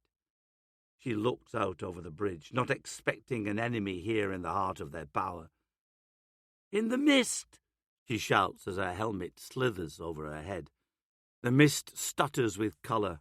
Half the Valkyrie go down before they can activate their pulse shields. As the Skoogie emerge from the mist to overwhelm the guards and enter the prison to free Valdir, their jammers go active and I lose the signal. My turn. I activate a jam field and drop from the ceiling to land in front of the two muscular guards outside Xenophon's room. To their credit, the sleepy obsidians don't flinch and run straight into the gravity mine I toss in front of me. They invert and shoot upward, crunching into the ceiling. I lower the intensity and let them float, unconscious. Wait, one's not unconscious. Crunch! A second time into the ceiling. Hang tight, ladies. I reach for the door latch to enter Xenophon's room, when instinct saves me. The latch is charged with enough power to melt my brain. That little shit. I strip my spider gloves, take a canister from my belt and rubberize the scarab skin gauntlets. As the spray sets, I set a tripwire at the far end of the hall, 2 more gravity mines along the walls, and a gas trap above the door just to be safe. Then, with the resin set, I disarm the laser alarm inside the lock, then the secondary trigger. Someone's paranoid. And then the mechanism itself. The door clicks open, the sound contained inside my jam field. Xenophon's room is Spartan. Except for the size, it is suitable for a servant. The White sits facing the fireplace, watching a hologram. The sound is mute outside the perimeter of my jam field. Wary of pressure traps in the threshold, I don my spider gloves again and reach inside the door frame to crawl up the wall, then the ceiling, until I'm suspended above him in the shadow of the vaulted ceiling. I turn off my jam field. The White is watching a recorded hologram of a severe man, nearly Sephi's height, but much thinner and full of that tensile gold terror. His face is thin, his eyes perfect crystals behind slanted lids. There's a man who knows pain. Atlas Au-Ra. My heart drop-kicks a beat. Salve, Xenophon. The product of all your toil amongst the flea-bitten is nearly at hand. The asset is hidden within the crags at the coordinates you detailed. He will act only upon your signal, which is to be given only if the greater sum of obsidian warbands are upon Mars. If they are not, postpone incitement. Our window is narrowing, but he will listen. He knows you are my hand. Follow my design, and soon you will be home on the Palatine. In a world of protean hearts, your steadfastness does not go unnoticed. When you return to the fold, you will be honored by the dictator with the Iron Pyramid. It will be much deserved. Destroy this message upon receipt. Per aspera ad astra. Per aspera ad astra. Xenophon echoes, and then plays the message again. I watch it twice from above. I pieced it together the first time, but it beggars belief. I drop in front of Xenophon and stand amidst the hologram. Those pale eyes go wide, and I pistol-whip the White in the face. Xenophon sprawls backward. I kick them between the legs, forgetting nothing's there but a tiny aperture for piss. The slender creature stumbles back, not calling out in pain, not showing a lick of anger upon their face. Mr. Horn, I did not expect you to return. I knew I was missing a crucial factor. With a glance at the door, Xenophon knows the guards have been dispatched. I flick the disabled tracker into their chest. You little rat. You're a fucking gorgon. The proper term is pavor nocturnus, a night terror. But colloquialisms do rule the day. The White folds their hands over their tummy and stands erect and pacific as a priest. Xenophon, first frumentarius, legio zero, pavor nocturnus, at your service. And a frumentarius? I should have guessed it was one of you psychos. Special Forces spy. The kind that could end even a centurion's career with a keystroke. I'd put a canyon in their face if I didn't want to watch Sephi do it herself. Sephi will love tearing you to ribbons. I imagine she would. Ever has she feared the gold masters, She was wise to fear them. They know all. Of course, I knew it was a risk to keep the message. In 60 years it is the only order I have ever refused. But even I grow weary in the cold isolation of my duty. Xenophon gestures to my gun. Must you threaten? A little redundant, considering your skill set. I've little chance against you, though if I call the guard, they would pull you apart like cake. My eyes dart to the door. You're wondering what to do.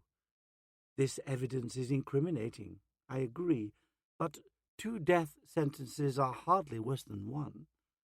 And I hear you already have mine in your belt pouch. A holo of the incriminating variety. I shove the gun against the white's forehead. How do you know that? It is my purpose to know. It's a bluff. The Skoogie hate the creep. They'd never rat me out. They need time, and I need answers. I jerk my head at the hologram. You been that bastard's mole for years? Since Seffi brought you in? Yes. Then it wasn't that poor Pink who was supposed to kill her? Oh, no. Amel certainly was an assassin. The peril of current affairs, I fear. Many goals pulling strings against one another, causing all to fray. I detected him quite early, but when Atalantia activated him, it was necessary to expose him. The hell are you doing here if not to kill Seffi, then? Death is sloppy, and my Dominus does not abide sloppy. With a dead queen, the Obsidians would seek the strongest to lead them. Who is stronger to them than the morning star? Valdir? He loves Darrow. It would do little good to the society for the slave king to be bestowed with such a gift. Seffi must die the proper way, at the proper time, on the proper planet, with her people along the proper trajectory. For that, only a frumentarius would suffice. And Volsung Far, but another piece of the puzzle. Xenophon considers, enjoying this little bout of honesty. Perhaps more. Dominus O'Ra learned much in his banishment to the Kuiper Belt after his indiscretions, not the least of which was the impossibility of his task in subduing the Ascomani there. Octavia sent him to die, he soon realized. A fact I witnessed firsthand. I remained behind as his factor, and saw her appoint another Fear Knight in his absence, one Darrow easily dispatched of. The second thing my master learned was that the Ascomani couldn't be conquered from without, only from within. Ironic enough. So he left his most cherished Gorgon amongst them, not to destroy them, but to rise amongst them. Keep him talking. Let Osgard get Valdir. They may already be en route to Seffi. Keep the little bastard's mouth here, where it can't do any talking in Seffi's ear. He who walks the void was a Gorgon, I ask. Is a Gorgon. The master called him the most talented of that martial breed. Grimace was good to loan him to us. The white's lips make a thin line as it attempts a smile. You are a clever homo bellicus, Mr. Horn, as I am an efficient homo logicus. But do not compare yourself with the best of the homo orient. My Dominus's designs are painted on a horizon we will only see in time. My science is logic, his is illogic, humanity. The Ra are emotion, you see. They come for the Republic to repay old debts. But there is hubris in their blood. Thinking themselves fresh to the tired fray, they will find themselves undone. With one stroke my master fells 3. I check my 6. No one is behind me. Yet Xenophon's bragging like the gun's to my head. Maybe it is. Maybe all I've felt, all I've seen, is part of this little game the White and his master cooked up. Seffi the Skoogie, Valdir, Freyhild, Osgard are all just wriggling as a snake chokes the life from us. I want to scream in frustration. I thought I was being the hero. I'm just the fool in their game. But maybe I can stop it. Tell Sephi.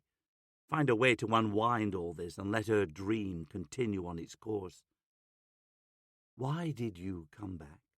Xenophon asked. Couldn't stand to see a little shit ruin something good, I say. Been there, done that. World's better off without the likes of you and me. I understand the conflict you feel. Nah, you really don't. Xenophon thinks for a moment. You cannot stop this. The reason I tell you all this is to disabuse you of that delusion of grandeur. You are small, as am I. But you can be a part of something, Mr. Horn, a part of the solution to this dark age.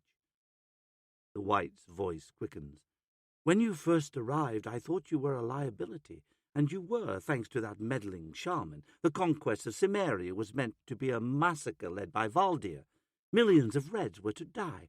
They were to flock to the Red Hand, which was to carve Volkland from the inside and pit the Obsidians against the people and each other, so that when Far came, it would be as saviour. Instead, he must come as terror.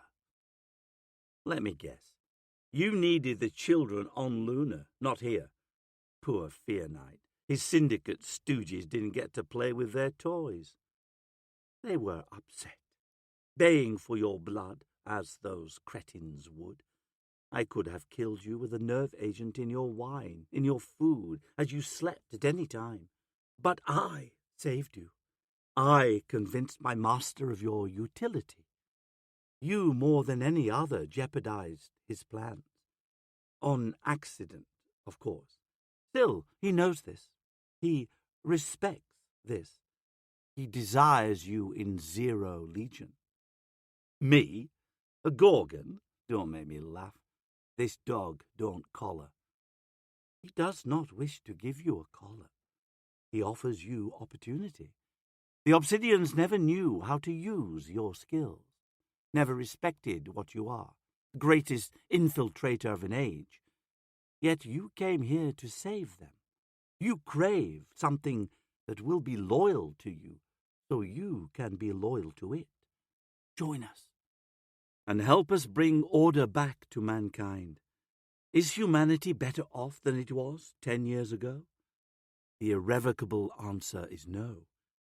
Become a shepherd. Become a saviour. Humanity isn't an it. Xenophon sighs. You stall for time because you are recording me and think I don't know about your prison break. I go cold. My finger grazes the trigger. You mock me because I am different, but I have always respected you. I see the rigours of your training, the loss of your husband, how you float adrift and search for meaning. These savages only respect you for what you have given them, skill gift, the mind's amusement. Do you so easily forget the violations they have reaped upon your race? How they conspired to use Volga? They are monsters. Sephi isn't a monster, I say. She wants something different for her people. It ain't a clean world, but she's trying to do right by them, by Mars. You greasy little larva, are trying to rob that from them. No, they will rob themselves. You will see. It is in their nature, as duty is in ours. Xenophon's eyes flick over my head. Nakata, hold! I turn to see 3 lanky monsters, with crowns equal parts metal, asteroid, and diamond fused to their skulls, perched on a windowsill. 2 more, barely taller than children, with huge skulls, thick, long, ape-like arms and stunted legs, swing through a second window. Azkamani. Not the rabid offshoots of the Iceborn, but aliens 500 years separated from the human genome and mutated by radiation. Their eyes are huge and black as their hair, their foreheads pronounced like proto-humans, their noses little more than nostrils. They hold weird, twisted weapons, their skin thick as hide and ribbed with ritual scarring and metal implants is the deep red of a Bordeaux fortified sangria. What the fuck? Mr. Horn, they will not attack you unless I command them. Xenophon steps back from me, fingering something concealed in the sleeve. My reaction is all instinct.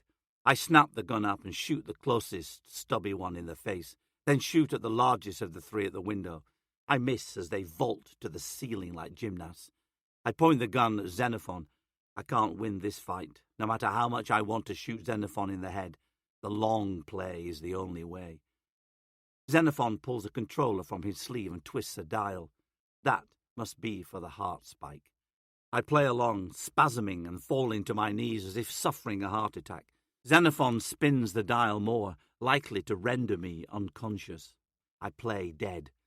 But, shittily, one of the Azkamani decides to kick me in the head for his dead friend, and everything goes dim.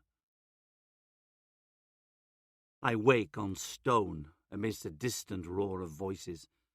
A newly carved stone griffin glares down at me from the ceiling hundreds of meters overhead. I am in the private chamber of Sephi's newly appointed throne room, my hands bound behind my back by magnetic cuffs. Still in my scarab skin, though stripped of all my gear, Osgard blinks beside me. Sephi stands above me. Xenophon is all I manage, still woozy from the blow to my head. Why? She asks, her face cold to me. I welcomed you when the world wanted you dead. I gave you Eta. Why try to install Valdir in a coup? I didn't. Speaking is like trying to form castles out of dry sand. I want to tell her I respect her, that I came back to help, that I may not be Eta, but I believe in her, in what she stands for. But all that trickles out is Volsung Fa, the Fear Knight. Come on, brain, work. His master, Xenophon says from her side, concealed hands twisting the dial on my heart spike. I try to fake a spasm, but I feel like I'm going to puke from the concussion anyway. After delivering the children to the Fear Knight, his orders were to create chaos. I warned you about him. Yes, you did, Xenophon. You did. She looks on me in sorrow and then spits in my face. We are not monsters, Mr. Horn, but our mercy is not infinite. Skin him and the fraud and hang them from the tower. Azkamani, I grunt. If I may suggest he witness your speech, so as he hangs, he can know the unity of obsidians in the face of his schemes. Very well, he says, and walks off. I'm dragged by my hair with a bloody Osgard into Griffin Hall. Morning sunlight filters through high windows. Nearly 600 war jarls, all the chieftains of the tribes Sephi united into one, cluster before the giant ice throne. I've never seen them fully assembled, and until now didn't realize how even Valdir showed signs of the encroachment of modernity. More than half of the leaders are stark savages. They wear bones in their hair and hilarious, ostentatious signs of wealth pillaged from planets. Gold chains, ruby-hilted axes, breastplates studded with diamonds. They have tattooed faces, fur cloaks, trophies of war brought out from the pristine confines of their bounty chests to flash their tail feathers to the other war jarls. Most are women, though a minority of taller men not together.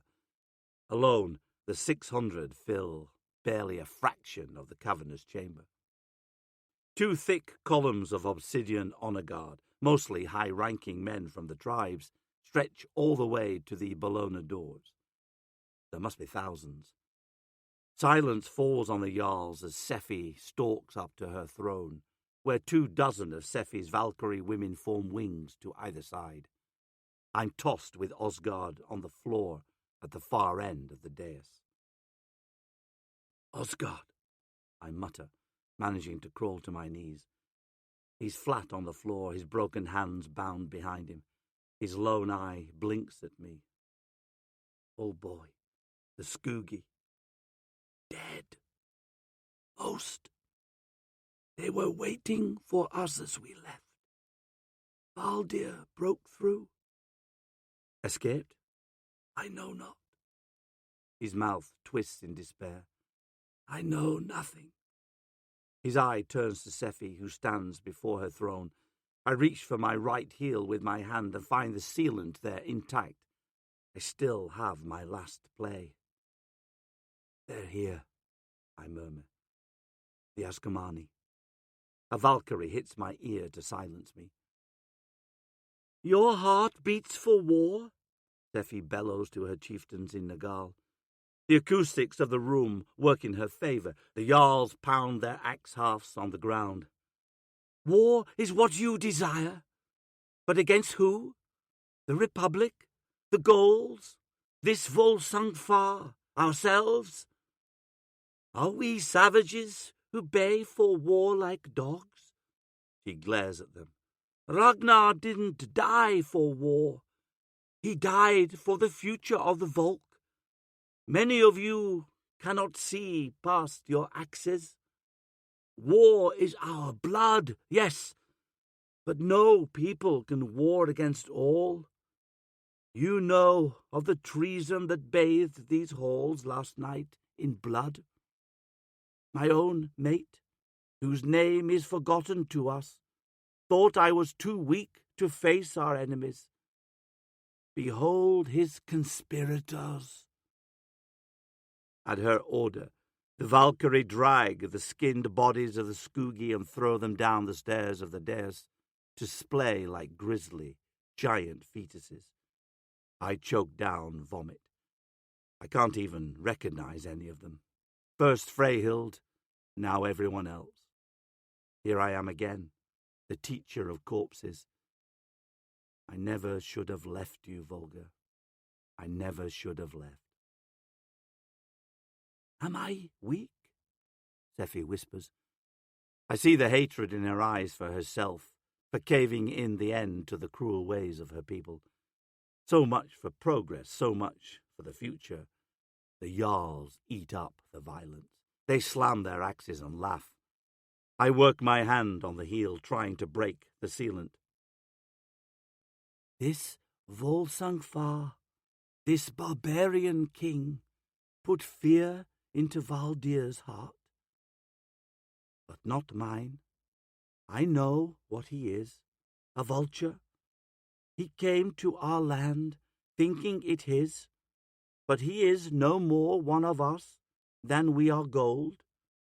This land belongs to the Volk. We purchased it with our blood. While he lurked in the asteroids beyond the rim, we broke the might of gold, the machines of silver. Now he comes a thief in the night to murder Freyhild. May she feast in Valhalla, to claim with heretical tongue, there is no All-Mother, only an All-Father. She spits the word, and the Jarls stomp their axes in fury. He is our enemy, a heretic. I will drink from his skull before the moons grow full. They roar. All know the wisdom of Baldur. It is not wise to fight an enemy with another at your back. This heretic king has poisoned the blood between our Republic brothers and sisters. Today we cleanse that blood. Tomorrow we turn our axes on him. She lists the razor of Aja and points it to the Bologna doors, sparing a nod for Xenophon, who must have arranged this. I know in my belly what's coming. Xenophon stares at the doors with intense contentment. They say the Hall of Eagles wasn't built to reach the heavens, but to fit its doors. The famed Bologna doors, the last great treasure of House Bologna, not sold off by looters or sculpted by the obsidians in their own image, begin to open, formed from the trunks of two of the tallest god trees ever grown. The interlocking wooden wings that close off the eastern facade of the hall are pulled open by infernal machines. Raw, rusted iron clatters and rattles now, as it used to for the damn Bologna family, so that they could sit in their pretty armour and remember the horrors of war, as if it wasn't the definition of their own name. The chanting of the crowd gathered in the city to protest the old tribe's looming war with the Republic flows in. They chant for their reaper. How far away he must seem. On the floor, a long needle of daylight splits the obsidian yarls and stabs toward Sephi's throne, dividing the shadows of the room before widening to melt the shadows away. All except one. As the Republic diplomatic shuttle taxis for landing, it casts a stain on the floor the shape of a bird. "The raven shadow," Osgard murmurs. I've seen men snap during bombardments, like a physical switch has been thrown, and they go manic as an addict. Osgard's switch goes. He bolts to his feet, rushes for Sephi, frothing for her to shoot down the ship, to not let it spew out its evil. He's knocked windlass on the ground before he can even make it 4 steps. The sealant on my heel won't come off, damn it! Blood leaks out Osgard's mouth and pools on the floor like cherry syrup as he's dragged back to me. He stares at his reflection. I whisper his name. He's straight gone, snapped at the mental waste. He doesn't even look up as the ramp of the Republic shuttle bangs down at the far end of the room. I wait for a bomb to go off in the shuttle, for some horrible weapon to evaporate the gathered host of obsidians, but the Fear Knight has something more intricate in store. His slave, Xenophon, walks from the place of honor at Sephi's side, down the stairs of her throne dais, nearly to the end of the ranks of obsidian war yarls. "Sephi Volaris, are you a god?" Xenophon asks. Her brows knit together in confusion. "Are you a god?" Sephi's taken aback by the impertinence of her only loyal servant. Her voice comes out in an annoyed growl. "Xenophon, return to your place?" "No." The Jarls murmur in discontent. Sephi stands. "Servant, obey." "I obey only one, and you are not him," Xenophon replies. The Valkyrie bodyguards take a predatory step forward. Even Sephi's competitors amongst the war jarls seem on the verge of breaking the uppity wight's neck. Faced with something she doesn't understand, Sephi reverts to what she knows. "The blood of Ragnar Volerus runs through these veins," she says to the question. "Kneel on your knees or on stumps, I care not." "The blood of Ragnar Volerus," Xenophon crows. "The blood of a god. Alia was no god. She let the children of the spires languish in chains. She sold her sons to the stars for her own gain. From what wellspring, then, does Ragnar derive his divinity? If not from his mother, then it must be from his father." The room goes still in bafflement. Xenophon raises that crystal-clear voice and suddenly lurches, as if possessed by an evil spirit, like a shaman, to sing in flawless Nagal. "There was one mightier for All-Mother's reign. All-Father, King of Stains was his name. For him, old Kuthul rose against Sunborn, till in Ladon was he felled. For kin to mourn to the fires his people and of Volk were sent, but not all to ash and bone must we lament. From sun to dust did the moons and dragons chase the brood of Cthulhu, who hid in darkest space. 5 ages passed of shadow and ice, entombed in floating caverns, hunted like rabid mice. Blossoms of blood and thrones of flesh were grown, as brother ate brother, sister ate sister, for a saviour all-father groaned. Then came the Outlander to answer his plea. Mighty were the lords of ink, mightier was he. Whores of their children, shards of their thrones made he, who crowned himself with their bones, and fashioned dark wind of those not destroyed, to serve, to anoint, to proclaim, he who walks the void.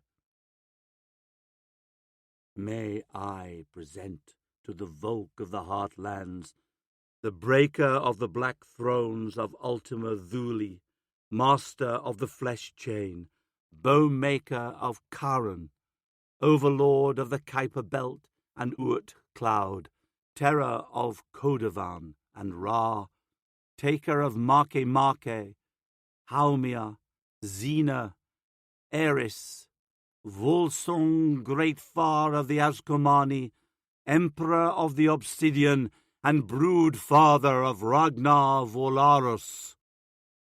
Silence. And then he comes. Chapter 76. Ephraim, he who walks the void. The first sound is 3,000 obsidian onagars raising their ceremonial axes and taking the fighting stance to a war cry. The war jarls turn to see the threat. Behind their turned heads, Sephi looks no taller, no stronger, no more confident than a 5-year-old child. Horror, hope, fear, and confusion all muddled together in a grotesque expression, then vanish, leaving only the icy, intelligent mask of Sephi the Quiet. I just don't think Sephi the Quiet will be enough. The second sound is metal on stone. 2 armoured boots stomp down the corridor. Even from the side of the dais, I can see his huge helmet over the tallest guards. It's made of the skull of some exotic beast, triple-horned, fused with asteroid metal and sparkling with diamonds, rubies, and emeralds. The third sound is the scraping of a long metal chain that he drags in one hand. Dozens of abnormally large skulls hang from the metal, Ascomani kings.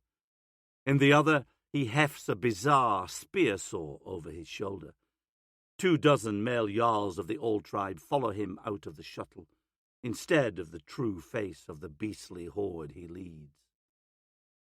The fourth sound is an ululation from his metal throat, like the wail tin makes when it warps in windstorms. The song carries him to the end of the guard corridor, where a wall of Valkyrie bodyguards stand at the base of Sephi's dais. Whoever this man is, he couldn't be the father of Ragnar. It's a lie. A fear night trick. Kill him. Slag tradition, slag what the war jarls think. Osgard, I need your help, I whisper. He stares at Volsung in terror. Osgard, my heel, I need your hand. Even the root-like fingers of his right hand hold more strength than do mine. He doesn't listen. Osgard! Volsung's entourage stops well shy of the throne. But Volsung carries on until Valkyrie block his way. He points his spear at Sephi's throne. Mine. He points at her crown. Mine. He points at the obsidian jarls. Mine. He waves his spear around to encompass Mars. Mine. His spear's spiked haft stomps into the stone, breaking Sephi from her trance. She signals her Valkyrie to take him. He rattles the long chain behind him like a snake. My father, Wagner, is dead, she says. cut off this impostor's hands and feet, save his liver for the buzzards and his cock for the dogs. I cheer inside as 3 women slip forward in a V to do the dirty work with their axes. Volsung moves like a whip. His spear separates. Its tip lurches forward and pierces through the face of the leftmost woman, coming out the back of her skull, still connected to the haft by some sort of metal wire. Volsung leaves it in and brings the back 3/4 of the spear around to smash into the axe guard of the rightmost woman. Something in her shoulder breaks, and she's almost lifted off her feet as she stumbles into the woman in the middle. Bellowing like a maniac, Volsung overwhelms them with savagery. Small teeth on the spear's length begin to saw, and he brings the huge spear down like a hammer in colossal overhand strikes, beating them to their knees, sawing through their armor, and then staving in their skulls in a traumatic display of brute strength. In 10 seconds, the 3 women make a meat salad on the floor. Oh, fuck. The whole Valkyrie bodyguard raises their rifles to fire on the man. More than 60 of Sephi's war jarls, all men, step forward and make a human wall around Volsung. An ominous silence grips the room as all realize this was planned. Volsung is no stranger to these male chieftains. He must have come to them in secret. When? Before Mars? When they landed? When Valdir, their idol, was arrested? Still, they pretend and shout for him to prove his identity. I have lived 3 lives, Volsung rumbles through that titanic helmet. The last is that of Volsung Fa, the second that of Pale Horse, slave knight to the warlord of Ash, the first that of Wagner Hefgar, first broodmate to Alia Volaris, the Snow Sparrow, queen of the Valkyrie, brood father to the god Ragnar Volaris, and greedy little Sephi. He removes his helmet. A long tail of hair tumbles from his shaved skull, falling all the way to his heels. The male war jarls thrust up their chins and bare their throats in submission, proclaiming him Ragnar's father. The others stare at the length of his valor tail. Even unshorn is a boy to this man. Volsung looks to Sephi, black eyes glittering from eye holes of the tattooed skull of a stained. Have I so changed beyond the sun, child? Or are you now just a liar like your mother? He tosses his helmet to the floor. It makes a seismic thump. Look upon this face and say you know it not. Sephi is shocked dumb. The father of Ragnar would be over 80. Yet this man, covered with the blood spatter of her Valkyrie, looks barely 50, and moves smooth as any gladiator of the Hyperion Premier circuit. In the light, he's more than the pale nightmare I saw in the darkness of the ice. His throat must have been ripped out years ago. The front third is metal, the trachea ribbed grey. His arms are bare and obscenely muscular. The left forearm is metal, with a metal hand and dagger-sharp fingernails that look like they extend on sliders. A horrible scar claims half his nose. Blue worm veins of age rejuvenation therapy web the sides of his skull, the first I've ever seen on an obsidian. Even Julii would flinch at the cost. My father is dead, Sephi repeats like a mantra. Volsung reaches under his vest to produce a broken amulet of a griffin. You will remember this, if not the man who taught you to hunt. He throws it at her. Your mother broke it in half the day I was taken back to the stars, to be whole again when I returned. 50 years it took. 50 years to hear there was no sky burial for the mother of my pride, Alia. No high mountain tomb for her bones amongst ancient kin. Only a lonely cairn of shattered stone, with half of me lost beneath it. You desecrated our sky temple. You slew Freyhild. You spit on the All-Mother. You attacked the Republic. Steffi says, her rage playing tug-of-war with her confusion. Why? To free you from your chains, he says. Alia was desecrated. Why? Because in your heart you hold the truth. What good is a mother who sells her children? What good is a mother who harvests her young? What good is a mother who is a liar? No better than the frothing rot of a dead seal. His voice is clever and evocative, and he mutates its tone like an amused mummer. He's no barbarian browbeating them with strength. He's trained in elocution, far better trained than I managed to make the Scoogie. I recognize the triple-beat pivot of the Palatine's Politico school. This is the Fear Knight's asset, his super weapon.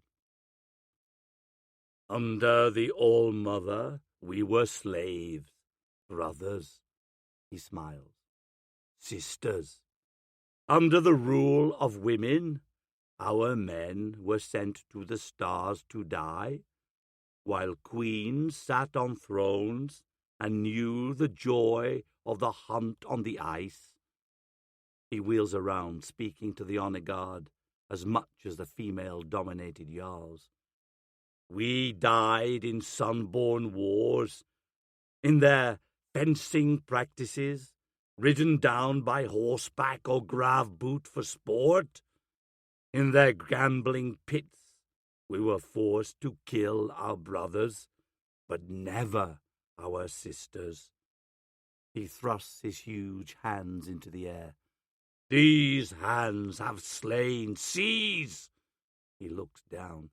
Seas of brothers, seas of kin. Sephi has lost control. Volsung conducts like a master. He slowly opens his vest to reveal a body of muscles and scars and metal plates. A thick pattern of identical scars on his back and chest stand out from the rest. Their shape is unmistakably the slave brand of House Grimace. This flesh has known slavery. He points a finger at Sephi. What do you know, girl? He smiles. Only how to be quiet, it seems. It isn't only the male Jarls who laugh. While the Valkyrie stare in horror, the more numerous honor guard is intrigued. And why not? What he says is true. Most of the men were in the Gold Legions. Most of them were slaves. Sephi wasn't. What would she know of their horror? Even I note how small she looks, how timid her fierce veteran Valkyrie are to this lone terror. Yet she draws confidence from the movement of the women Jarls. Alienated by this man, they drift to make a thick wall of protection for the Queen, each representing thousands of braves in the camps around Cimmeria. Yet Sephi is blind. She doesn't see how the words seep into the ears of the 3,000 honor guard, how the men in the room looked at the skinned Scoogie, all of which were conveniently male and castrated, or how Valdir, champion of the male braves, is now branded traitor. It was never about old ways and new. It was always about gender. How could she be so fucking blind? How could I not see it festering? Volsung bares his mangled teeth. While you were silent, girl, I was a slave. While you struck down your unarmed mother, I conquered the tribes of the far Ink.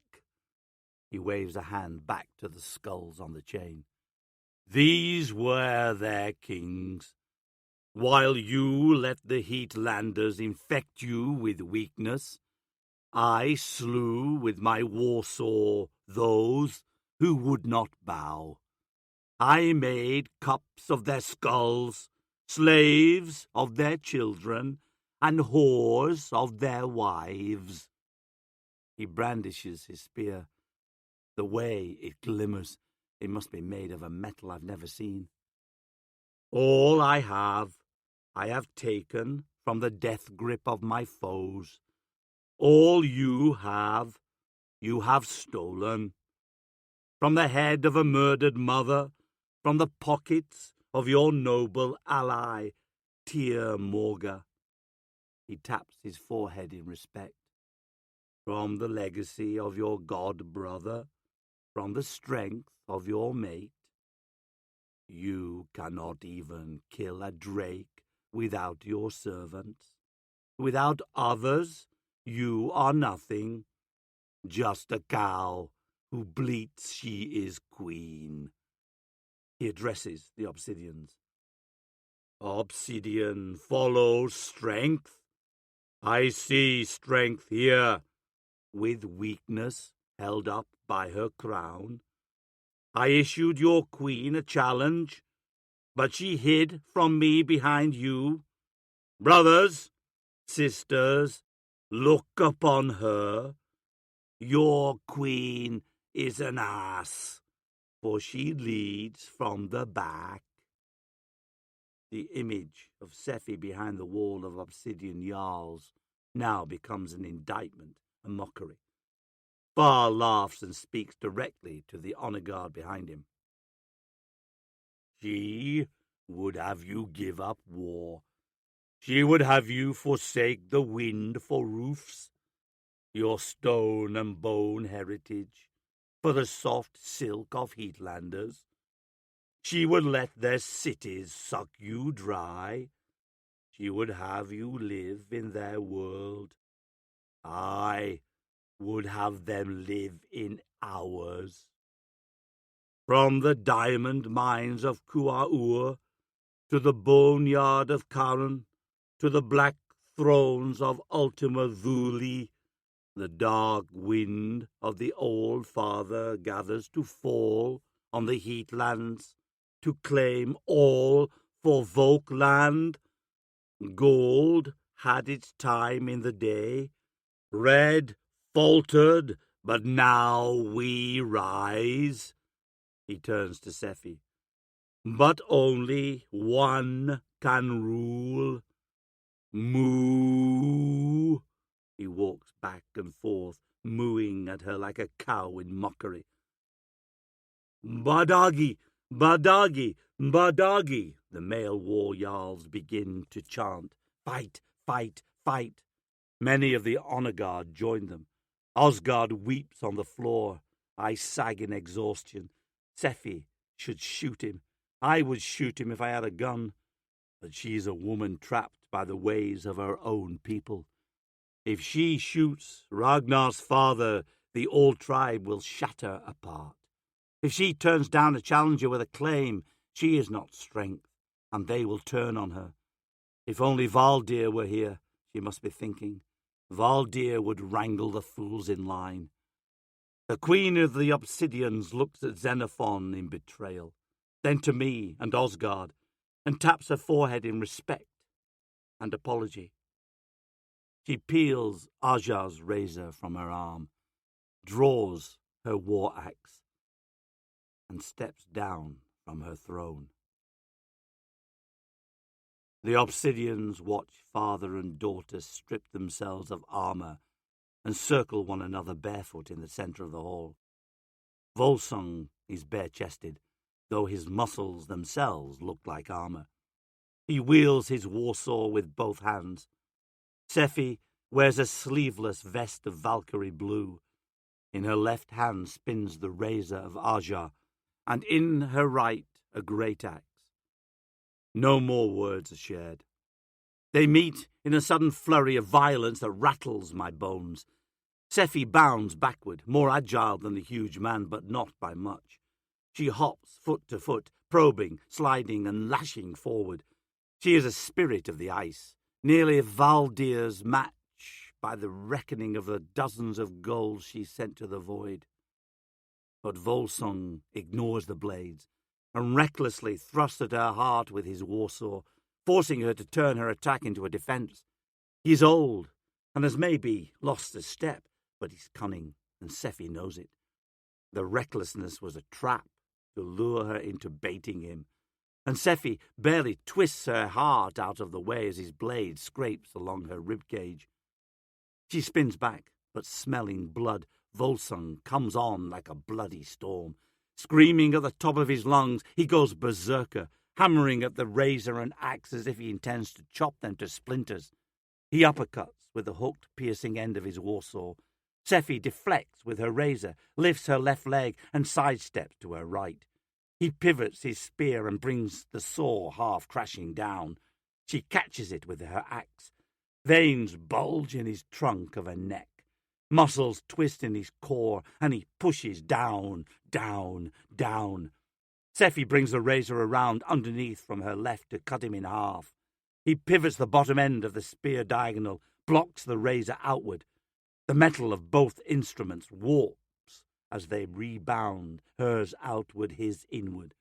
He uses the momentum, driving with his legs as he uppercuts with the piercing end toward her opposite leg, ripping a canyon from her mid-calf, through the inside tendons of her knee, all the way up her inner thigh to her pelvis. Sephi stumbles back, and in 6 compact thrusts he punctures both her ankles, her kneecaps, and both her rotator cuffs. She falls like a slack puppet, her axe and razor clattering to the ground. It took less than a minute. Dead silence. I grow nauseous in it. I should have shot Xenophon and died in that room. This can't be happening. Some of the female Jarls bolt for the exits. The Valkyrie go berserk, but they're outnumbered and slaughtered. As pulse rifles whine and axes rise and fall in the periphery, Volsung watches his daughter crawl away from him toward her axe, leaving smears of blood on the stone. He stalks after her and stomps on the back of her head until she goes still. He places the axe in her hand and crouches with a knee on her spine to say, "Valhalla bears only the brave. Will you remain quiet in the end, my child?" Volsung straddles his daughter, putting his weight on her tailbone, and sets to grim work. With a knife from his waist, he cuts open her vest to reveal Sephi's tattooed back. In a tender, sawing motion, he carves off 2 long flaps of flesh from the shoulder blades to the tailbone, exposing her ribcage. She flails like a punctured fish. Then, with a small axe from his hip, Volsung hacks at the ribs on either side of her spine. She jerks in agony, but no sound escapes her. He discards the hatchet and pries open her rib cage from behind to expose her lungs. Tears leak from her eyes. She gasps for air. As peaceful as a man cleaning a fish, Volsung takes a handful of salt from a pouch and throws it on the wounds. Sephi spasms, the muscles of her limbs balling up in cramps. Not one of her war jarls comes to her aid. They watch the Valkyrie being slaughtered without drawing their axes. I grow sick with hate for them, for the betrayal and horror in Sephi's eyes. When Volsung realizes she will not scream, he nods with pride and kneels to dry the tears from her face. Valhalla will welcome you, child. Go to our fallen who feast. Go to your brother in the sky hall. You are freed on All Father's wings. Dear Morga will eat your heart, she rasps. Perhaps, Volsung whispers, my God is fickle with his favor. He reaches into her open back with both hands, and knowing the end is here, Sephi shouts with her last breath, Kirglarag! Her words turn to a gurgle as Volsung tears out her lungs and hurls them on the ground. She blinks at them. Her eyes drift closed, and only the tattooed spirit eyes look on. I shut my eyes and hear the crunch and hack of steel on flesh as Volsung continues his work. When I open them again, he has taken her heart. He holds it above him to show the war jarls.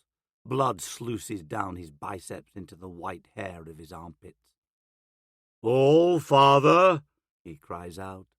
All Father, I offer you these stains.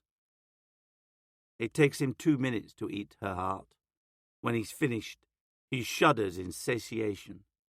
Worthy? Then he grabs Sephi by the ankle, forming a red trail as he drags her up the stairs to the griffin throne and takes his seat. I seize the moment to crawl toward a fallen Valkyrie. With the angle, I can't free myself from the cuffs, but with her blade I'm able to pry open the heel of my boot and palm the heart spike Pax altered for me. All kneel for their king, except for Osgard, who is allowed to stumble toward the remains of Sephi. He looks at her and finally screams. It's more than a scream. It's a soul dying. He falls to his knees in horror at the sight of his queen's ribs, splayed out like bloody wings. Volsung tosses him the knife he used on Sephi. It skitters across the floor to slide to a stop in front of Osgard. But he's no longer Osgard. Spit drips down his lips. His remaining eye is glazed. A red griffin, wasn't it, shaman? I have fulfilled your prophecy. Fulfill mine. As if under a spell, the shaman picks up the blade, turns it around, and buries it into his remaining eye. As what was Osgard weeps on the ground, Volsung takes the razor of Aja into his hand. 700 years of slavery, 700 years of war, 700 years of anguish for them. Seated on Sephi's throne, he closes his eyes, and the distant roar of the crowd, ignorant of the horror coming for them, laps through the defiled building. Reaper, Reaper, Reaper, they chant. Ba opens his eyes. Sack the city, take their treasures, rape their men, their women, their children, remind them the All-Father's truth. The world is yours if you can take it. Chapter 77. Ephraim. Worthy. The birds chirp. Early beams of sunlight warm the frosted stone of the plaza at the top of the Bologna stairs. The scent of bonfires and crackling boar meat thickens the air. 2,000 Askamani feast beside their king as the city trembles with screams. I shall be sitting across from Volga, watching her try to impress Pax. I shall be with my friends, with my Eta. Instead, I suffer the banquet of a beast. I've never been more disgusted with our bipedal species. Was Sephi all that held the monster inside at bay? In the shadow of Griffinhold, airborne obsidians rove in packs, lighting fires with phosphorus bombs, savaging citizens who thought the roof's shelter from the marauding hordes below. Not Askomani, but the very obsidians who drank and sang in the streets at winter solstice, who shopped in the markets and waved at the Reds who rebuilt their city. I've seen genocide. I saw the Jackal's bombs go off. The ghost of the flash stayed burned in my eyes for 2 years. But this is not a flash. It's more human and worse for it. I understand us now. How easy it is to follow a pointing finger. Have you thought about my offer, Mr. Horn? Xenophon asks. The White watches the burning city with zero connection. A line of slaves in chains 5 kilometers long stretches toward the former Julii flagship parked south of the city.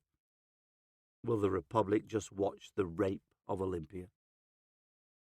I've thought about your offer. At the right price, it could be interesting. The White doesn't believe me as I watch the slaves load into the starship. Are you aware there is a species of bat on Mercury that begins life as mammalian larva? I ignore the fool and turn away to look at Far.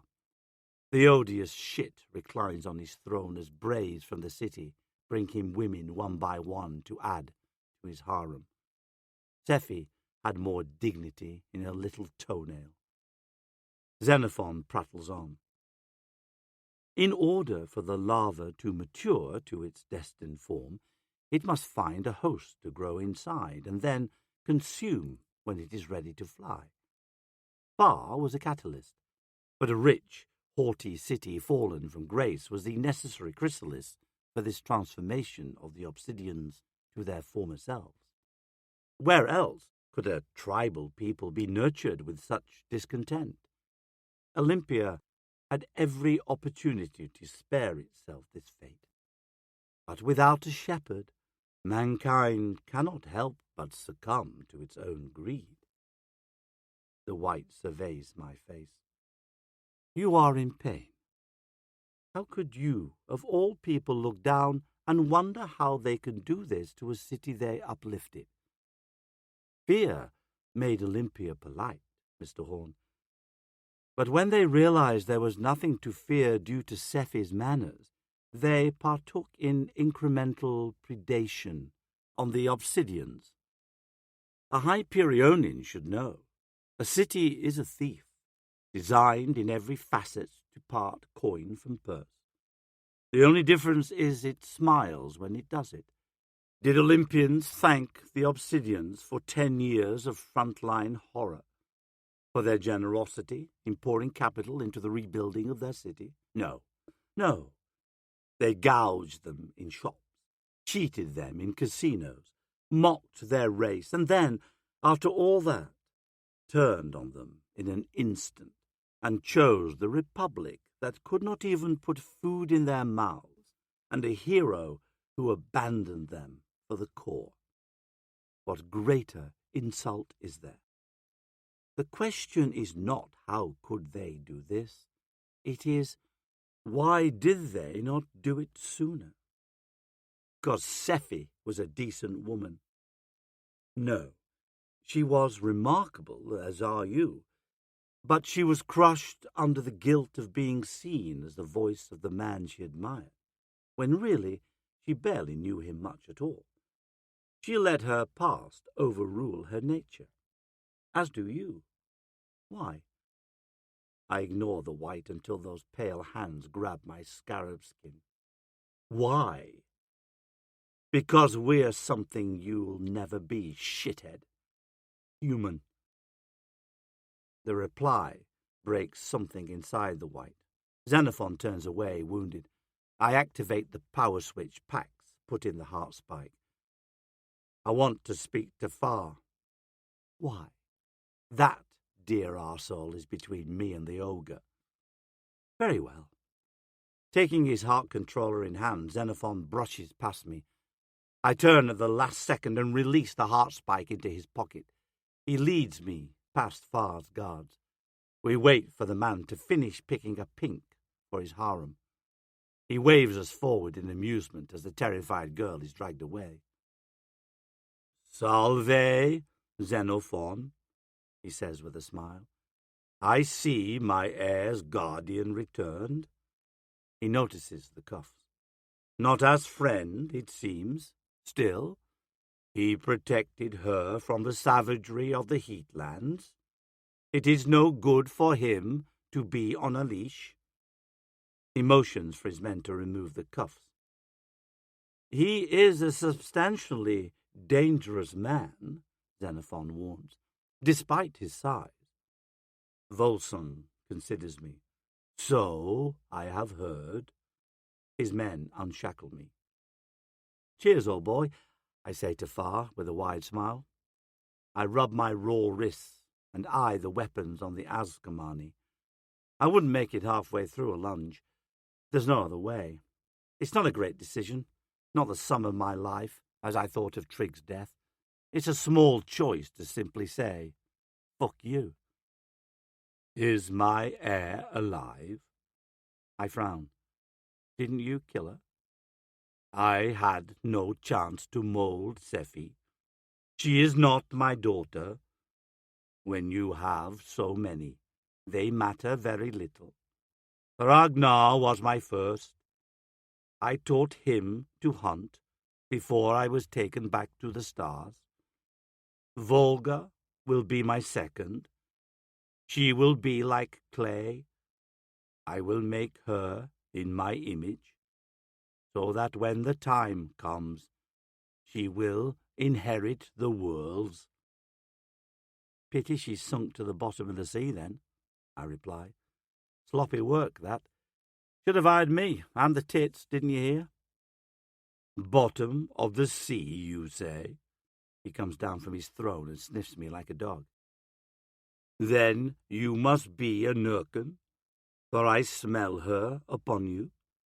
He runs a nail along the scarab skin, leaving flakes of Sephi's blood. "She dressed you in this very armor?" His whiskers scratch my chin. "She kissed you upon the cheek?" He draws back and looks at Xenophon, lowering his voice. "Does our master still wish to tame this dog?" He would prove an asset, but his nature makes it decidedly unlikely, regardless the collar. The master trusts my discretion. "His nature," I chuckle. "Validation, after all." "He is not worthy for me. Xenophon, kill him without marks. We will make it look as if his heart gave in to his depredations. When Volga comes for him, she will weep, but not hate." He cups his hand. "And she will be like clay." He gives me a mocking smile. "Thank you for your service, Grey." He climbs back on his throne to continue filling his harem as Xenophon readies the controller for my heart. Far's beasts grip my shoulders to drag me away. "Well, aren't you a cockless little yeti?" I say to Far. His big head turns toward me. "At least have the testicular fortitude to look me in the eye as I die." Volsung grants me that honor. His men back away as Xenophon thumbs the control and activates the kill switch. I glance over at the white. Xenophon frowns when I don't fall to the ground from heart failure. "Hey, Milky, you like riddles? What do you call a piece of shit with a bomb in his pocket?" I unzip the front of my scarab skin to show the scar Electra left. "Oops." Xenophon frowns and looks down the sleeve. "Oh." Xenophon disintegrates as the signal to the heart spike in his pocket activates the explosives Pax wrapped around it. The heat hits me before the roar. The world turns over as I'm thrown like a rag doll. I can hear nothing. My whole body is cold. My right eye sees washed-out images, my left eye nothing. Half-melted men stumble around me, screaming soundlessly. Smoke twirls up into the blue sky. My spine is broken. My legs don't work. My right arm gone. I'm cold, but afraid. But not as afraid as the first day at the Ludus. The most afraid I've been in all my life was seeing those cold halls and colder boys and lying down to bunk. I don't have to go back there ever again. I feel the metal of Triggs ring on my finger, the warmth of warm water, the sound of it lapping against a raft. Soon it will be the starry sky, and we will lie beside each other forever. Bar is dead. Volga is safe. Good luck, Snowball. I stare up at the sun and wait for it to darken. Then a shadow eclipses it. No. No. No! Half the monster's face is melted to the bone, baring his bottom teeth. His nose is gone, the iron crown melted to ruin and steaming, fused with his hairless skull. He looks into my eyes, and I see the abyss in his as he laughs at the pain. I moan something in fear. There's a lurch, a sudden pressure in my chest. He pulls away, his hand holding something red as he mouths the word dead to my ears. Worthy. Then he takes a bite of my heart. Part 4. Pride. The world is a maze without a centre. Become it, or be forever lost. Selenius Aulun, Selenius's Meditations, 25 PCE. Chapter 78. Lysander. A visitor. It is time. After days of waiting for others to enact my will, the hour fast approaches for my own flesh to enter the fray. Glerastes has informed me that Darrow's departure is imminent, as is Atalantia's attack. Somewhere out beyond the mountains, her bombers fueled to deliver their payloads. It is now, or doomsday. "The dinner is prepared, Dominus," Exeter says to me as I close the book of Shelley's poems and rise from the orchard bench. It is late afternoon, and the songbirds have begun to croon for night. Rising guards patrol the fringes of the estate, looking at the sky, not knowing that the attack will come from within. I smile at a mismatched pair of guards as I fall in step with Exeter along the gravel path back to the house's southern portico. The pale man gives no sign of his week's labour. He has been busy on my behalf. While it would have been easier to negotiate the compliance of Glerastes' wary loyalists in person instead of through a proxy, it would have exposed us to dangerous levels of scrutiny. I dare not tempt fate by playing more games than necessary with Darrow. Soon I'll be rid of the spike. Until then, the perfect libertine I have remained.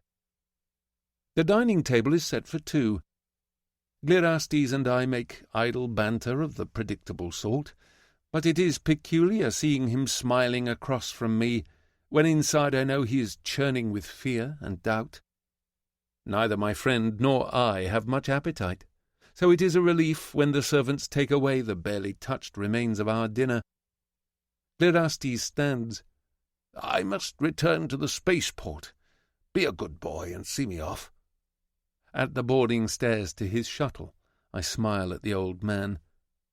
"You know what they say about you?" I ask. "My boy, you should know I haven't the faintest care." "You found Heliopolis, a city for men, and made it a city for gods. He snorts. If there are gods, they are in brighter worlds than these. He has little appetite for banter. He knows the dangers of the path I have chosen to walk, and he doubts me because the old do not remember the necessities of youth. They see only the years on a horizon to which they think we are entitled.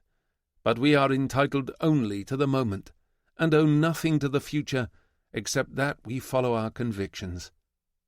I am finally following mine. The desert taught me that the only path is forward. I left you a gift in your room, Clerestes says. Something for the occasion. He lingers on the shuttle steps, unwilling to say farewell. He nods, sets a hand on my shoulder, contemplates a parting word, and then enters the shuttle. Night comes not soon enough. At 7 o'clock, Exeter's ship takes him down to the city, along with most of the servants, who are concealed in the cargo hold for their rendezvous with our loyalists. A skeleton crew remains behind. The guards are none the wiser. They watch me. At 8 o'clock, the clone program Clerestes' loyalist Greens cooked up hijacks the feed from my security spike and transmits falsified data back to them, showing that I am in the library reading. I cut it out of my shoulder with a small knife from the dresser. Then I sit on the edge of the bed and take the card off the smoked glass box that Clerestes left for me. The note is simple. This summons legions. Inside the box is a silver horn, inlaid with gods and goddesses and racing chariots, with wild steeds pulling the sun. The horn of Helios, which has begun every race in the hippodrome since it was built. It is a priceless relic. I set it on the bed as I open a second, far larger container that conceals the grav boots, razor, and military hardware provided by the Loyalists. I'm about to slip the grav boots on when a knock comes at the door. I frown as a servant's voice comes through the oak. "You have a visitor, my liege." I open the door. A visitor? What the devil do you mean? "Alexander our Arcos and his maid-servant are in the atrium demanding to see you, Dominus." Alexander? The timing could not be worse. I don't have time to wag jaws at the crown prince of the Free Legions as he thanks me for his deliverance. Tell him I am indisposed. He knows you are on house arrest. He can see you're in the library, Dominus. He looks at the equipment laid out on the bed. He will be suspicious if I send him away. That suspicion will lead to a cascade of consequences that may upturn the entire venture. I am supposed to be at the Hippodrome in 10 minutes. With Clerestes in motion, there is no secure way to alter the timetable. Damn it. Admit him into the library in 2 minutes. Tell him I am finishing a chapter. I shut the door. There's absolutely nothing to be done about the spike. I have no way of contacting the Greens. I hide the Loyalist razor in my boot and race to the library. I'm sweating by the time the door to the library bursts open, and Alexander waltzes in as if he owns the place. Behind him trails the child soldier, Rona. Darrow's niece gapes at all the books. I find her particularly offensive today. She wears her arms bare to show off the unnatural bolts that permit low colours to parody the blue mind sink with their vehicles. This condition, compounded by her colour's adverse disposition to disciplined warfare, creates anarchy in a single individual. A sort of dissociative mania, which I can see behind her eyes. A zealot, this one. I must tread carefully. "This is where they keep the renegade libertines, in the library?" Alexander asks, running his tongue along his new teeth. "I hope it was an interesting chapter to keep us waiting, you tart." He greets me like a brother, wrapping me in a hug and slapping my back in a sort of thuggish display of camaraderie. "You may have heard," he goes on, "departure is imminent, and I told Rona it would be a crime against culture to depart without a tour of the Lady Beatrice. It will likely be months before we're back again." Even the thought of the Rising returning to claim Mercury sets my blood to a boil. "What a splendid idea," I say, before making an apologetic face. but I fear I am rather indisposed at the moment. Told you we should have called ahead, Rona says. She smiles apologetically at me. Sorry, lad, entitlement is one habit the man can't break. Our book is hardly as interesting company as we are, Alexander says. He grins with his new teeth. Fear not, good man. I know better than to insult local customs. I brought a bribe. He tosses me a bottle and winks. I hear Arabians simply adore Venusian brandy. Chapter 79. Darrow. Bad blood. Fear stares at me through the glass. It does not seem as if he has moved since I resisted cutting off his hands. Hasn't talked a lick despite the cocktails, Screwface says from beside me. Neurological conditioning, I ask. If it is, it ain't like any I've ever seen.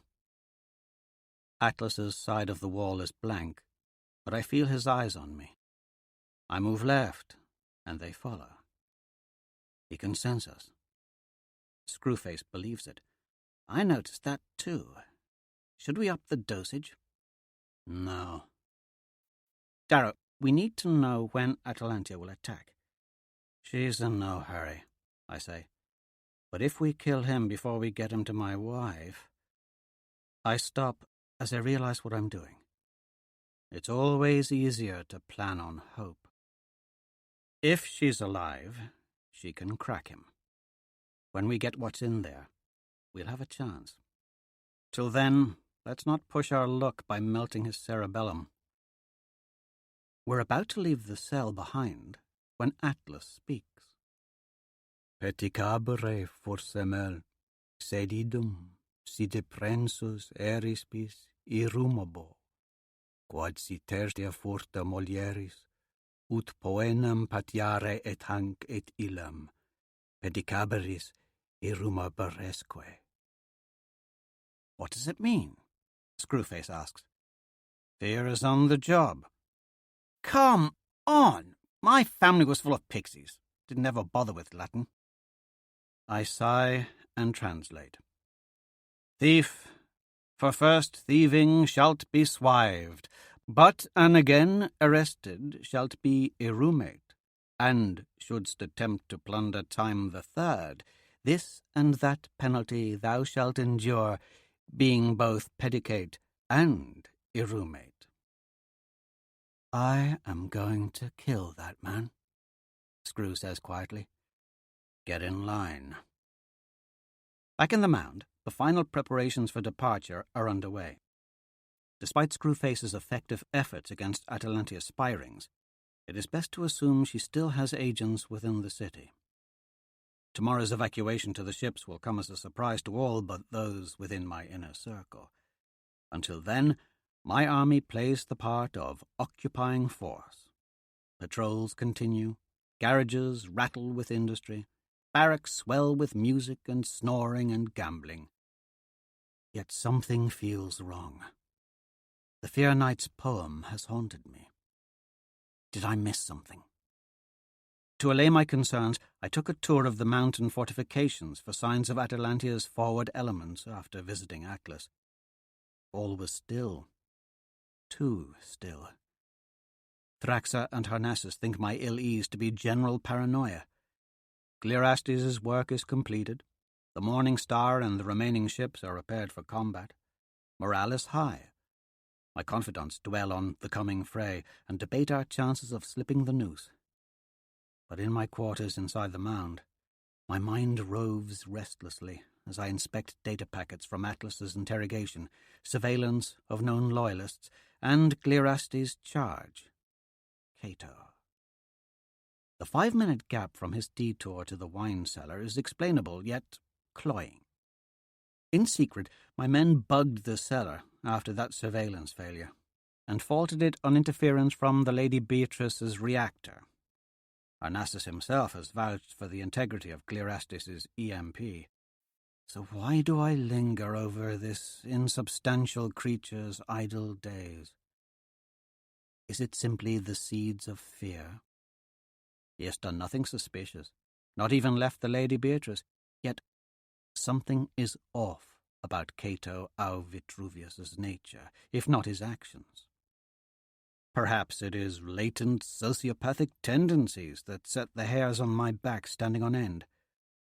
I watch him sit in the library reading his book and shift back through the moments where my greens flagged peculiar activity. Much is class-based misunderstanding. They divine malign intent from his reading selections and his ambivalence toward the names of the servants. False positives, perfectly in keeping with his nature. I should let it alone and not squander my time. But I find myself idiosyncratically flipping through his hours, unwilling to get out of my chair. I watch him walk the garden, laugh at old vids, converse with the guards, sketch idly the shadows of a lone flower, eat breakfast, yawn over evening drinks with Clearastes, retire to bed at a drunkard's hour. A knock comes at my door. I let the video continue playing and answer. Thraxa stands there with her hands behind her back. "Did you eat dinner? Ration bars don't count." She produces 2 fish pies. "Come on in." She tosses them on the table and looks around for plates. "We're both just going to eat them all anyway," I say. She shrugs and plops down in a chair, digging into hers with a utility knife. She waves the knife at the... Take a slow breath and allow this gentle interlude to steady your heart before the story continues.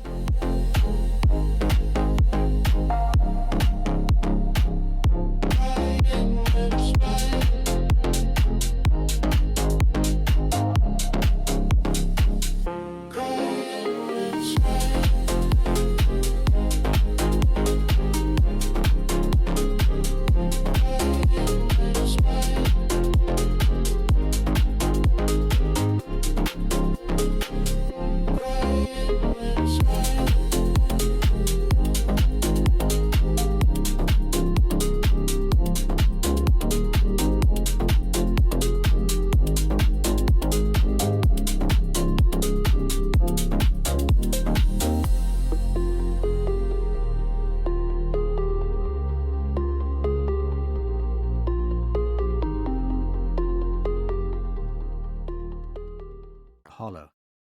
That's a little creepy, watching the pixie sleep. If you're so fond of him, you should have gone with the kids. The kids? Alexander and Rona went up to the Beatrice not long ago. Why? Something about a gift. That troubles me. I wouldn't have stopped it. I have no valid reason. Yet Thraxa senses my unease. "What's wrong?" she asks. "Something's not been sitting right," I say. "There's something about him." "Then let's bring him in." Onassis says the MP is flawless, and we're jamming any signal that leaves the peninsula just as much as Atalantia is. If he's a spy, I don't know what the hell he's doing. She forks a piece of fish into her mouth. "You want to talk about it?" "It? Your wife, my brother, maybe the rest of my family." "No." I watch her. "Do you want to talk about it?" "No, not my bag. But it ain't fun, is it?" "No, it ain't fun." There's an indistinct murmur from the hollow. Wait. I fix on the hollow as Thraxa frowns. "What's the matter?" "Quiet." I amplify the sound and replay the murmur Cato made as he slept. "Did you hear that?" I ask. "Sounds like something over all. Truth over all," I say. I've heard that before. But when? When? I can't pin my finger on it until a slippery sensation works its way up my arm. I bolt upright and run to the door. "Your pie!" Thraxa calls after me. I stand over the science team as they shake their heads at my request for a DNA check. "We've been under constant attack since we got to Mercury, sir. There's no DNA census without a ReUpload from Skyhall, and we ran him against all the gold POWs. Run it against this." I thrust Sevro's trophy at them. The tech looks down at the bloody robes in confusion. Now! I pace behind the techs as they work. It does not take long. The computer beeps, and before I look up, I know the DNA is related. Oh, shit, I hear the tech say as I bolt out of the room so fast I send Thraxa tumbling over a chair. I call Screwface at full sprint. He answers, covering his yawn with this Heliopolitan scarf, having just returned from a patrol in the mountains. Iron up, full pack. His face falls as he knows he failed. They're coming. They're coming. Next I call Harnassus. He answers peevishly from the Morning Star. Are you with Glirastes? His weariness vanishes. No. His shuttle is having maintenance difficulties. Tell him I want to speak with him in the hangar. Once he's away from the machine, stun him, strip him naked, scan him for embeds, and put him in a cell with a full sentry standing guard. No one is to speak with him until I get there. If he tries to touch anything unusual between this moment and then, shoot him in the head. Then order an evacuation of all support personnel to the ships. I want everyone except combat ready to go. I take a breath.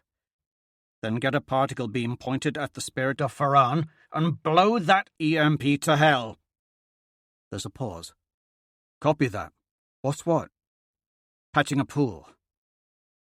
I use my master controls over my Howler's network as I run, cutting out Alexander and Rona. Colloway joins from the confines of his isolation chamber. Thraxa storms down the hall to link up with me. Harnassus joins as he walks a complaining Glirastes out to the hangar. When the rest of the pool has joined from all across Heliopolis, I inform them and my private horror becomes real. An Omega-level enemy asset has been discovered inside the city. Glirastes has flipped. That EMP is for us. I've ordered its destruction, but it will be coordinated with an outside assault. Prepare for heavy enemy contact. Attack is imminent. Should I call Rona and Alexander? Will it tip my enemy off? If I don't, he could take either of them hostage, or kill them if he hears us coming. I have to risk it and trust their discretion. Even then, if anyone could take down a single man, it's Alexander. I use my master command to turn on both of their cochlear implants. Rona is laughing and admiring the water colossus. Do not react. A Howler strike team is on its way to your location. The man you are sitting across from is not named Cato au Vitruvius. He is Lysander au Lune. Wait for us. Do not engage him on your own. Chapter 80. Lysander, heir of Arcos. When I first saw the water colossus, I thought nothing could be that big. Rona admires the 10-metre-tall model inside Glirastes' museum to himself. But then I thought I'd never seen anything as big as Tinos, or the Citadel of Light, or the Morning Star. That shit nearly dropped my jaw. There's always something bigger, ain't there? She is much like her name, which means Rough Island in ancient Gaelic. I doubt she knows how apt to name it is. The young Red wants to be inviting, but just can't help being jagged around the edges. Alexander does not notice the jaggedness one bit. Starlight filters through the glass dome, the light of certain stars amplified to cast columns of light over the models. From his recline on a bench, Alexander sips his sherry and gazes at the rough island as if she were the monument itself. Their unspoken tenderness seems already so frail to me. Before the ash rain it wouldn't have. Nothing is as big as the Morning Star, my good lady, except the ego of the Valii Wrath, Alexander says, enjoying his role as tour guide. It seems his education stumbled during his house's sojourn from Mars to Io to Luna to Rebels. Even in my anxiousness to depart, I remind myself to be civil and correct none of his errors. It took 7 years to build, dozens of asteroids, but most of its metal came from the mines of Mercury. Wrong. Gods, how long do they intend to loiter? I hide my vexation. My men will already be in motion. Glirastes preparing his programme. I must get to the hippodrome. But most galling of all, my two guests are becoming rude in their lingering. If this is what passes for Martian manners, I shudder to think of what Virginia has done to the Palatine. My cousin's enthusiasm for seeing me again has made it impossible to extract myself from their company. Something must be done, and soon. Yet a fresh variable rears its ugly head.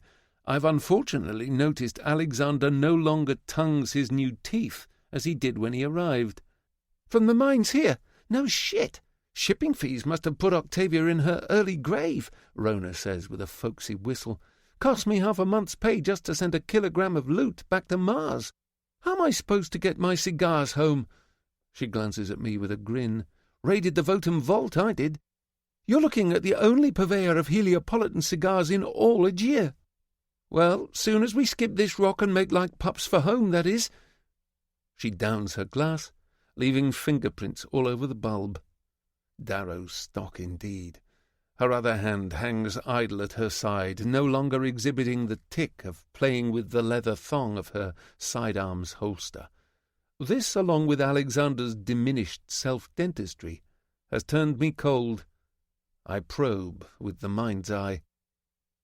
"Octavia made the people of Mars subsidize it," Alexander explains. "She wanted the Rim to build a flagship paid for by Mars, just to mock us, especially after Darrow purloined the Pax." "Not exactly true," I say. "Octavia commissioned it 4 years before the Vanguard was stolen. She paid the Julii Trading Company the shipping fees, using the tariff revenues levied on Nero Augustus's helium exports from his mines, which your grandfather, Alexander, watched him steal from his sworn arch-governor.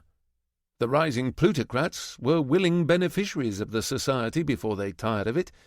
In fact," I look at Rona, "how many mines did your family own, Alexander?" He smiles pleasantly back. "Oh, far fewer than yours, I assume." I affect a yawn, and then resort to violence. I seize Rona's left wrist and jerk her toward me, so that my tight jab shatters her jaw. In the same moment I pull her slack body to me, strip her sidearm and put it to her temple. The tip of Alexander's whip stops taut less than a centimetre from my right eye. He recalls it in a beautiful manoeuvre that has him poised for the falling leaf, a winding corkscrew of a downward slash. He shows remarkable mastery of one of the Willow Way's more complicated strikes by freezing halfway into the third motion. His eyes stare at the gun I hold to Rona's head. In the moment, there is no rage for me in my cousin's eyes, only fear for her. I do not want to shoot Alexander. I found no fault with him in the mountains, nor with his valour in the chase, nor his humble heroism at Tyche. But the man he serves is a plague, and he is just a noble symptom far too loyal for his own good. I point the gun at him, and let Rona fall unconscious to the floor. "Loon," he says. "Arcos. I see Lorne gifted you the willow after all. Bold of you to say my grandfather's name after what Octavia did to him. You recall, yes? How she had Lilith al-Faran saw through his spine, from behind, like this." He slowly moves his blade back and forth. "All my life I was compared to you. Cousin Lysander, perfect Lysander." He looks me up and down. "You must be more than meets the eye." "Put down the blade and get on your knees," I say. "Perish the thought." He levels his blade at me. "How about you pull that big iron from your boot and we settle who's the heir of Arcos?" "Who is your favourite poet?" When he does not answer, I choose for him. "Ye labour for your fall with your own hands, not by surprise, nor yet by stealth, but with clear eyes, knowing the thing ye do." He sneers at the gun. "No honour. No time." I shoot Alexander in the head. Chapter 81. Darrow. Dark Age. The Lady Beatrice lies in darkness, except for the faint twinkling of lights through the windows of her west wing. My howlers land in force, Screwface taking a platoon through the top windows as I shoot a hole through the front door and thunder in with Thraxa and her warhammer. "Loon!" I shout. Come out, you dumb little cur!" Thraxa slams her hammer through a pillar. "Come out and face the wee lass!" There is no answer. No sound except the stomping of my howlers upstairs and the faint warbling from the rotating crystal orb in the foyer. Its fractal light casts white snowflakes on the stone floor as we rush into the home. There's a shout from the west wing. "Gory hell," Thraxa mutters as we enter Gleirastis' museum. I feel a tremor inside. There is a body on the floor. I stare down at it, and a maw of grief opens inside. The boy who entered my life as an arrogant lancer, and through hardship became hero to an army, lies in a pool of his own blood. He has been mutilated. Half his head is missing. Sightless eyes stare at the ceiling, mouth half open in surprise, as if he were wondering, "Really? Like this?" There's a low moan. Rona limps from behind a model of the water colossus. Her face is nearly unrecognizable, her jaw shattered. She falls to her knees in Alexander's blood. Her scream tears me to tatters. How many years did they stand apart from each other behind me? How many precious few moments were they honest with each other? They were robbed of so much joy. Promised it, then robbed again. "Rona, where is he?" I whisper. "Rona, where is Loon?" She looks up at me with empty eyes and points up. I motion a howler forward. "Get her to the Morning Star." Rona thrashes as the howler manhandles her off Alexander and drags her to the door. The house rumbles.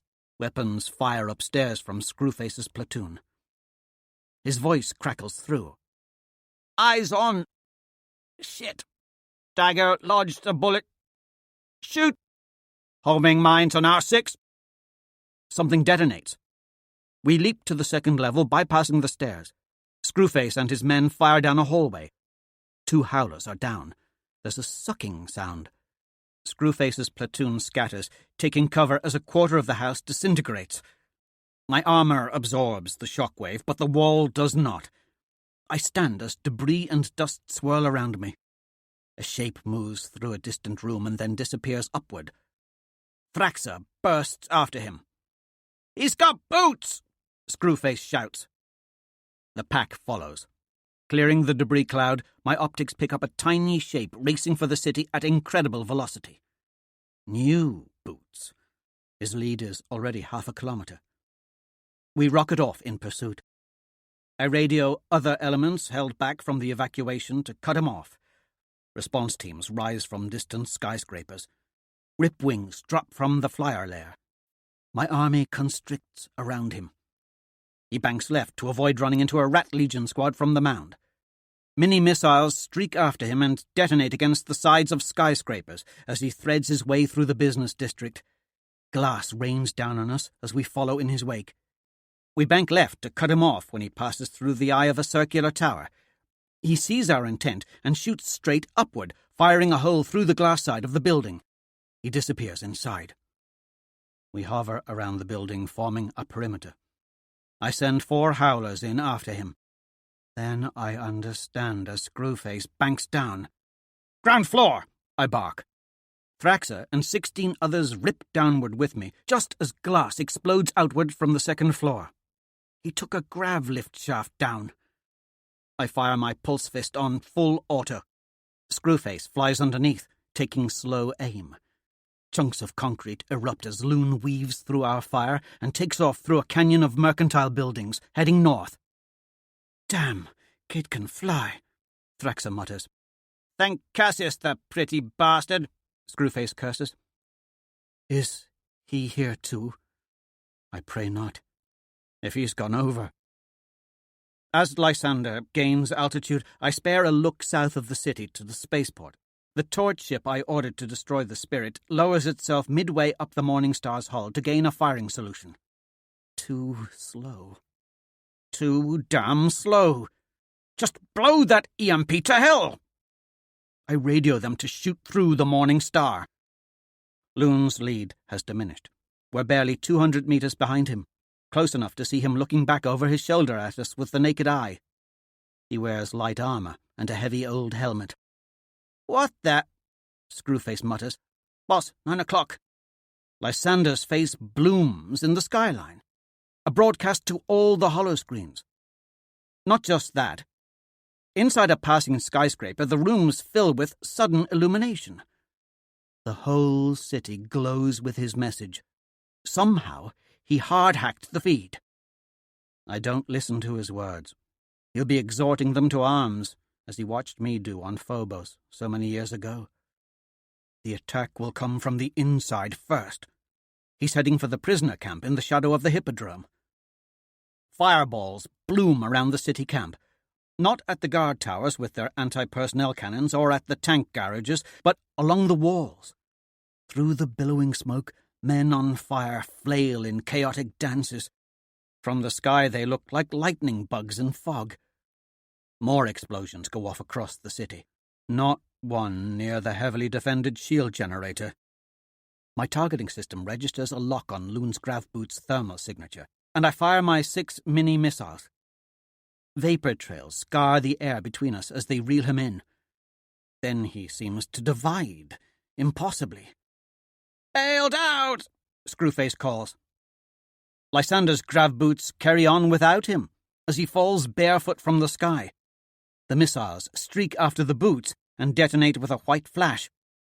Lysander plummets downward, end over end, before crashing into the central pool of the water gardens. We overshoot him, and by the time we bank around, it is too late. Warning lights appear on my holodisplay, indicating rapidly changing electric and magnetic fields. A black pupil spawns at the center of the Morning Star as the lights of the ships wink out. Dark is the tide that rolls over the spaceport and the city, swallowing the phalanxes of tanks and Drachenjägers upon the field of Phaethon. It plunges the office spires, the Hippodrome, the Mound, and the great shield generators into darkness. Above, the iridescent shield that protected us against Atalantia flickers, and then goes off. The glittering cloak of flyers that drifted over the city glitters no more, and the ships become indistinct shadows as they plummet from the sky. We fall with them. Chapter 82. Lysander. This summons legions. Heliopolis, city of the sun, lies in darkness. Darrow and his howlers disappear from the sky as their grav boots fail and they plummet down into shadows. Ships crash across the skyline without the dignity of balls of fire or white flashes from overloading reactors. I swim to the edge of the pool and jump down to the next level of the fountain, nearly losing hold of the horn of Helios as I drop down. There's a terrific crash from above as a troop carrier collides with the head of Poseidon, breaking off his right ear and tearing the carrier in two. One piece slams down into the topmost pool plate. The second spins through the air, passing less than 10 meters over my head. 100 men are still strapped into their seats.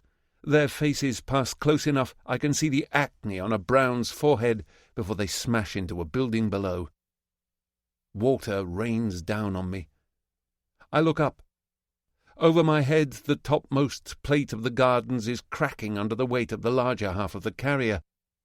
I jump from the pool to the one beneath just as the topmost plate gives way, and 100 tons of marble and ship smash down on the pool beneath. It becomes an avalanche of stone and water and ship collapsing each plate, gaining on me as I jump frantically down the monument. I hit the ground level of the plaza and roll, barely outracing the debris that crashes down behind me, Chunks of rock the size of horses roll across the plaza, crumpling the bodies of bystanders and splintering trees. Something hits me hard in the back of the skull, and I go sprawling. Blood leaks down my back when I regain my feet. Dust billows all around. I search until I find the horn, then I run. Somehow, running in the darkness through the bedlam, I find the Via Triumphia. Rising legionnaires shout to one another in the black streets. I jump, grab the lip of a low wall and scramble up till I'm on the rooftops.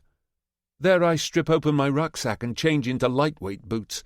I wrap the Loyalist razor around my left arm and try Alexander's better-crafted blade. Its response to my touch is exemplary. The whip cracks as it lashes out to wrap around the metal support of an overhead solar array. I swing out across the gaps between the roofs and toggle the razor into a blade. It releases as it cuts through the array, and I land on the other side. More arrays fall behind me as I swing north over the dark streets with the horn of Helios. The mayhem of the prison break is illuminated in stuttered flashes of gunfire. With electricity flowing, those prisoners taken in the Battle of the Ladan were at the mercy of the rising. Now gold and obsidian athletes scale the walls and tear their low-colour guards to ribbons with their bare hands. I keep well clear. I can't mobilize them in the chaos on foot. Exeter and Glerastes' servants will have laid the charges on the pen housing my praetorians.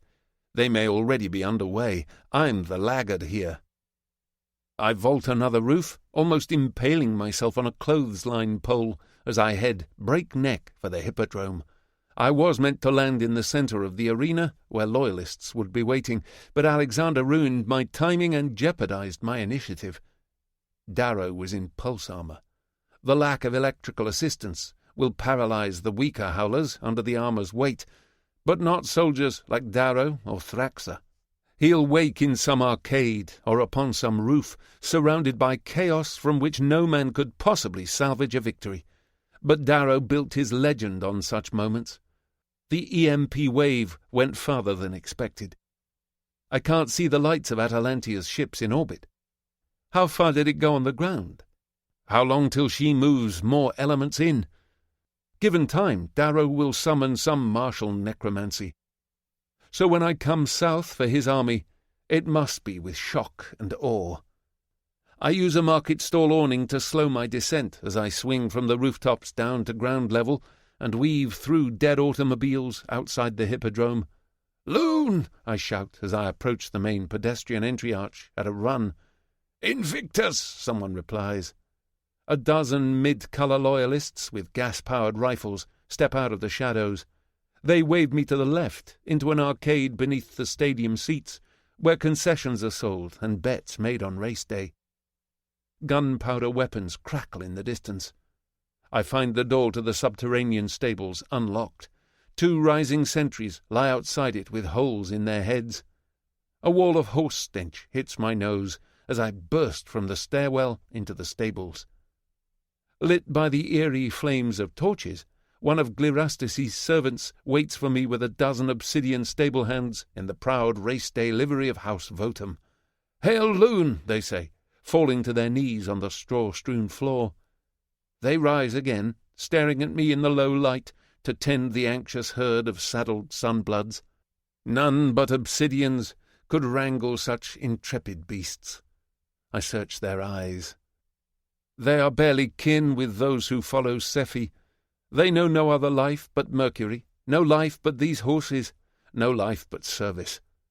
I salute them as they fulfill their noble task, and extend my arms for the Loyalists to buckle the waiting suit of armour to me. It is old gear, circuits long dead, bone-white with a crude crescent welded onto the front and back. Glerastes is incorrigible. "So you're Cicero's blood of empire," I say to the horse, set out before the rest. For once, Cicero was not hyperbolic. It is as if every horse I have seen before this day, even Atalantia's prized creatures, were nothing more than early drafts of this ultimate creation. He towers over me, clearing 25 hands at the withers, with still more muscled shoulder to measure. His hooves are the size of dinner plates. his mane as brilliant an orange as his irises, his white coat dappled steel grey. Haughty eyes watch me.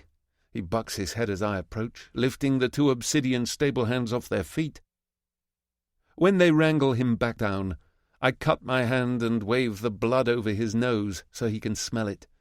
He tilts his head, his eyes searching mine. I bring my nose to his, as is the dangerous custom with sunbloods. He could snap off my face with ease, but I keep my voice soothing, and he lets me stroke his muzzle.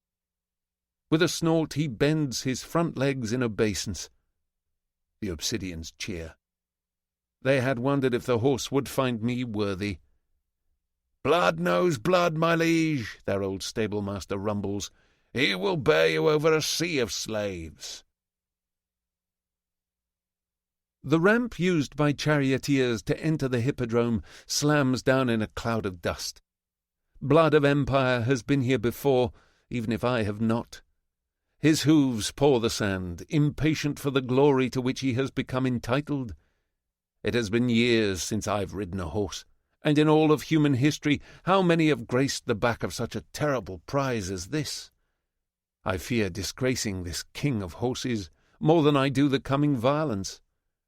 With an intake of breath, I grip the horn of Helios and dig my heels into his sides. It is like riding lightning. The ramp blurs past underneath. Suddenly we are upon the surface of the hippodrome. No sea of faces awaits us, no adulation, only a black sky, the empty stadium, and a ragged band of men jogging across the sand in tattered uniforms, Roan and Kalindora at their lead. The Loyalists who led the attack on the Republic prison led them here for me. The Praetorians and Kalindora are shocked to find me alive. I spare no time for pleasantries as I circle them atop blood of Empire.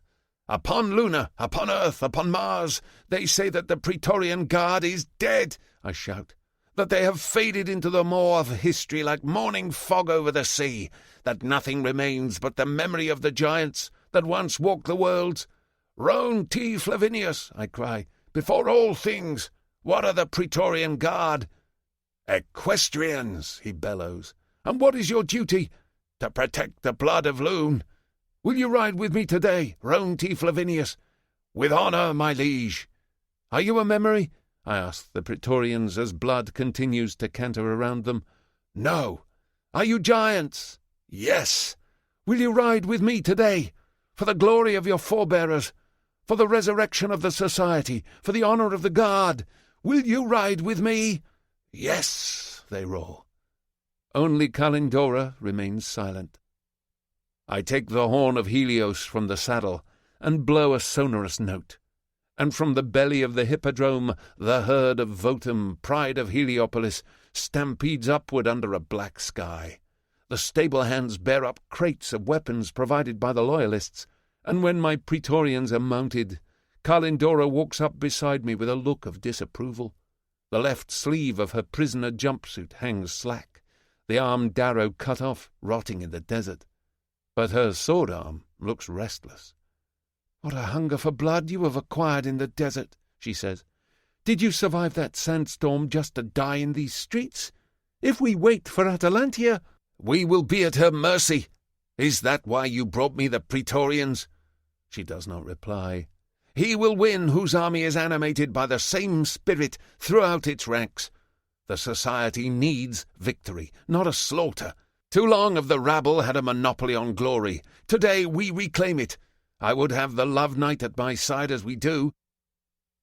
I extend the Loyalist razor to her. With a growing smile, she reaches forward.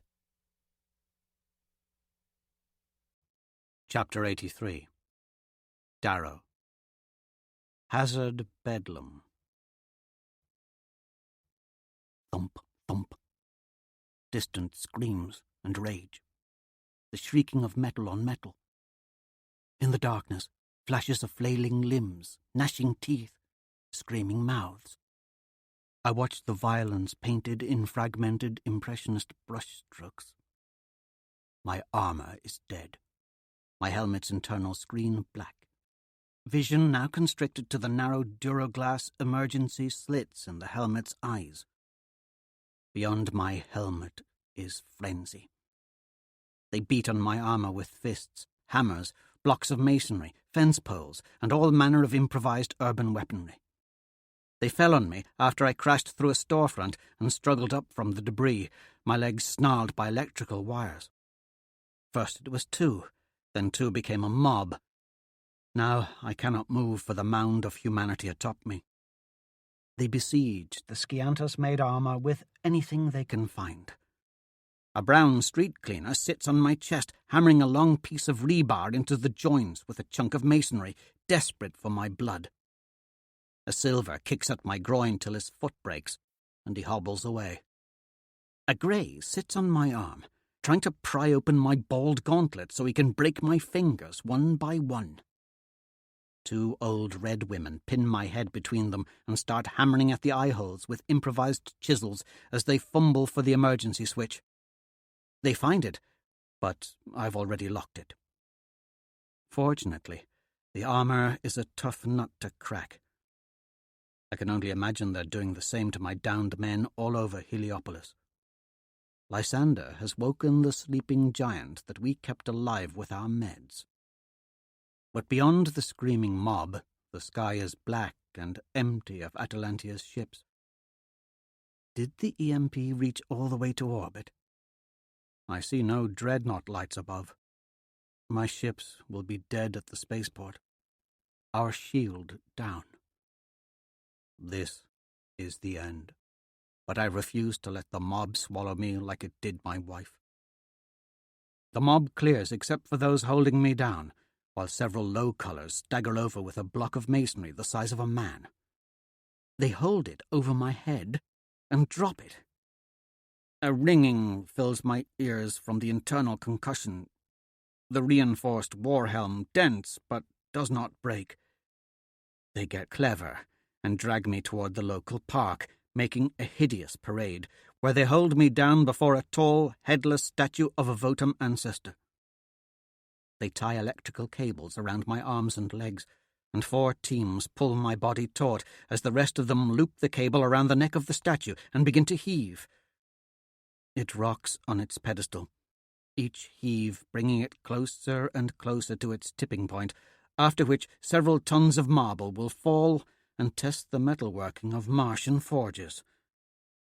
I wait as the 4 teams on my limbs strain and sweat, pulling against what they think is my strength, but is actually the reinforced skeleton of the armour. They waste their effort. I save mine for one desperate gambit. When the statue finally tips forward with a cheer from the mob, I roar and jerk as hard as I can with my right leg and right arm. The sudden force sends the teams of men stumbling forward, impossibly off balance. Then I see why. Several young Heliopolitan Reds smash into them from behind, knocking them off their feet. Still, they don't let go of the line. In a sudden explosion of pure force, the muscles of my right leg and right arm pull for everything they're worth against the teams. They're jolted forward, even as the men on the left keep pulling, helping me drag them into the path of the teetering statue. The timing is almost comedic. Several tons of stone make wet, boneless sacks of men. The teams on the left stop pulling, suddenly appalled by the sight of pulverized men and the bath of gore it entails. It is nothing to me. I unravel myself and stand in the dead, heavy armour. That they are not the same mob that butchered Daxo and mutilated my wife does not matter. I kill them all. The brown street cleaner rushes for me with this piece of rebar. My punch is slowed by the weight of my unpowered armour, but not by much, and I am still the war god Mickey carved, using all his infernal devices. I need no razor for this mindless dreck. This man is tiny. My metal fist collapses the side of his skull and shatters vertebrae. I lift the silver who kicked my groin by his throat and squeeze until I feel spine.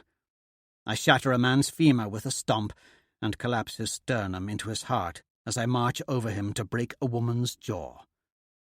Rib cages crackle under armoured boots like twigs as I tread through them in systematic slaughter. As a mob, they were a single organism. In fear, they divide. In death, they become lonely as I weave them into my twitching meat carpet. When all have fled or died, there is no one left to kill but a convulsing silver boy who huddles by what remains of his father underneath the statue. One sight of his wide eyes and slack jaw and desperate begging stops me like a wall. Seeing myself through his eyes, I am disgusted. So I wheel away, back into my world. The Reds who came to my aid stand watching me. There are 6 of the sun-baked labourers, not a one older than 20. They stand with their fists in a salute. I open an external pouch manually and find the helm key. I insert it into the collar until a latch pops. I roll back the wolf's head helm and suck down the fresh air. The young Reds stare up at me. They might have thought they recognized my armor before, but now they see my face, and they take a step back in fear. I lost my razor on the rooftops. Find it. By the time the skinniest of them returns with my sling blade in his trembling hands, another crowd has formed down the street. They are trying to decide whether it's worth rushing me. I take the blade from the boy. They see its shape. They run. I nod to the Red and, weighed down by 40 kilos of dead armor, rush to find my men. My miracle has turned into bedlam. Heliopolis is in chaos. Screams drift over the city. The streets are pitch dark. Gunshots crackle from conventional arms. Downed ships smoulder and send black clouds of smoke twirling up into the darkness. Bands of citizens armed with improvised weapons answer Loon's call and begin to rove the streets, dragging sympathizers from their doorways to stab metal in their guts or cave their heads in with rocks. A band of rubble-armed Heliopolitan high-collars eyes me down a boulevard before carrying on, looking for easier kills. Each street is a new horror. I watch from a stone balcony looking down into an arcade as one of my citizen outreach patrols is cornered by a mob. With their pulse rifles dead, they have only their long utility knives to protect them. The mob keeps their distance and stones them to death before I can find a way down. I encounter bands of my men and frantic stragglers in the streets. 6 have conventional weapons. By the empty magazine pouches, I see they've been using them. Most stragglers come from downed ships or local strongpoints. Panic grips the army. When they hold their ground, armies suffer, but when they retreat hysterically, they die. We can't all retreat at the same time. Guessing Lysander's force, when it comes, will cut off my 2 million support troopers billeted in the city, I order a Red Centurion to send runners to the other strongpoints and tell them to marshal at the water plaza. I follow the directions of a medicus who says he saw the howlers forming up in a square nearby. Before I make it there, I'm drawn by the glow of a fire in the mouth of an alleyway. Turning the corner, I find a gang of high-colour youths standing over someone in armour, dumping mechanical oil on the blaze they've set. They take off running when they see me. I look around the alley for something to put out the blaze. Shouting comes from the street. 3 White Fleet pilots, bleeding from a crash landing, tear around the corner, chased by a dozen men with clubs and a young Gold with his heirloom family razor. They skid to a stop as they see me standing there covered in blood. I pull my razor, and they run. They'll find more of my men, so I hunt them down. In the armour, I'm too slow to catch the Gold and a Red, but I kill the rest from behind. The pilots have put out the blaze by the time I return. I brush the sand they piled on Thrax's armour and twist the hidden emergency release. She's not breathing. The flames would have prevented oxygen from entering her helmet. I perform mouth-to-mouth until she gasps against me. "I'm Prime," she says, eyes still wild. "I'm Prime! Get off!" She sits up in a daze and looks around at the darkness in ill temper. That little odious shit! The ships? Dead. Seems the EMP hit orbit, too. No telling the range. I'll wring that overbred prat's neck. We got to find him first. I help her to her feet, and she staggers with the pilots and me to the square. We find Screwface and most of the other howlers giving orders to several thousand infantry from a dozen different legions. "Boss!" Screwface shouts over the chaos. He rushes to me. "What's what?" I ask, as Thraxa helps me roll open my helmet. "Hazard bedlam," he says. "Whole city looks like. Ships, too. Strong points are solid, but the shuttle's down all over the city. We got half the pack looking for you. Been sending out teams of them, and bringing the wounded back here." He nods to the wounded at the far side of the market as the rest of the howlers form a semicircle around me.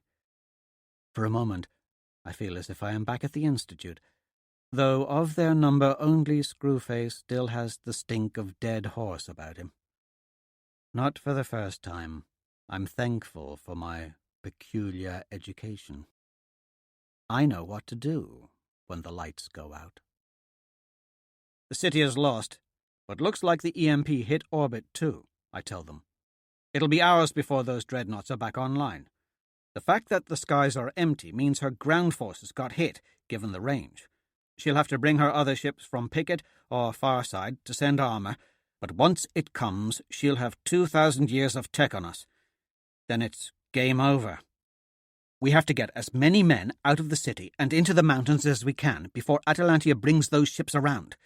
We have far less than an hour. I sketch a quick map of the city in the dirt with my sling blade, making triangles for armories holding conventional weapons. They crowd to see it better in the gloom. I draw a circle for the hippodrome to the northeast. Lysander knew the EMP range. If he were practical, he'd hold for reinforcements. But he's going for glory. He'll try to take the city while Atalantia is knocked out. He landed here. I draw a rectangle to the south for the water plaza. The POWs were held here. I draw an X west of the hippodrome north of us. Soon we'll have several 100,000 veteran troops pouring south with unknown armaments. I mark several circles 5 kilometers south of the hippodrome, 2 south of us. These are our support barracks and administrative offices. They have not yet been evacuated.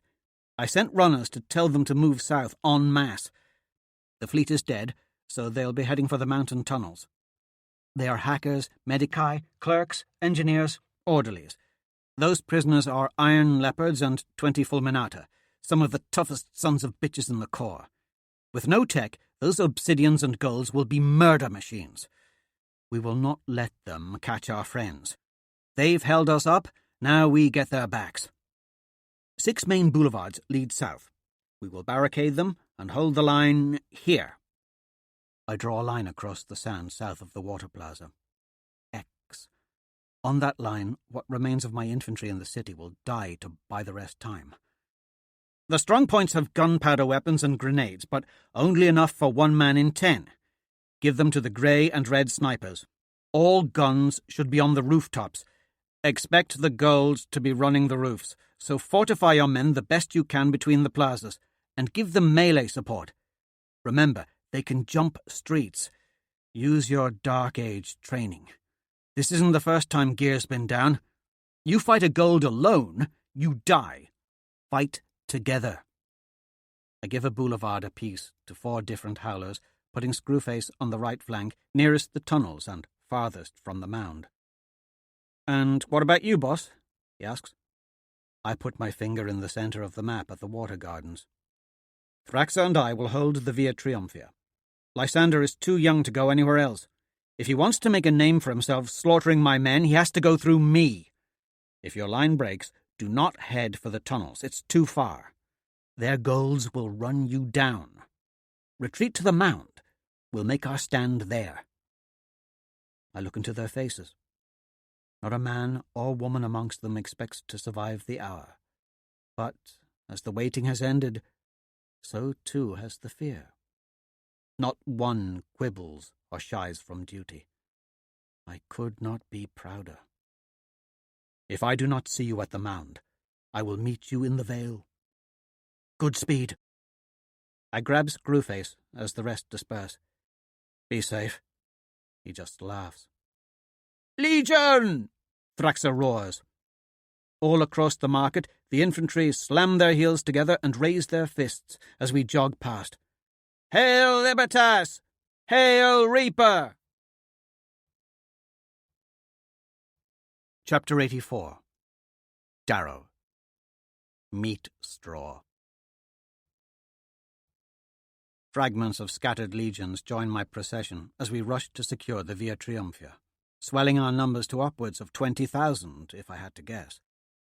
5,000 join us from the district's strong point, bearing crates of gunpowder weapons, which are dispersed to our snipers and riflemen. We have 600 working guns in total, 15 gas-powered grenade launchers. Though they are little more than clubs now, many cling to the energy weapons that never made them equal to goals on the killing field, but at least gave them a chance. Conventional rounds just don't pack the same punch. To give our men polearms, we hew down fences and signposts with our razors as we pass. Another swell of men come from the now useless artillery batteries. Thraxa waves to a little pink girl who fogs her apartment's window as she watches us. We have failed her, like we failed those red boys who came to my aid. Soon they will know the mines, and she will be returned to the gardens, where she will know only the pleasure of others, and one day think of her childhood when the rising came as little more than a fantasy. We make it to the choke point just as scouts from Lysander's force reach the rooftops on the other side of the water plaza. Through the legs of the mighty statue of Poseidon, I see them moving roof to roof. The fastest have already summited the stone wreckage of Poseidon's fallen plates. They double back to report our movements as our snipers start picking them off. So he is pushing, Thraxa says. That unctuous twat. Why wouldn't he just wait for armor? He wants to make a name for himself in slaughter, I say. I thought better of that boy. Of course you did. Severa was right. Should have ended the line in the maw. Together we look north. The cityscape lies in darkness. The hippodrome like the bent head of a shadowy giant. Through the roots of those buildings, Lysander's army will be moving south. The Golds rushing ahead for glory and revenge. No doubt thinking our humane treatment of their radiation sickness to be some kind of genetic moral weakness on our part. The Obsidians won't be far behind. And then a sea of veteran grey killers from the shores of Venus, the furnace of Mercury, the old lands of Earth, the megahoods of Luna, and even the highlands of my home. All coming to kill my men. Should we not have fed them? Should we not have healed them? The water plaza itself is a kilometre-by-kilometre square of white marble, in the centre of which Poseidon stands over whitewashed sandstone and flowering sun-blossom trees. The fallen plates make a stack of rubble to the north, but between Poseidon's legs the plaza is flat and open. The Via Triumphia encircles the water gardens in a roundabout littered with dead vehicles. I send snipers into the buildings on the southern edge of the plaza and on the rooftops, putting my howler snipers in 2 stone bell towers and atop a triumphal arch. Gunshots crackle as they continue picking off Loon scouts. I see the men of our adjacent force climbing the rooftops to the east. A thin line of resistance forms across Heliopolis. Far to the west, gunfire echoes. Screwface is already under assault, Thraxa says. If Loon masses there, we'll be flanked. He won't. I want you on the roof. She looks at our few golds and obsidians. You need me as a bulwark to hold the line. We're not going to be able to hold it, I say. But that boy out there can rally the whole bloody damn system behind him if we let him become a hero. We're here to kill him. I shout at a group of 3 Rat Legion snipers. The Reds bob up to me like jackrabbits. You any good? I ask them. The dourest of them answers first. It's our calling, sir. I take the gas rifles I reserved in case we ran into more Howler snipers. The 3 men drop their improvised weapons and cradle the guns like diamonds. I toss them the armor-piercing magazines. There are 66 bullets in these magazines. All 66 are for Loon. I point to the 3 windows. I want you there, there, and there. Expect snipers. Do not reveal your position, not for any reason, until you have him in your sights. Do you understand? Do you know what he looks like? Thraxa asks. They nod. His face was on the broadcast before the EMP, the handsome one says in the same accent. 2 of them even look alike. You all brothers? I ask. Yes, sir. If this goes tits up, use the roofs to get to the mound. Bag me a loon. They take off. Thraxa stares across the plaza. I put a hand on her shoulder.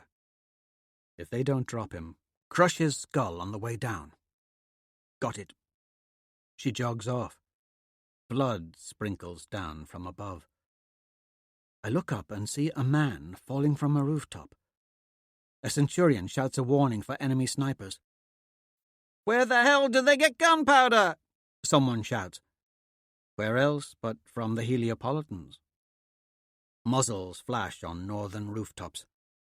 As the sniper duel rages, the golds and obsidians help me drag abandoned ground transports and civilian hovercraft just shy of the southern mouth of the Triumphia, where it exits the plaza. We've blocked only half of the 50-meter wide artery when a spotter calls to Thraxa on a rooftop, and she calls down to me. Enemy cavalry spotted! I look to the air instinctively. It is empty. And then I hear the thunder on the ground. My insides twist. He's emptied the stables. The last time I heard hoofbeats and felt anxiety was nearly 16 years ago. The oceanic sound of an army shouting with one voice drifts from the northern city. I can barely make out the words. Invictus! Per ordo! Form up! I bellow. Form up! To me! To me! Reds to the roofs! Reds to the roofs! Thraxa! As the Reds rush up the stairwells along the Triumphia, Thraxa peers down at me. Let them hit, then fall on! Red rain! She understands what I mean, and ducks as a fusillade of enemy fire chews into the facades of the buildings. The Howlers in the bell tower are gone, killed already. Long shadows sprint along the rooftops west and east of the plaza, hurtling 6-meter-wide streets as easy as children hop over brooks. Some are shot mid-leap and spin down between the buildings, but in a world without electricity, the peerless guard are kings. They clash into my rooftop elements along our flanks. The sea of voices is a creeping tide. Loon! Invictus! Loon! Invictus! Per ordo! Per ordo! I roll up my helmet. On the ground, every legionnaire without gunpowder rushes for the meagre security of our barricade. They look to each other, mouthing the dreaded word, Loon. I stand in the empty centre around a lone family hovercraft. My 13 golds and 40 obsidians cluster around me in their dead armour to make a hedgehog of bristling razors. I wish Alexander were with me. I wish Severa had my back. I wish Ragnar were here, and Orion in the sky. But these are my brothers and sisters too. We toggle the razors so they take on their leanest and longest form, nearly 1.5 meters. Not nearly long enough. The low colours gather on our wings, 60 men deep behind the vehicles, some few holding polearms of metal fence posts or signs, and they shiver in dread as they see what's coming. Even the droning death chant of the obsidians stutters when they hear the sonorous lament of the initium horn. Once, on a mission for Nero, I had the privilege of witnessing something no low-red of Mars had ever seen before. A race in the hippodrome of Heliopolis. The sun was bright, the streets filled with music, honey wine, and the smell of spiced ginger locust sweet. Out of respect for my patron, the votum allowed me backstage before the initium horn to see the riders preparing. In the shadowy recesses of the underground stables, I saw Sunblood stallions for the first time. Until then, I'd only known the horses of the Institute, animals of 16 hands. They were terrifying enough to my eyes, but they are little more than donkeys compared to Sunbloods. Weighing nearly 1 ton and 23 hands tall, with bone-pale coats and fiery manes, capable of speeds up to 80 kilometers per hour at full gallop, the beasts I saw race were barely horses at all. Monsters, I thought, feeling a kinship with that unnatural bloodline.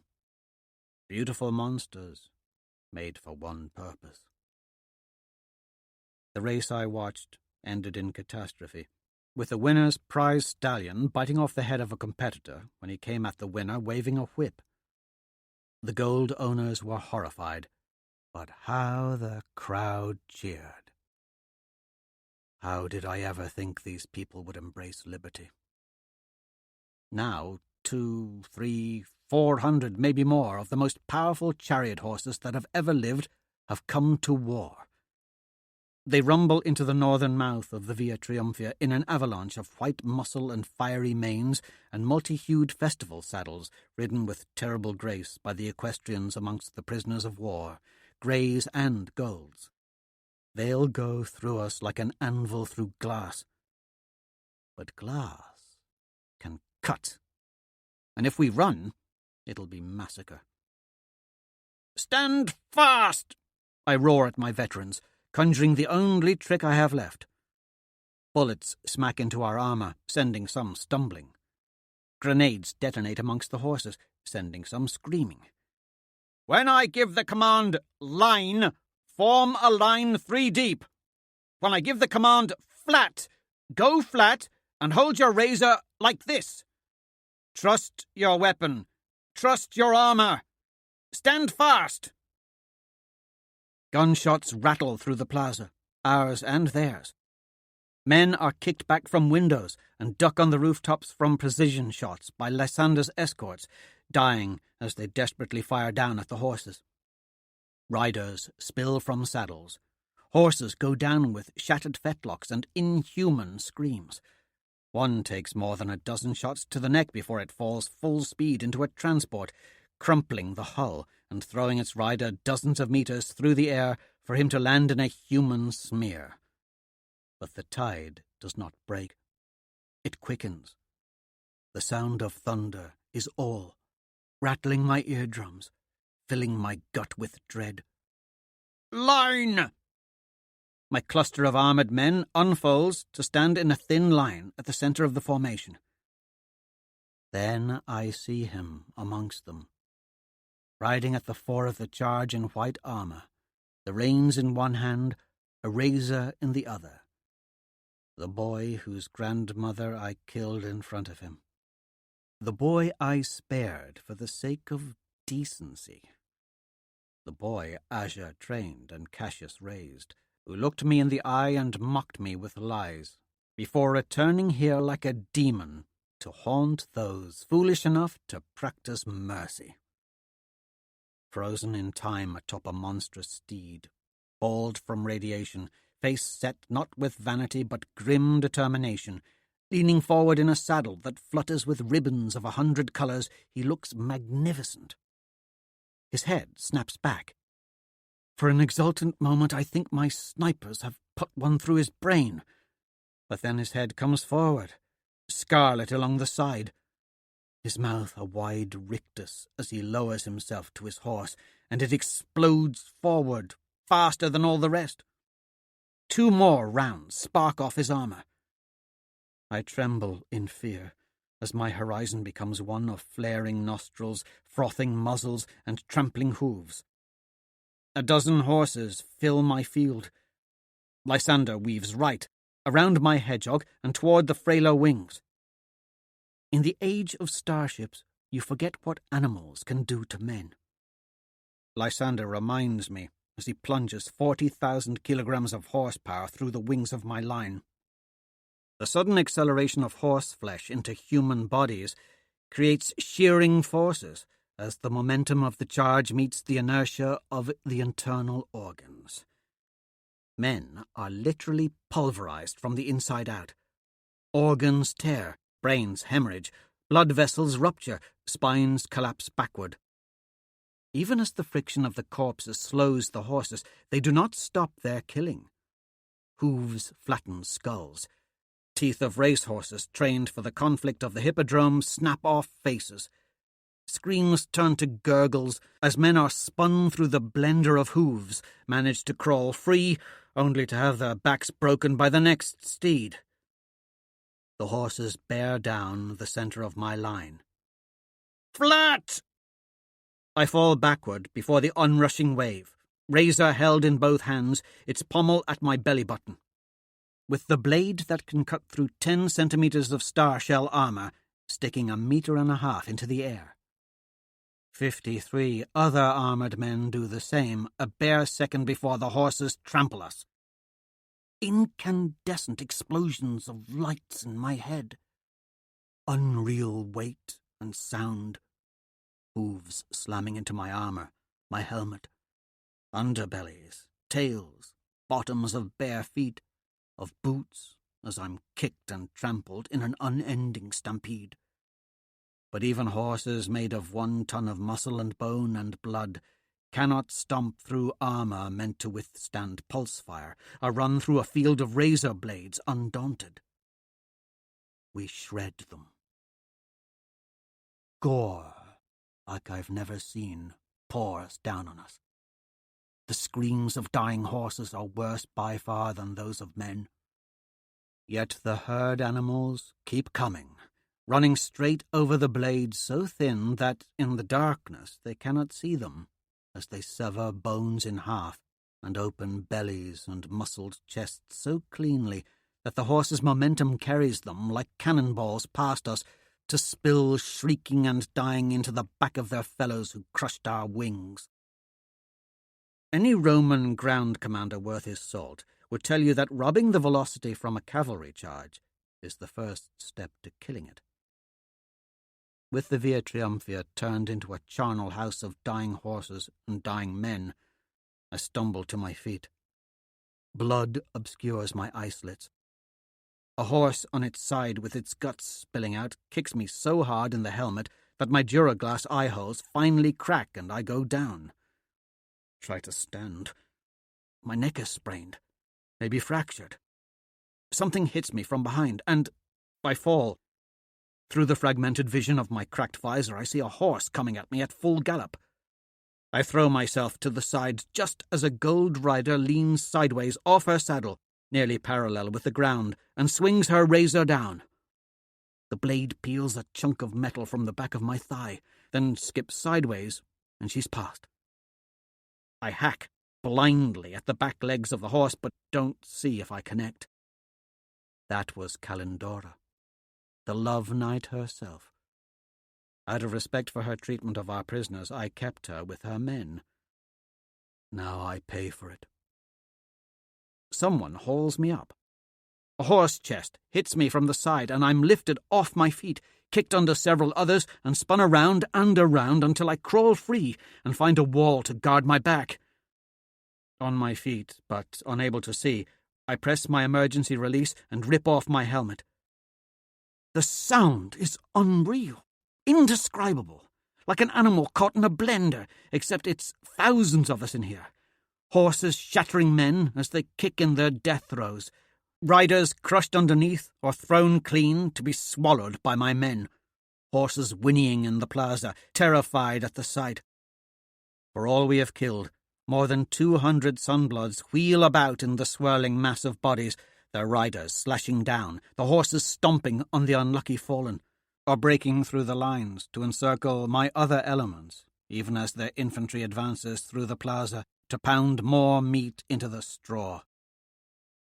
The world takes on a slow, soupy feel. Only a fraction of my force is gold and obsidian. Without armor, without technology, the vast gulf that separates the races becomes measured in the carnage an individual gold can wreak against lesser creatures. Their skin is tougher, their bones and thick skulls like armor. I see one of my greys hit a gold thrown from his horse full on in the back of the head with his rifle, only for the gold to wheel around and with a single punch break the neck of a man who survived 10 years of war. 2 reds fire full clips into a gold in a prisoner jumpsuit. He closes in and kills them before stumbling on to kill 4 more before finally expiring. In my pocket of peace, amidst the battle, I feel the coolness of Pax's key on my chest, the weight of my wife's gift in my hand, the memory of all the goodness my men have inside them, how they laugh over cards, how they smile when entering a liberated city for the first time, how they hustle when beside a gold comrade to show they are his equal, how they weep when they see their families at the spaceports.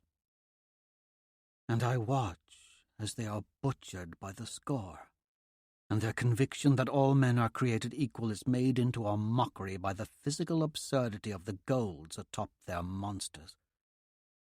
There is a glee in their killing, a horrid joy teaching this chattel, this jabbering mass of uppity slaves, who their masters are.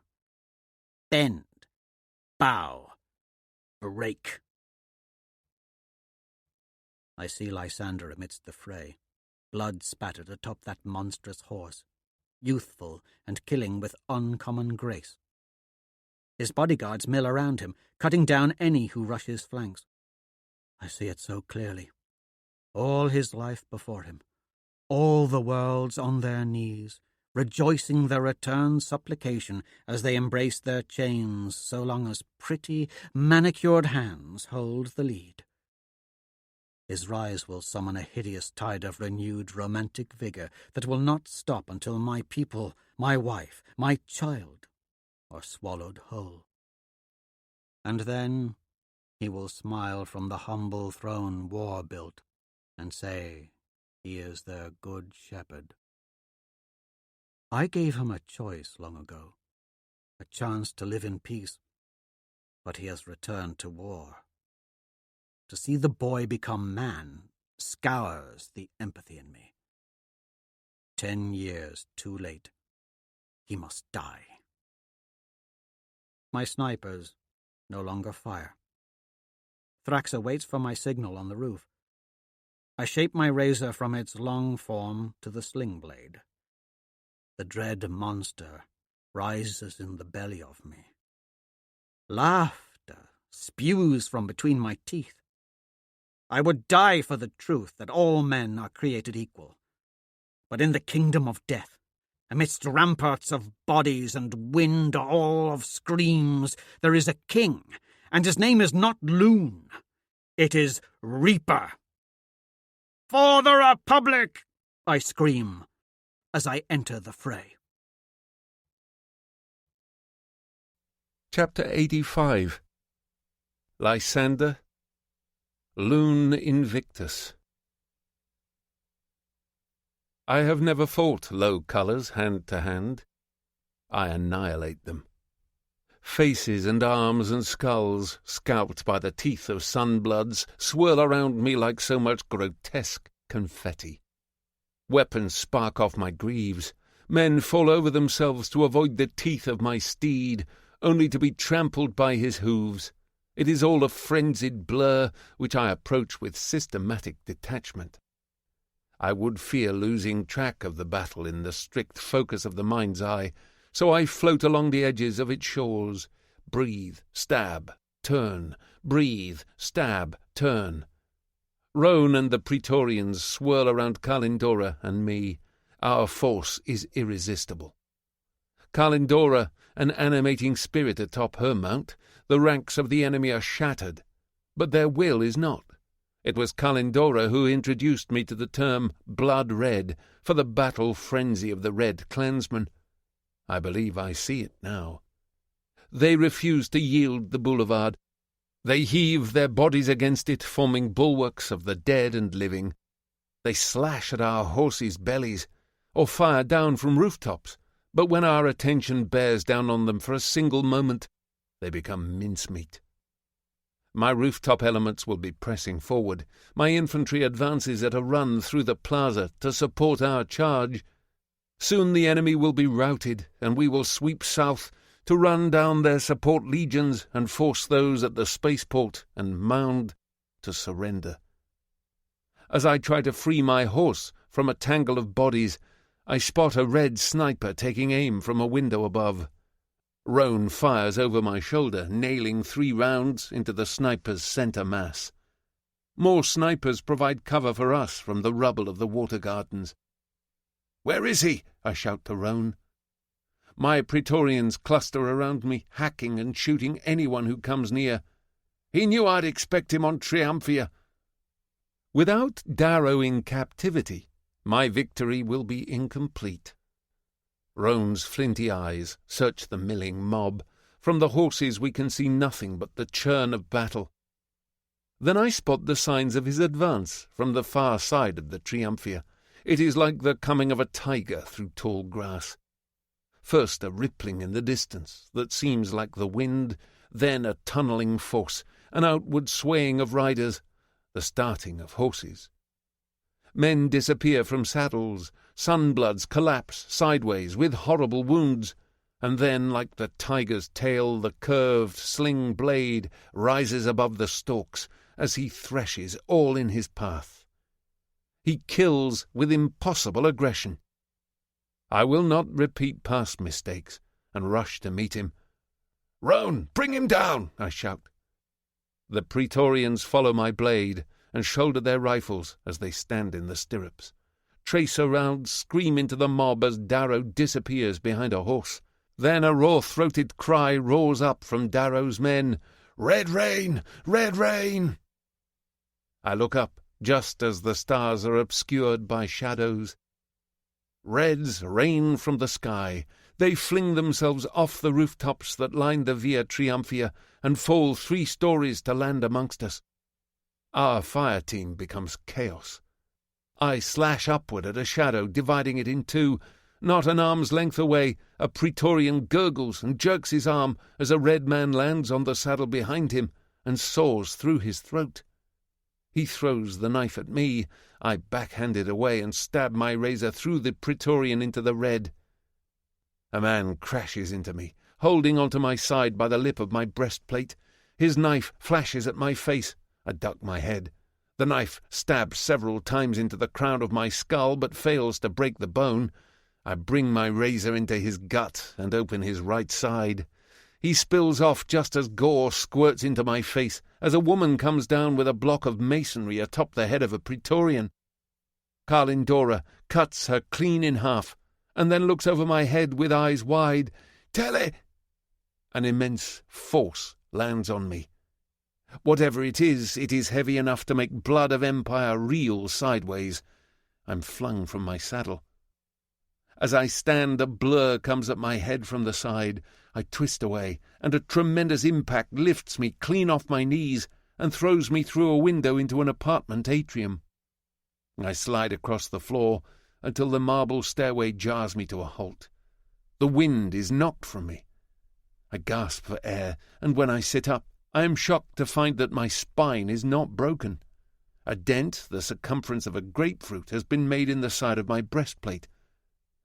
By the time I stumble to my feet, the doorknob is turning. A hulking shadow steps into the atrium carrying a huge warhammer. I don't even have to look at her face. "Telemanus!" I bring my razor up with both hands over my head in Arja's favourite form for obsidians. Bow splitter. It is an easy transition into the branch which cannot snap, the manoeuvre that killed Ragnar Valarus. "You killed a pup," she growls. "Let's see you handle me." She rushes forward, bellowing her family's name. Without the weight of armour, I'd be faster than that hammer, and might be induced to accept her invitation.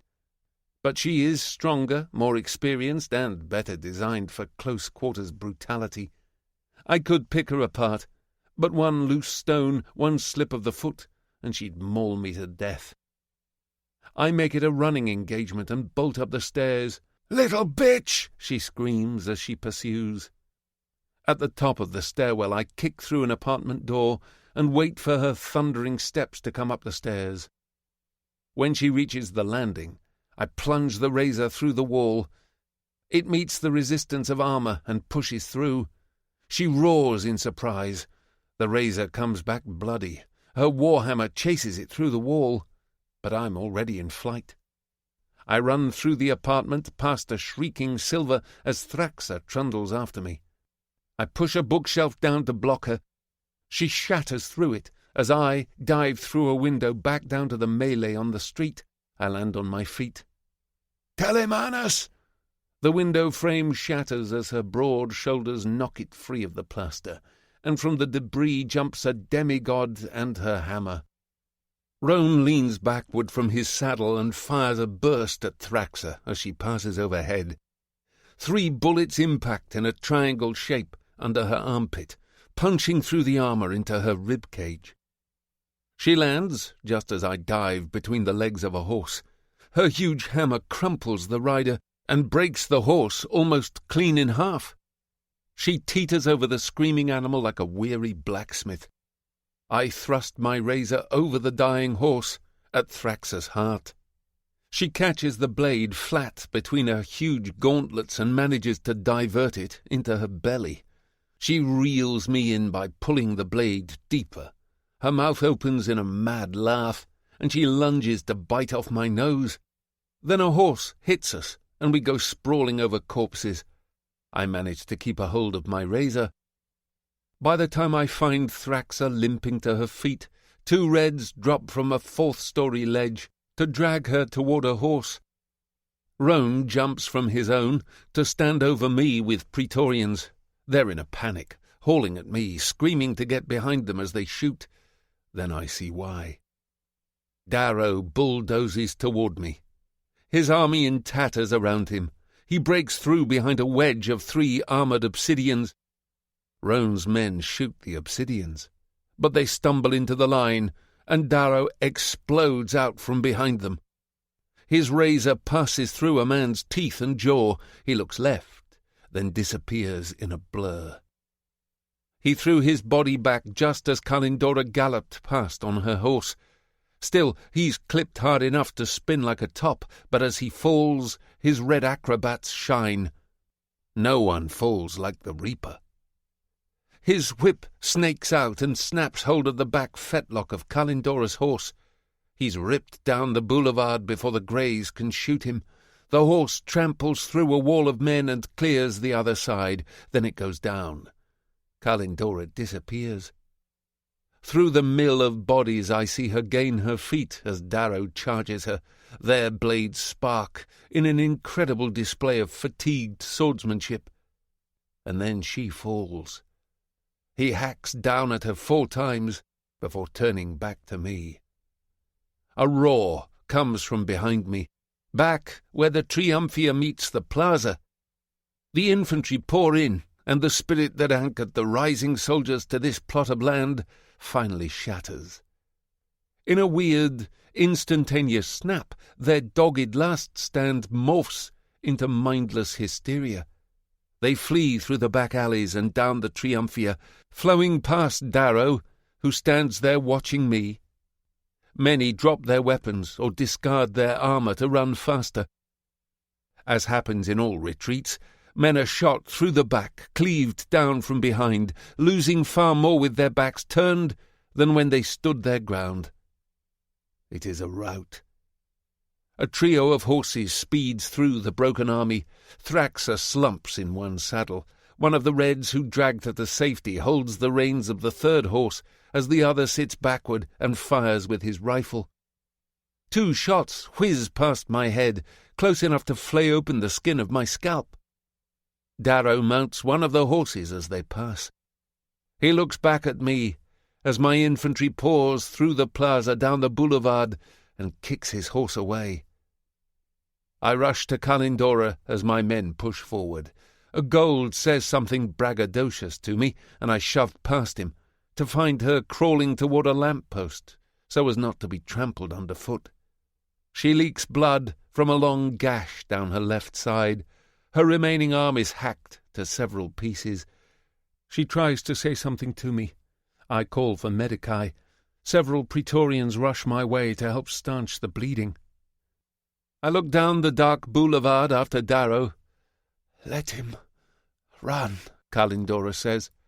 "You're no equal." I grip a Praetorian. They all have field medical training. "Keep her alive."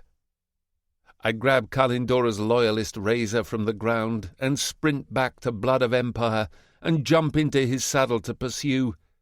Roan shouts after me, but I know if I let Darrow slip through my fingers, he will disappear into the city like smoke. The Praetorians try to keep up, but Blood outpaces their tired steeds. Buildings whip past. Retreating men scatter. Mobs with torches cheer. Then I catch sight of the trio, galloping south on a quiet stretch of the Via Triumphia, just past the bank of Heliopolis. "Reaper!" He does not turn. "Slave!" Somehow, through the clatter of hooves, he hears me and wheels his horse around. Thraxa reaches for him and misses. Her horse carries her past. Covered in gore, his sling blade held at his right side, he looks a devil atop the blood-frothed steed. Darrow brings his sling blade around to point at me. Drawn by my shout, shadowed faces fill the windows that line the street. With a groaning howl, Darrow accepts my challenge. He kicks his horse's flanks. It springs forward. Blood of Empire needs no encouraging. He sees a horse that is less than him and surges to meet the challenger. For a moment there is nothing in the world but my enemy and me, and the bobbing of the starlit street and the cacophony of horse hooves on stone. It forms a tunnel of concentrated destiny. I bring my borrowed razor up like a lance in my left hand. In the mill of battle, I am not his equal, nor am I in the duelling ring, but aristocrats have always held a monopoly on horsemanship. Darrow jerks on his reins, angling to his left as if to pass on my right. Predictable.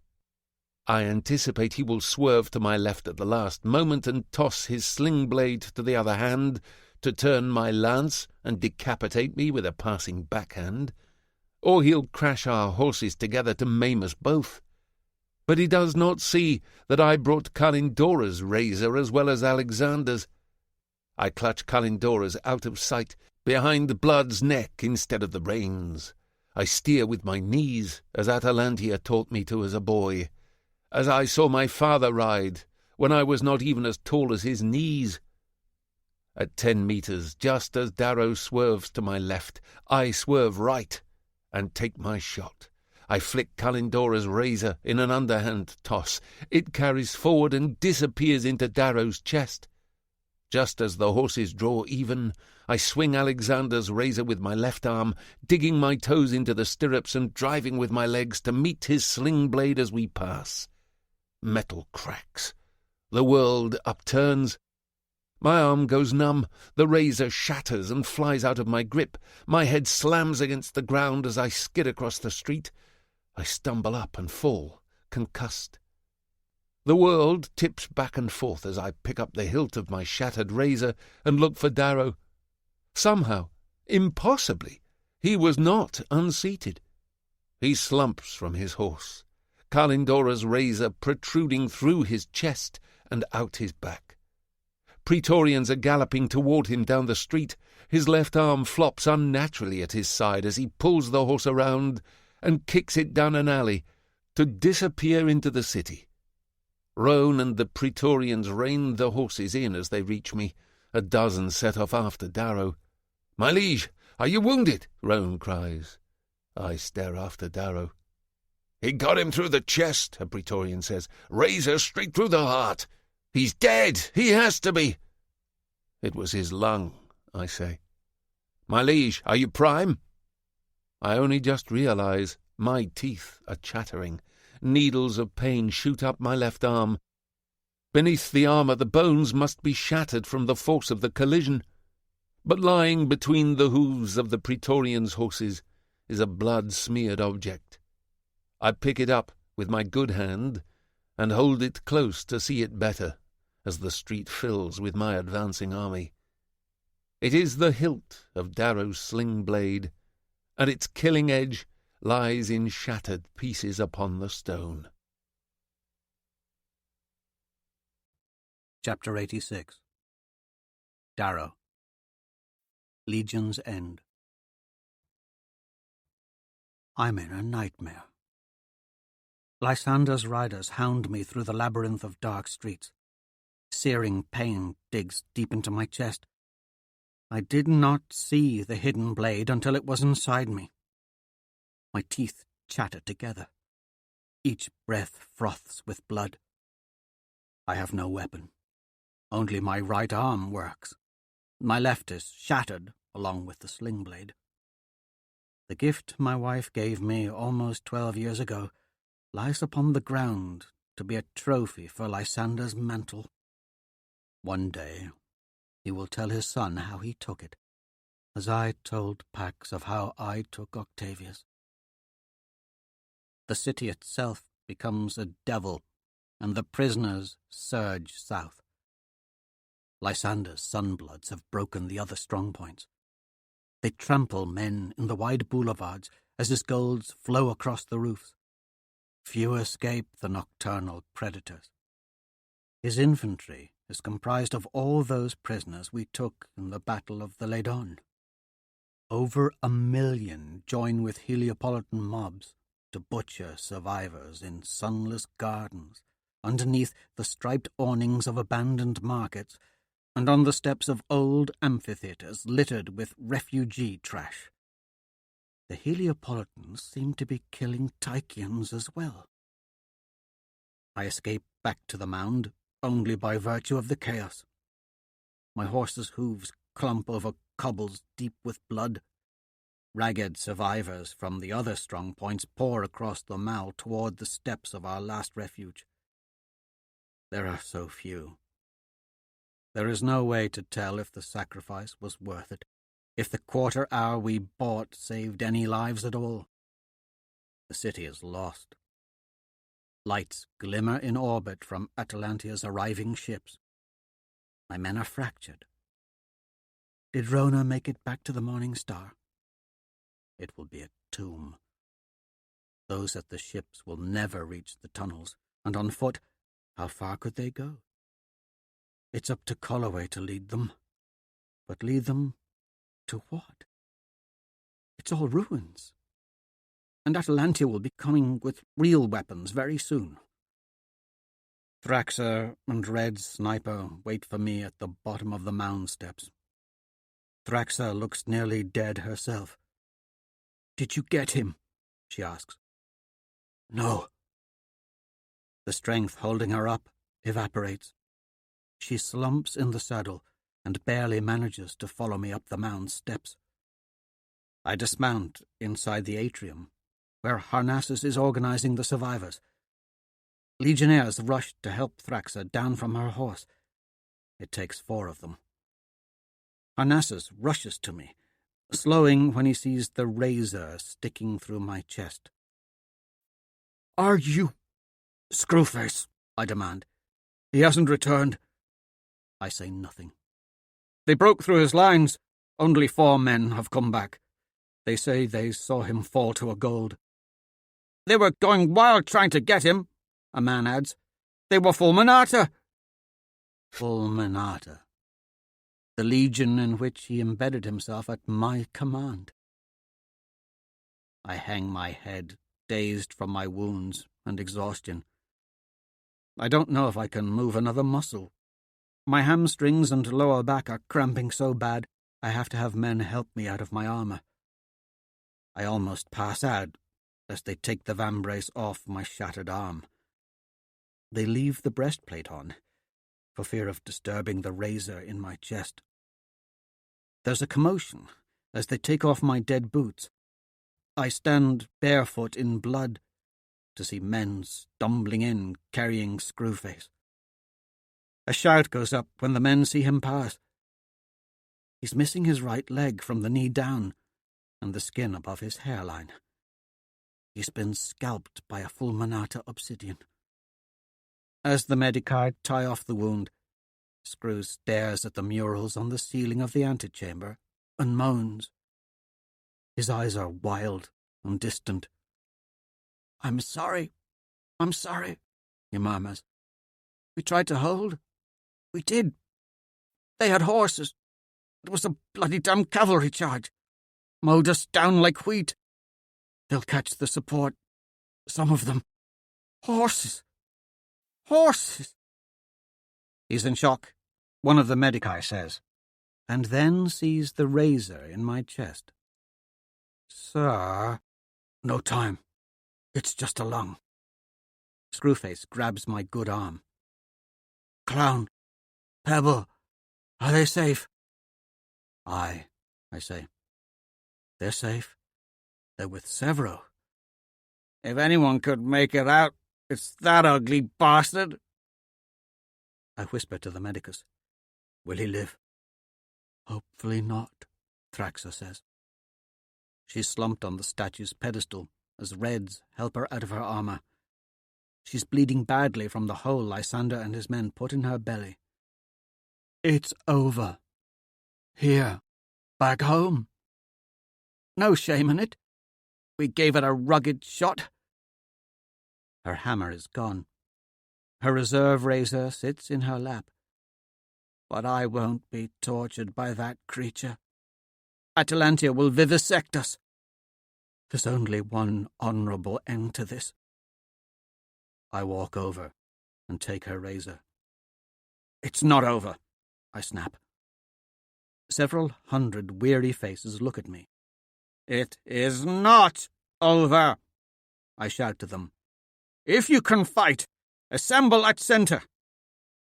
The few able-bodied men assemble. Darrow.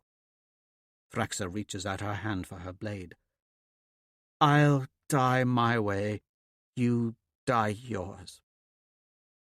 For loyalty to the end, it is the least I can do. I give the razor back. Tired beyond words, I arrange the able bodies with what remains of our guns to constitute a defence for the mound. As if it will matter when Atalantia comes. A hand settles on my shoulder as I send snipers to the gallery.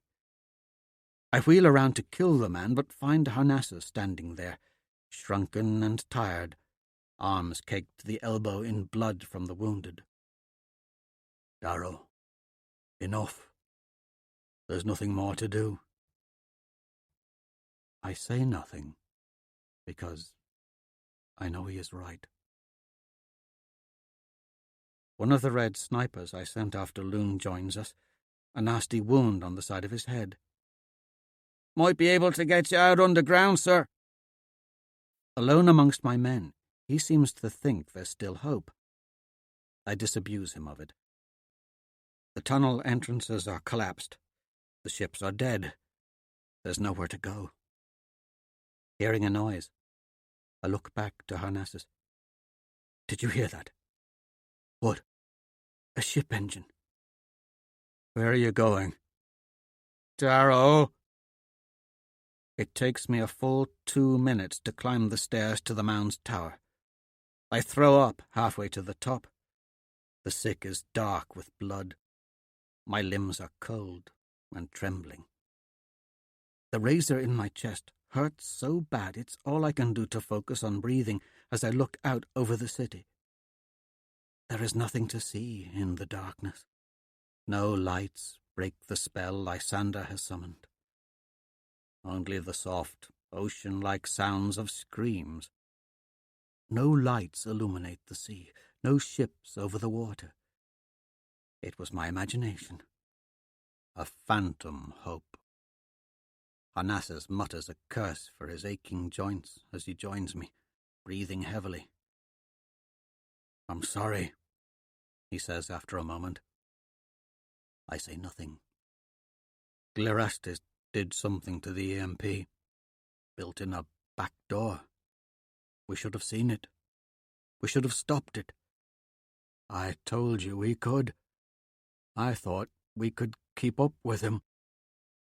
I look over at him at the very moment where the stalwart commander breaks. It is a single shudder, one that comes from the hidden, substantial depths of the man, and reveals for just a moment the insecure child within, as he realizes what he always suspected is true. He treads in waters far too deep. All this time, I shied from his disapproval. In the absence of Dancer, he became my father figure in a way. I didn't even know it until now, because there is nothing like seeing a father shudder. And then he buries the child, and is Harnassus again, hero of the Vox, scowling leader of men. You know the curse of this world? I ask, looking at the body the carver made for me. The greatest gifts were given to the worst of us. Not realizing they are gifts is what makes them the worst, he replies, as the first of Lysander's legions begin to fill the mall below. My men die as they scramble up the steps, as if there were any safety inside with us. You know I envied you. I look over at him. Why him? I asked. Why did Ares choose an arrogant piss-pot miner and not me? It was pettiness. Pettiness that made the Vox. Pettiness that brought us to this. But your wife believed in the Republic, didn't she? I nod. You didn't. I saw you lose faith, one step at a time, looking to solve it all yourself. That's why I stood in your way. I thought this was what you wanted, a glorious end. Now that it's here. He searches my eyes. If not for the Republic, if not for a hero's end, why? Why keep going? Sometimes a simple question wakes a sleeping answer. I had this picture in my head where I would wake beside Virginia. I'd let her sleep and rise to make coffee, breakfast. And when they woke, my wife and son would find me reading at the kitchen table, or maybe making something out back. That's it, he says. That's it. He bellows a laugh. As insult, the sky begins to glow. Individual friction flames from descending star shells coalesce into a throbbing furnace of light. Well, I imagine one of those friction trails is Atalantia or Ajax. They'll want us alive. He nods. I won't risk being taken in a last charge. It will smell like cloves and melting rubber as the Celtex comes in. We'll pass out, then we'll wake up in hell. The reflected light from the friction trails carves across Harnassus's eyes. I'll be damned if I let this be the last thing I see. You shouldn't either. He pauses. I don't think any of my men will be taken prisoner. It would mean something to them if you were with them in the end. When I do not reply, he goes back down the stairs. Harnassus. He pauses and turns. Thank you. For what? Being my conscience. I smile at him. My wife says I sometimes need that. I know it isn't an easy role. But what a role! He laughs before he departs. What a role! I stand alone in the tower, watching the friction trails glow over the city, and wonder if this was not inevitable. If all our hope was nothing more than a feeble religion that could not stand the test of time. I sigh onto the railing and work my good hand through my hair. A tinkle comes from inside my armor. I pull my son's key from within and look down at it and feel an ache. How can something so small mean so much? Even now, when I know I will never see my boy again, I feel as if he were here with me, as if my wife were by my side in these last moments. The world was too cruel to them. I was too cruel in my own way. But there was beauty. For a moment there was real beauty. I look down at the lost city and feel small comfort. I kept looking for hope in the world, expecting the world to supply deliverance if I plucked the right chords, demanding that it supply validation to my labor if I just gave enough effort. But that is not the nature of the world. Its nature is to consume. In time, it will consume us all, and the spheres will spin until they too are consumed when our sun dies. Maybe that is the point of it. Knowing that, though one day darkness will cover all, at least your eyes were open to see moments of light. I pry open my thigh pack and pull out a canister. I pour Dagos's Lycos oil into my hands. I would have liked to see home once more before the end. There is a gust of air behind me. Oh, gods, brooding again. Some things never change, a voice says. I turn to see a vision from the past. Cassius? Hello, Goodman. Kavak said you might need a hand. Chapter 87. Lysander. Ghost. The streets run red with blood and echo with screams. Darrow's army is in full rout. Mechanized soldiers from Atalantia's orbital forces leave vapor contrails in the air. Along the Bay of Sirens there is a great slaughter as men flee the city on foot or swim out into the bay, only to be microwaved by dropships buzzing over the water.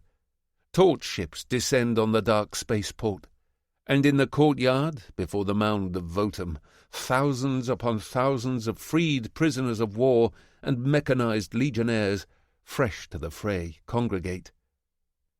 I watch after Kalindora as she is lifted away by Ash Legion Medicae.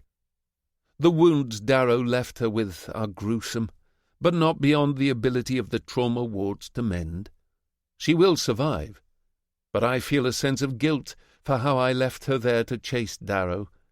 I could no more have stopped the bleeding than the Praetorians I left her with, but leave her I did, and there is little nobility in that. There is little nobility to any of this. There is a thump behind me. Roan's hand drifts to his rifle. I turn to see Ajax landing with a cadre of Ashguard.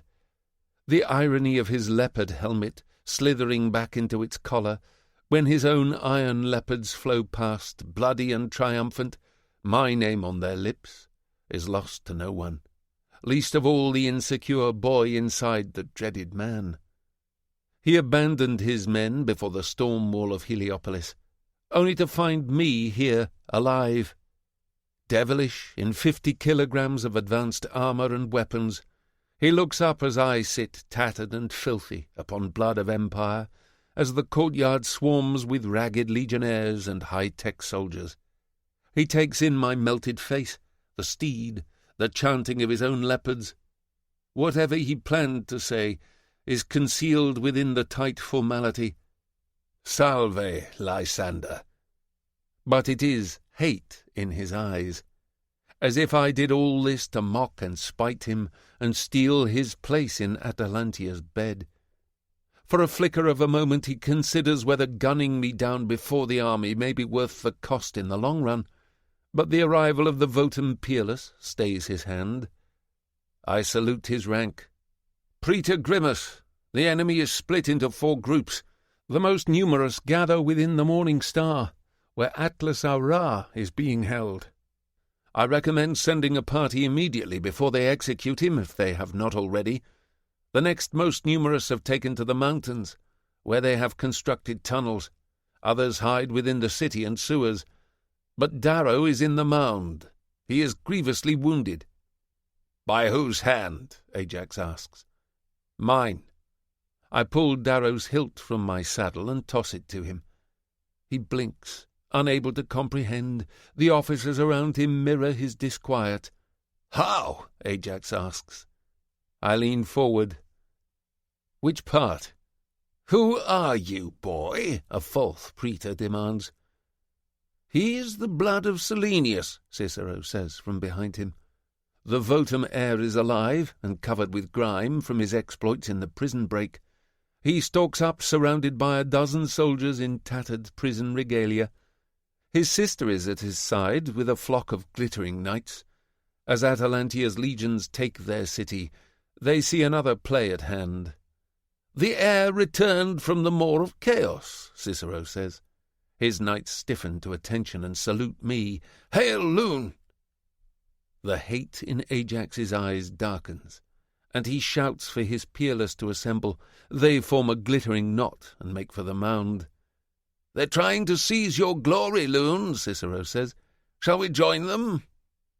I look at the dangerous knights around Ajax, likely friends of those I killed in the desert.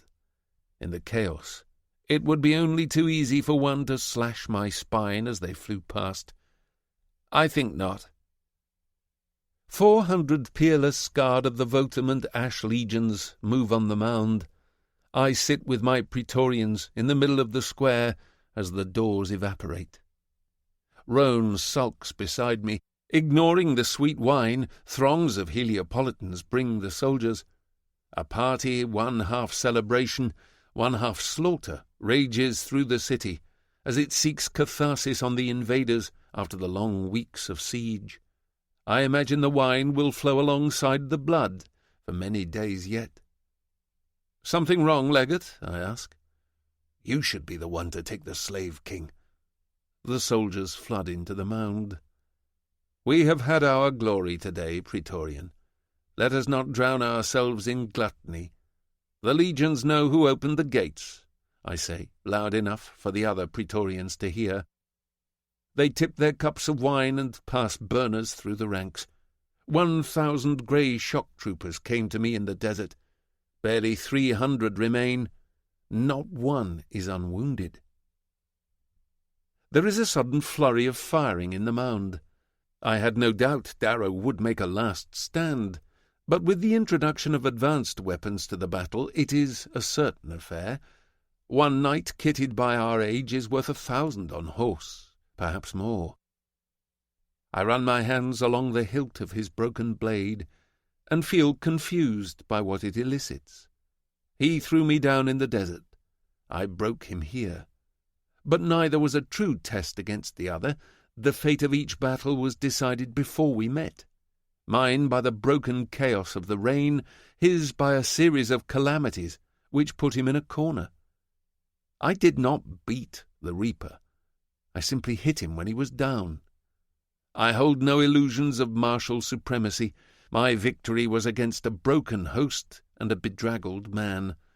The legends of our age die one by one, like autumn leaves. And when they are gone, will we be lesser for their absence? It seems cheap.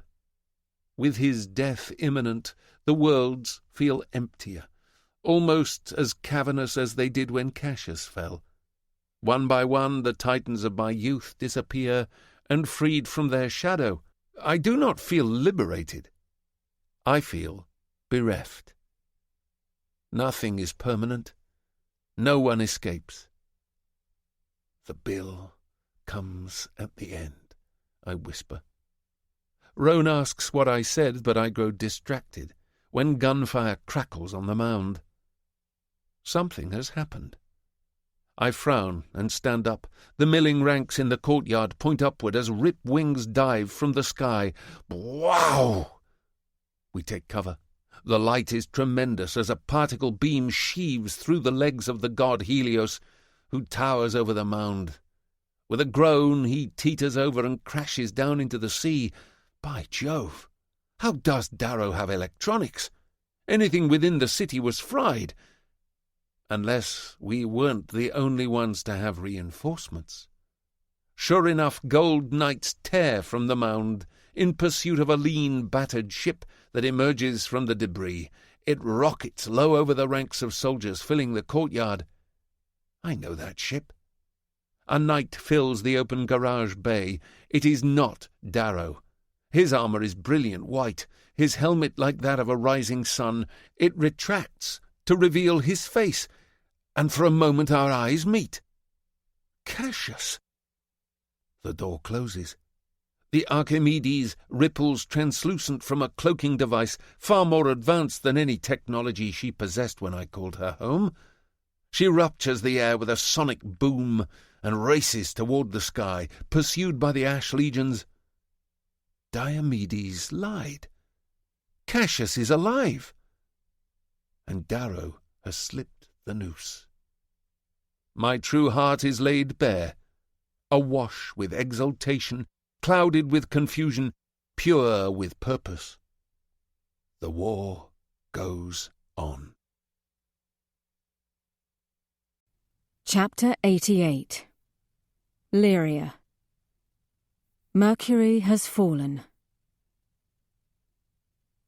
Ulysses is buried on Mars, in a rose garden between Victra's ancestral home and the sea. Across the water, the Julii city of Hippolyte splashes out into the emerald archipelagos. Victra stands just across the grave from me, but looks as distant as her city. She wears only green. I like it far better than morning black. It reminds me of the emerald hills they say wait for us in the Vale. I wish I could take away her pain, but all I can do is stand here and watch her suffer behind that stony face. I know the teeth of this pain wound not with their sharp bite, but with their slow grinding. Her fearsome daughter bends over the grave, whispers something to her brother, and then stands protectively at her mother's side. She knows best. There are no words to soothe the wounded heart of a Julii. Only 5 attend the funeral. The 2 Julii, the Reaper's son, Volga, and me. Our retinue feels pitifully small next to the void his loss has carved, and still I cannot help but feel I do not belong. After Ephraim came, Victra and I went to the fishing village to retrieve her son's body from Maeve's house. Victra washed him herself in Attica, but refused to bury him there. "He'll sleep at home," was all she said to me before boarding her ship. "And now you sleep," Victra whispers to the grave, and then turns away to walk to the coast. Pax moves to follow. Electra grabs him, and he stops to watch Victra's shoulders shake as she wades into the water and swims out to the sea toward the setting sun. When she is almost out of sight, Electra jerks her head for us to follow her down to the coast. We help her make a fire from a pile of driftwood. Everything inside feels very still as Volga and I sit beside the children in the sand. As soon as the sun is gone, Electra speaks. "I am equal parts of my father and mother, but we Julii have a tradition. If family blood spills by your dead, you swim to the sun. You may look back when it is gone. If no light appears on shore to welcome you home, you swim on." She's quiet for a moment. Some never turn to look back. Though Volga weeps soundlessly beside me for Ulysses, in a way she buries 2 today. She still has not forgiven Pax for asking Ephraim to go back to Sephi. She waited at the landing pads for 12 hours before somehow duping the Julii guards and stealing a ship. I tried to follow, but Victra herself intervened. Julii military and aid ships were the first to descend on Olympia 3 days later, when Far and the Obsidians left it in a heap of rubble and corpses. Even my camp's destruction couldn't prepare me for Olympia. I've never seen so many crows or wild dogs before in all my life. I thought the stench was more than I could bear. But then we found Volga sitting on the steps of the high city, cradling Ephraim. She tried holding him together, but his body fell apart when she stood up. I will never forget the look on her face. It has chiselled away the stone of my heart, leaving a wound of empathy I haven't the ken to mend.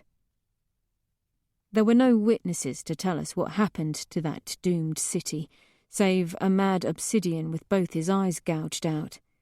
We found him at the base of a throne, swatting at the crows that came too close to a body covered with a cape. Pax and Electra knew the mad obsidian, and the body he protected. He somehow fled the Soul Guard, who were to take him back to a medical shuttle, and disappeared into the dead city, never to be found. Pax couldn't say who killed Ephraim, but we know who killed Sephi and sacked the city. The same monster who attacked the Pandora. Volsung Far. The name is like a curse to us, a curse that deepens the more Pax explains just what his control of the Obsidians might mean for Mars. What city will they sack next? Could the Republic survive the man who took down Julii, Sephi, Valdir and the Valkyrie in just 2 weeks? I fear Volga's name will soon be added to that list. She wants revenge for Ephraim. It will bring her nothing but more heartache. Though my vengeance on Harmony is sated, I feel no more whole. What peace will I find if even that cannot mend me? I did not like Ephraim, but he was like a father to Volga. I saw how she looked at Victra, the slow smiles when Victra would fire a particularly clever insult her way. Her eyes focus on the dark water as she prays under her breath to the All-Mother for Victra to return. She loves far too easily. But her prayers are answered. 6 hours after Victra sets out, she returns. Her dress was lost in the sea.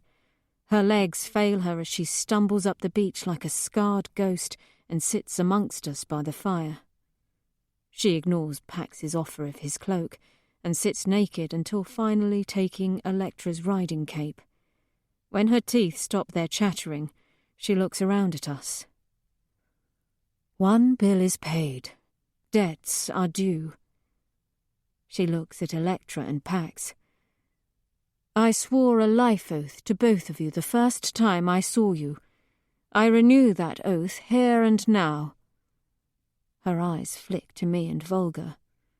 To you two, I swear it for the first time. Let your enemies be my enemies. Let your errors be my errors. Let your life be my life. I do not tell lies. If ever you call, House Barker will answer. Me too, for you, Volga says. I agree, I say.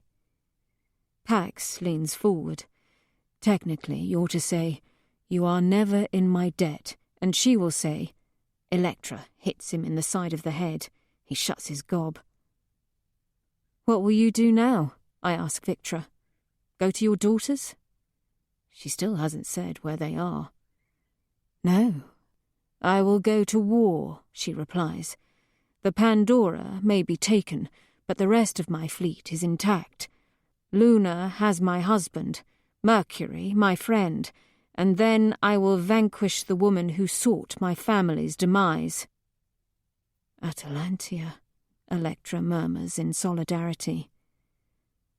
My brothers are on Mercury, I say. You require a ride? Victra asks. No, I'm going to Earth with Volga. Volga looks over in surprise. It hasn't been discussed, but I know where she wants to bury him. Ephraim wouldn't want you getting killed going after them that did him. Say his name, she says. You don't know who did it? Say his name. Far, Electra answers for me. Ephraim wouldn't want you dying on his accord, I say. You know that. I'm going to go find my nephew, and you're going to bury Ephraim in South Pacifica, like you said he'd want. She does not reply. Victra, I'll need a ship. Can you fly? Victra asks sceptically. I look at Volga. I hope so. In the morning, Volga and I load the coffin containing Ephraim's remains onto a Julii racing ship that Victra has given us for the journey. Victra watches Volga secure the coffin inside. It isn't proper, Victra says, keeping her from her revenge when you have had your own. Haven't you seen enough of that? I ask. Not while Atalantia breathes, not while Far breathes. They cost me my son. You want to lose the rest of your children? Her eyes swivel down to me, and in a second I'm reminded of who she is and who I am. Careful, Blister. This woman owns cities and fleets, but I let her alone out of respect for her loss, more than fear of all her legions and ships might. When it came down to it, she was just a mother on her own. A soul guard rushes up to Victra and whispers something I can't hear. She frowns. Let them in. All of them? It's the Reaper's gory damn brother. What do you think? 5 minutes later, 10 Republic shuttles crowd the landing pad, and the Arch-Governor of Mars walks out. Not Rollo. Somehow, in all this mess, the Vox put him down in a firefight in the Citadel. Instead, it is now Kieran O'Lykos. He wouldn't even think he was the same species as his brother. He's barely bigger than I am, and his is the kind of face meant for laughter and Laureltide dances. But he ain't laughing as he strides toward Victra with 200 sons of Ares at his back. He looks like he's going to puke. The Soul Guard nod in respect to their allies. I haven't seen that spiked helmet painted on armour in years. It really does chill the blood. The Arch-Governor greets Victra with a hug and casts a look at Volga before swooping Pax and Electra up, as much as he can, them being as big as he is. He garlands them with kisses and then turns back to Victra with a sombre look. Is there some place we could speak in private? He asks. She motions him to the shoreline. The two groups of soldiers chat across the lines as Victra and the Arch-Governor walk along the water. Pax watches intently. What are they saying? Volga asks. My hearing isn't that good, he replies. Nor your judgment, she says, point blank. Pax looks up at her and is about to say something when she turns her back on him. Only 11 years old and already sending men to their deaths. If Volga thought it didn't weigh him down, she'd be dead wrong. He is in agony. Ephraim must have gotten under his skin. He was good at that, wasn't he? There's a shout from Victra at something the Arch-Governor says. She wheels away from him and stalks back to us. Volga, get in the ship, she says. Her guards look as confused as Volga. The Arch-Governor catches up. It is this or another Olympia, he calls. Since when do we kneel to monsters? Victra snaps, stalking back toward the tiny man. Since when do we abandon our own? She jams a thumb against her chest. I am Victra Albarca. I do not sacrifice my friends. The Reaper's brother does not back down. Heliopolis has fallen. My heart sinks. My brothers. But he's not done. The Free Legions were slaughtered to a man. More than 2 million were impaled. My brother is dead. His brother? It's like watching wind move meadow grass. Grown men's knees buckle across the landing pad. The sons of Ares did not know. The Soul God did not know. Victra did not know. He hadn't told her yet. She looks as if she is dying as she glances at Pax. The boy watches with a tremble in his hands. Whatever anger Victra had when she stormed away from the Arch-Governor crumples.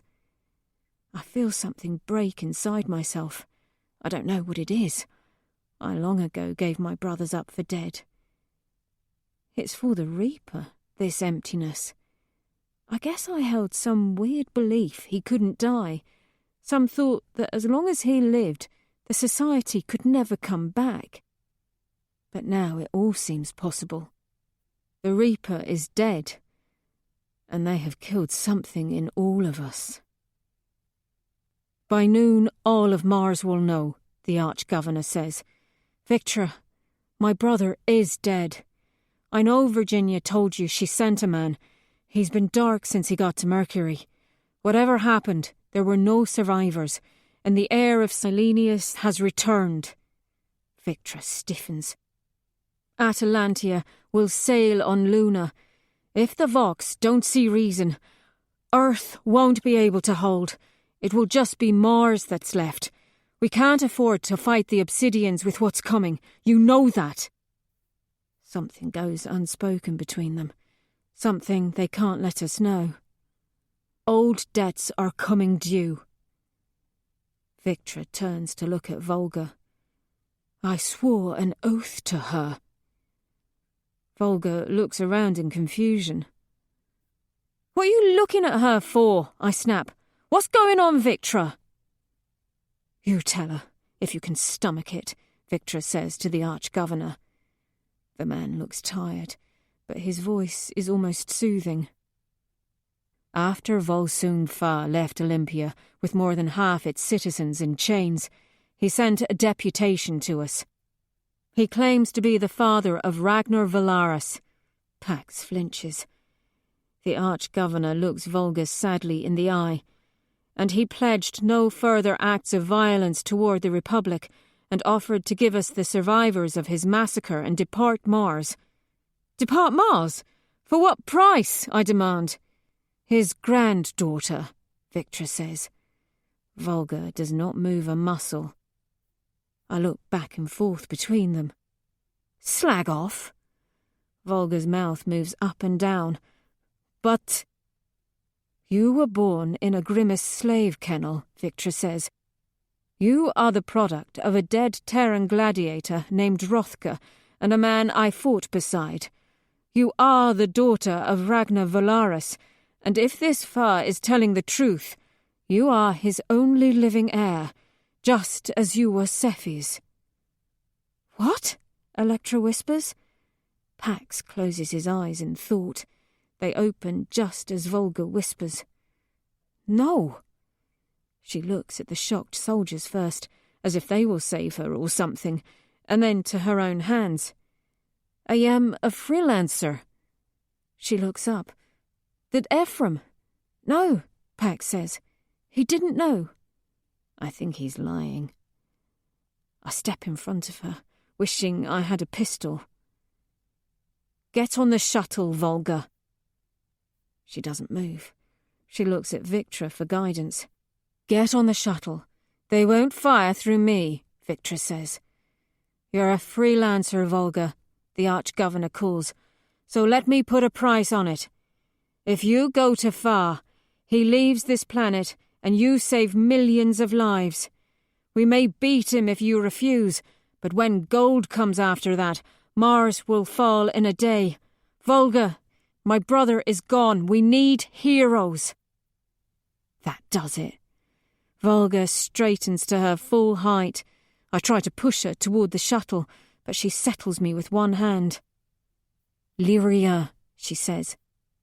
Lyria, promise me you will take Ephraim to South Pacifica, and that you will find your family. Don't do this. I am not a slave. It is my choice. You can't. You don't. Ephraim would, she says. He did not raise me to be a bad woman, but he did not raise me to be good either. Fa will bring me close, and he will pay for his evil. She smiles down at me. Thank you for helping me. I have never had a friend so small be so big. She kisses me on the forehead and steps forward. I watch from a tower on Victra's estate as the obsidian ships disappear into the evening sky. They are said to be bound for the asteroid belt, but who can be certain? Pax joins me from below. I'm too disgusted with his republic to look at him. Mars rose up for us against the Red Hand. Gamma rose up. At just the moment when I was beginning to believe in people, they sent Volga to hell. I remember the first time we met, Pax says after a while. I was presumptuous and wounded you. I would like to ask your forgiveness, because I've done it again. He waits for me to turn. I don't. What did you do? Victra came to me and asked some rather peculiar questions, innocently, of course. What she asked, however, led me to believe you may have a parasite. So I hacked and read the doctor's reports on your physical. Your father just died, and you're going through my physical. What? Never seen a pair of tits before? He goes quiet. I recently learned my mother has come back to life. I glance at him. The Sovereign's alive. He nods. She's coming here, and has ordered the Republic to summon its strength to Mars, so I believe I should be very industrious until she arrives, especially in matters as curious as this. If you read the report, you know. I knock on my head. Poor thing, went and broke on me. Done's done. Her people can't figure anything, and I don't know how to extract it without killing me. Still got the orb, though, and that's mine. Why would you want it extracted when all it wants is to be repaired? He asks. Isn't it giving you instructions? I don't answer. Even now I feel the urges of the parasite. They heightened near the city. Maybe it's the communication towers. I feel an emotional ache to return home to some place I've never been. But I know that's not me talking, because I don't have a home, and the feeling seems to be coming from a great distance. Then Pax says something I didn't include on the report. Oh, my mountain hyacinth, what shepherds trod upon you with clumsy rustic foot? Now you are a broken seal, a scarlet stain upon the earth, figmentum es. I blink at him. How did you... So I was right. He smiles to himself. I read everything and cross-reference latently, including files only 10 people have access to. My mother wanted me to be prepared, and I think I know how to help you. Her spymaster had relevant information. Wouldn't you like to be someone who could make a difference, Lyria of Largalos? He looks up after the obsidian fleet. Did Victra send you? No. She wants to protect you from what you could be, but she only knows that Figment inherited the parasite and gained advantages from it. She has no idea what it really is, or where it comes from. And you do? I have my suspicions. I don't take the bait. My brothers were in Heliopolis. Liam's the only family I have left. Family is more than just blood. I look up after the ships. I helped those girls save themselves. I helped Victra. I helped Volga. The little man is right. I do want to make a difference. What if I told you that I could find Liam easier than you could without leaving a computer? Would you do something for me? I squint at him. Be more specific. He pulls out a thin hollow map of the inner asteroid belt and hands it to me. Have you ever heard of a city called Oculus?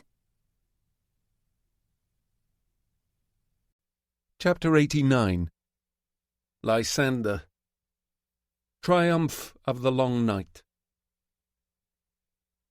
I stand looking out at Heliopolis from the Lady Beatrice. Cassius is alive. I do not know how or why, but somehow he survived the Rim's perversion of justice. Diomedes must have had a hand in it. Was it for honour that he was spared, or some nefarious purpose I cannot yet divine? I would ask the man, but he departed Mercury to prepare the Rim's entrance into the war long before Heliopolis' liberation. Pyther told me he searched the Ladan for 10 days for his sister before departing with a heavy heart. There is a war inside me. I would have given nearly anything to bring Cassius back from death. Anything except this. He died for the Rising. Now he fights with them. He is my enemy.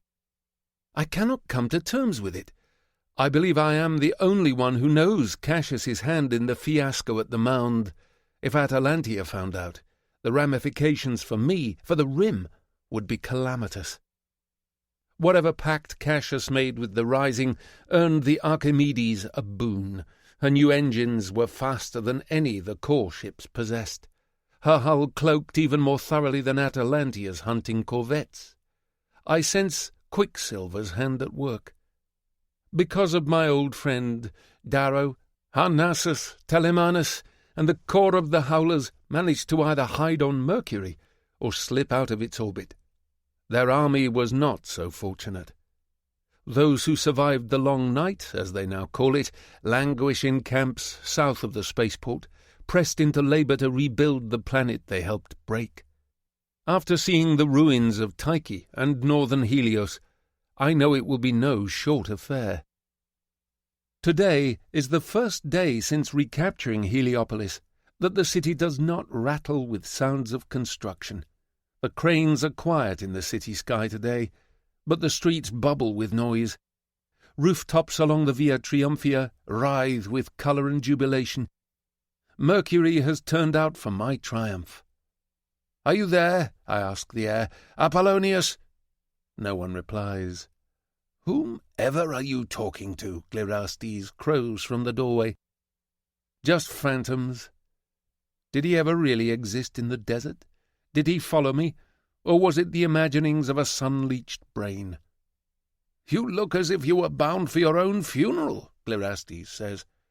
My old friend sways up behind me to look out at the city. "It may yet be." "Oh, please." "Do you have it?" He hands me the duck's pendant I made for Roan. "I am told there are crescents painted upon every street corner from the Hippodrome to the spaceport. You go too far." Glerastes shrugs. Today he wears silver and white, the colours of my house. On his neck is a gold chain with a great pendant of an eye with a ruby iris. The Eye of the Society, the greatest award any civilian can receive. Octavia gave it to him long ago at the unveiling of the water colossus of Tyche. Though Atalantia has not executed him as a traitor yet, neither has she gifted him with a pardon. "You're projecting frustration, dear boy. Desist. I am the artist. If it is to be a diva duel, I'll match you cry for cry, and then piss on your pillow and blame it on my dead ocelot. And you'll wonder if I'm insane, and I'll cackle because, yes, I am, and I can get away with anything." "Atalantia still may kill you," I say. "Don't forget." "If I were a betting man, which you are, then I would wager all on the proposition that my head is more secure than yours, young loon. After all, I am the best kind of hero, harmless, and you are the worst, young with a name." I sigh and lean on the railing with him. "I suppose I did ask for theatrics." "Yes, dear boy, and right now they're the only thing keeping you alive." That and the furor for the air returned that sweeps through Mercury and the legions. I really don't mind it much at all, but I fear grandmother's wisdom. Will Atalantia break me if she thinks I eclipse her in the mirror? Ajax already tried. With my polite imprisonment in the Lady Beatrice, and Atalantia spurning my requests for an audience, I fear he is pouring poison in his aunt's ear. She will think I did this for my own glory, to supplant her. Did I? Glerastes searches my face. Kalindora was asking for you. I know. She said it was important. I say nothing. Kalindora's wounds were mended by the Medici, but not the poisoned Darrow's blade slipped into her bloodstream. She is dying, and I do not think I could do what I must were I to look at her in the eye before the triumph. Do you love her? Glerastes asks. I look at him. I left her on the ground to chase Darrow. What a hideous thing to do. I never had the chance, but I believe I would. Then I will find a cure. You're not a medicus? No, but I am a genius. Heavy boots clump the tile. Roan stands in the entry. I am appalled by his armour. It is as black as the space between stars. Purple bands cover the joints, and on the chest plate is a silver crescent moon inside the pyramid of the society. Dominus, the shuttle has arrived. Where did you get that uniform? I ask. Roan looks suddenly embarrassed.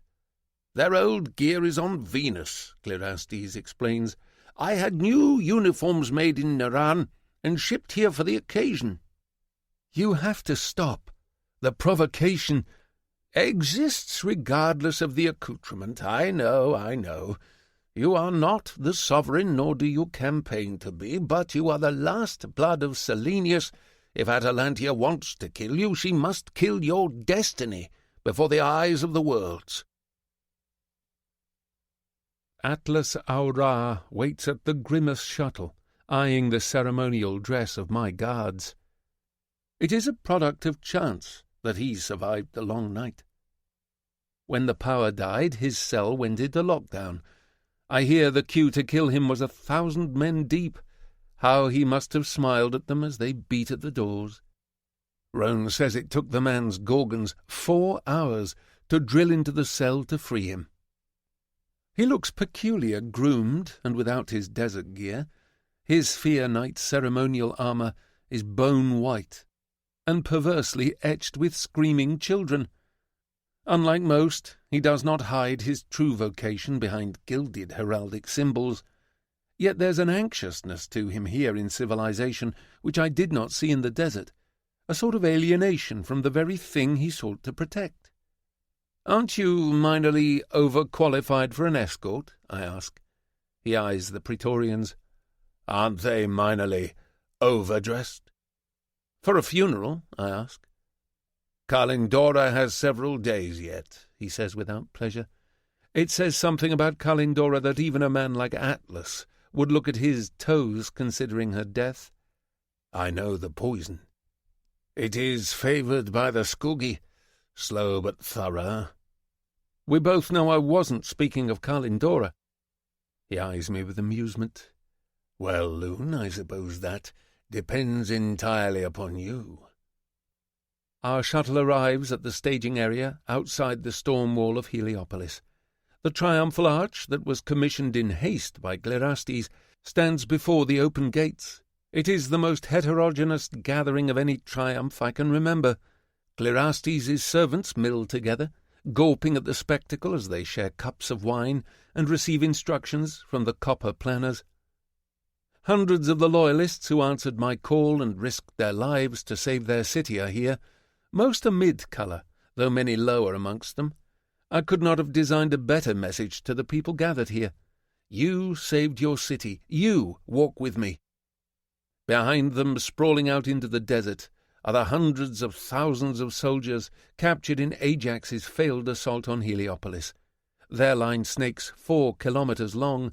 Gold, grey, obsidian and blue drink down spirits passed out by reds and browns. Together they sing the ancient hymn battle cry of the Lightbringer.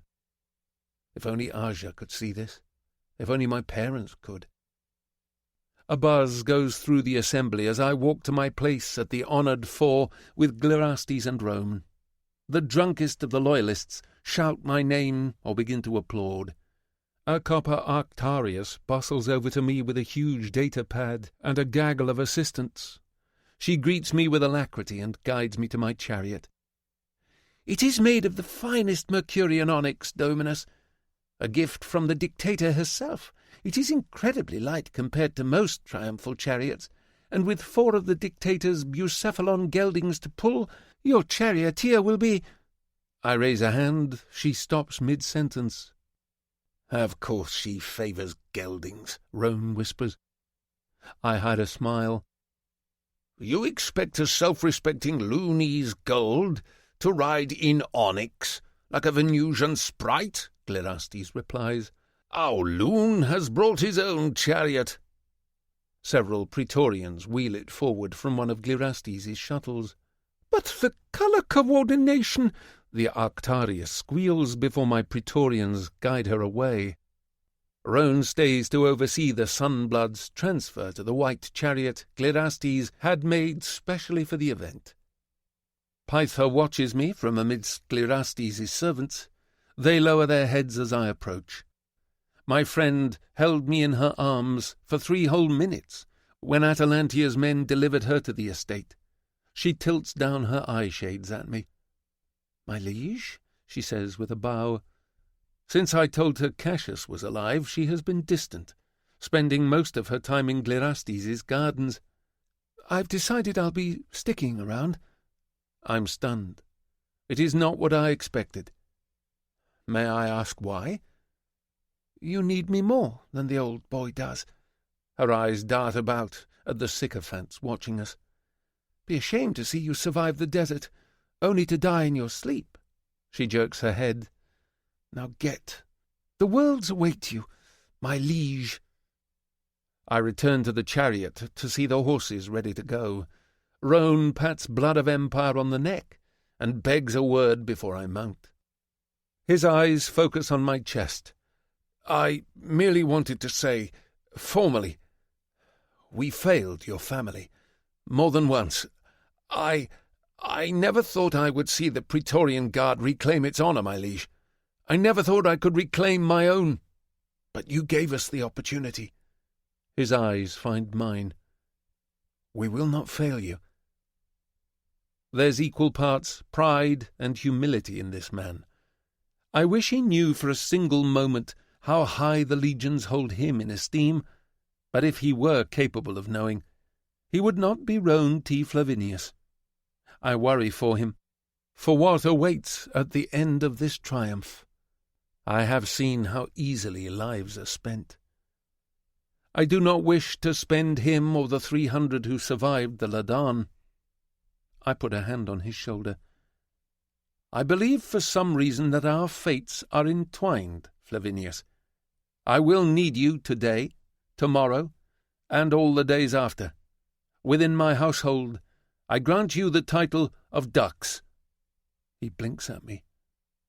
"Dux, my liege? Are you fit for the task?" A Dux is an appointed right hand, with unlimited imperium within a house. His word is my word.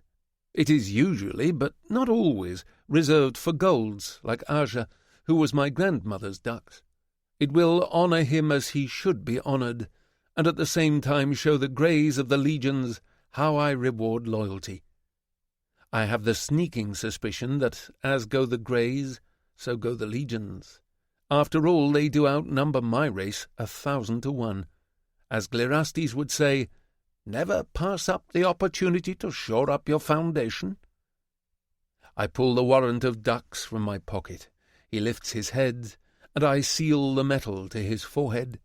The skin burns as the hawk and crescent moon meld with his flesh and bone. He salutes with tears in his eyes, and mounts his horse to follow my chariot. I join Atlas on the chariot. He rides as my dagger shadow, a place of honour and trust. 2 things he has not earned in my eyes, but Kalindora is too sick to stand where she ought. "He's a good man, Flavinius," he drawls. "Be ashamed to waste him." Is that a warning? I ask. "Advice, rather." He glances at Clearastes on the horse next to Roan's. "It seems you heed the wrong men." "I know how to handle Atalantia." "That would make you the first." I lean past Atlas and press a DNA scanner on the side of the chariot. There's a thrum as the reinforced pulse shield flickers into place, distorting the world around and encasing the entirety of the passenger compartment with enough shielding to take a direct hit from a Pelham missile. Atlas chuckles. "A promising start." Trumpets signal the beginning of the triumph. A blind white girl walks ahead of my chariot with a flaming torch. With an old white guiding her, she finds her way to the crimson curtain that hides us from the crowd. She pushes the torch into the wool, flames lick upward. When they have consumed all but the topmost remnants of the curtain, my charioteer snaps the reins, and the chariot rolls forward. We are swallowed by noise. A street cleared of rubble bisects a sea of humanity for 4 kilometres, until the street bends to the right. Millions roar on the ground, on the rooftops. Trumpets blast, bells clatter on horses. The sound washes over me as we ride forward. An honour guard lines the parade route, not Votum or Ash Legions. I feel the chill of the past. The Praetorians have returned. Thousands of purple and black-clad men and women stand with their rifles shouldered. I glance back at Roan. He smiles and bellows, "Praetorians! Ad lucem! Lune! Invictus!" They have returned from their disbandment by the thousands. The Fear Knight's voice is barely a whisper. "Poor choice, young man. Poor choice." I miss the desert. It was simpler there. The route is 12 kilometres long, exactly the length of Selenius's first triumph on the Via Triumphia from Hyperion to the Citadel. After 10 minutes, I am exhausted from sensory overload. Flowers cascade, children rush from the crowd to bedeck the honoured with floral wreaths of mountain flowers. The battle cry of the Lightbringer echoes through the city. Verse after drunken verse. Military ships hover with snipers to cover the rooftops for signs of terrorists or agitators. Despite the best efforts of society forces to round up all the enemy at the spaceport, it's inevitable that thousands more will have melted into the city. A triumph in this climate is as good as a death sentence, and we all remember Darrow's fated day. But how could I refuse Atalantia? Of course there are snipers. Shots slam into the pulse shield over us and send response teams swarming over rooftops. I almost pity the shooters. With each shot I wonder if it is Darrow's men, or Atalantia's, or someone else's. Who knows? The procession carries through the heart of the city and comes to a halt at the mound of Votum. The statue of Helios still lies fallow in the sea. High upon the steps of the great palace, Atalantia waits, surrounded by the 200 heads of the prominent remaining houses. The brooding Falth killers, vile Asmodeus, our Carthii, and Cicero, our Votum, are all there. The Carthii tap their feet in resentment, as if they have better things to do. The Votum beam at me. I saved their city from extermination, and now they see a chance to escape from under Atalantia's thumb. "Remember, you are but a mortal," Atlas whispers into my ear. I hop down from the chariot. "As are we all." He frowns as I ascend the steps toward Atalantia. Ajax looms behind her amongst her officers and Olympic knights. She smiles in lovely fashion. Behind that smile is so much malice. She wonders, just as the crowd and the Praetorians and the soldiers wonder, when we come face to face, will I kneel? When I reach the top of the stairs, the crowd goes silent. Atalantia is in pure white. Her shoulder spikes are gold, her necklace, that dreadful pet Hypatia, and 2 ornate gauntlets of gold cover either hand. Her gold razor is at her side, but I know she looks at the broken sling blade I wear on my right hip. It is the envy of all the legions. "Darling, I do believe you took me far too literally," she says with a sexual sigh as she looks at the left half of my face. "I said earn a scar, not become one." I left room for one more. "From boy to man, and all it took was a little friction," she replies.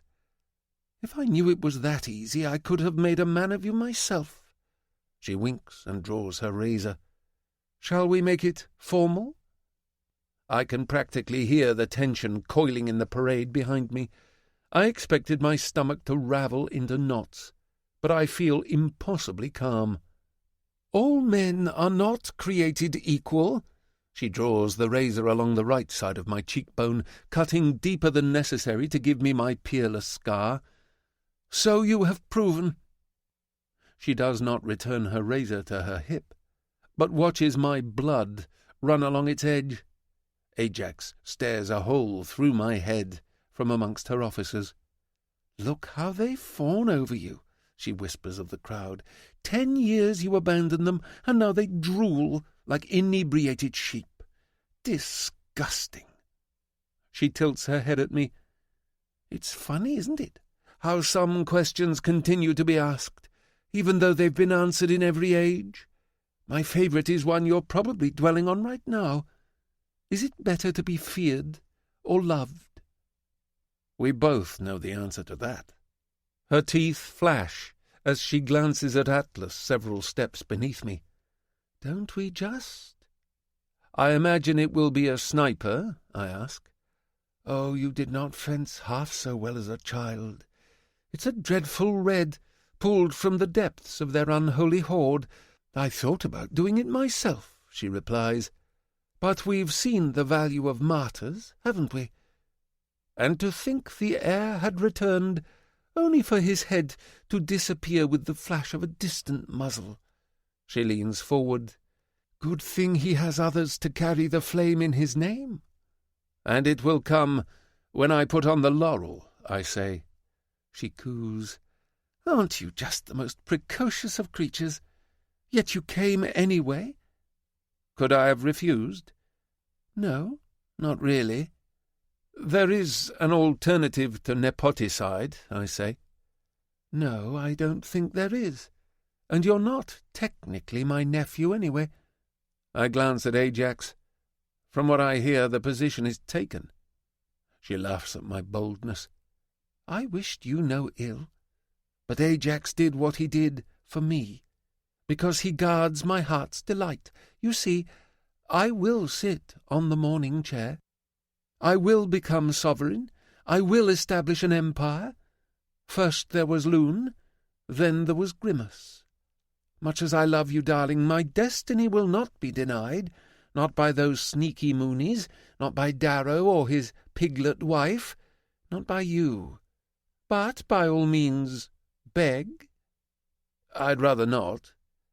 "Then shall we proceed with your assassination?" She motions for the white. I hold up a hand for her to stop. The crowd whispers behind us. The legions shift anxiously. Ajax can barely wait another moment for my blood. With a smile made especially for Atalantia, I bend a knee. Ajax stiffens and takes a half-step forward before remembering how many watch. "All this I did for you," I say, playing to her vanity. Atalantia laughs. "Oh, Jove! It is begging, then."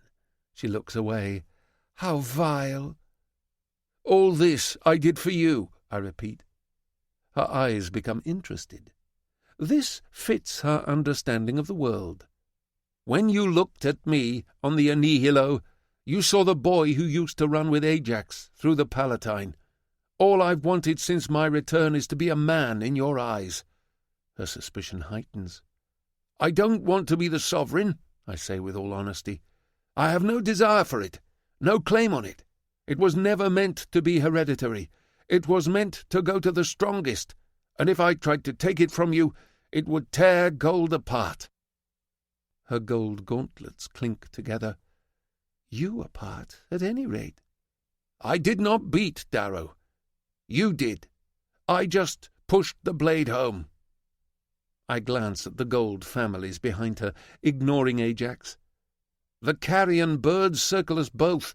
They seek division between us, because it feeds their own delusions of ascendance. We must show them unity." Her eyes narrow. "What are you proposing?" "That Grimace and Loon become indivisible, once and for all."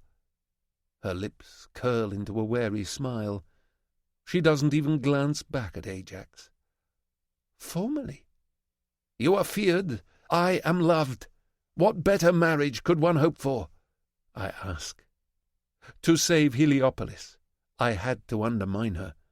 To undermine her, I made an enemy of her and validated her suspicions and the poison Ajax and the Carthii have likely been putting in her ear.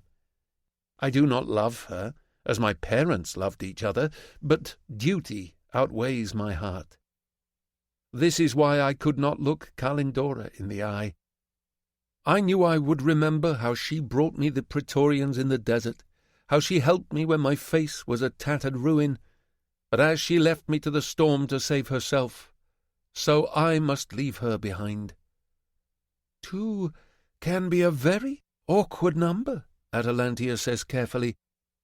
Not so long as all know who kneels. What a matchmaker you've become. Rim and Core, Loon and Grimace. She ponders the idea. When the old milk-bat sets the crown on your head, don't take my hand. That's my answer, and her signal to whatever sniper lurks in the buildings. Whether it is death or life, I will not know until it has happened. There are cheers of relief as we turn together toward the crowd, but the cheers are far too premature. Neither Ajax nor Atlas know what has happened, but down below, Roan and Glirastes wait for the answer. The white steps forward, her dark face as ancient as her tattered robes. Milky eyes watch me within human distance. Her hands hold a green laurel crown. My heart thuds in my chest, forcing my vision into a tunnel. Son of Luna! I barely hear her voice for the blood in my ears. Today you wear purple, as did the Etruscan kings of old. You join them in history. You join the men who broke the empire of the rising sun, the women who dashed the Atlantic alliance into the sea. You are a conqueror. Accept this laurel as our proclamation of your glory. She sets the laurel on my head. Atalantia smiles beside me. I lift my right hand, open as is the way, to grip invisible destiny. Atalantia does not seize it. "Per aspera," I say. "Ad astra," roars the human sea of Heliopolis. No bullet finds me. "Celebrate, my love," Atalantia whispers, "for you have lived before death. In the immortal words of Plautus, let us celebrate the occasion with wine and sweet words." The triumph festivities extend well into the evening. The sounds of rooftop parties and the debauched celebrations of the core golds within the mound itself lap at me as I stand with a cup of wine atop the stairs and watch the brown and red crews sweep the flowers from the Via Triumphia. I smell roses as Atalantia joins me from behind. Her gold gauntlet squeezes my shoulder. "Bored of the sycophants already, my love?" she asks. On her neck, Hypatia stirs to eye me before returning to her slumber. My grey Praetorians in the shadows watch her obsidian ash guard, with their hands on their rifles. We have not yet shared news of our pending union. Considering how much wine Ajax has downed, it would be violent timing. As a boy, I always wondered how you put up with them, I say. And as a man? I wonder how you put up with them. You would do wise to make friends. Many have spent their years climbing the ladders, to heights upon which they might share wine with a man like the heir of Selenius. If you spurn them, they will hate you. Let them hate me, provided they respect my conduct. I want to show you something. She extends a hand. I glance at my Praetorians. I've held your life in my palm before. I haven't squeezed yet. She smiles innocently. Don't you trust me, my love? I nod to my guards. Tell Rome to enjoy himself. I am with the dictator. Atalantia's shuttle flies us over the desert. As we ascend, I catch sight of 2 lines of impaled bodies that lead out of the city and into the desert. Reds and golds, Atalantia says. It stretches to the sea they stirred. The others can work or join the line. To react would be to lose respect in her eyes. To contradict would be to make her doubt my acceptance of her supremacy. So I remain silent. Her shuttle takes us to the Annihilo. The triumph has spread to its halls. Soldiers toast one another in mess halls and give proclamations that soon the Legion eagles will fly over Luna again. Atalantia leads me along by my hand. Her meditation chamber has changed since my arrival. Gone is the garden, replaced by sleek black walls and a white floor. The mural of our family still hangs on the wall. The viewport looks down on drowned Tyche. The waters have receded, but the city is in ruins. Only the water colossus stands equal to its former glory. Atalantia brings me before the viewport. "This is our victory," she says. 3 days from now, I would like for you to break ground and lead the restoration of Tyche personally. Glirastes will be your master-maker. You will not want for funds. I intend to deliver most of your inheritance from my own coffers. Her largesse surprises me. All the worlds will see that what the slave king destroys, the heir of Selenius will rebuild greater than before. I examine her face for some sign of deception, and find none, just a deep, feline satisfaction. Why? I ask. Because my husband must be loved. She turns her body to me. Her gold gauntlet strokes my burn and slides to cup my head. Her eyes flutter. Her tongue wets her lips as she pulls my mouth to hers. Her teeth glide along my bottom lip, nipping tenderly. She pulls back, sees something in my eyes, to her satisfaction, and then crushes my mouth against hers in hunger. Her tongue probes mine, and the heat of her body presses against me as a gauntlet strokes my groin. My blood quickens in guilt. I feel light and heavy as my hands explore the taut muscles of her back, sliding down and down and down. I pull away. Ajax is a puppy. She puts a finger to my lips as I try to protest. On your back, love. I find myself obeying, watching in lust, as she removes her jacket and clothes, till she wears nothing but the snake and the gold gauntlets. She cuts off my pants with a small blade that emerges from a finger of the gauntlets. She takes me in her mouth, and I shudder in pleasure as she crawls up my body to put me inside her. She gives a little gasp, her mouth hovering just above mine, and then a devilish smile grows on her lips as she begins to grind back and forth between the drowned city and the mural of our dead family. Chapter 90. Lysander, the Love Night. Glirastes has given Kalindora a villa by the sea in which to die. If any doubted the honour of the Love Night, one need only look at the quantity and worth of those friends who gathered to see her once more before she passes from this world. Despite the triumph, the air is sombre. I have felt dirty since I awoke with Atalantia, but not too dirty to reject her morning advances. Kalindora's room is littered with tokens of affection, including 2 golden gauntlets from Atalantia, the same gauntlets she wore when we had sex in her meditation room just hours before. A patio ambles down to the waterline, where blue crabs skitter in the surf. It smells not at all like death. Kalindora lies on a humble bed. There are no servants in the room, nor any sign of the immense wealth she inherited as the last eligible member of House Sun. She looks up at me with a wan smile as she sees the flowers I've brought. "Where did you find Hemanthus?" she whispers. "Glerastes knew of a hothouse in Naran that carried them," I say, wondering if, even after showering, I still smell of Atalantia. "Of course you remembered." I hold them close so she can smell them. "Like home," she says with closed eyes. "Put them by the bed for me." She nods to the door. "Are they all still swarming?"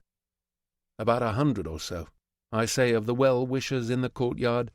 "There's some good ones in there. Roan came." "I saw him. You gave him the ducks?" "Yes." "No one deserves it more. He will guard you well. I only wish I did not have to leave." She looks so weak. Her remaining arm is wrapped in bandages. After Darrow's savagery, it is a wonder she did not lose it. His poison has leached the colour from her face. She is so pale. To remember her in the Palatine, young and so full of promise, and to see her now, it is almost too much. She was the future. Now she will be the past. It isn't right that she dies and all the sycophants and monsters get to live. "Don't look at me like that," she says. "Like what?" Her face tightens. "I should say congratulations on your betrothal, I think." "It is a political affair, nothing more." "You think so?" She knows. I feel wicked looking down at her. I should have left the triumph, come here instead. Her eyelashes flutter in pain as a spasm racks the left side of her face. A bit of drool works its way down her chin. I dab it off with my cloak. "Has Ajax called you out yet?" "Not yet." "He will." "He won't risk Atalantia's displeasure." "He will. Love may give one wings, but everything burns when it flies too close to the sun." She looks down at the sheets that cover her dying body. "It's funny. You always promise yourself you won't become a cliché. You won't be the person who yammers about their school years with old friends, trying to relive the glory. Then you do. You won't be the soldier who doesn't bother learning the names of the fresh troops because they won't be there tomorrow. Then you are. You won't give last breath confessions. Then you must." Her smile disappears. "Sit down." I take the stool at her bedside. "There are things you must know." She looks at the door and takes a small jammer from under her sheets. Her fingers suffer nerve damage and fumble with the controls, so I must help her. The noise outside the room disappears, and the sound of the sea can be heard no more. "I have known Atalantia all my life," she says slowly. "I've seen her as a courtier and a soldier. She has always had something missing. She was here before you." She looks at the gauntlets. "Despite what I did, bringing the Praetorians for you, she held my hand and confessed that she believes you're her missing piece." For a moment I don't think she'll continue. Then with a sigh she forges on. "Those were the happiest days for her, you know. When Octavia would let you alone from your lessons, and Atalantia would take you to Hyperion. She does love you, in her way. She thought you were the saddest little boy. We all did. She touches my knee. Don't take it as a slight. You saw too much to ever truly be a child. You never had a chance to be one, not really. And neither did she. Octavia was hard on her. She was hard on us all. She coughs, and blood flecks her lips. She waits as I wipe it away. She was like a poison. I've never heard her utter so much as a single word against my grandmother. Octavia was a hard woman, but she made us what we are. She poisoned us. She was our sovereign. Sovereign! She spits the word. All my life I've served. Octavia, then Magnus, then Atalantia. Everyone sits on that stool and tells me I did it with such honour, and every time I hear it, I want to tear their tongues out. She looks out at the sunlight as if it were the enemy. If you regret you are evil, it is still evil. I've killed old men in their beds, children under the feet of their own horses, mothers who begged me to spare their unborn. All because I was a stupid girl who thought her father looked beautiful in his armour. When he retired, I begged to take his oath to my sovereign. He wept that day. I never knew why till after he died. I thought his oath gave him purpose. He was too honourable to say it imprisoned him. On the day he found freedom, he saw his daughter enslaved. She swallows, reliving the horrors she's done in my family's name. I only wanted to be useful. I don't know what to say. Her voice softens. Get them while they're young, she told Magnus once. Get them while they're young, then you've got them forever. Honour, duty, it's all a lie. By the time you know better, you're too dirty to get out. Octavia poisoned me. She made me fear to be alone so much that I believed only the darkness would want me. Her hand trembles upward to touch my face. Somehow, she didn't poison you. Her fingers feel right against my cheek. Not electric like Atalantia's, not rank with guilt, but like they've been missing all my life. I want them to stay forever. I feel safe here. Her touch is not maternal, nor is it hungry, but at this moment I realize she does not see me as boy any longer, but as someone who understands the world as she does. It is already too late. You were always good. You still are. They all thought you were dead, but I didn't. Say what you will of Virginia, she wouldn't let Darrow kill a boy. Sometimes, when I was in a shuttle and all I could hear were the engines, I would think of you. I would see you off, somewhere by the sea, living a true life. Falling in love, maybe. Her fingers leave my face. When you stepped onto the Annihilo, it broke my heart. Why should me coming home break your heart? I ask. This is my family. She stares at the door, forgetting me and the sea. I have to tell you something. Something that will make you hate me. Something I know will make you do what has to be done. But I'm afraid. I take her hand and surprise her by kissing it. Nothing you can say will make me hate you. She swallows. Your mother. I go cold. What about my mother? She was a reformer. Did you know that? No. Did I? Do I? No, of course you didn't. She saw what Octavia was, how her grip was squeezing tighter and tighter till it would choke our world. She thought the burning of Rhea was an abomination, and she saw how slowly her mother was trying to corrupt you.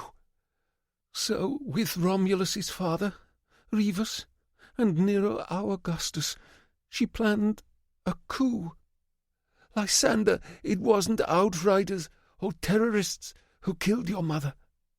It was Octavia who gave the order. How do you? Because Atalantia and I planted the bomb on their shuttle. I stare at her, unable to comprehend. You and Atalantia? Yes. You were her closest friends. Yes, though it broke my heart. I did as my sovereign commanded. My hand slips away from hers. The world shrinks to a very small, very quiet place, as memories and all their weight fall upon me. All the times I sat with my grandmother, dined with her, flew with her, tried to impress her, and she sat there, the old crone, pretending she didn't send my father and my mother smouldering into the sea. All the times Atalantia took me to Heliopolis, held my hand at the opera, squeezed me between her sweating legs. A dark glass slides over the world. I will never be the same. Why can I not remember my mother's face? I ask. Do you remember a chair? I say nothing. Octavia had many monstrous machines, but none so cruel as the chair. She called it pandemonium. With it she could pervert the mind. When she discovered Anastasia's treason, she swore she would erase her from history. She did not succeed in that, but she did steal her from you, Lysander. After your mother died, you were inconsolable. She was a good mother. She loved you more than anything in the world. Octavia grew jealous. After 2 weeks in the chair, her work was done, and you didn't cry any more. I wish I did not believe it, but I do. What else could erase the face of a mother from the memory of her only son? I feel myself struggling to breathe. It was not enough to rob me of my childhood, not enough to rob me of my parents. She robbed me of the one thing that is mine, the one thing that no one should ever be able to take away. Did Aja know? No. She nearly broke her oath to Octavia over it. Atalantia didn't bat an eye. She is a monster. Yet I swore an oath to serve Magnus, and when he found he was dying, he made me swear an oath to her. Kalindora swallows. I am a monster. I know that. I turned my back on the covenants of the Olympics, on my own heart. But I will not die a monster. I won't let her devour you. She cannot sit upon the mourning chair. She must not. She would burn the worlds so long as the ashes kneel. I stand, unable to look at Kalindora. I wasn't strong enough to make a stand, but when you came back, I knew it was time. That is why I called the Praetorians. She reaches for my hand. You are the sovereign, the last heir of Selenius, the last hope of gold, and you are good. What are the chances you can repair what Darrow and Octavia broke? Make all this horror be for something. Fix what is broken in our people, Lysander.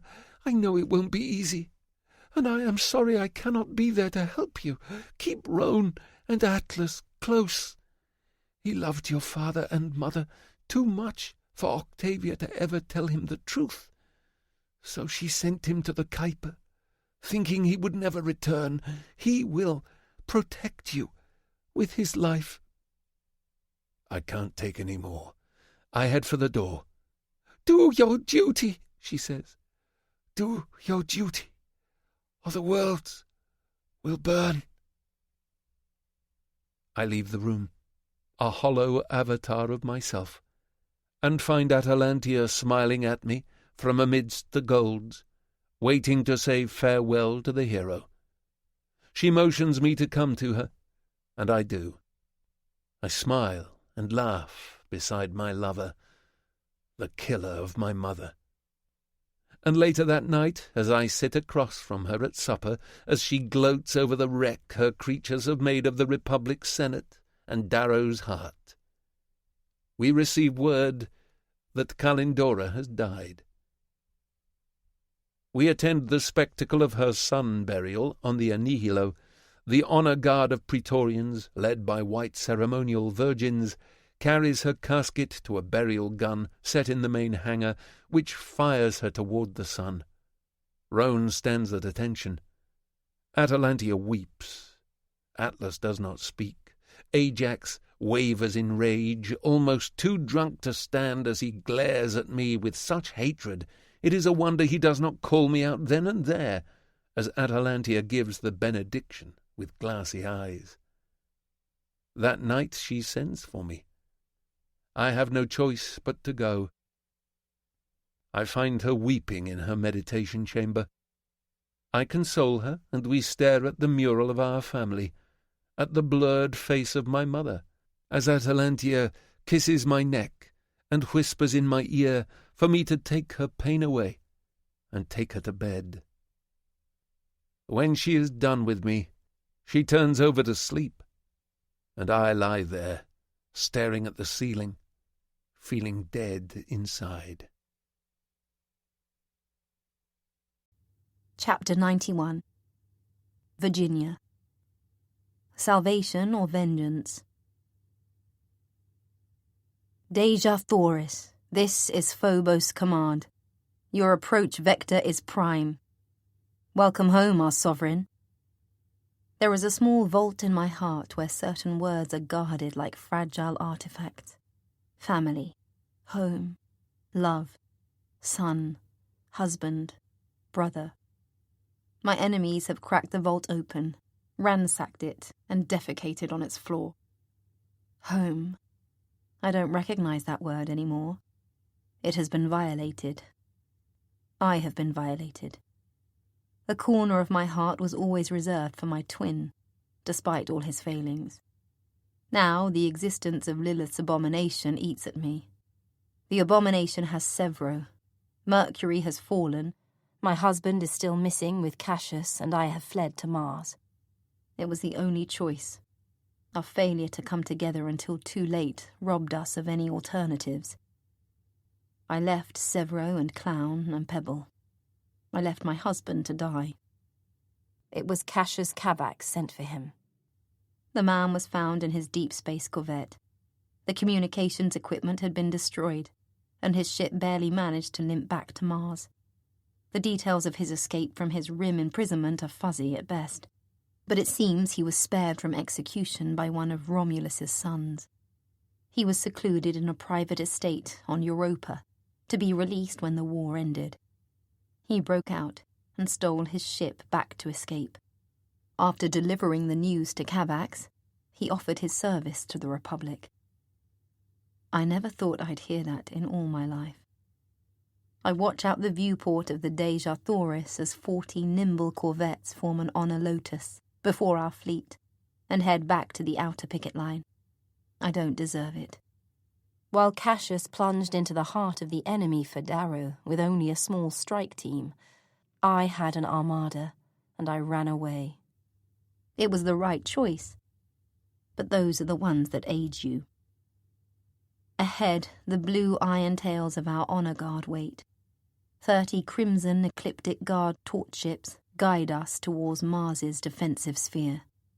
First through roving patrols, then a 10,000-meter gulf followed by thickets of minefields and light cannon array, then the hunting grounds for attack squadrons of destroyers and torch ships, and finally into the realm of the apex predators, the defense platforms, the dreadnoughts, and their battle groups.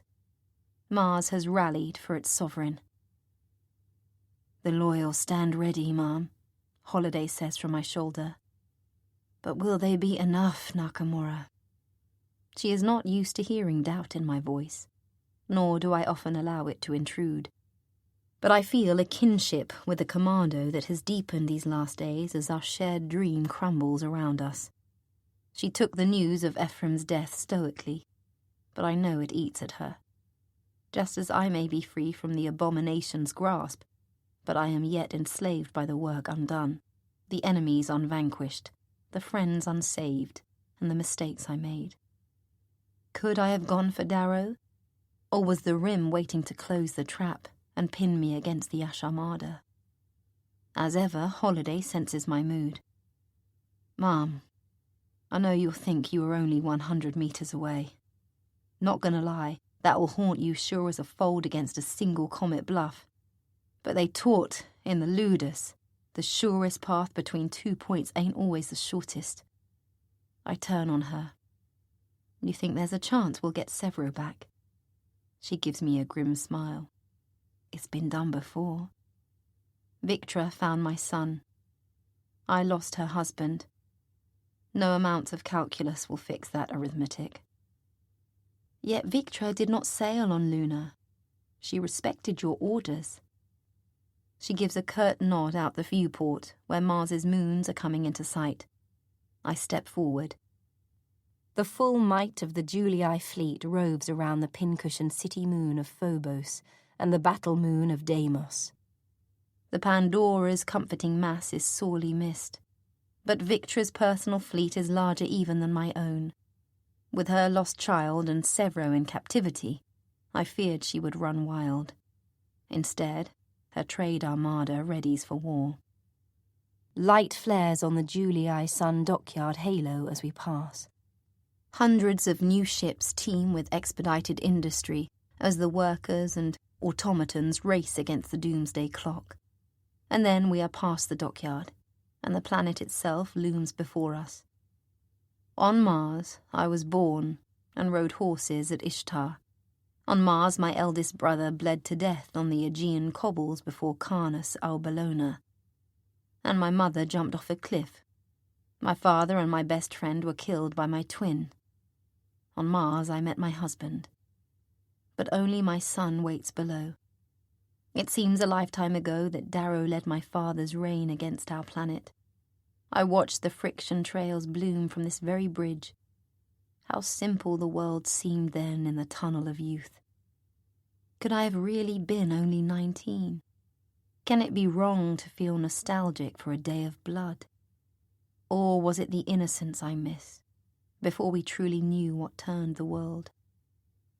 The melancholy is scored away by wrath, as the night side of the planet comes into view. Cimmeria is cloaked in darkness. The obsidian I allowed to seize the continent in hopes they would call it home and defend it with their lives have ravaged it instead. The central cities of Nike, Phoenicia, and Olympia are dark. I believed in the obsidians. I believed in Sephi. I was too optimistic. It only took a single man to topple her reign and unleash her people. Now the obsidian army and fleet are gone, having disappeared mysteriously after Kieran gave Volga over to the father of Ragnar. It seems all this Volsung Far wanted was Sephi's army and only half her stores of helium. The rest they left abandoned in containers on the tarmacs as casually as if the containers were filled with surplus dining utensils. What does Nars mean to you, Nakamura? I ask. The Terran hesitates. Hope. And you, my liege? War. I turn on a heel for the hangar. As pit crews prepare Pride 2 for disembarkation, Kavak sits on the hangar floor. He stares out at Mars floating on the other side of the pulse field. Sophocles spools in his lap, watching his master with concern. I set a hand on Kavak's shoulder as I approach. He closes his eyes in a moment of warmth, then looks back at the planet. Daxo loved Mars because she never pretended to be a maiden, he says. The beautiful scarred, he called her, I reply. The beautiful scarred. Kavax loses himself for a moment in the echo. He loved South Pacifica, but he was born here, in Zephyria, where I was born. When he was as high as my knee, I took him as my father once took me, through the heartwood, and I showed him the tree that grew from the seed of my father's heart, and his before him. I showed him where mine would be planted, where his would be planted beside his brother's.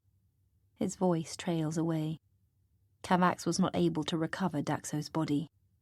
The Vox cremated the slain senators and mixed them into the sewers so they could not be collected by their kin and brought back to Mars. "Pardon me," he says, collecting himself. "Sometimes the indignity is more than I can bear." Kavax is no longer the indestructible man who helped raise me. His decline started with Volga's grievous wound to his side, then Thraxa going missing, and finally Daxo's remains floating through the sewers of a moon Kavax hated.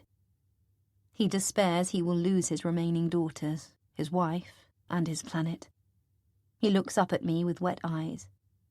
"Must it be here?" he asks. "It must." I offer a hand to help him rise.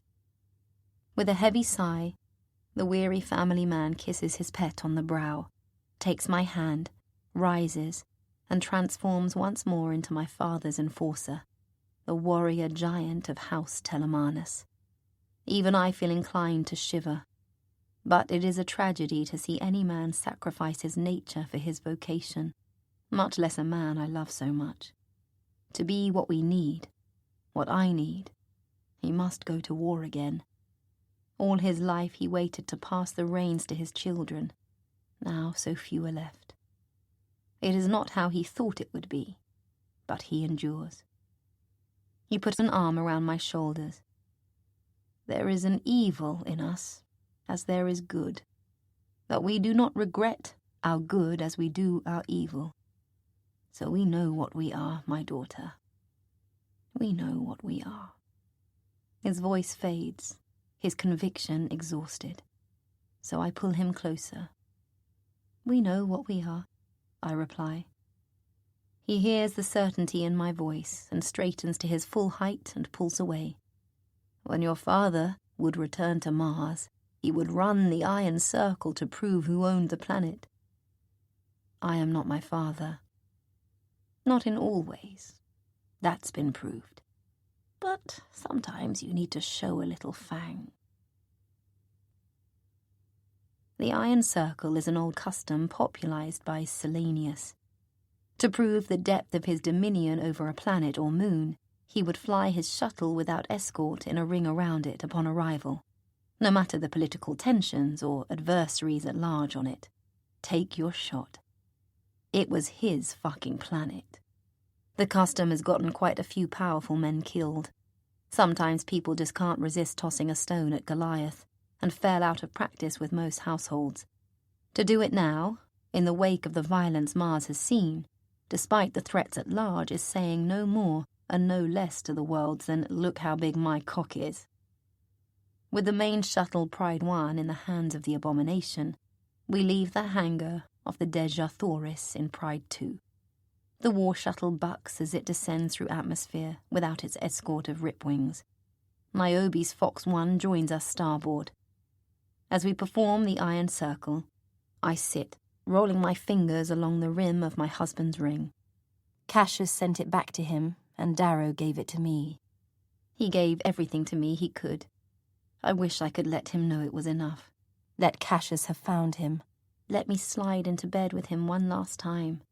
Let me feel his warmth again. I need him more now than ever. Mars needs him. All the ships and gun batteries in the world don't make Mars seem safe without the Reaper. My officers in the cabin do their best not to look nervous as we pass over the Amazonian Sea toward war-torn Cimmeria to complete the circle. What will I say to my son when I see him? Pax is neither stupid nor helpless, especially not with Electra at his side. He would not have woken up every day, praying it would finally be the day his mother would save him and make everything right in the world again. No. He would use game theory. He would work the models in his mind until he saw the reasons, the permutations, the tectonic plates in motion. Then he would scheme a way to help me as much as he could. I wonder if Pax realizes yet that I raised him to be as much an ally as a son, and if he understands my guilt over that. If he knows, could he still grasp how losing him was like losing a limb? How my love for him goes beyond logic, beyond explanation. Virginia, Kavax whispers at the viewport. Look, I can't muster the energy. Either someone shoots at us or doesn't, I say. The Iron Circle was your idea. Just look. Holiday tries to join Kavax at the viewport. When he won't move, she takes the next viewport down and shatters my officer's grim mood with a throaty laugh. Mom, you'll want to see this. Frowning, I slide open my viewport shade and see a line of fire racing across the dark landscape east of Nike, another flaring west of Phoenicia, and yet another southeast of Olympia itself. To be so visible at this height, the lines must nearly be 100 kilometers long. As I watch, the lines of fire curve into the shape of a sling blade. Mars endures. Despite the recent violence, no surface fire licks upward at my ship during its passage around the planet. Even I didn't believe we'd complete the Iron Circle without incident. The mood of the officers has changed. The holocans in the back of the shuttle mumble with beating drums and singing crowds in cities all across Mars. In my shame, it is not the response I would have expected. Mars's zealotry has always been reserved for my husband and his first wife. Kavax sits by the door, tapping his heels, eager to set foot on his home soil again. Holiday watches the holos with a look of love for the planet as it hails Lionheart and the Republic. Clouds embrace the shuttle, and when they pull back, we see the Val Marineris gashing the world with its glittering towers and the glowing green parks and forests that sprawl along the cityscape and crawl up its towering walls. Millions of civilians line the rim of the Great Canyon. Hundreds of thousands of new recruits pour onto the grounds outside what was once my institute, but is now the Pegasus Legion barracks. As we approach Aegea, the ground becomes lost beneath the shifting tides of humanity that gather in the parks and courtyards and main avenues. The Via Triumphia is as clogged as it was on Mars's first Liberation Day. They are all holding something red above their heads. My shuttle sets down between the Republic's victory obelisks that lead the way to the Lion Stairs. The sounds of the sea humanity that fill the courtyard wash against the shuttle. I see now what they hold above their heads. Their millions of clenched fists are dipped in red. A great murmur seeps through the crowd as I descend the plank with Kavax and Holiday at my side. They grow silent enough I can hear my boots on the metal plank, and then on the marble as I cross the courtyards of Victories to the Lion Steps. Niobe joins us along with the Centurions of Pegasus Legion, Loyalist Skyhall and House Naval Captains, and the remaining 3 widows of Arcos. The drums along the courtyard boom from the labour of red tribal drummers. I ascend the steps quickly when I see my boy waiting at the top of them. He is real. He is alive, just 10 meters away. It is as if he has walked through a doorway and come out not as a man, but finally the blueprint of the man he will one day be. He's a hand taller, his cheeks shrunken, new scars on his face. But the real change is in his eyes. The look of childish wonder is gone forever. Now they hold the dullness that marks the passage into wisdom. I wish I could wrap my boy in my arms and hold him until he became part of me again. I would garland him with kisses and apologies and promises. But we are at war, and I am the sovereign, so the mother must wait her turn. Kavax sees my distress and breaks from the procession to scoop my son up in his arms with a madman's laugh. He perches him on his shoulder and crows about the boy who killed a torch ship. I approach the Arch-Governor. My husband's brother smiles up at me. As charismatic as Darrow, but without even a hint of his brother's violent temperament. Kieran was always demure in private and popular with the crowds. It looks right to see him with the sword of the Rising on his hip. Behind him stand the praetors of the Martian legions, the imperators of the Ecliptic Guard, and the old sons of Ares commanders, all battle-hardened and clever, if a far cry from those we lost on Mercury. Kieran clears his throat. My sovereign. His voice floats over the crowd. Luna has fallen. The Senate is dissolved. The arch-governors hold planetary imperium. According to the new compact of the Republic, in this time of peril, I exercise my power to grant total imperium to my sovereign. He pulls the sword of the Rising from its sheath. It is the battered sling blade of the slave once known as L17L6363, his brother, the very tool Darrow used in the mine of Lycos. Kieran passes it to me. It is heavier than I expected a Red could wield. I turn to the crowd beyond the obelisks and thrust the blade in the air. Hail Libertas! I bellow. Hail Reaper! Echoes the crowd. After I have received my debrief, I find Pax sitting with Holiday in the garden where my brother killed my father 12 years before. The blood has been washed from the stone, but I still see it there. Whatever Pax has told Holiday has her in tears. He presses something into her hand, and she surprises me by kissing his forehead. She salutes as she passes me. Scampering around the edge of the garden, Sophocles salutes her departure with a bark, and weaves through my son's legs in delight to see him again. My old memories of the garden disappear as my boy spots me. I feared he would greet me as I've seen him greet his father, with that cold, scolding remove, but my fears were unfounded. All pretense fails between us and we crash together in an embrace. That hollow his absence has made in me is filled. I feel as whole, as warm, as loved, and proud as I did the day I first held him in my arms. How many times did my willpower almost break? How many times did I let myself imagine what sinister designs my enemies had in store for him? He has survived. As I pull back from him, I see his father's anger in his eyes, his mother's patience, his own animated curiosity. But he has changed. The sounds of training razors clack through the seaside courtyard at Hippolyte. Victra curses loudly, then barks, Again! Pax sees me hesitate to pass through the fighter's arch. I'm afraid to see my old friend. He takes my hand and steers me clear of the training yard, and together we approach the burial place of Ulysses. Grass has begun to grow over the small mound. The burial stone is wet with the morning rain. This could have been my son. Pax knows my mind and steps closer to me. You were right about Lyria of Largolos, he says. She did have virtue. Without her and Volga, it seems Victra would have been lost.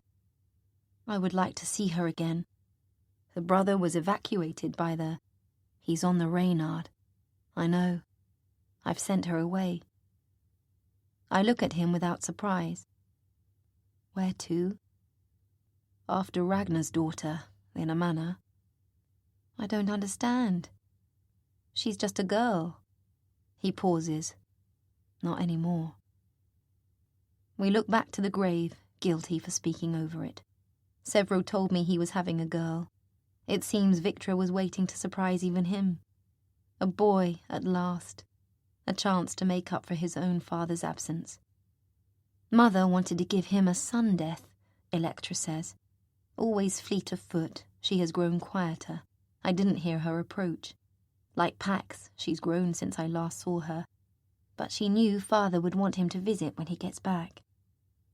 Electra, thank you for taking care of my son, I say. Her narrow eyes flick to him. That's his story? No one likes liars, Pax. They flick back to me. They were always hard, but not like they are now. I can see that now all she wants is to grow up so she can kill. It's no longer cute. Whatever the obsidian were feeding you worked. Look how tall you are. She shrugs. Maybe you're just smaller. She bows slightly for her sovereign, then walks away.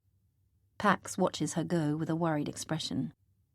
She doesn't like waiting, Pax says. I glance toward the training courtyard. That makes 2 of us. Wait here. I find Victra in the centre of the courtyard, facing down 3 of her best knights. I silence my datapad before entering. Even at her peak, 3 prime opponents would have been one too many. Sweat lathers muscular arms swollen with welts. She trains like a woman possessed. Already the curves of motherhood burn away.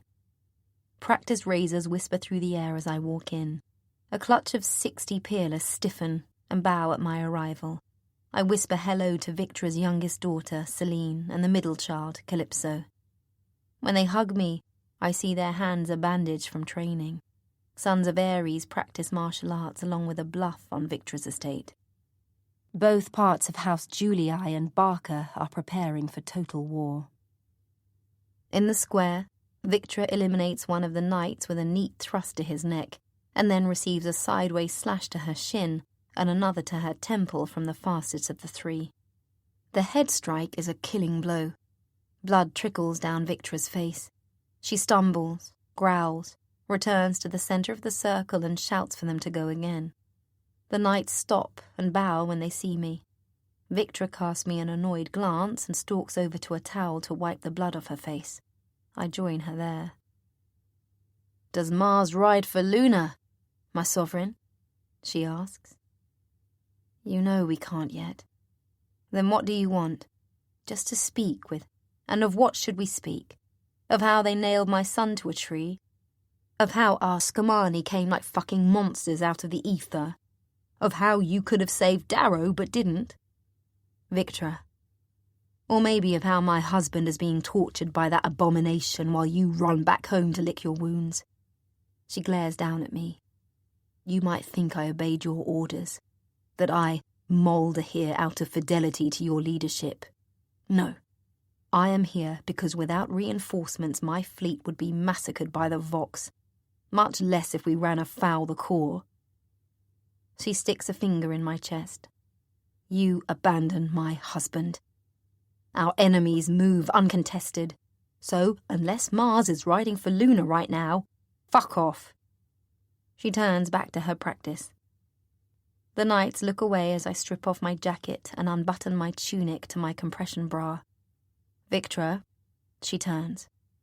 Her eyes trace the divots Lilith's hatchet left on my stomach and neck and the several hundred punctures the mob gave me on my flanks and arms, and attention releases from her shoulders.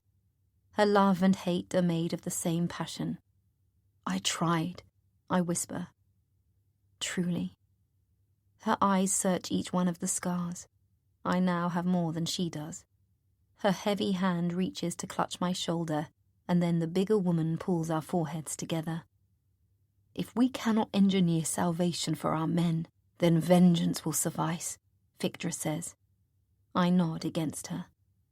My husband would have had it no other way. No matter what they say, Darrow is not dead. He endured for me, and I did not arrive. I will endure now until he does. Victra will have her wrath till her dying breath. I will have my hope. I will make our family whole again. There's a stirring in the courtyard from the knights. A defense pulse shield warps the air of Hippolyte, and Pax rushes into the courtyard with his datapad in hand.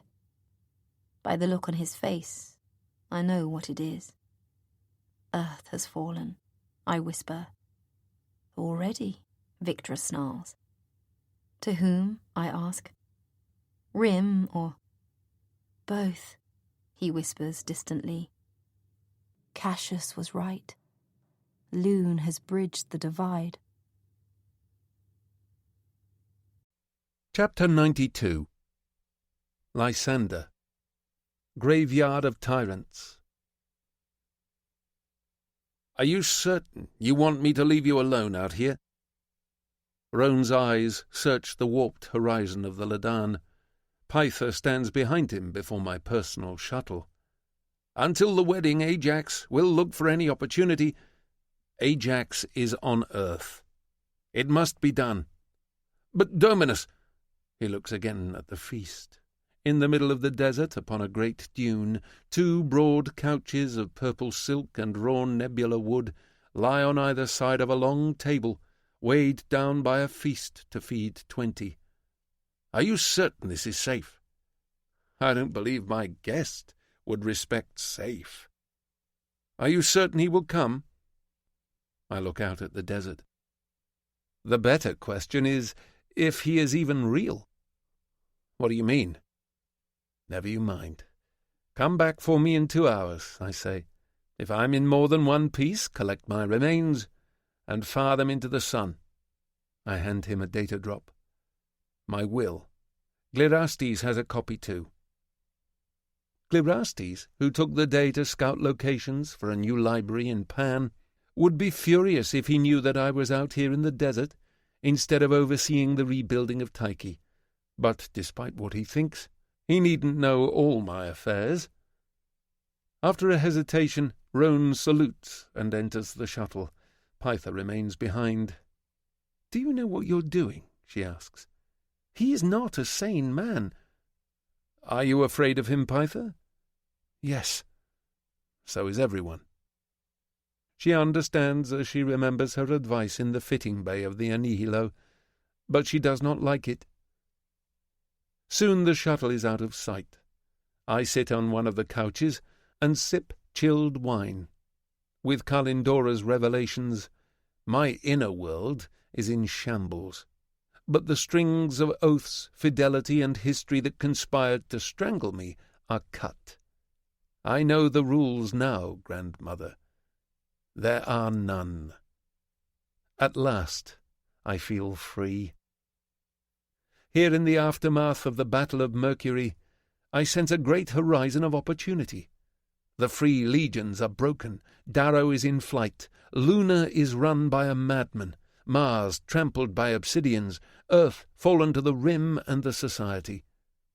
That sense of insignificance and guilt I permitted Cassius to instill within me has not disappeared, but remains in the back of my mind as a reminder of the fate one can accept if he lets the mercy of others define him. Darrow's mercy all those years ago, Cassius's mercy in serving as my protector, Kalindora's last testament, all of it rooted in some vain attempt to rekindle honour they long ago sacrificed for one reason or another.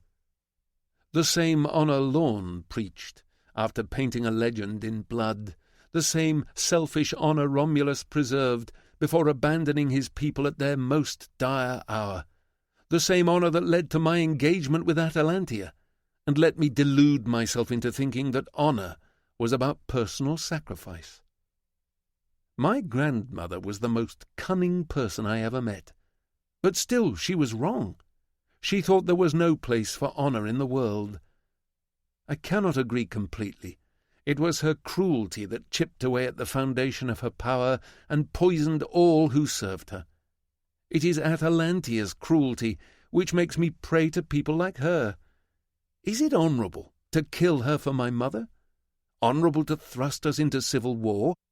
Honourable to fulfil my pledge to submit to her every whim?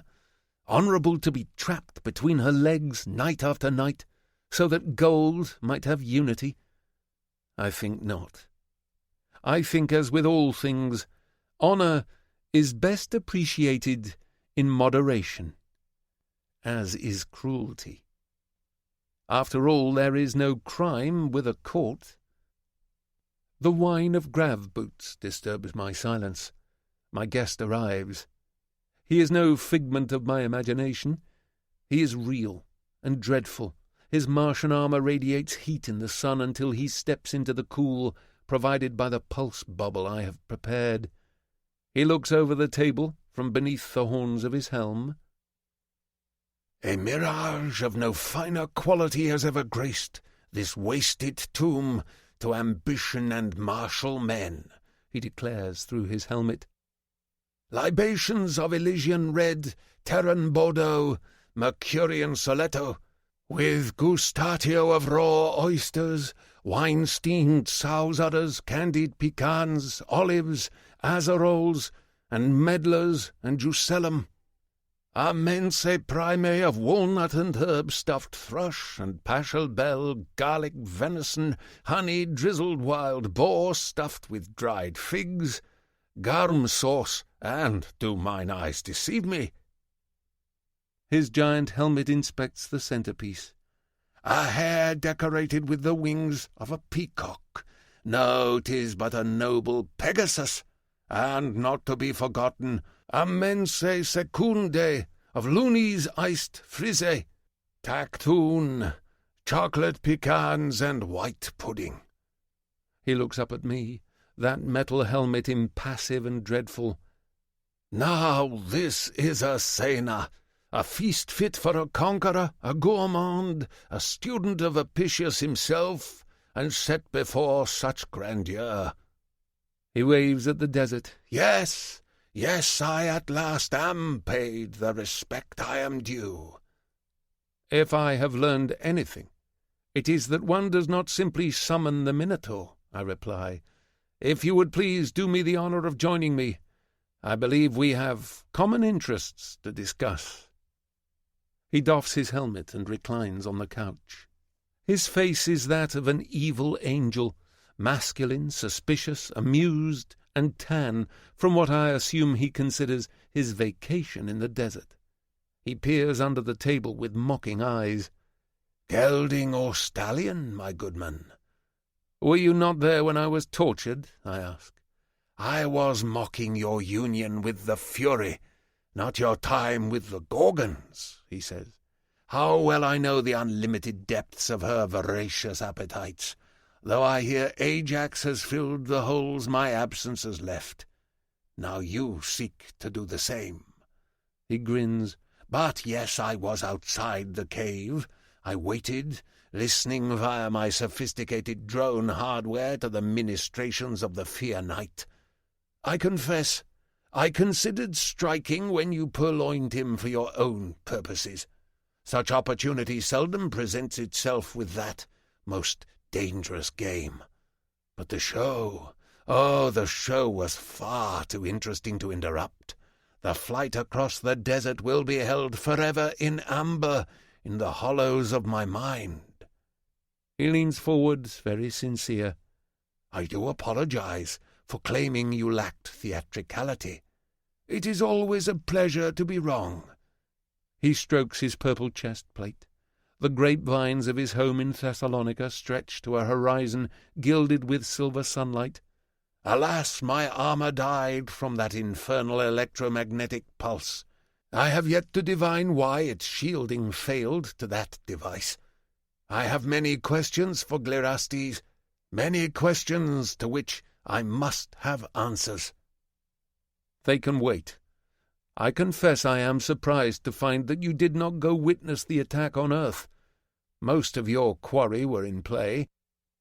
My path to my quarry runs through this moment, he says, and after the ash rain. He looks offended. After a cup of 21 Thessalonican Chianti, one does not rinse one's mouth with sangria. I saw 30 million men in mortal conflict.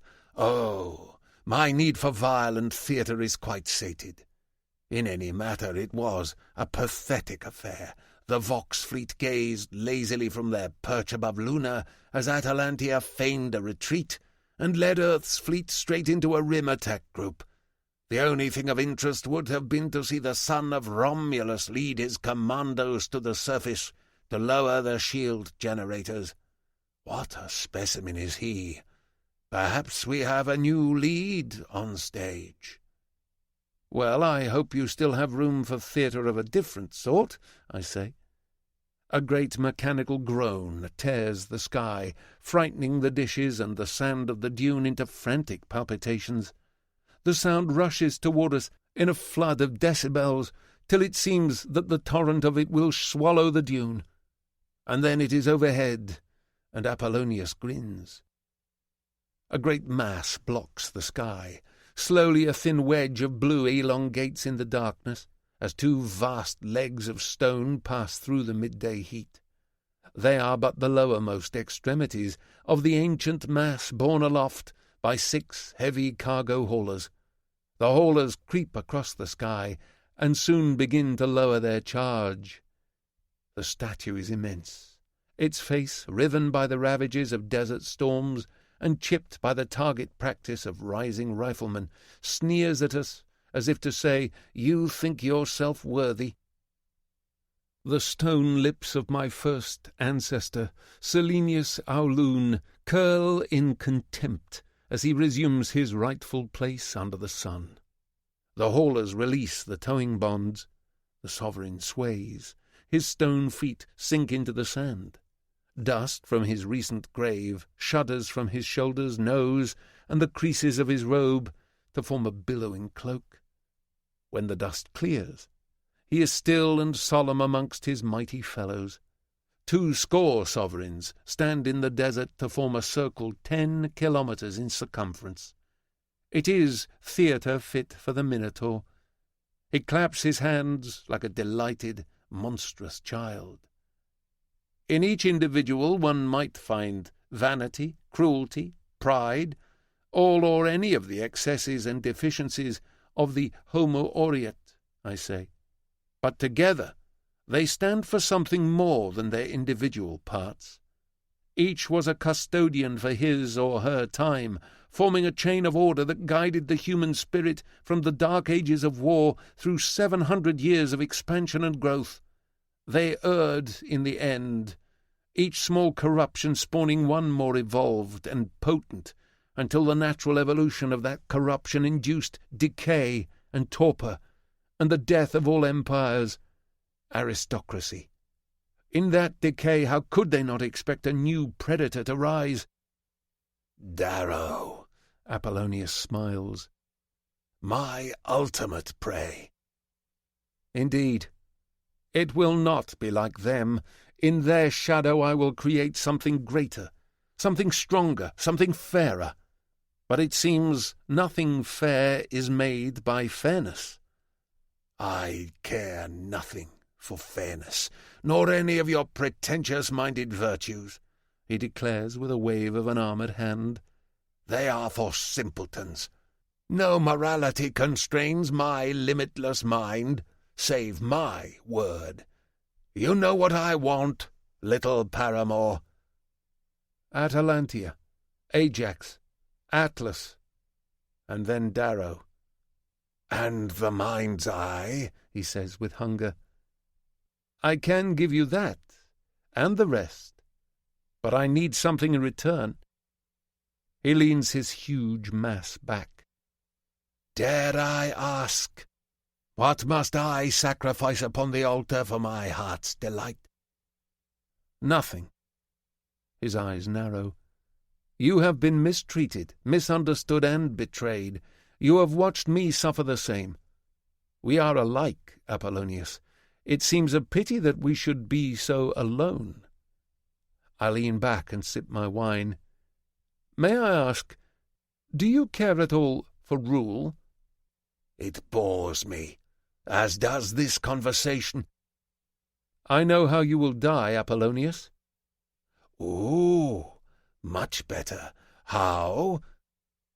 You will die the apex predator of this world, having stained it with your legend and the blood of your foes, so that when, in old age, you sit beneath the sycamores of Thessalonica to die, you know you venture into the void not burdened by your conquests, not fettered with responsibility of rule, but light as the ether that binds the heavens, as you drink your Thessalonican red, and reminisce of the enemies you cut to their knees. He is enchanted. And with whom will I reminisce? The ally who asks for nothing but your blade and cunning mind, who takes the burden of rule from your shoulders and exempts you from fealty, from all oaths, save the one where you gave your word to stand beside him against the worlds. I extend a hand. With a smile he seizes it in his immense gauntlet. His eyes blaze with excitement. To the trembling of the worlds, he whispers. Together we gaze at the graveyard of tyrants. In the days before the rising, the people of Mercury would come to this place and follow the statue's extended arms, which pointed at midnight to Luna, to remind them where power truly resided. When I found the statues, they lay fallow in the dirt, covered with war machines and blood, their arms pointing in all directions. Now, no longer a bickering mass in a shared grave, they stand together again. They point together toward a small patch of the sky, where at noon a distant sphere, appearing no larger than a small grain of sand, circles the sun. They point to remind my guest and all of Mercury our task is yet unfinished. They point toward Mars.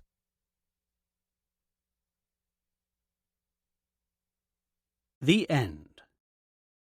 This is Tim Gerard Reynolds. We hope you have enjoyed this production of Dark Age by Pierce Brown, narrated by John Curlis, Renda Haywood, James Langton, Moira Quirk, and Tim Gerard Reynolds. Recorded books are available wherever audiobooks are sold, including audible.com, audiobooks.com, Google Play, Apple iTunes, and in public libraries through RB Digital. Thank you for being a Recorded Books reader.